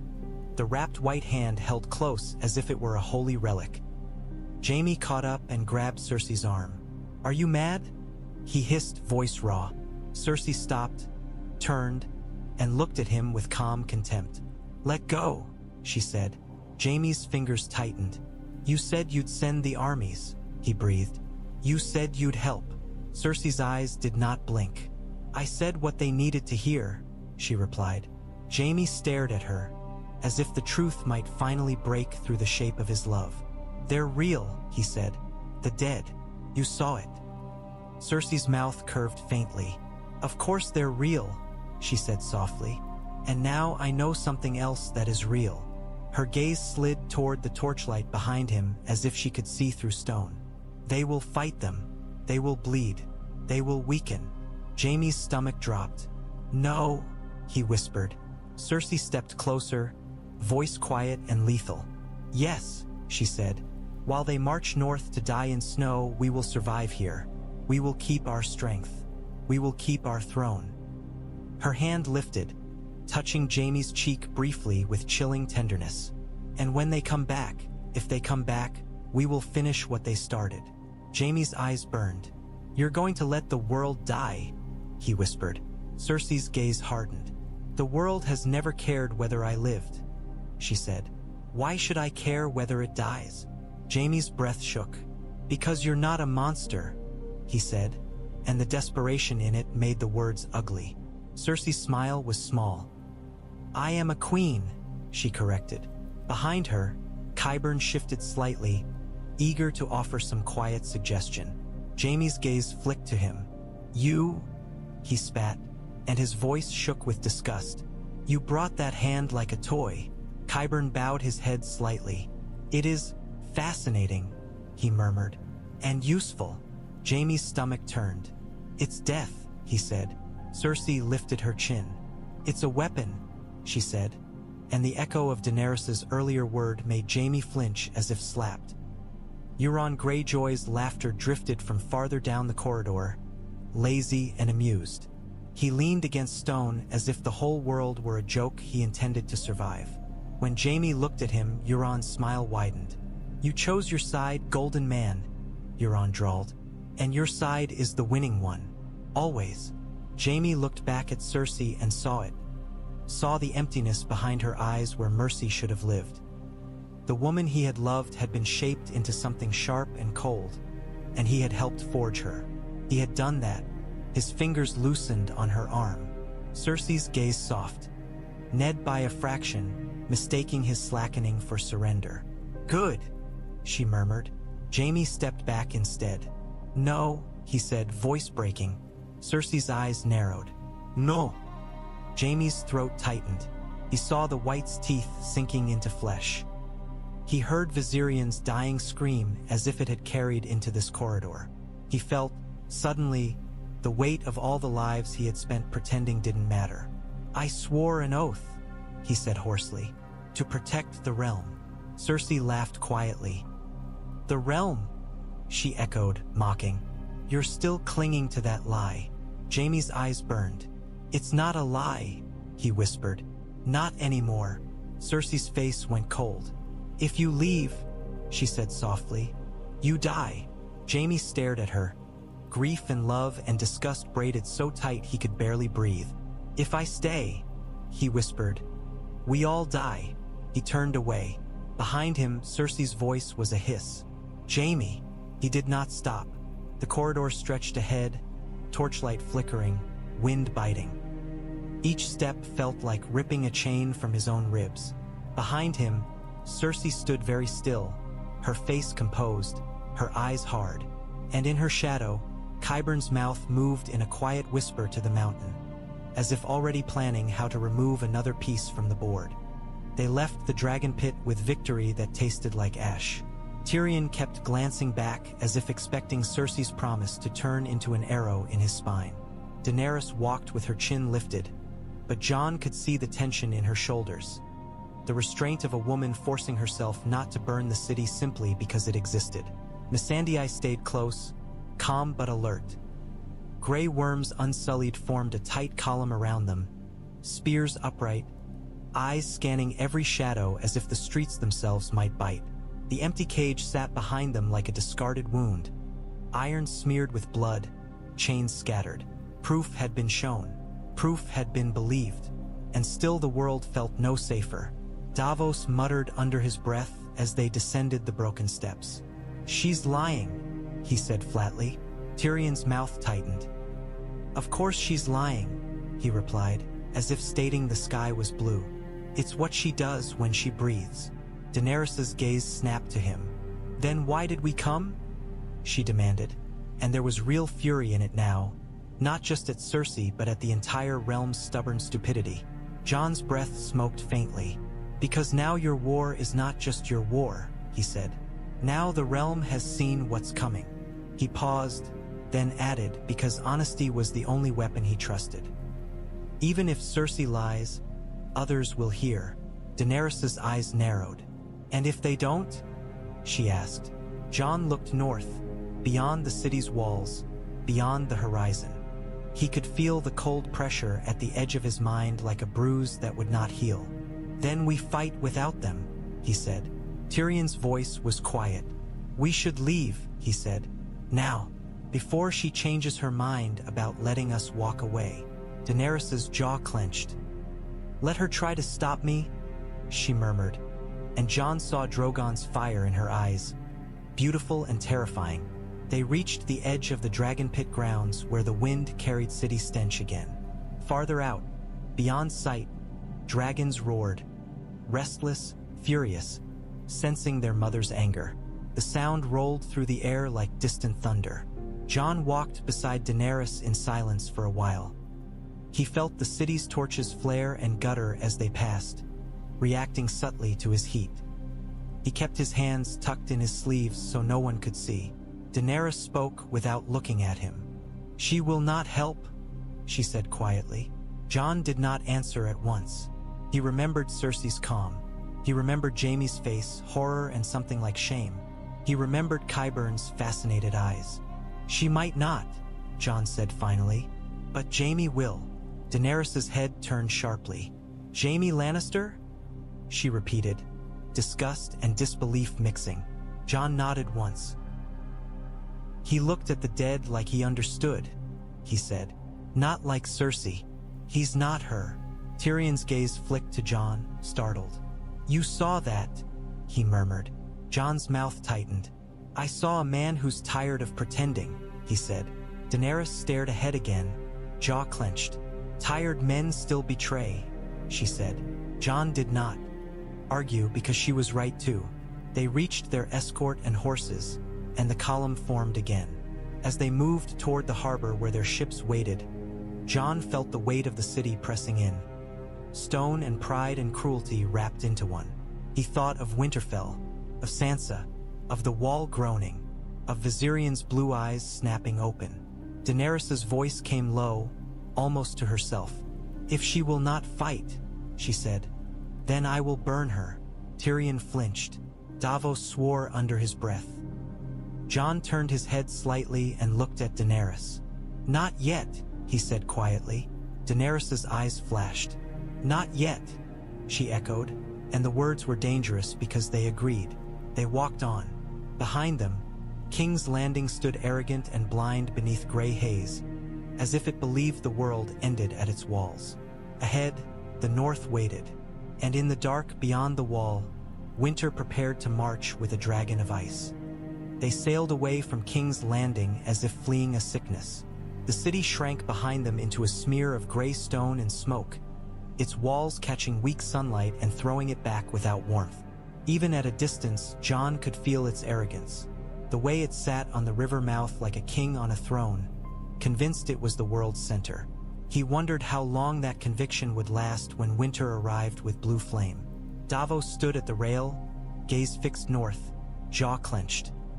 He looked like a man watching a storm line he knew would hit his home. Tyrion leaned near the stern, watching the city fade with an expression that was equal parts relief and dread. "She will betray us," he murmured, not to anyone in particular. "Let her," Daenerys said, voice clipped. She stood near the bow, hair braided tight, eyes hard. The sea wind snapped her cloak like a banner. "When the dead come, her betrayal will taste like ash." Tyrion's mouth tightened. "It may taste like ash to all of us," he said softly. Jon stood a few paces away, hands gripping the rail. The wood was cold and wet, but it warmed beneath his palms. Steam rose faintly and vanished. He did not look down at it. He looked at the horizon. Above the ship, wings beat. Drogon and Regal flew low over gray water, shadows sliding across waves. Drogon's presence felt heavier now, older, angrier. Regal's scream echoed occasionally, sharp with grief. The gap in the sky where Viserion should have been made the air feel wrong. Daenerys watched her dragons with a gaze that tried to be possessive and became sorrow instead. Jon felt the grief radiate off her like heat from a forge. It made his scars itch. He did not know what to say to her. Words felt small. They always did when death had taken something too large. Tyrion approached Jon quietly, as if worried sudden movement might spark something. "Jaime will come," he said under his breath. Jon glanced at him. "You believe it too?" Tyrion's smile was thin. "Jaime is many things," he said, "but he is not his sister." He paused, then added, "And he's always had a taste for doing the right thing at the worst possible time." Jon exhaled slowly. Smoke curled from his lips, thin and steady. "Then we'll take whatever help we can get," he said. Daenerys turned her head slightly, hearing them without trying. "Help?" she echoed, voice cold. "I have dragons." Jon looked at her. "Dragons can die," he said quietly. Daenerys' eyes flashed, pain and fury braided. "And so can kings," she snapped. Jon felt the truth of that settle heavy. He had already died once. He did not fear death the way he had. He feared what his death might unleash now, what the fire that brought him back might do if it was left without the man it wore. "We go north," Jon said, voice steady. "We mine the Dragonglass we can. We arm the living. We hold the wall as long as it holds. And when it breaks..." He paused because saying it felt like calling it. "We fight." Daenerys' gaz. He fixed on the horizon. "I will burn the dead," she said. Jon nodded. "And I will lead men through the smoke," he replied. For a moment, the wind softened, and the sea's roar felt distant. Daenerys spoke without looking at him. "If you are truly Aegon Targaryen," she said quietly, "then the realm will want you to take what I came to claim." Jon's jaw tightened. "Let it want," he said. "I don't." Daenerys' laugh was sharp. "You don't get to choose," she whispered. Jon's breath smoked. "I chose once," he said. "I chose the watch. I chose duty. I died for it." He turned his head slightly toward her. "I'm choosing the living now. That's the only crown I'll wear." Daenerys stared at him a long moment, and Jon saw something in her eyes shift. Not trust, not love, not yet. Something like reluctant respect, the kind you gave a blade that could cut you but might also save you. Above them, Drogon roared, and the sound rolled over gray water like a vow. The ship pushed north, cutting through waves toward a war that would not wait. Behind them, King's Landing sat smug in the haze. Ahead, winter sharpened its teeth. The wall remembered fire. It groaned in the night like a wounded beast, ice shifting, old spells tightening and loosening with the strain of a world changing. The sky above it was starless, smothered by cloud, the kind of darkness that made men forget what hope looked like. Below, in the shadowed snow, white walkers stood in silent ranks. Their armor caught faint moonless light and returned it as a cold sheen. Spears of ice rose like a forest of frozen teeth. Wights waited behind them in endless patience, blue eyes scattered across darkness like fallen stars. At their front stood the Night King. He lifted his gaze to the wall not with hatred, not with urgency, but with calm certainty. Time belonged to him. Winter belonged to him. Fear belonged to men, and men had always broken. Then a shadow passed overhead. Undead Viserion swept above the ice cliff with wings that beat too stiffly, too precisely, like a puppet pulled by invisible strings. His golden scales were dulled by frost and death. His eyes burned bright blue, wrong and relentless. Blue light glowed in his throat, pulsing with cold fire. The Night King raised one hand. Viserion banked, obedient. The dragon opened his jaws. Blue flame poured out, silent at first, then screaming as it struck the wall. The ice did not simply melt. It shattered. It screamed in cracks that ran like lightning across the cliff face. Blue fire ate into the wall's surface, carving trenches through ancient frost, turning solid magic into falling shards. Snow exploded outward in white clouds. The air filled with the sharp stink of cold fire and broken spell. Deep inside the wall, something flickered. Not blue, red gold. For a heartbeat, faint veins of warm light threaded through the ice far beneath the surface, pulsing like blood under skin. Old fire, bound into old ice, waking under assault. The wall had been made with more than cold. It had been written with flame. The Night King watched the red gold flicker with a faint tilt of his head. as if acknowledging an old enemy's ghost. Viserion's blue flame hammered again, harder. The red gold veins flickered faster, then dimmed, overwhelmed, as if smothered by winter's stolen fire. A deep crack split the air like thunder. A section of the wall gave way, collapsing inward in an avalanche of ice and shattered spell. The sound rolled across the frozen world like a drumbeat calling war. The White Walkers did not cheer. The dead did not howl. They moved. Wight surged toward the breach in an endless tide, climbing over falling ice, slipping and rising, hands clawing at stone, hunger dragging them forward. The Night King lowered his hand. Viserion circled above the breach, blue flame still glowing faintly in his throat like a promise. Far away, across sea and storm and distance, Jon Snow's fire stirred as if it had felt a blade touch its skin. A pulse of heat ran through the old bond beneath the world. Fire answering fire, cold answering fire, the ancien. T-struggle tightening like a noose. The wall's last red gold flicker died in the crushed ice. And winter, armed now with dragonfire that burned blue, began to pour into the realm of the living.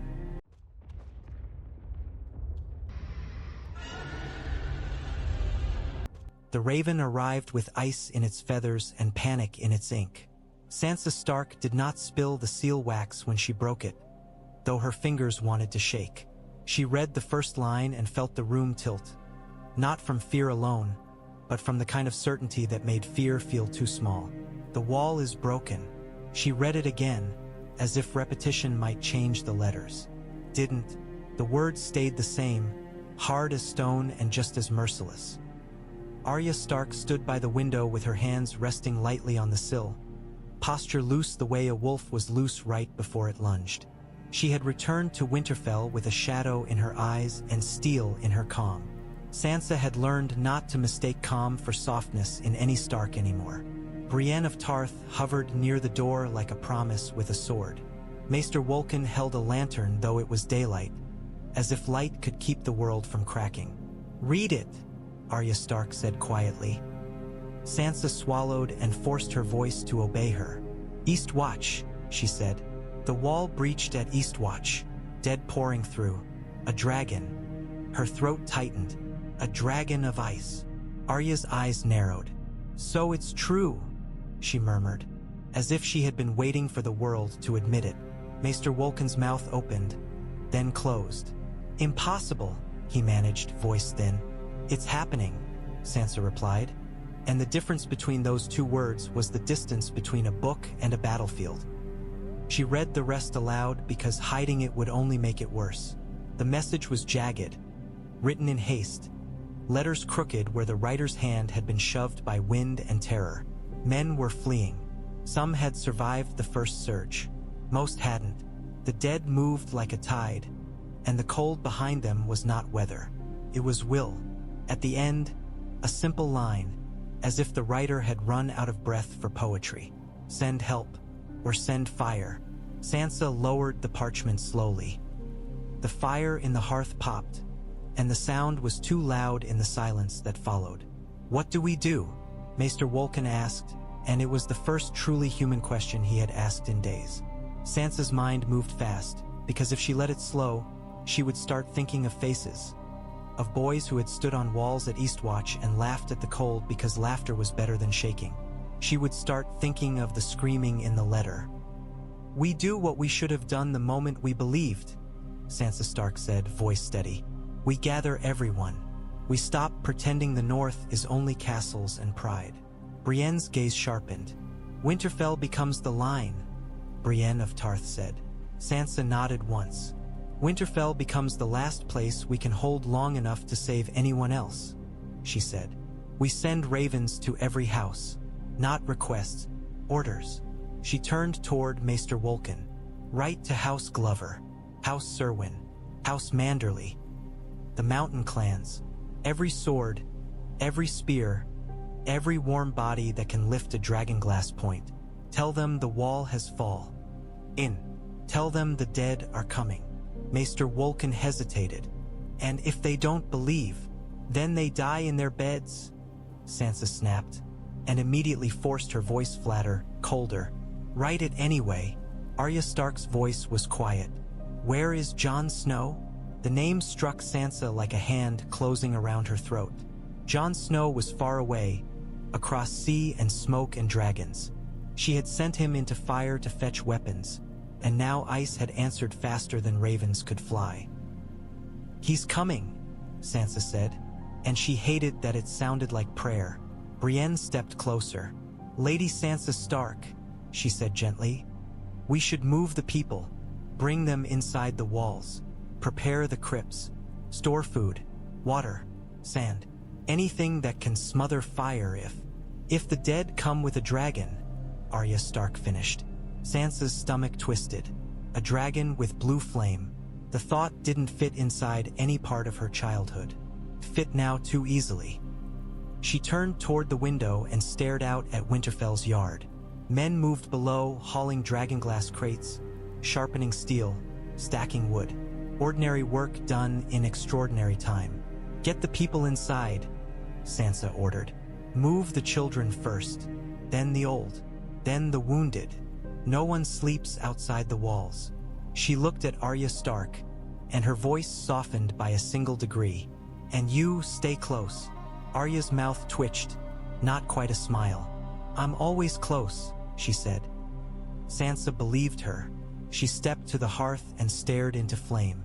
The fire looked small, harmless. She thought of Jon Snow breathing smoke, of Daenerys Targaryen's dragons roaring over black water. She thought of the wall breaking like a bone under a boot. "Send a raven to Dragonstone," she said to Maester Wolkan, voice calm because calm was what leaders wore. "Tell Jon Snow the wall is down. Tell him we're gathering at Winterfell." Her throat tightened. "Tell him to bring fire." The message reached Dragonstone like a blade thrown across the sea. Daenerys Targaryen read it once, then again, as if the ink might change under the heat of her stare. Tyrion Lannister watched her face with the careful fear of a man who understood that queens were storms, and storms did not like being told they were late. Missandei of Noth stood near the table, calm as ever, hands folded, eyes alert. Grey Worm stood behind Daenerys like a spear given flesh, expression carved from discipline. "The wall has fallen," Daenerys said, voice low. Tyrion swallowed. He had spent his life hearing words that ended kingdoms, but these sounded like they ended the world. "How?" he asked, though he suspected he already knew. Daenerys's gaze lifted, and in it was the image she could not release. Viserion's eyes snapping open bright blue in black water. "A dragon," she said, and the word tasted like poison. "My dragon." A roar rolled through Dragonstone stone. Drogon, restless and furious, the sound vibrating through floor and bone. Regal answered with a shorter scream, sharp with grief. The mountain's torches flickered as if uneasy. Tyrion stepped closer to the map.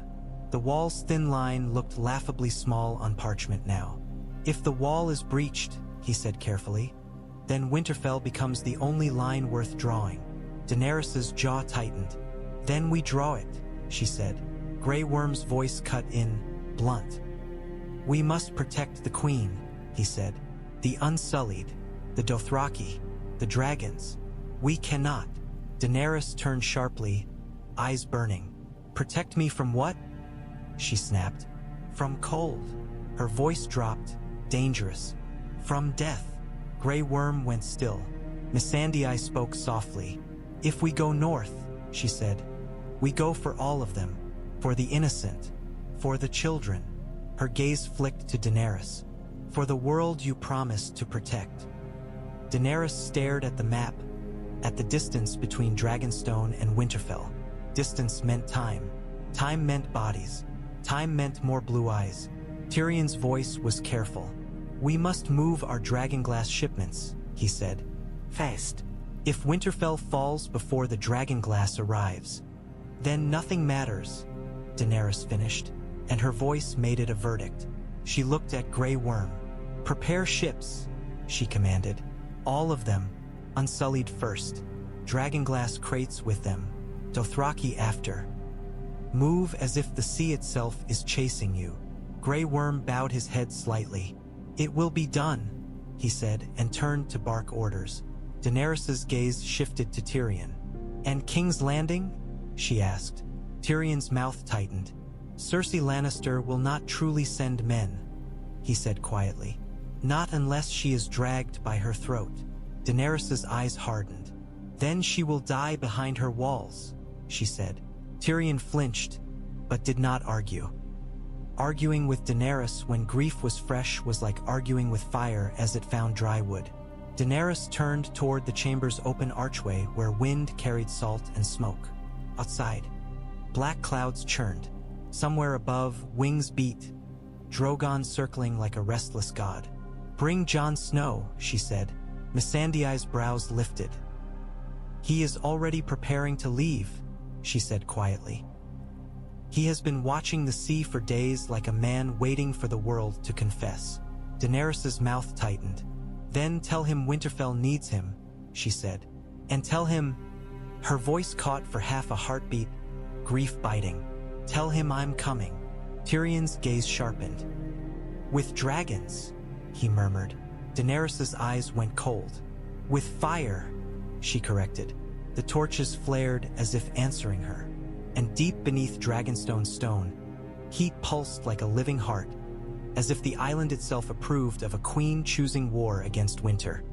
Eastwatch did not fall like a castle fell. It fell like a throat giving way under a knife, sudden, ragged, and followed immediately by choking. The breach in the wall was a jagged wound of shattered ice and collapsed stone. Men had died in it without ever seeing what hit them, crushed under falling magic, buried under their own last defense. The air around the gap smelled wrong, sharp with cold fire and broken spell, as if the world had been forced to inhale winter until it bled. Wights poured through first, not screaming, not chanting, just moving in endless hunger. They climbed over ice chunks and crushed bodies with the same relentless patience they used on everything living. Blue eyes flashed in the darkness like scattered stars. Tormund Giantsbane fought at the edge of the chaos like a bear set on fire. He shoved men toward the docks, roaring orders that the wind tried to steal. "Move!" he bellowed, dragging a half-frozen black brother by the collar. "Move or die!" Edison Tollet stumbled beside him with blood on his cheek and a look of exhausted disbelief. "I hate being right," he gasped, hacking a Wight back with a Dragonglass spear. The dead thing shattered. Two more stepped into its place immediately. The dock was a crush of bodies. Wildlings, black brothers, terrified sailors, horses screaming as they slipped on ice. Men shoved one another not from cruelty but from panic, and panic didn't care who it trampled. Above them, the sky darkened. A shadow passed over the broken wall, and the wind changed colder, sharper, as if the air itself had learned a new kind of cruelty. Undead Viserion glided into view, wings stiff, movements precise in a way living creatures weren't. Frost clung to his scales. His eyes burned bright blue. In his throat, a pulsing glow gathered, cold flame, ready. Tormund's face twisted. "7 hells," he snarled, and the words sounded too small. Edison Tollet stared upward and made a sound that was half laugh, half sob. "We are truly cursed," he muttered. Blue fire poured down. It did not behave like normal flame. It screamed as it struck wood and rope and flesh, not melting so much as shattering. Men froze where they stood, their screams turning into brittle silence as ice took them. The dock splintered. The sea hissed where blue flame kissed water. Tormund threw himself over a fallen boy, shielding him with his own body, and felt the cold bite at his back like teeth. He rolled, dragged the boy up, and shoved him toward a ship. "Geo!" he roared. Edison Tollet grabbed a torch and hurled it into a pile of bodies. Not to kill, but to burn, to deny the dead their prize. "Sorry," he muttered to the corpses, voice breaking. "Better ash than blue eyes." The torch caught, flame licking up, and for a heartbeat the orange looked obscene against the blue. A White Walker stepped through the breach behind the Whites, calm and graceful, spear of ice in hand. More followed. The dead were not just flooding. They were marching. Tormund saw the line forming and felt something in his gut twist. This was not a raid. This was the end. He grabbed Ed by the sleeve. "We leave," he growled. Ed's face was pale. "The Watch doesn't. The Watch is dead," Tormund snapped. "Or it's running. Choose." Ed's jaw clenched. He looked back once toward the breach, toward the wall that had been the world's spine, and he saw wights climbing over ice and bodies like ants over a fallen tree. He swallowed hard. "Fine," he said, voice thin. "I choose running. Again." They fought their way onto a ship already half-loaded with screaming survivors. Sailors hacked at frozen ropes. Men shoved off from the dock with poles, desperate to put water between themselves and death. Behind them, Eastwatch burned blue and orange both, fire and cold fire wrestling on wet wood. Undead Viserion circled above the breach, roar wrong and thin, and the Night King's army poured south through the hole in the world like blood through a severed vein. The sea carried them north, but it could not carry Jon Snow away from what he had felt. On the ship's second night out of Dragonstone, Jon sat alone in a cramped cabin with a lantern swaying overhead and a map spread on the table that he did not truly see. Outside, waves slammed against the hull like fists. Inside, the air felt too warm, warmth that did not come from the lantern. Davos Seaworth hovered at the doorway like a guard who didn't know what he was guarding against. "You haven't slept?" Davos muttered. Jon didn't look up. "Neither have you," he replied. Davos's mouth twisted. "I've slept in storms," he said. "I've slept with cannon fire." He hesitated. "I've never slept with whatever you're doing." Jon's gaze dropped to his hands. He held them above the table, palms up, fingers spread. Heat prickled at his fingertips like a creature trying to claw its way out. He let it. A thin flame sparked above his palm, small, wavering, bright. It did not touch the lantern. It did not feed on oil. It simply existed, floating like a living thought. Davos swore softly. "That's new," he said. Jon watched the flame dance. His scars warmed, pulsing faintly, and his breath came out as smoke. "It happened on Dragonstone," he murmured. "After Viserion." Davos's gaze sharpened. "After you watched a dragon die," he said flatly. Jon's jaw tightened. "After I felt it," he admitted. Davos stepped in, closing the door behind him as if afraid someone might see. "Tell me," he said, voice low, "what did you mean when you said you felt it?" Jon stared at the flame. The memory hit him again. Viserion's scream, the sudden emptiness, the snap inside his chest like a rope tearing. He swallowed. "It felt like fire being stolen," he said. "Like something that should have belonged to the world got ripped out and twisted." Davos went still.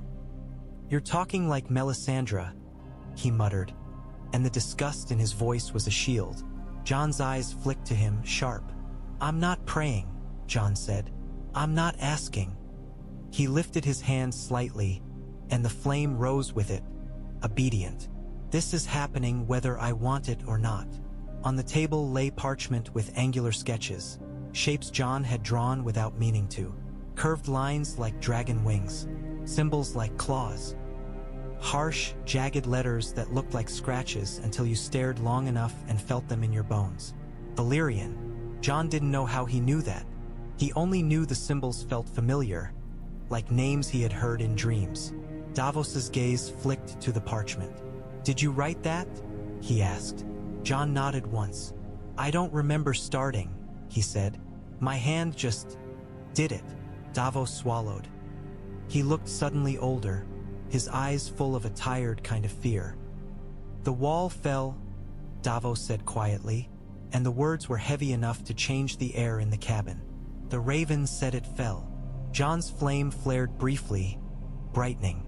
Heat surged in his chest, fierce and sudden. He forced it down, closing his fingers. Slowly until the flame compressed and winked out like a candle snuffed by a fist. "The wall's fire is gone," Jon murmured, and the certainty in his voice startled even him. Davos frowned. "Gone." Jon pressed his palm to his chest over the scars. The skin was warm, too warm. "I could feel it before," he said. Under the ice, like a heart beating. Now, he swallowed. Now it's empty. Outside the cabin, the ship creaked. The sea roared. Somewhere above, dragons screamed into night.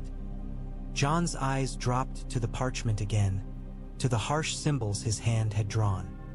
He traced one with his fingertip without touching ink, and heat prickled his skin. I think, Jon said slowly, voice rough. The wall wasn't just a wall. Davos stared at him. What was it, then? Jon's breath smoked. He remembered the vision in the Dragonstone chamber. Dragon flames striking ice, writing spells, binding a shadow beneath. He remembered red gold veins flickering in the wall as blue flame ate into it. It was a lock, Jon said. Davos went very still. A lock on what? Jon lifted his eyes.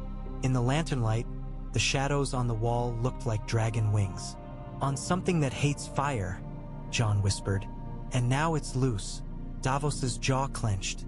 And you think it knows you, he said. Jon didn't answer with words. He simply held his palm up, and a tiny spark jumped between his fingers. Alive, hungry, impatient. The spark was the only honest thing in the cabin. Winterfell became a city in a day. Refugees poured in first. Fisherfolk from the coast, shepherds from the hills, wildlings who had chosen the south because the north had become death. They came with bundles wrapped in cloth, with children clinging to skirts, with eyes too wide and mouths too tight. Some came with frostbite. Some came with stories that sounded like madness until you saw the terror in the way they spoke. The gates groaned under constant use. The yard filled with people until Winterfell stone seemed to strain under the weight of living bodies pressed too close together. Sansa Stark stood on the steps with her cloak thrown over her shoulders like armor. She pointed, commanded, organized, her voice cutting through panic like a blade. Inside, she ordered. Inside, all of you. No fires in the yard. Not unless they're controlled. Food lines by the north wall. Water by the well. Children first. Men obeyed because her certainty was the only thing standing between them and screaming. Arya Stark moved through the crowd like a shadow made solid. She took children by the hand, guided them into the halls, pressed them toward warmth. Her face was calm, but her eyes watched everything. She was not afraid of chaos. Chaos was where she had learned to survive. Brienne of Tarth and Podrick Payne organized guards at the gate, moving men into lines, assigning posts, barking orders with the hard practicality of soldiers who understood that a wall was only as strong as the man who stayed awake on it. In the corner of the yard, a forge had been built out of necessity and stubbornness. Gendry, blacksmith's hands, king's bastard blood, too much of both, stood shirtless despite the cold, sweat steaming from his skin as he hammered dragonglass into crude spearheads. It was ugly work. Dragonglass shattered easily. It did not behave like steel. It demanded patience. Again, Gendry muttered to himself, as a spearhead cracked along its edge. He tossed it aside and reached for another shard. A young Mormont warrior handed him fresh obsidian, eyes wide. "Does this really kill them?" the boy asked. Gendry didn't look up. "It breaks them," he said, voice flat. "That's close enough." Smoke rose from the forge into the gray sky, mixing with breath and fear. Snow fell lightly, melting into muddy slush where too many feet had churned the yard. Sansa moved down the steps and strode toward the forge, her boots splashing. She glanced at the piles of broken dragonglass, at the crude weapon heads stacking up, at the men watching as if the black glass was salvation made tangible. "How many?" she asked Gendry. Gendry wiped sweat from his brow with a forearm streaked black. "As many as you can bring," he said. "As many as we can shape before they're here." Sansa's mouth tightened.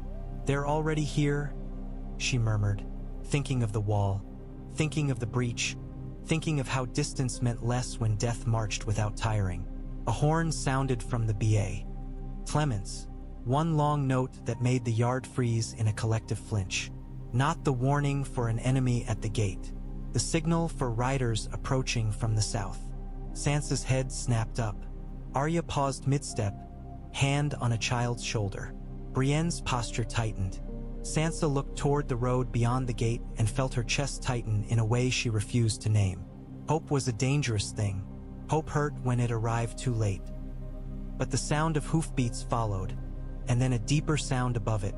Wings, distant, heavy. Dragons. The North saw its first dragon before it saw its queen. Drogon and Regal circled above Winterfell like living storms, their wings beating slow and heavy, their shadows sliding across stone and snow. The roars rolled over the castle like thunder, shaking loose old memories of Valyria and conquest and kings who had burned. Men in the yard flinched, children cried, horses screamed and strained at reins. Then the gates opened wider, and Daenerys Targaryen rode in beneath her dragon's shadow. Unsullied marched behind her in perfect lines, bronze helms gleaming dull under gray sky. Dothraki rode in a looser wave, rocks curved at their hips, eyes sharp with the predatory calm of riders who had never feared winter until they saw it. Dragonglass crates followed on wagons, guarded as if they were gold. Jon Snow walked beside Daenerys, cloak snapping, face set. He looked thinner than when he had left, and there was smoke in his breath even here, even among his own people. The sight of him hit Sansa Stark like a fist she refused to show. She waited on the steps with Arya Stark at her side and Brienne of Tarth behind like a shield. Northern lords gathered in the yard, Wyman Manderly's men, Mormont warriors, hard-eyed mountain clans, watching the foreign army with open suspicion. Daenerys dismounted with controlled grace. Her gaze swept the yard, taking in the mud, the refugees, the smoke from the forge, the faces that did not bow. Sansa stepped forward. She did not kneel. She did not smile. "Daenerys Targaryen," she said, voice steady. "Welcome to Winterfell." Daenerys's eyes narrowed slightly at the lack of title. "Sansa Stark," she replied, and there was recognition there.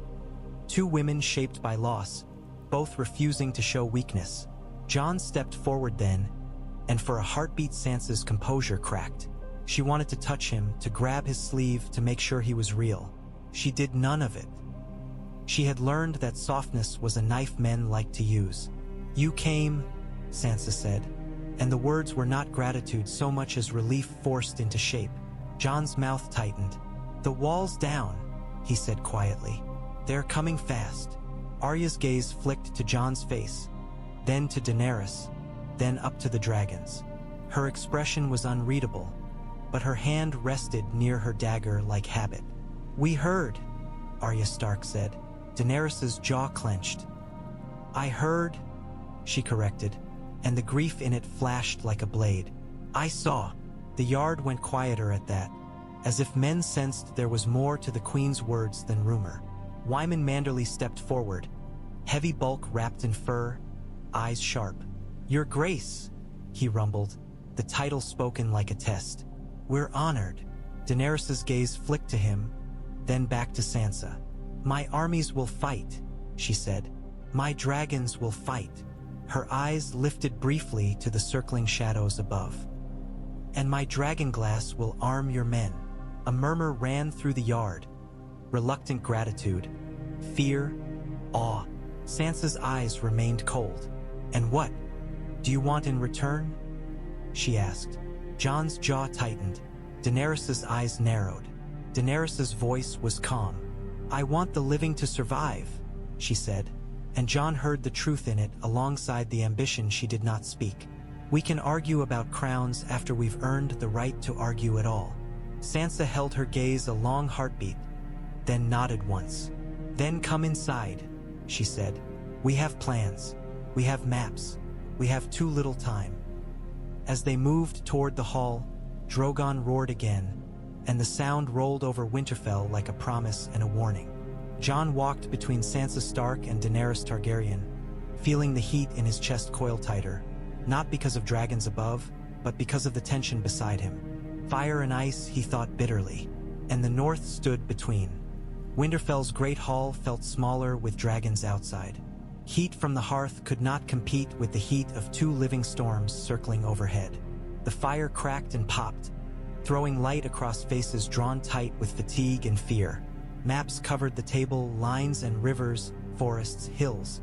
The wall's thin scar was marked in charcoal, and beside it, a jagged slash, breached. Jon Snow stood at the table's head, fingers resting on the wood.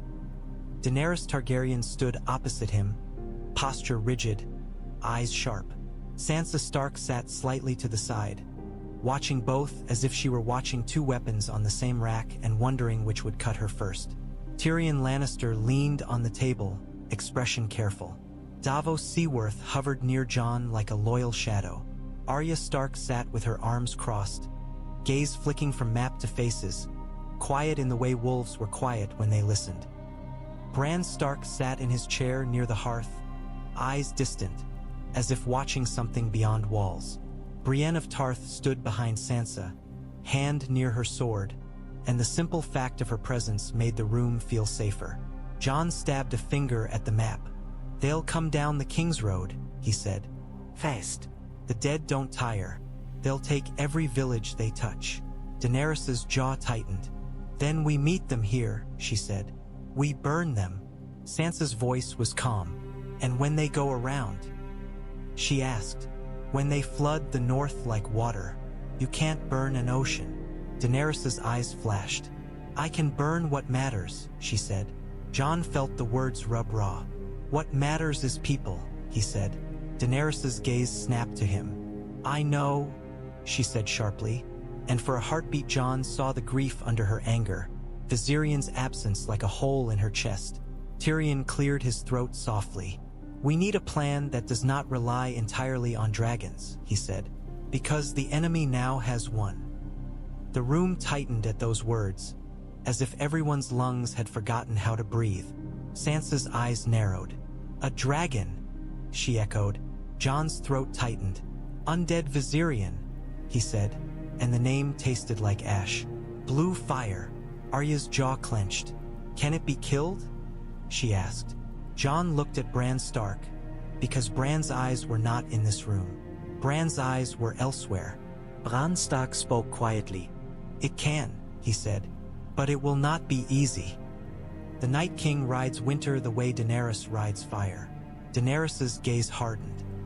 "He rides my dragon," she said softly. Silence. Davos broke it, voice blunt. "We've got Dragonglass now," he said. "We arm everyone. We set trenches, fire lines, spears. We lure them where we can burn and break."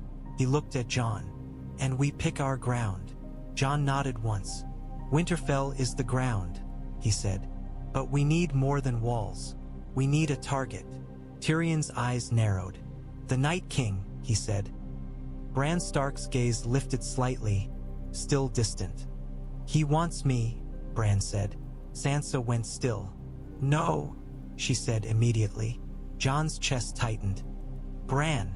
Bran's voice remained calm. "He marked me," Bran said.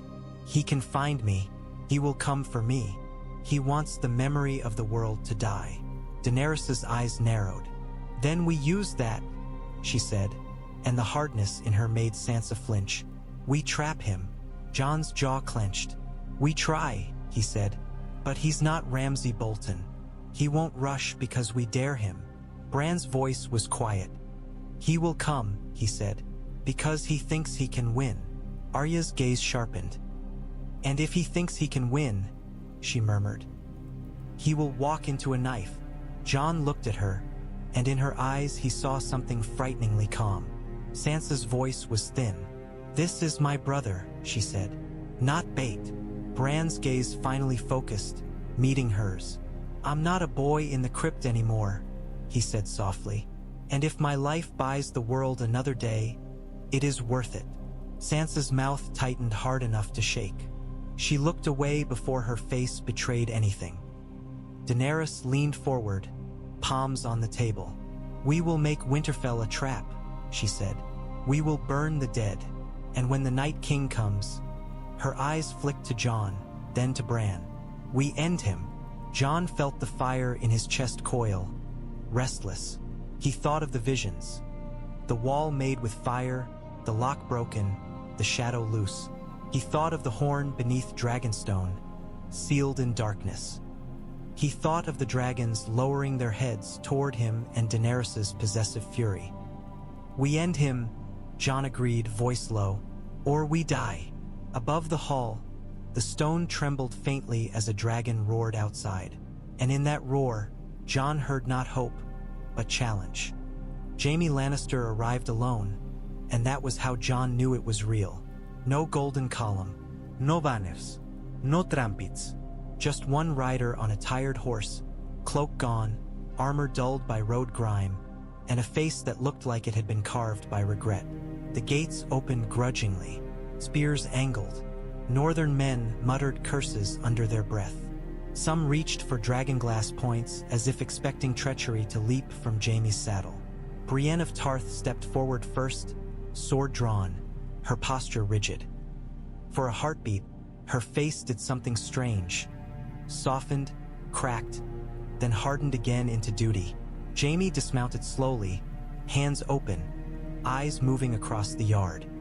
He looked at Winterfell's walls, at the refugees, at the dragonglass crates, at the smoke from the forge. He looked at the dragons circling above and did not flinch the way most men did. He looked tired, not physically, though he was, but spiritually, the way a man looked when the lie he had lived inside finally collapsed. Sansa Stark stood on the steps, face cold. Daenerys Targaryen stood near the yard center, posture rigid, gray worm and unsullied at her back. Jon Snow walked between them like a man trying to hold two storms apart with his bare hands. Jaime's gaze found Daenerys, and something like shame flickered. He dropped to one knee. "Your Grace," Jaime Lannister said, voice hoarse, "I've come to fight for the living." Daenerys' eyes burned. "You served Cersei Lannister," she said, each word measured. "You stood beside her while she lied." Jaime lifted his head. "I stood beside her because I was weak," he said simply. "Because I loved her. Because I thought my love mattered more than the realm." His mouth tightened. "I was wrong." Grey Worm stepped forward, voice hard. "This man helped kill my queen's family," he said. Jaime flinched, but did not deny it. "I killed Aerys Targaryen," he said, and the words landed like stones. "I did it because he was going to burn King's Landing. He was going to kill 1,000,000 people to spite an enemy." He looked at Daenerys steadily. "I killed him to save the city." Daenerys' jaw clenched. "You killed my father," she said. "I did," Jaime admitted. "And if I hadn't, you wouldn't have a city to conquer." The yard went very still, as if even the wind was listening. Brienne's sword did not lower, but her eyes flicked briefly to Jaime's face, searching for lies and finding none.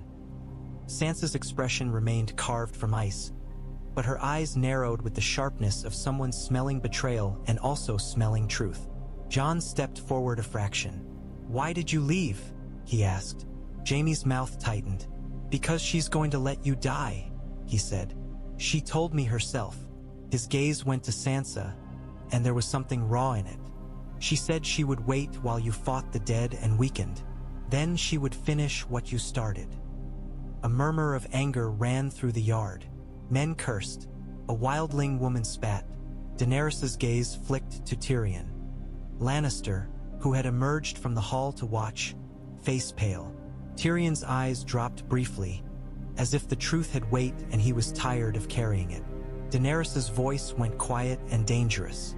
"And you expect me to believe you," she said, "because you suddenly grew a conscience?" Jaime's jaw clenched. "No," he said. "You should believe me because the dead are real, and I saw them with my own eyes." He swallowed hard. "And because if we lose, everything I've ever done is ash." Jon felt the fire in his chest coil, not with anger, but with grim recognition. Jaime's honesty was a blade that cut both ways. Sansa's voice cut through, cold. "You want to stay in my home," she said, "after what House Lannister did to House Stark." Jaime's face tightened. "I don't ask forgiveness," he said. "I ask a place in your line." He hesitated, then added, voice rougher, "And I ask you to kill me if I betray you." Brienne's sword dipped slightly, the first real movement. Her eyes were bright in the cold, and Jon could not tell if it was anger or something else. Daenerys stared at Jaime for a long moment. Then she looked at Jon Snow, and Jon understood the question she was asking without words. "What do we do with this?" Jon exhaled smoke into winter air. "We need every sword," he said quietly. "Even ones we don't like." Daenerys's mouth tightened. Grey Worm's posture stayed rigid. Sansa looked at Jon, and for a heartbeat he saw pain in her eyes. Pain that she swallowed immediately because pain was a luxury. "Fine," Sansa Stark said at last, voice flat. "He can fight." Her gaze sharpened. "But if he tries anything..." Arya Stark's voice came from the side, quiet and terrifying. "I'll kill him," she said. Jaime's eyes flicked toward Arya, and something in him recognized death with a girl's face. He nodded once, accepting it. The dragons roared overhead, impatient. And Winterfell, filled with enemies turned allies and allies turned threats, tightened like a fist preparing to punch the darkness. The dead did not celebrate. They advanced. They moved south through the shattered wall as if the wall had always been a suggestion, not a boundary. Villages fell without screams that carried far, only the wet sounds of tearing, the crunch of bone, the sudden silence when breath left bodies. Fires died quickly in the cold that followed the Night King like a cloak. Undead Viserion flew above them, wings beating stiffly, blue flame pulsing in his throat like a second heart. Frost clung to his scales. Ice formed along his teeth. His roar was wrong, thin, cold, like wind screaming through a hollow. Beneath him marched the White Walkers in calm ranks, their armor catching what little light the sky offered and turning it into cold gleam. Spears of ice rose like a forest. Their faces were still, almost serene, as if war was not emotion but inevitability. Wights swarmed around them like water, spilling into forests, over hills, into ruined holds. The dead did not tire. The dead did not stop to eat. They killed because killing made more of them. The Night King rode in silence, one hand resting lightly against Viserion's spine as if the dragon were a horse. His blue eyes watched the horizon with patient certainty. He had felt the fire. He had tasted it through the thin thread of magic that bound old spells beneath the world. He had watched Jon Snow's heat push against cold on a frozen lake. He had watched dragons answer a man's presence with lowered heads. He did not fear it. He measured it. A storm formed around his army as they moved. Snow thickening, wind sharpening, cold deepening. It was not weather. It was will pressed into air until air obeyed. In the distance, faint torchlights dotted the horizon like dying stars. Winterfell. The Night King's gaze held it for a long moment. Then he lifted his hand slightly, and undead Viserion rumbled, blue flame brightening faintly in his throat as if pleased. The storm tightened. Somewhere far ahead, ravens fled. Wolves ran. Men tried to move faster than death and found that death did not hurry. Death did not need to. The Night King turned his head slightly, as if listening to something beyond sound. Fire, a pulse, a stubborn warmth. Jon Snow. The Night King's mouth did not move, because winter did not need to smile. But the air around him seemed to sharpen, as if the world itself understood that this march was not only toward a castle.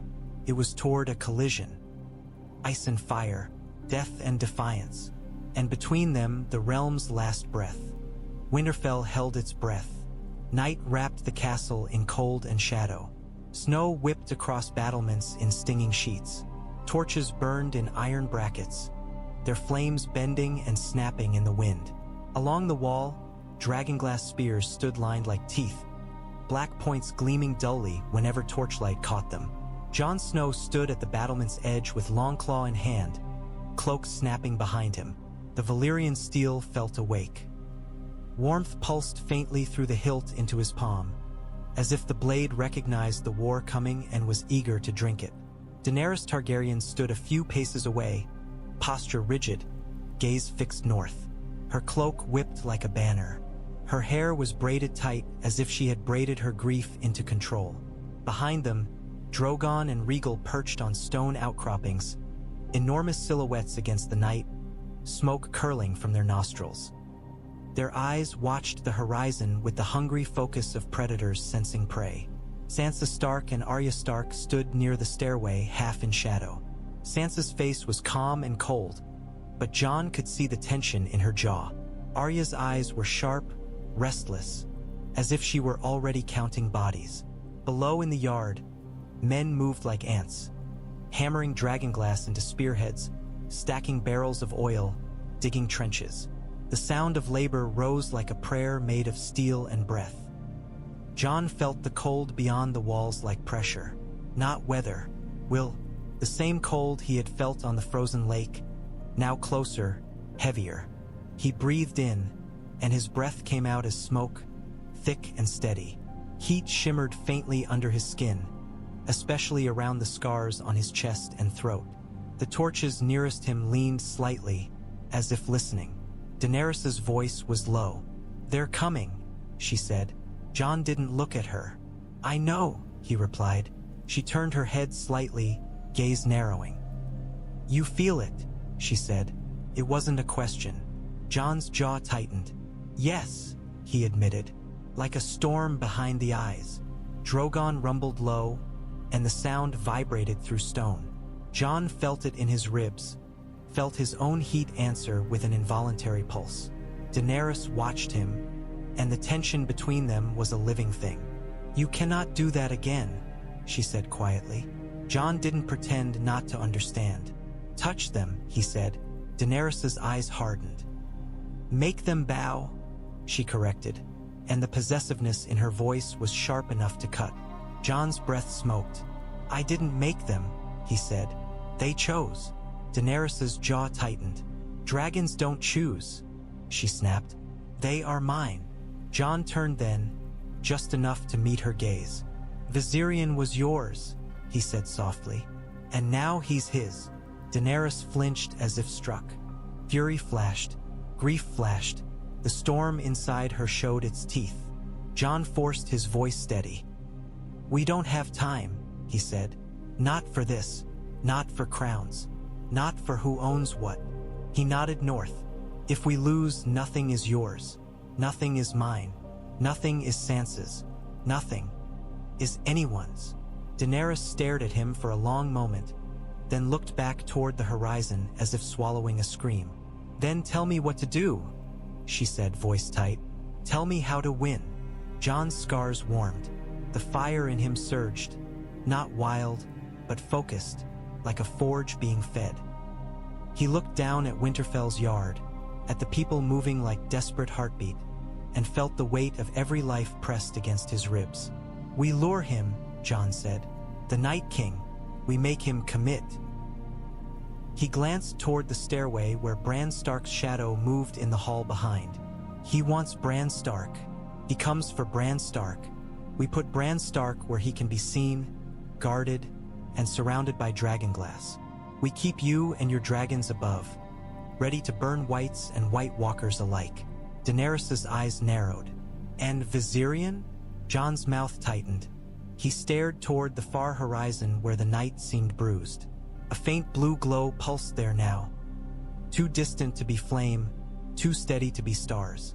"Viserion is the blade," Jon said. "We break the hand that holds it."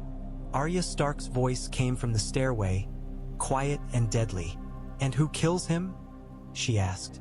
Jon looked at her, and for a heartbeat he saw the girl he had once watched run through Winterfell's halls with wooden sword. Then he saw the assassin she had become, eyes like winter's edge. "Whoever gets the chance," Jon said. No hero, no prophecy. His breath smoked. "Just a clean kill." Sansa Stark's voice was controlled. "And if we fail?" she asked. Jon turned his gaze back to the horizon. The blue glow seemed a little brighter now, like distant lightning that never stopped. "Then we die," he said simply, "and the world dies with us." Drogon roared suddenly, a deep sound that shook the battlement. Regal answered, sharper, restless. The dragons could feel it too. The approaching cold, the stolen fire, the war that would decide whether dragons remained myths or became tombstones. Daenerys lifted her chin into the wind, eyes burning. "Then we don't fail," she said. Jon felt the fire in his chest coil tighter, hungry and steady. The torches flared briefly, leaning toward him, as if the castle's flame recognized a man who carried fire under his skin. On the far horizon, the blue glow pulsed again.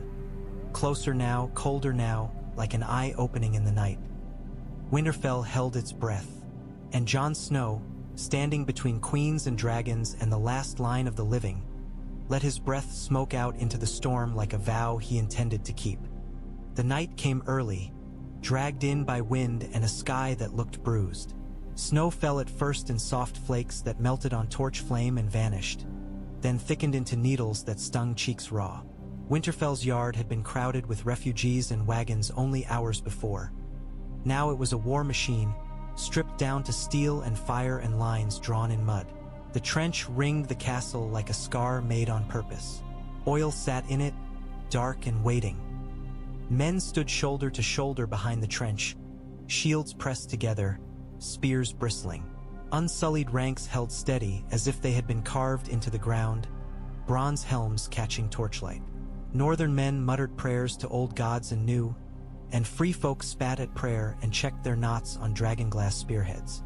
Dothraki riders waited farther out, their horses stamping nervously.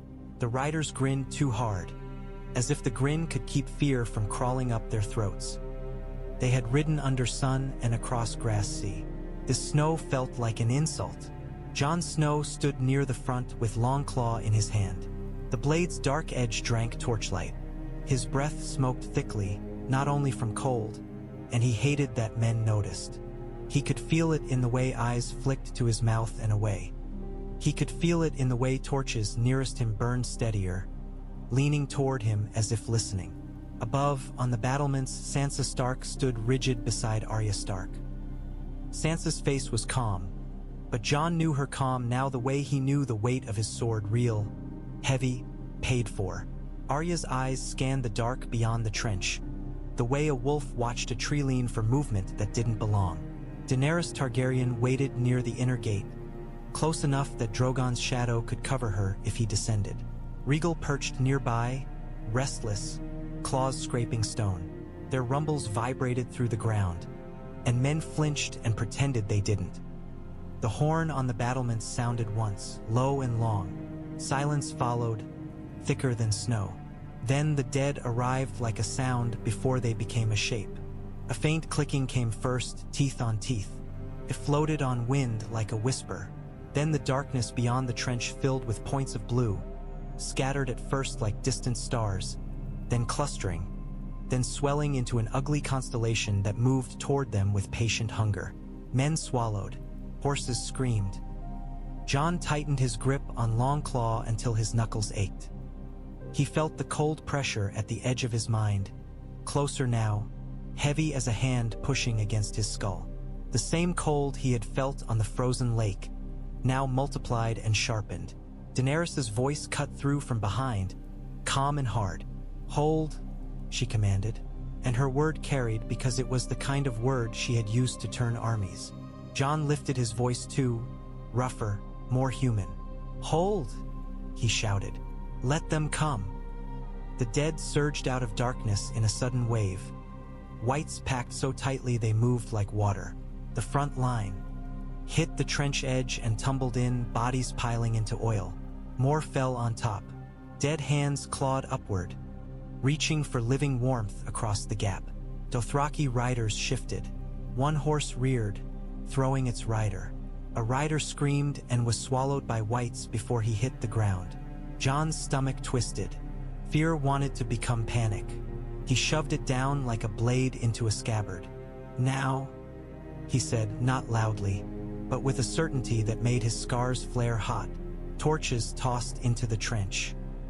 Fire raced along oil in a roaring ring.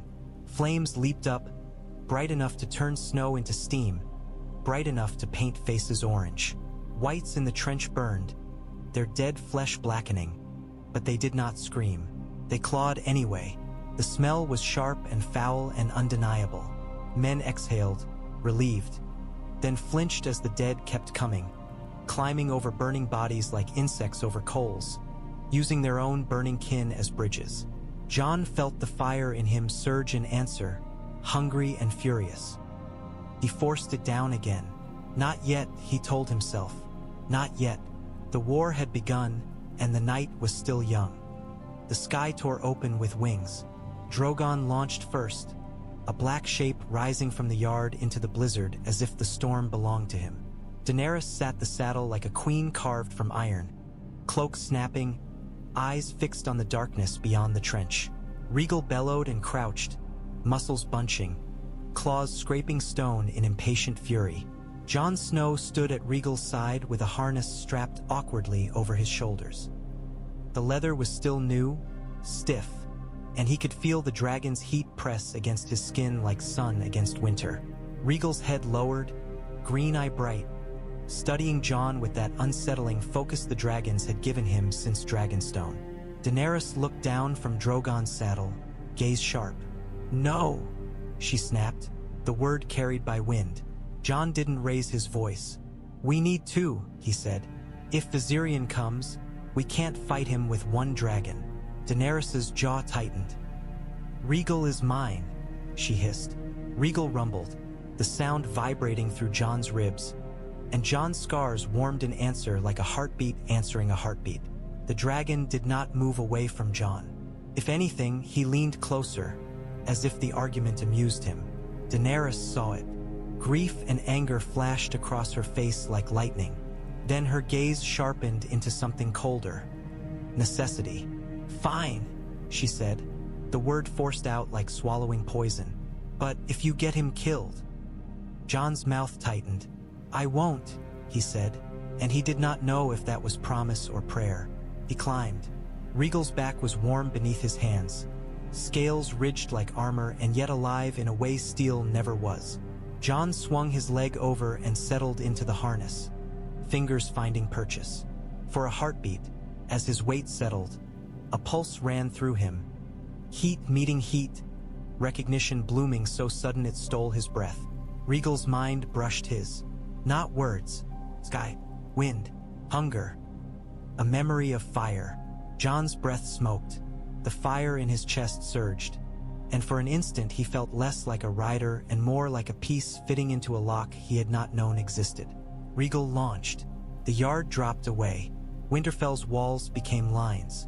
The trench ring became a circle of orange flame fighting back the blue-eyed tide. Snow smashed into Jon's face. He blinked hard, tears freezing at the corners. Regal's wings beat, and the air moved with brutal force. Above them, Drogon roared, and Daenerys banked, leading toward the dead's advance. Then the blizzard shifted, and the wrong blue light rose. Undead Viserion emerged from cloud like a nightmare given wings. His scales were dulled and crusted with frost. His eyes burned bright blue. In his throat, a pulsing glow gathered, cold fire ready. Daenerys screamed something in Valyrian, raw and furious, and Drogon dove. Regal screamed too, a living dragon scream, sharp with grief and rage. Jon felt it through the saddle, felt the vibration in his bones. He leaned forward instinctively, hands tightening. Dia de Viserion, penned his jaws. Blue flame poured out. The fire did not roar like normal flame. It screamed like glass breaking, a cold, sharp sound that turned the air brittle. It struck the trench line and shattered burning bodies into icy fragments, extinguishing orange flame in patches with a cruel hiss. Jon's stomach dropped. Daenerys drove Drogon into the blue flame's path, and Drogon breathed black-red fire in answer, the two flames colliding in midair like dueling storms. Steam and ice exploded. The sky filled with swirling ash and snow.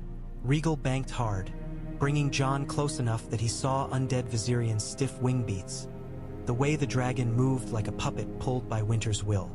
Jon felt anger surge in him so hard his scars burned. Not just anger at death, anger at theft. He leaned forward and let the heat in his chest rise, not into wild flame, but into focused intent. Regal responded as if he had been waiting for it. The dragon's wings steadied. His breath grew hotter. The green-gold glow in his throat brightened. Regal breathed. Living dragonfire lanced into the storm, striking undead Viserion's flank. Ice and flesh blackened. Blue flame sputtered. Undead Viserion screamed, a wrong sound, and twisted away, banking toward Winterfell's walls. Daenerys shouted again, and Drogon pursued, claws out, teeth bared. Jon clung to Regal and felt the war expand around him. Sky battle above, ground battle below, fire and ice colliding in the same breath. For the first time since he had died and come back, Jon understood something with cold clarity. This was what being a Dragonlord meant. Not controlling a dragon like a horse, but standing in the storm with fire in your blood and deciding where it burned. On the ground, the dead learned to climb. They used their own burning bodies like ladders, piling into the trench until the fire had no air, until orange flame guttered and died under weight of dead flesh. The smell was nauseating, burnt rot and wet fur and fierce sweat. Men gagged and kept fighting anyway because gagging was better than dying. The Wights poured over the trench in a wave. Unsullied locked shields with the discipline of men trained to die in formation. Grey Worm's Dragonglass spear flashed, black point piercing dead rib cages, shattering brittle torsos into dust. His face was stone, but his eyes were sharp and alive. The dead were something he could stab. That made him calmer than politics ever had. Northern men fought beside Unsullied with grim fury, their breath steaming, their hands numb, dragonglass points tied to spears with rawhide. They learned quickly that steel cut and did not stop. Dragonglass broke and did. Tormund Giantsbane was everywhere at once, roaring, swinging his axe, dragging a fallen boy out from under a pile of wights, then shoving him toward the gate with a curse that sounded like love. He fought like a man who had decided fear was a waste of breath. Brienne of Tarth stood near the inner gate with Jaime Lannister at her back. They moved together like they had once moved in other wars. Her sword clean and precise, his blade fast and desperate, both of them surrounded by dead hands that did not tire. Jaime's face was pale with exertion and something like shame, but he did not flee. He fought as if each strike was payment. Left, Brienne barked, and Jaime pivoted, slashing a Wight's arm off before it could grab her cloak. The dead thing snapped at air, then shattered as Brienne drove Dragonglass into its throat. Arya Stark moved through the chaos like a shadow with a knife. She did not stand in lines. She slipped between them, quiet, striking where the dead were thickest, where a guard's shield was about to buckle, where a child's scream was turning into gurgle. She was not a general. She was an ending. A Wight lunged for a screaming woman near the well. Arya appeared behind it and drove Dragonglass into the base of its skull. It shattered into black dust that blew into the woman's face like soot. The woman stared, trembling, and Arya did not stay long enough for gratitude to become a burden. She vanished back into the crush. Above, dragon roars rolled through the blizzard, and occasionally fire washed over the field, turning clumps of wights into ash. But the dead kept coming. For every corpse burned, 3 more climbed over it. The first breach came at the eastern wall. Wights piled against stone until the pile reached the parapet. Dead hands grabbed at the battlements. A northern archer screamed as a Wight's fingers closed around his ankle and yanked. He vanished over the edge, his scream cut off by the wet crunch below. Sansa Stark watched from the battlement stair, face carved from cold. She did end. Ot scream. Screaming did not help. She shouted orders instead, voice sharp as steel. Pull back, to the inner yard. Close the gates. Leave the outer yard. Refugees surged toward doors, clutching children, crying. Guards shoved them inside, faces grim. The castle was becoming a choke point, and choke points killed as easily as swords. Jon's voice echoed faintly from somewhere, distant through storm, shouting into the wind. Men looked up instinctively as if hoping to see him. Instead, they saw only snow and blue eyes and the crush of dead. The trench was gone. The dead were inside the outer yard.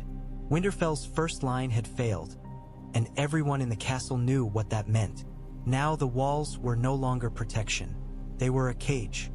The Godswood was quiet, and that made it worse. Outside its walls, Winterfell screamed. Steel ringing, men shouting, dragons roaring overhead. Inside the Godswood, snow fell softly through black branches as if the world had decided peace still existed somewhere. The pond lay dark and still. The heart tree stood pale, red leaves like fresh wounds against winter. Bran Stark waited beneath it. He sat in his chair with his hands resting calmly on the armrests, eyes distant. He looked less like a boy and more like something the world had carved and placed here on purpose. Beside him, Theon Greyjoy stood with a Dragonglass spear in both hands, jaw clenched. Theon's men, Ironborn who had chosen this fight over any other, formed a thin ring, their faces hard, their breath steaming. Arya Stark hid in shadow near the heart tree's roots, her body still as a stone. She watched Bran, watched Theon, watched the dark between the trees. She did not speak. Words were loud. Loud drew attention. Bran's voice was quiet when it came, as if spoken to someone beside him rather than to the living around him. "He is close," Bran said. Theon swallowed. "How close?" he asked. Bran's eyes did not shift. "Close enough that the trees feel him," he replied. Theon's grip tightened on his spear. "Good," he muttered, as if the word could make fear into courage. A distant rumble rolled through the Godswood, Dragonfire and winter colliding somewhere beyond the walls. Red leaves shivered in the wind. Snow fell heavier for a moment, then eased. Then the first Wight stepped between the trees. It moved awkwardly, limbs jerking, blue eyes burning. Behind it came another, and another. They did not rush like beasts. They advanced like a tide finding a crack, silent and certain. Theon barked an order, and spears tilted. Dragonglass points gleamed faintly in torchlight. The first Wight lunged. Theon thrust his spear into its chest. The Wight shattered into black dust and ice fragments that scattered across snow. Theon did not exhale relief. There was no time for relief. More Wights poured through the trees. The Ironborn speared and stabbed. Dragonglass broke dead bodies into brittle ruin. But the dead kept coming. For everyone shattered, another stepped into the space. Claws out, mouth open, hunger endless. Arya watched with narrow focus. She did not step in yet. Not until the moment. Not until the true enemy arrived. Bran sat under the heart tree as if he were already dead. Theon fought like a man trying to pay for every sin at once. He stabbed and shattered and kicked bodies away, eyes wild, breath ragged. An Ironborn man screamed as a Wight's nails tore his throat open. Theon shoved the Wight back and speared it through the skull, black dust spraying like soot. The ring tightened. The dead were pressing closer to Bran. Bran's eyes finally focused, and for a heartbeat Arya felt it. Something cold moving into the Godswood like a shadow with weight. The air sharpened. Snow seemed to fall slower. A faint blue glow appeared deeper in the trees. Not white eyes, not scattered points. A steady glow. Presence. White walkers. Theon saw it and flinched, just for a heartbeat. "No," he muttered, voice breaking, and then he raised his spear again because there was nothing else to do. Bran's voice was calm. "He is coming," he said. Arya's hand tightened on her dagger in the dark. Her breathing did not change. Her eyes did not blink. She waited because waiting was what wolves did before they struck. And in the distance beyond the Godswood walls, a dragon's wrong roar rose, thin and cold, followed by a tremor through the earth that made the heart tree's red leaves shiver. Undead Viserion's shadow passed over Winterfell like a curse. The sky battle became a war inside Jon's bones. Undead Viserion moved like a nightmare with wings. Stiff, precise, driven by a will that was not his own. He banked toward Winterfell's towers and poured blue flame down the stone, shattering battlements and freezing men where they stood. The castle's torches guttered under that cold fire. Orange became blue in patches, and the sight made Jon's stomach twist. Regal screamed and dove. Jon leaned forward in the harness, fingers digging into leather. Snow and wind smashed his face. His breath poured smoke into the storm. He felt Regal's heat beneath him like a living forge, and he felt his own fire surge in answer. Daenerys drove Drogon in from the side, black wings beating, claws outstretched, fury written across every line of her body. Drogon snapped at undead Viserion's neck, teeth closing on frost-crusted scales, and for a heartbeat the two dragons collided in midair, living fire and stolen winter wrestling like gods. Undead Viserion twisted, blue flames spilling from his jaws in a ragged burst. Drogon flinched, a living dragon's instinctive recoil from cold fire, and Daenerys screamed something savage into the wind. Regal lunged. Jon felt the green dragon's throat glow beneath him, heat building, living and bright. Jon's scars flared hot, and he realized with a jolt that the heat was not only Regal's. It was his too. It was shared, braided, responding to each other like two flames leaning together. Regal breathed green-gold fire straight into undead Viserion's chest. Blue met green in a violent collision. Steam exploded. Ice shards flew. The air screamed as if torn. Undead Viserion's body jerked, stiff wings faltering. Blue flames sputtered, then surged again, more furious, as if winter hated being challenged by living fire. Undead Viserion's blue eyes locked onto Jon. Not onto Regal, onto Jon. Jon felt the gaze like a hook thrown up into the sky. Cold recognition threaded through his ribs. He understood with sick clarity that the Night King was watching through the dragon's eyes, measuring the fire that had dared to answer. Undead Viserion banked hard and snapped his jaws toward Regal's neck. Jon reacted before thought. Heat surged into his arms, into his hands, and for a heartbeat the air around him shimmered with red-gold warmth. Not flame, not yet, but pressure, like a furnace door opened. Undead Viserion's bite closed on nothing but steam. Regal twisted away, living wings beating hard, and Daenerys drove Drogon in again, claws raking undead scales. Black blood, thick and wrong, sprayed across snow like ink. Undead Viserion screamed, thin and cold, and answered with blue flame that washed over Drogon's wing. Drogon roared in pain. Daenerys' face contorted. Grief and rage braided until she looked like fire itself might burst out of her skin. Jon leaned forward, hands tight, and felt his own fire surge in defense. Not just of Regal, not just of Daenerys, but of the Iving sky. Something inside him did not accept a dragon being turned into winter's weapon. It was insulted. It was furious. Dracarys, he heard in his mind. An old word, sharp as a blade. He did not speak it aloud, but he felt it move through him like breath. Regal responded, banking sharply, and breathed again. Green-gold fire struck undead Viserion's wing joint. Ice cracked. Frost exploded. Undead Viserion's wing sagged, damaged. For a heartbeat, undead Viserion faltered. Daenerys seized it. Drogon slammed into the undead dragon with full weight, claws tearing, teeth biting. A living storm of black scales and fury. The two dragons spiraled downward briefly, then separated, both flinging snow and ash.